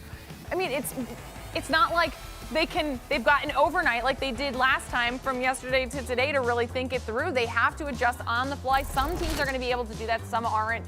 But now we are back on Galaxy Burger. for our potential final semifinals match. It could be the last game unless Salavi can dig deep. Sniper ball.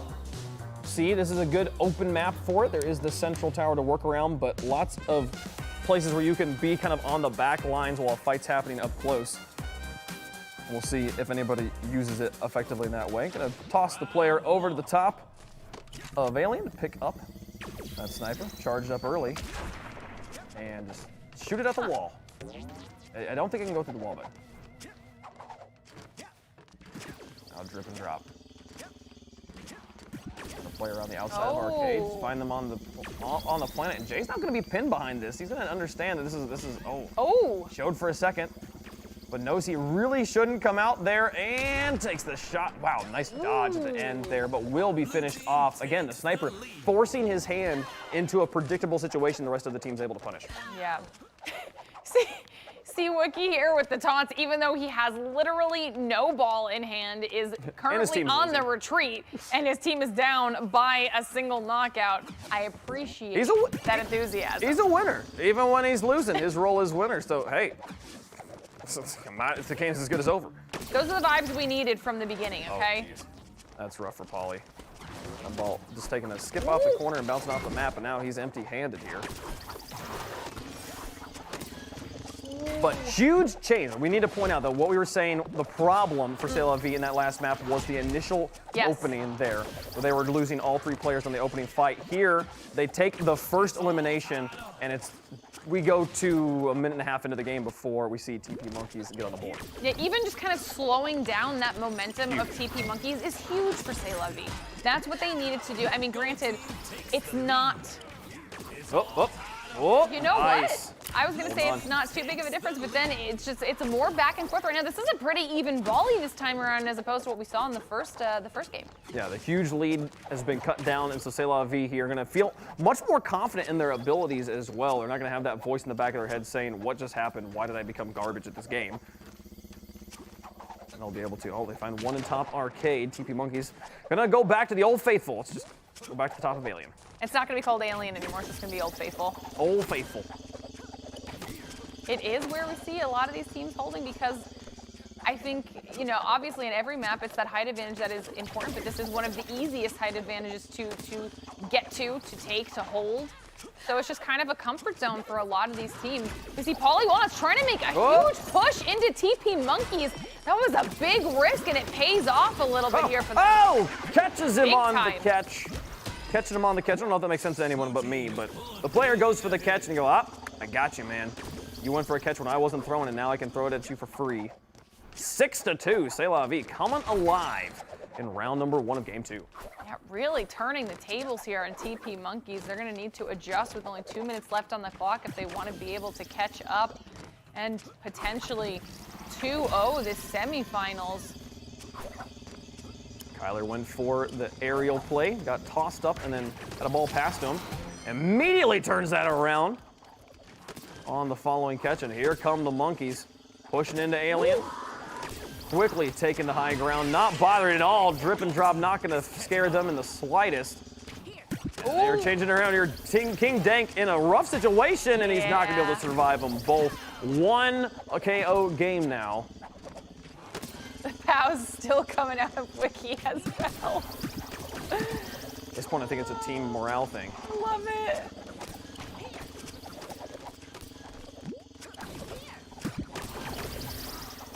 Ooh, getting some nice damage on Salavi on the reaggress. Now evening the score up and able to put a ton of damage in a drip and drop. He's not going to make it out of this. There's no way. He made the catch, but no, he won't be able to get the second one, and they will successfully recover 1 ball from over the edge. 7-6 now into the final minute. A much more even game, but still in the end, the Monkeys going to have late game advantage. Pow! I can't. Wiki, he is now the newfound source of entertainment. I just need the taunts 24/7 for the rest of this matchup. Make sure you check him out on Twitch, chat. If you want some entertainment. Hanging out on the top Saturn here. Exchanging volleys. 30 seconds remaining, and they could easily drop this lead here with just a few mistakes. Skylar gonna get hit by one. Turns around, they take him out and tie up the game. 20 seconds left. Yaha looking for the pass to Wiki, who's down to one and gets the hit. No, King Dank, but they were traded. They get Wiki back. 12 seconds left. It's 8-8. That was all over the place. There were some solid plays coming. Oh, wait, it's 5 seconds left. This is where we're at. We're almost done. I did not realize it was that almost overtime done. Now. Yes, we are in out. What are they overtime. doing to me? Final. I'm not equipped for this. Final. Eliminate the KO here. Next KO wins. Only one ball, it looks like, for TP Monkeys, maybe two. The only thing working in their advantage to their advantage right now is the fact that they do have a full squad of healthy teammates. Ollie Walnuts is really high up there. Trying to disengage. Looking out, they are running out of resources. Oh! Nice fake. Data back off, and it goes around. Salavi take it on the curve shot. Well done. Look at him go. That was surprising. That is the bounce back, the turnaround I was hoping for out of Salavi. I was questioning if they were going to be able to adjust so quickly. It looks like they do exactly that. And I mean, that was a close game, but they played that overtime round so well. They absolutely played it cleanly, chased and didn't give up the advantage they had. They had a resource advantage from the beginning, and they knew it. So they held on to control until they could put the full pressure on one player and secure that first round. TP Monkeys, after a dominant game one, drop round one of game two. And we see a decently slow and calculated beginning of round two. I almost feel like TP Monkeys needs to go back to just their early game YOLO strat to kind of get themselves in that groove again. But maybe this is a map that they're not as comfortable doing that on. It doesn't necessarily allow for it the same way, to be fair, because of how concentrated everybody is on those high ground locations and holding them. But they need something to kind of ignite that fire under them again. Salavi will get first KO and gets second KO. Now looking for third. Wiki in a rough spot, gets hit with one. Disengages for now.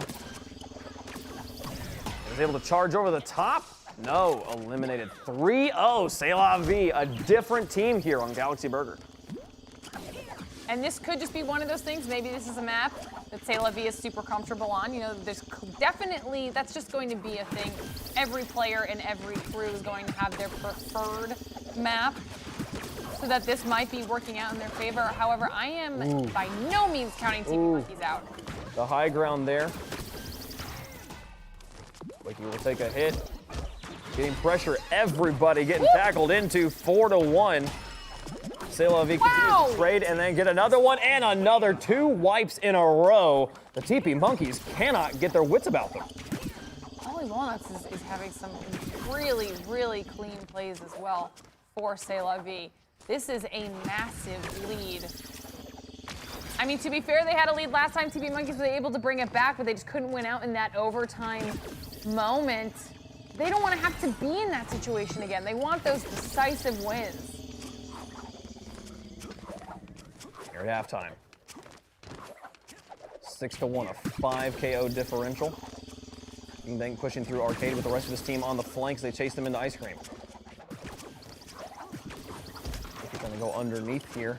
Gonna bait out the hit. He'll actually getting close enough for the tackle, but can't gain control of the ball. And now a 2-resource advantage possibly for King Dank as Wiki doesn't manage to emerge with one ball, baits him out, and he's so clean with it to get another one out of him. We're about to see another one here onto Drip Drop.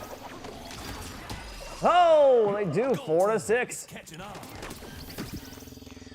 Nice little beginnings of a comeback here for TP Monkeys. Will Salavi be able to hold on to this lead? They seemed comfortable with it before in the first round, so I wouldn't be surprised if they do, but right now... Oh, King Dank coming from behind. Oh, the catches. What? And he gets the hit on the poly.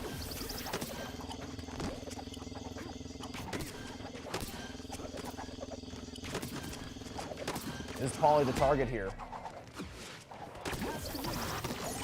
Oh, one for the passes there, dripping catches. Nice. One of the knockouts. 5 to 6. 6 to 6. They tie it up. It's got to Tyler be gonna try to- frustrating. yes, I'll let that It's got to be frustrating to have such a massive lead in both rounds now and have it get so close here in those final minutes. Salavi have to keep their wits about them.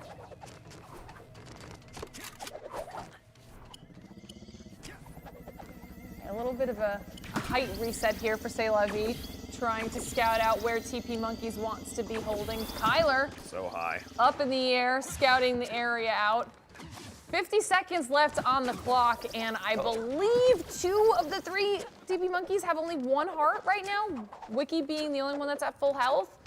So I have to be smart.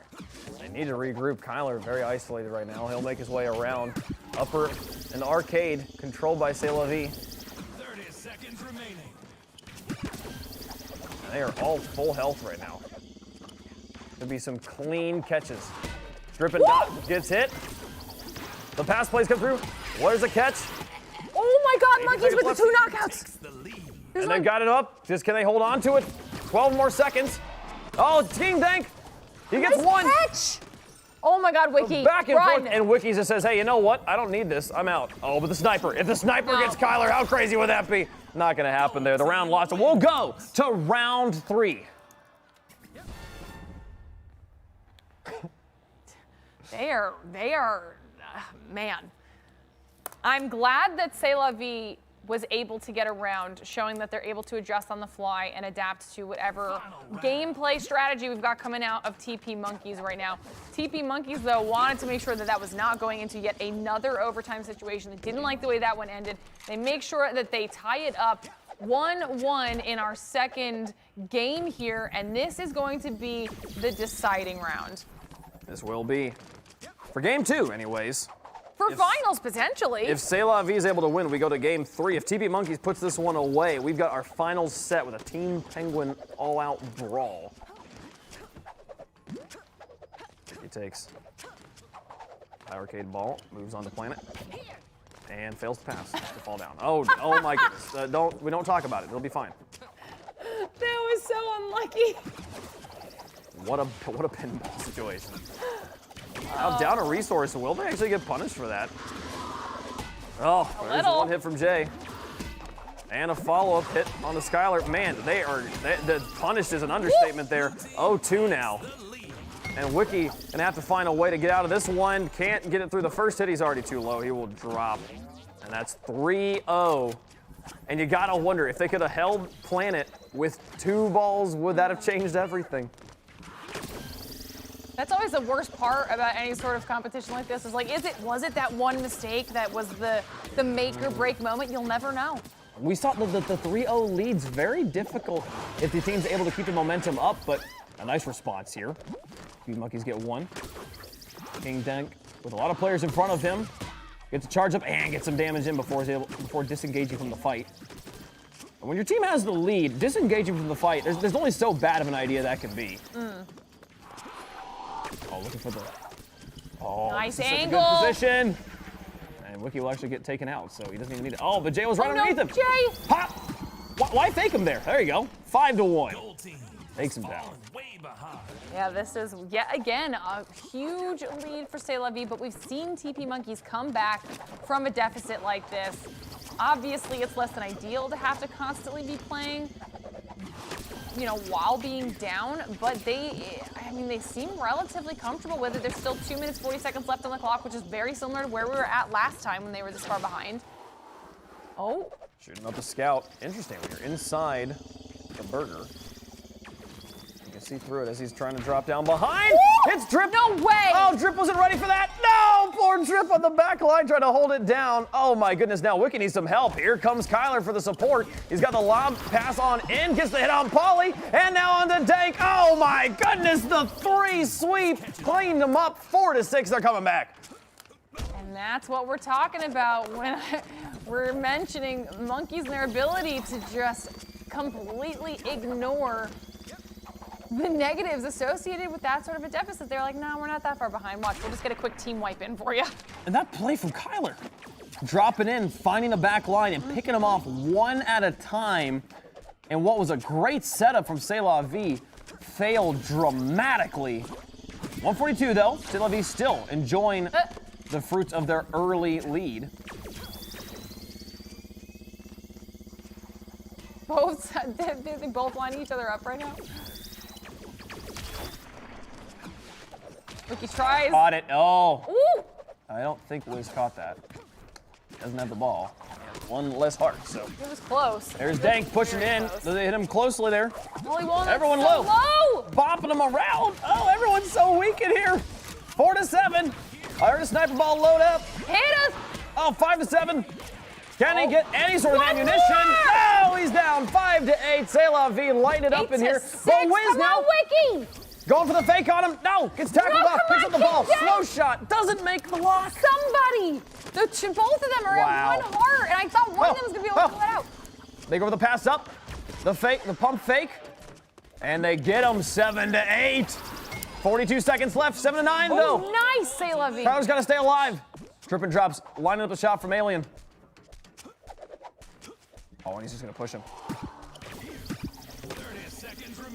They've got to be aggressive here. TP Monkeys doesn't have a choice. Salavi is sitting pretty right now with a 2 KO lead and 20 seconds on the clock. They're close the lead. clearly trying to close it down with drip drop.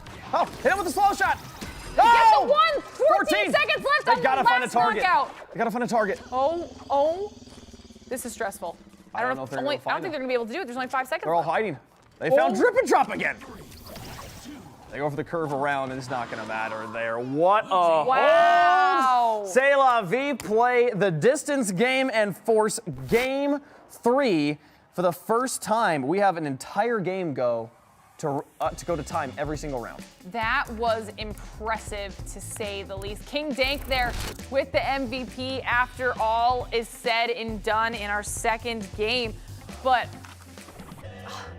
Salavi stepping up to the plate, to say the least. I mean, can you have 2 more different rounds, or 2 more different games? TP Monkey just walking up with a 2-0 raffle stop in game 1, and then game 2 going to 3 time rounds, one of which being overtime? Insane.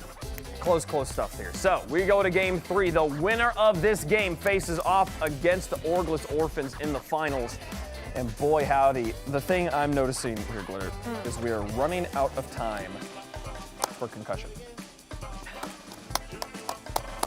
That is what matters, is that we have yet to have, because you were so upset about concussion. Statistically, this is just an anomaly at this point. It How is the random It roll entirely is. against it over and over again? This better be concussion.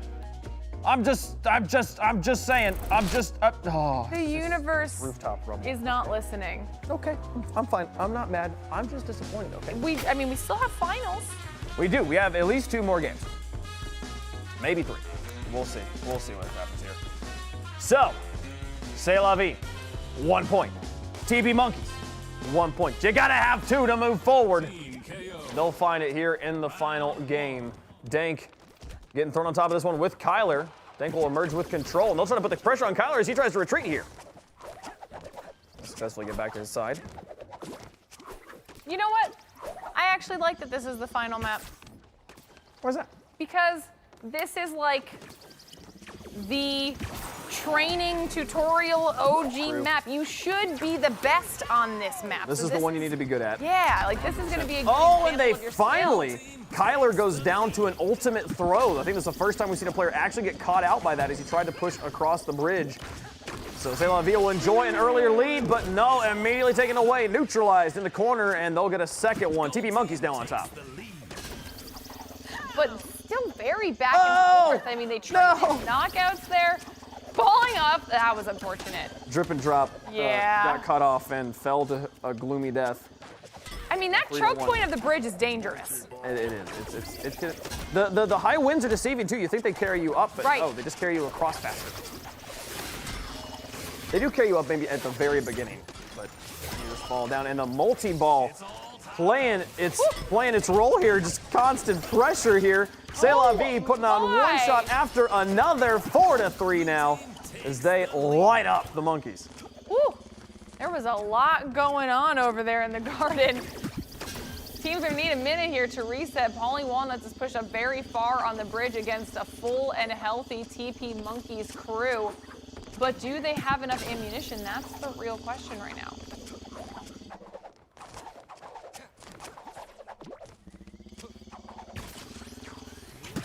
Ooh. Fell back to his own half. Looking Nice. for pressure here. Wiki will take the catch. And now the very close range engagement. This is going to be brutal as TP Monkeys come out with 2 and now put the pressure on Drip and Drop. Can they push the 3v1? They hit him with a fake. He catches the first one, catches the second one. Drip and Drop staying alive. Cakes it on one hit, but dodges out of the way of the second. Keeping it alive. Keeps himself alive long enough for his team to get in there, but now this is going to start to stagger as King Dank takes a 1 hit as well. More pressure onto him. And they'll get him too, 7-5. TP Monkeys able to get the Drip and Drop elimination, and one fell off the bridge. No, 8-5 now. That was definitely some unfortunate timing on behalf of Salavi. They just ended up going in one at a time and giving these free KOs over to TP Monkeys, setting them up here for the potential round 1 win. Yep. Polly Walnuts, the final hit. Put him on match point. There catch. The Dank King the target. Passes travel around. Hang out in the garden. They get the pump fake on Dank King. They'll trade here. 1-1. As they try to push it back on him. Are they gonna bring it back? Salavi gets a critical 2.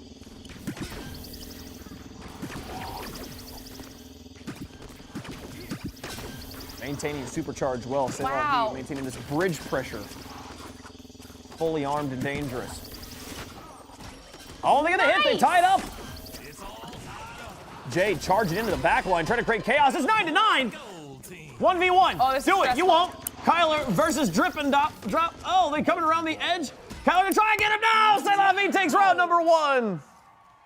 The timing on that was really unfortunate for TP Monkeys, but insanely well played by Salavi. I mean, they had a couple, I think actually, to be fair, both sides had a couple unfortunate mishaps on the bridge there. The crazy part was it was mainly Salavi had 2 players drop down, just 2 free KOs they gave all across, and they still came back to win 10-9. Gotta be able to take advantage of those moments. Yeah, absolutely. There, TP Monkeys maybe could have continued to press after they got that stagger. Oh, 100%. But either way, TP Monkeys now on the brink of elimination. If they lose this round, it's Salavi versus the Orgless Orphans in the finals. And that's got to be in the back of everybody's mind right now, right? They've got to know that the pressure is on. They have to make this final round count. Whereas Salavi is trying to secure that extra money right now. This is huge for them. You'll notice there's significantly less pals coming out from Wiki as he is all business now. Feeling that, yes, one misstep means they do not get to play in the finals against their teammates. Back to 3-3. First minute, 6 KOs.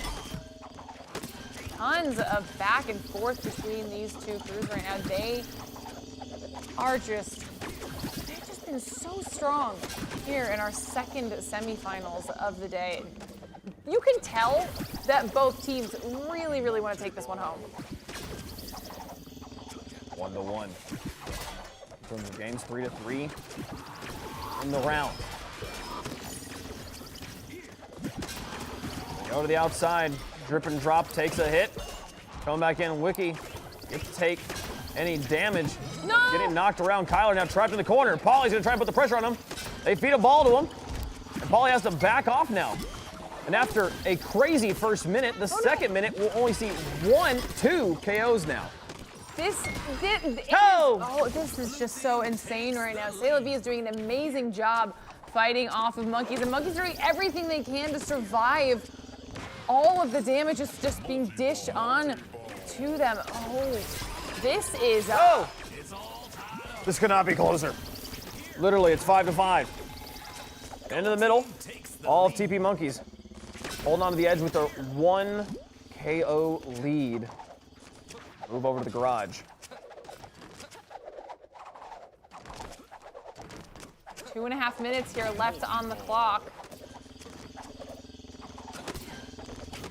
You have to wonder, is there going to be a point where maybe one of the squads secures even just maybe like a 2 KO lead and they start trying to keep themselves safe and not risk it, as I say that things get instantly tied up. They're letting this go to time. Wiki. They're gonna make their own future. Wiki, down to last health game, pump faked. Oh, 7-6. Salavi, 2 minutes left with a slim margin of lead. Can they hold on to it? Salavi has really stepped things up here in the second half of this semifinals. Only 1 minute and 50 seconds on the clock for TP Monkeys to not only catch up, but try to get themselves a little bit of a lead. No one wanting to forge across this bridge. It's dangerous. You're so exposed. Very few outplay maneuvers. You just have to rely on catching and dodging. Can't use the terrain at all. 8-6 now for Salavi. Oh. They're putting the pressure on. They have all the players down to 1 heart. They've got the conditions set. They just need to find 2 connection shots and a multi-ball here. Just spam it in. Send all the shots. They'll find them. Salavi in 3 games. Come back after losing game 1 in dominated fashion. And they'll play in the finals against the Orgless Orphans. What a finish. That was an insane comeback, to say the least. Congratulations to Salavi for making it to our finals. So we're going to send it to one more quick break, guys. But when we come back, the NA finals of our Knockout City Community Tournament. Don't go anywhere. Woo!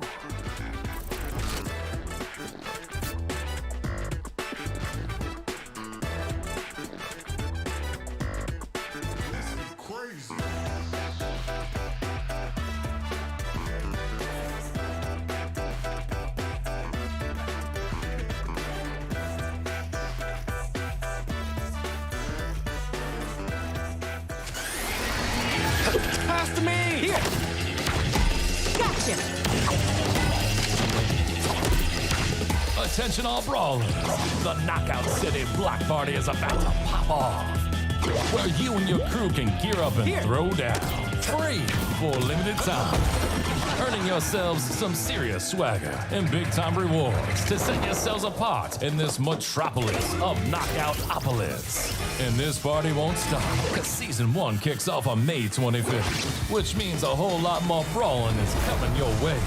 With a new map, Jukebox Junction, where you need to watch your step if you want to stay on your feet. Ooh.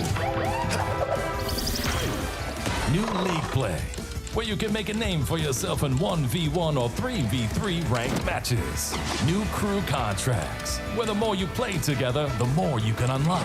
And a new way to play every single week.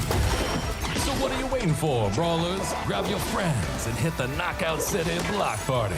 It's gonna be a blast. Literally.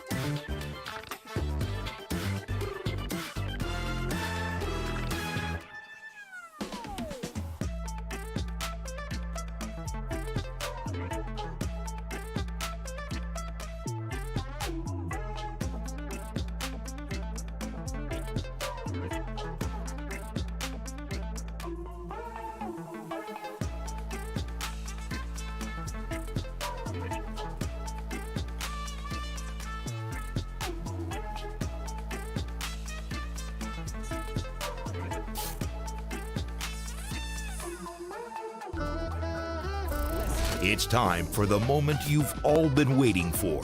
The Knockout City Community Tournament NA Finals. It's time for the finals, and boy howdy, we could not be more excited. Big shout outs also to the people in the back making all of this possible. Couldn't do this show without them. How's it going, guys? We appreciate all of you. Big support's there. I wouldn't be able to see this gameplay or hear the things that I'm hearing without them. Yeah, that's 100% true. Taking a look back now on how exactly our semis 2 unfolded and how Salavi made their way into the finals. This was weird, to say the least. I mean, TP Monkey's coming out of the gate 2-0ing them, and Salavi being like, you know, we don't like that at all. And they just answer back in a dominant fashion, honestly. It was genuinely surprising to see that level of a collapse, given Game 3 went 2-0 in favor of Salavi there, and they have well earned, though, this finals against Orphans there. Clearly the better of the Team Penguin teams, but we'll let them settle that themselves. So, man, this leaves us with just one more match to go, and it was a crazy, crazy finish there. Orphans versus Salavi. One best of 3 for $6,000. I mean, that means obviously 3rd and 4th teams have been determined there in Instinct and TP Monkey, so shout out to them for securing those 3rd and 4th place prizes. But now all of our focus here is going to be on finals. Who do you think is going to take this one, Wave Punk? Oh, you're asking me to make a prediction? you mean person. I honestly, the Orphans have looked so strong. And we saw Instinct look great earlier, but Stolly, X-Ray, and Enzo got our only 4-round sweep coming into this. And they've had time to watch and strategize across 3 games, 3 very different games that they just watched from Salavi. I think Orphans are going to have this. All right, so we're going into finals here. Yep. Are we going to be praying to the RNG gods for that concussion yard? You know what?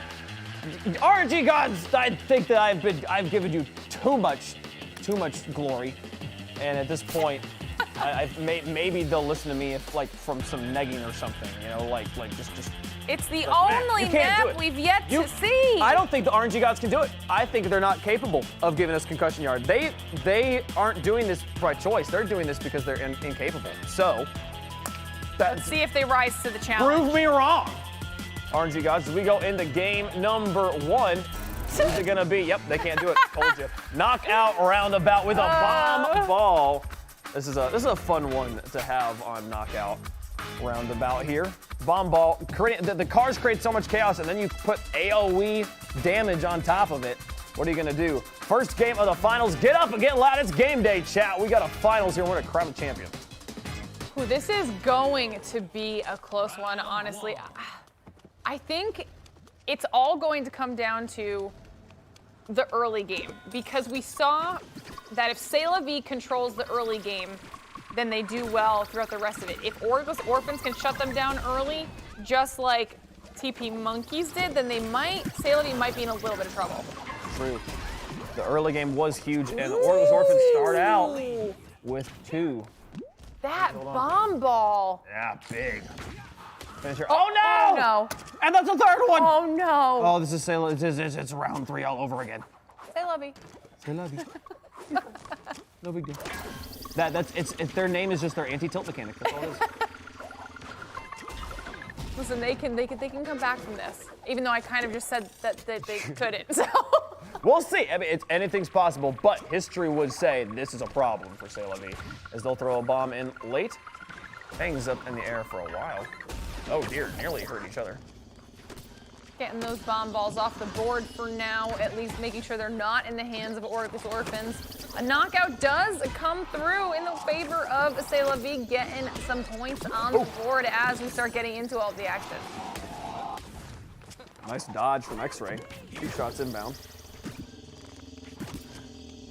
Now charged up. We'll have 3 pinged off each other. Taking shots by the players positioned behind Bus. Weak players here from Salavi. Looking like juicy targets. They will get 1 back the other way. But Stolly looking to put the pressure on Polly Walnuts. Bumps him off the map. Takes him down. Stolly surviving for now, but no. Taken down 5-2 now as Drip and Drop has other ideas. Fully charged. Hoping to fake out X-Ray here. Nice. That was pretty clutch. Enzo going back and getting a ball while X-Ray kept his eye on Drip and Drop. This pile. is a solid area right now. King Dank thought he was going to get a free flank, but no, comes in. Paulie Walnuts will finish off the job. 5-3 now as they're closing the gap. Weak players on both sides here of this competition, so some open knockouts available for the taking. Are they going to be able to land any of those bomb balls that started this game off so strongly for the Orgless Orphans? I have now shipped their names together. The Orglins. some like Gollum's offspring, the Orglins or something. King Drank.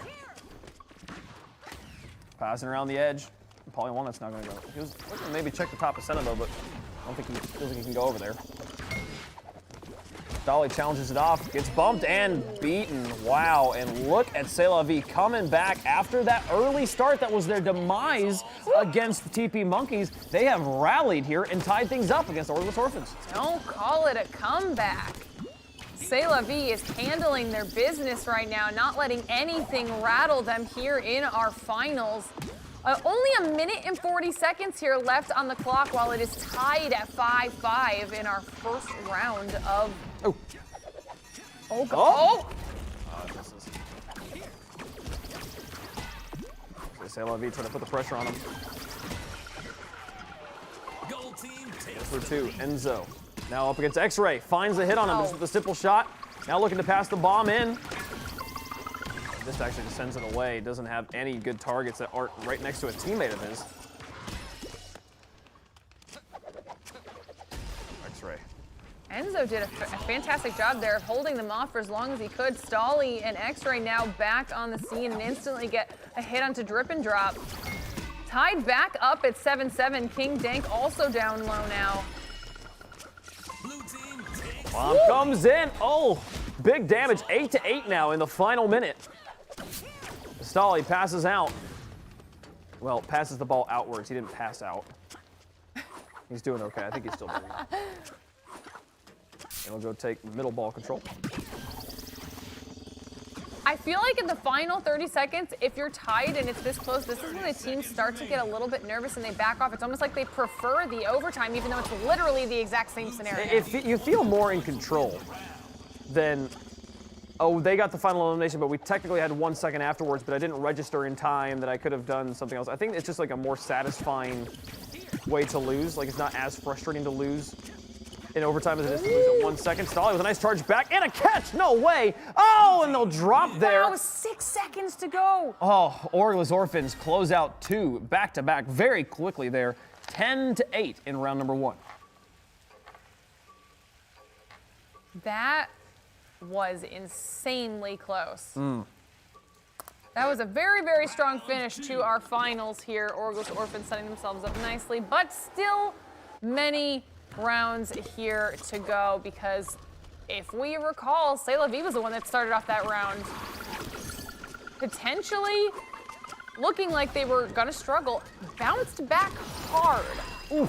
Already good signs of improvement though coming out of Salavi. Good improvements there as they don't drop 3 knockouts in the first minute. And again, we have yet to see them lose that opening engagement and not lose the round. Go for the fake on Stolly, they'll hit him.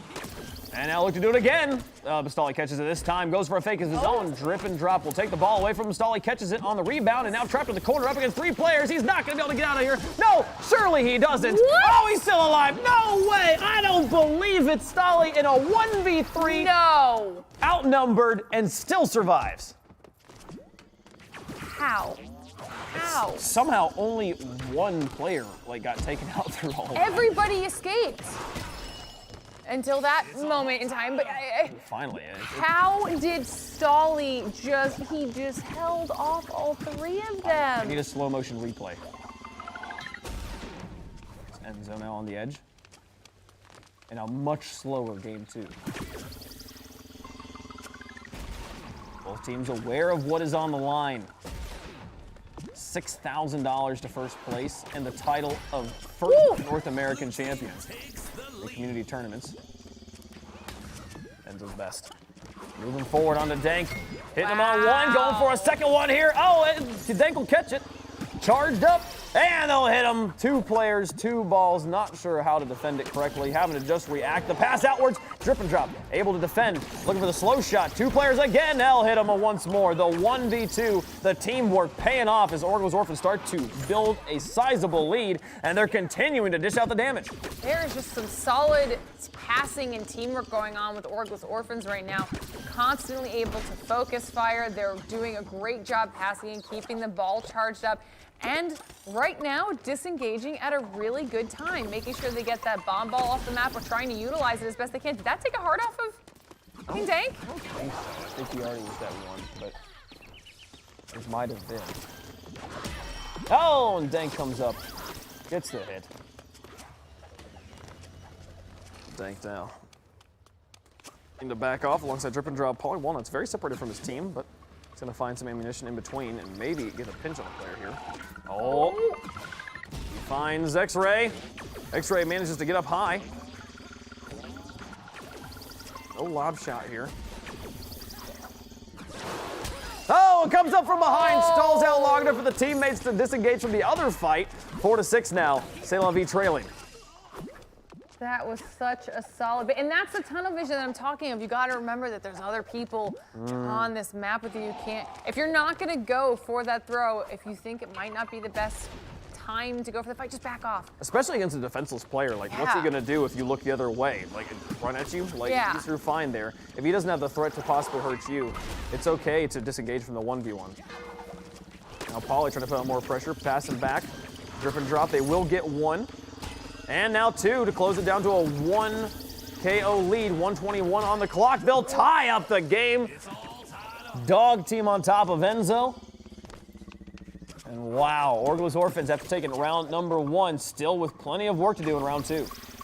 That was a solid 3-man kind of collapse onto Orphans there. Salavi making sure they had no escape route in sight and quickly tying up. There's less than a minute left here in this round, so this is either going into overtime or we're going to see something happen here in the next 30 seconds or so to set one of these teams up for success.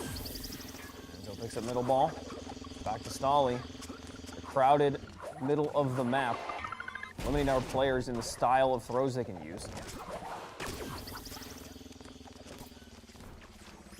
30 seconds remaining. Oh! Super. X-Ray wants to go for it. They just can't. Enzo hiding behind this corner, using the third person peeking. Bomb comes in. Oh, finds the corner they're camping. They'll lose only 1 heart to them, and they'll count their lucky stars. That is not worse than that. They leave the bomb ball. 4 seconds left, though, in overtime. Inevitable at this point, as they will disengage and choose their own battleground. The thing is here, Orphans. This is so interesting because if it goes to a tie, if they wait out this clock, they technically win the game as both teams get a round win and they already have the 1 round lead. Oh, the ult! They're trying. Oh! It was X-Ray on top, finding the 1 player again in overtime. It goes to final round. It goes to next elimination wins. Their next KO wins. Wait, that wasn't. That was the fight. That was round 2, and Orphans after winning round 1. That wasn't Orphans ult? It was. It was. Salavi getting hit there at the end. So that's game 1 now, 2-0 to Orphans. Okay. We did a last-minute camera swap. I'm with you. It was confusing for sure, but it was them as we did end the game. So Orphans now taking game number 1, 1 game away from being our champions. Oh man.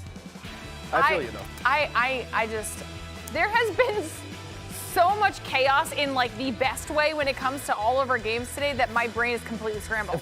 In your defense, for anyone who's just now tuning in and going, wait, what's going on? We've casted like 30 games of, and that's not an exaggeration, like actually 30 games of Knockout City. So This has been a long day. We're coming to the end of it, and we're super excited. 31 production confirmed, so 31 games total. If this isn't, it's not going to be. It's not going to be. Okay, cool. I'm telling you. Oh, you know what? We will take Jukebox Junction though. I'll take Jukebox Junction and a cage ball. Hey, look at this. That's a great combo. And honestly, though, for Salavi, they're going to be having some weird flashbacks to this one. Oh, Last time they were on this you're map, right. they got walloped. They did. That was that 2-0 that we were talking about that we thought was the first sign of potential victory. Salavi shutting it down, but like you said, could be some potential bad memories here on this map. Stolly as one of the leading figures in the streaming community and now in the pro community for Knockout City. What it would mean to him and the squad to take the victory here. Man, see you later. Saw you coming at me. That was cute. Peace. Oh, and the wow at the end. Stolly trying to become the first North American Knockout City Community Tournament winner. Oh no, but getting caught here and trying to get just. Oh, okay, they knock him up, knock him out.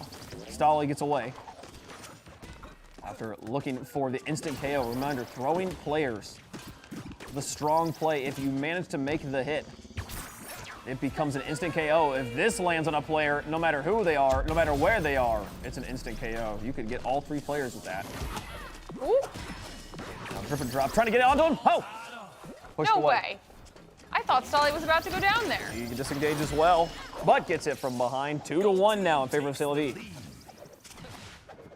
Solid start here coming out of Salavi. A little bit slower, I think, across the board for both teams. Oh no! Grip and drop, catching Sorry, X-Ray out, throwing him off the map, getting yet another knockout in the favor of Salavi. This is a fantastic start for this crew. They're doing, again, the team that struggles when down early. This is the best start they could have hoped for. Stolly saying, hey, throw it at me. He won't. Oh, the flank from Enzo. Getting caught out. These teams are so good at catching, but that one just a little too early. Now it's my turn for the caster curse. We're all tied up at 3 apiece. Enzo with ball control. Blue team takes the lead. I don't even know where that knockout happened, but now apparently Orphans is in the lead by 1 knockout, something that definitely happened off screen there. I'll drop a lob on top of drip and drop. Oh! X-Ray. Needing to stay alive here, trying to hold on to his teammate who has been caged up. Stolly gets out, gets a bump, but Polly manages to dodge back into it. They knock drip and drop back, and he manages to catch it. X-Ray baits the catch out of him, and then hits him on the other side of it. 4-4 here. That was some solid teamwork coming out of Salavi, making it look easy and keeping things interesting right now. 2.5 minutes left, and we're only at 4-4. Strip and drop on top. We'll find a loose ball. Looks to pass to Pauly. X-Ray on the outside. Enzo to his side. Goes for the ball play. Oh, and it gets the instant KO. They managed to get the catch as well. What a turnaround here. And all of a sudden, 2 balls and 2 players up against 1 Pauly Walnuts over there. And, oh my goodness. Drop over here on the side. The King Dank trying to close in. Such a back and forth. Well, I think both teams were able to get back anybody that was knocked out. Pauly Walnut's doing a great job keeping himself alive, trying to chase down Enzo now, knowing that Enzo has no ball, so Enzo's going to be stuck here in a 1v2. And I hear an ult. Stolly, they did a good job distracting them from the ultimate throw coming in, but still not able to connect with anybody. How has Pauly managed to live this entire time? Oh! No, well, I'm not allowed to talk anymore. He continuously, drip and drop now. He'll land the cage ball, but also takes a shot and responds. And here comes the rest of Team Orphans to try and finish the job. They'll charge him up, throw him. Oh, no, they'll disengage. Oh, okay, all right. So it's not what they want to do. Now everybody pushing up on King Dank. 3v1, this could be very dangerous for him. They've already got him down to 1 heart. Try to go for the curve shot there. Doesn't connect as he is able to catch it and gives enough time for the rest of Salavi to start participating in this fight. Oh, the hit on the Pauly. 8-8 again. Salavi will not go away, but now match point. Orphan, or round point rather. He's going to try and look for this one. King Dank is in the danger zone. He's got a ball on him right here. It'll hit him in the face with it. 10-8. Orgos Orphans 1 round away from being your KO Community Tournament champions. Whew. This is so even. Both rounds. So even across the board for these teams. Both rounds won so far. 10-8 between these teams. Across 2 games. And no, maybe not in the first one. I don't think they did actually. It went to overtime in round 2. Yeah. Pauly taking a hit there, right as Stolly lost the line of sight. Pauly to try and get this one, and he gets the return fire back on him, and then locks him up. Gonna try and close on him, see if he can throw him off the map. See you later, Stolly. Taste of your own medicine. As Pauly knocking a few back. Enzo manages to get back here, but still gets punished. It was just a matter of time as X-Ray trying to disengage and get back to his team before getting pressured. X-Ray did a good job there, though, of not pushing into that first fight when he knew that if he tried to help out Enzo, there was just no safe way that he would be able to disengage and could potentially risk losing another point. So decided to be smart about it and tried to back off until his entire team could come together. It's starting to pay off a little bit, finally getting their first knockout on the board here for Orgos. I don't think Enzo's going to be able to recover from this. No. He He held the charge of the ball, which slows your forward movement so much. If he lets go of that charge, he gets back okay, but man, what a choice there. 4-2 now. Salavi hold on to the lead. I feel like he almost would have been able to make it too with one of the double jump options, but then he got cage balled too, and there was just no coming back from it. No, once you're in the cage, it's over. Goodbye. Stolly down 1. So much pressure happening out here in taxis. Stolly goes for the fake play. Still doesn't manage to make any contact and goes down 5-2. Salavi trying to rally for round 3 in game 2. A lock up. They'll send another one over the edge. 6-2 now. Salavi trying to hunt down that final Orgos Orphans player, deciding that they're going to take a little bit of a reset. They're in a very comfortable position right now with a 4 KO lead. 3 minutes still left on the clock. They don't really have to push for anything right now. Honestly, they can allow Orgos Orphans come to them. I don't know if I would trust my team to do that, though. I want to, while I've got this advantage, while I'm doing a good job, let's see if I can finish them off as they get another one. Drip and drop. Here, another one as they're getting Stolly. We're watching Stolly, but that actually keeps happening the other way as he's down to 1. More pressure in. The ult coming in, coming back towards him. They get him. And now 1 away. The pressure from Salavi. Uh-oh. They knock him out of the ball, but he does take the damage and they'll finish him off. 10-2. Did they just get the win on him getting hit by the train? It might have, yes. He did get hit by something right as the train comes through. What a way for that round to go. 10-2. I'm looking back through my notes. That's the most dominant round of the day for North America. We've had 10-4s. I think we had a 10-3 at one point, but no 10-2. And what a time to come alive with it. Here, coming in on top of Pauly. No, the ultimate throw gonna set the pace for what could be the final round. Orgos Orphans trying to finish off. They get a 2-0 lead, and Orgos Orphans are pissed.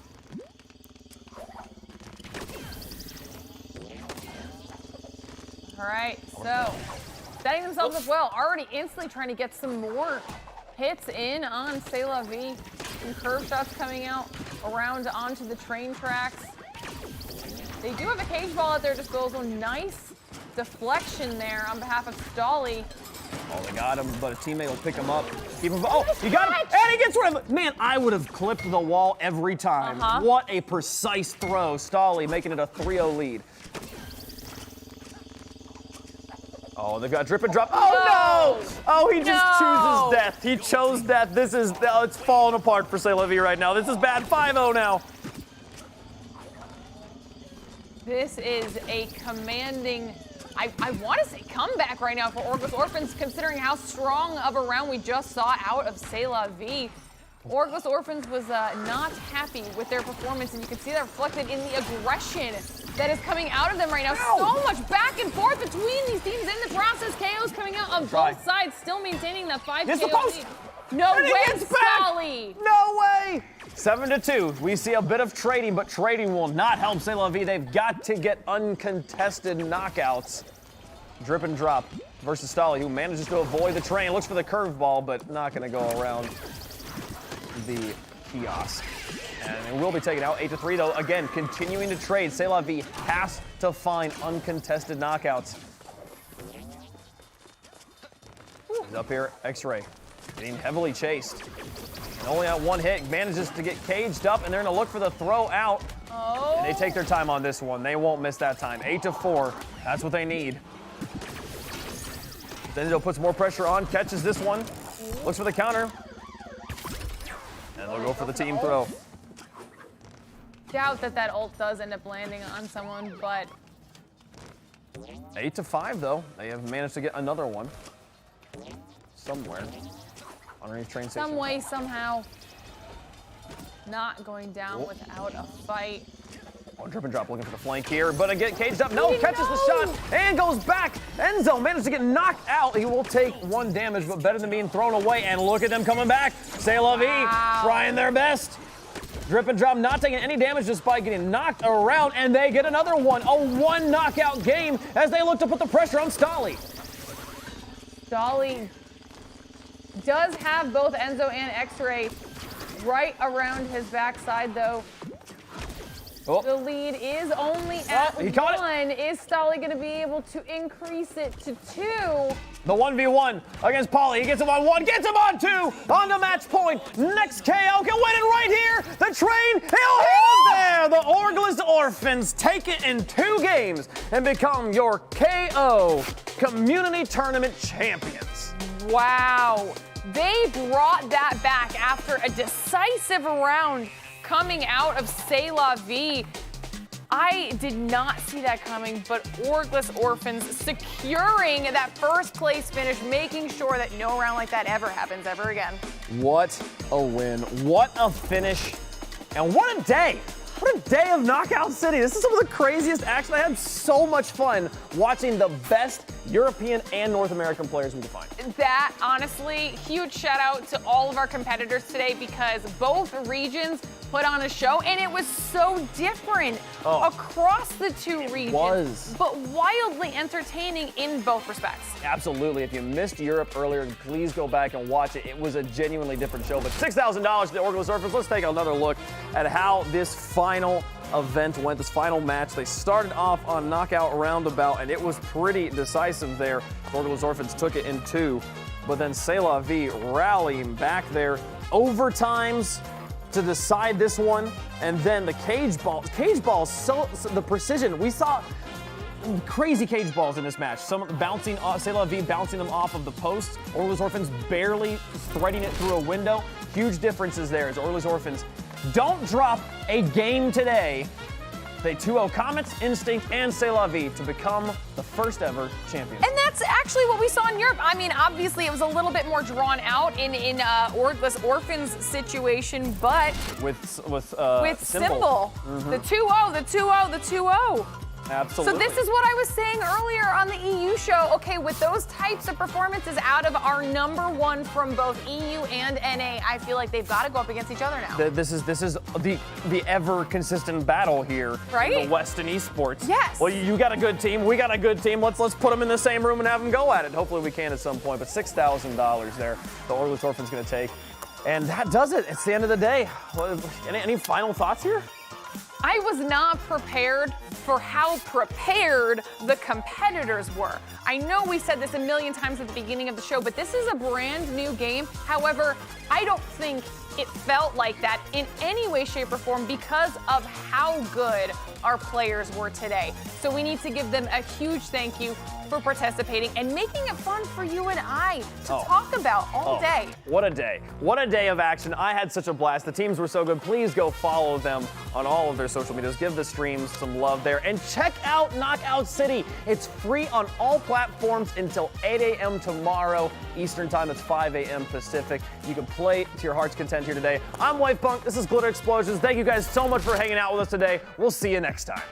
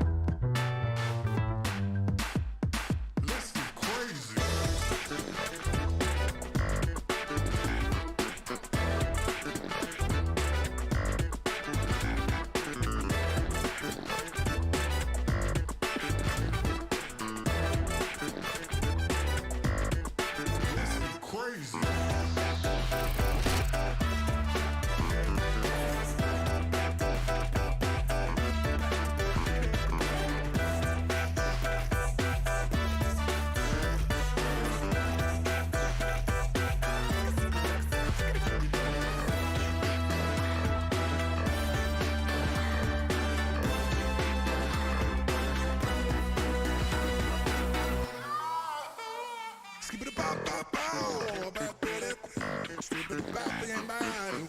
Let's give it a moon dying away. Yeah, yeah, yeah, yeah.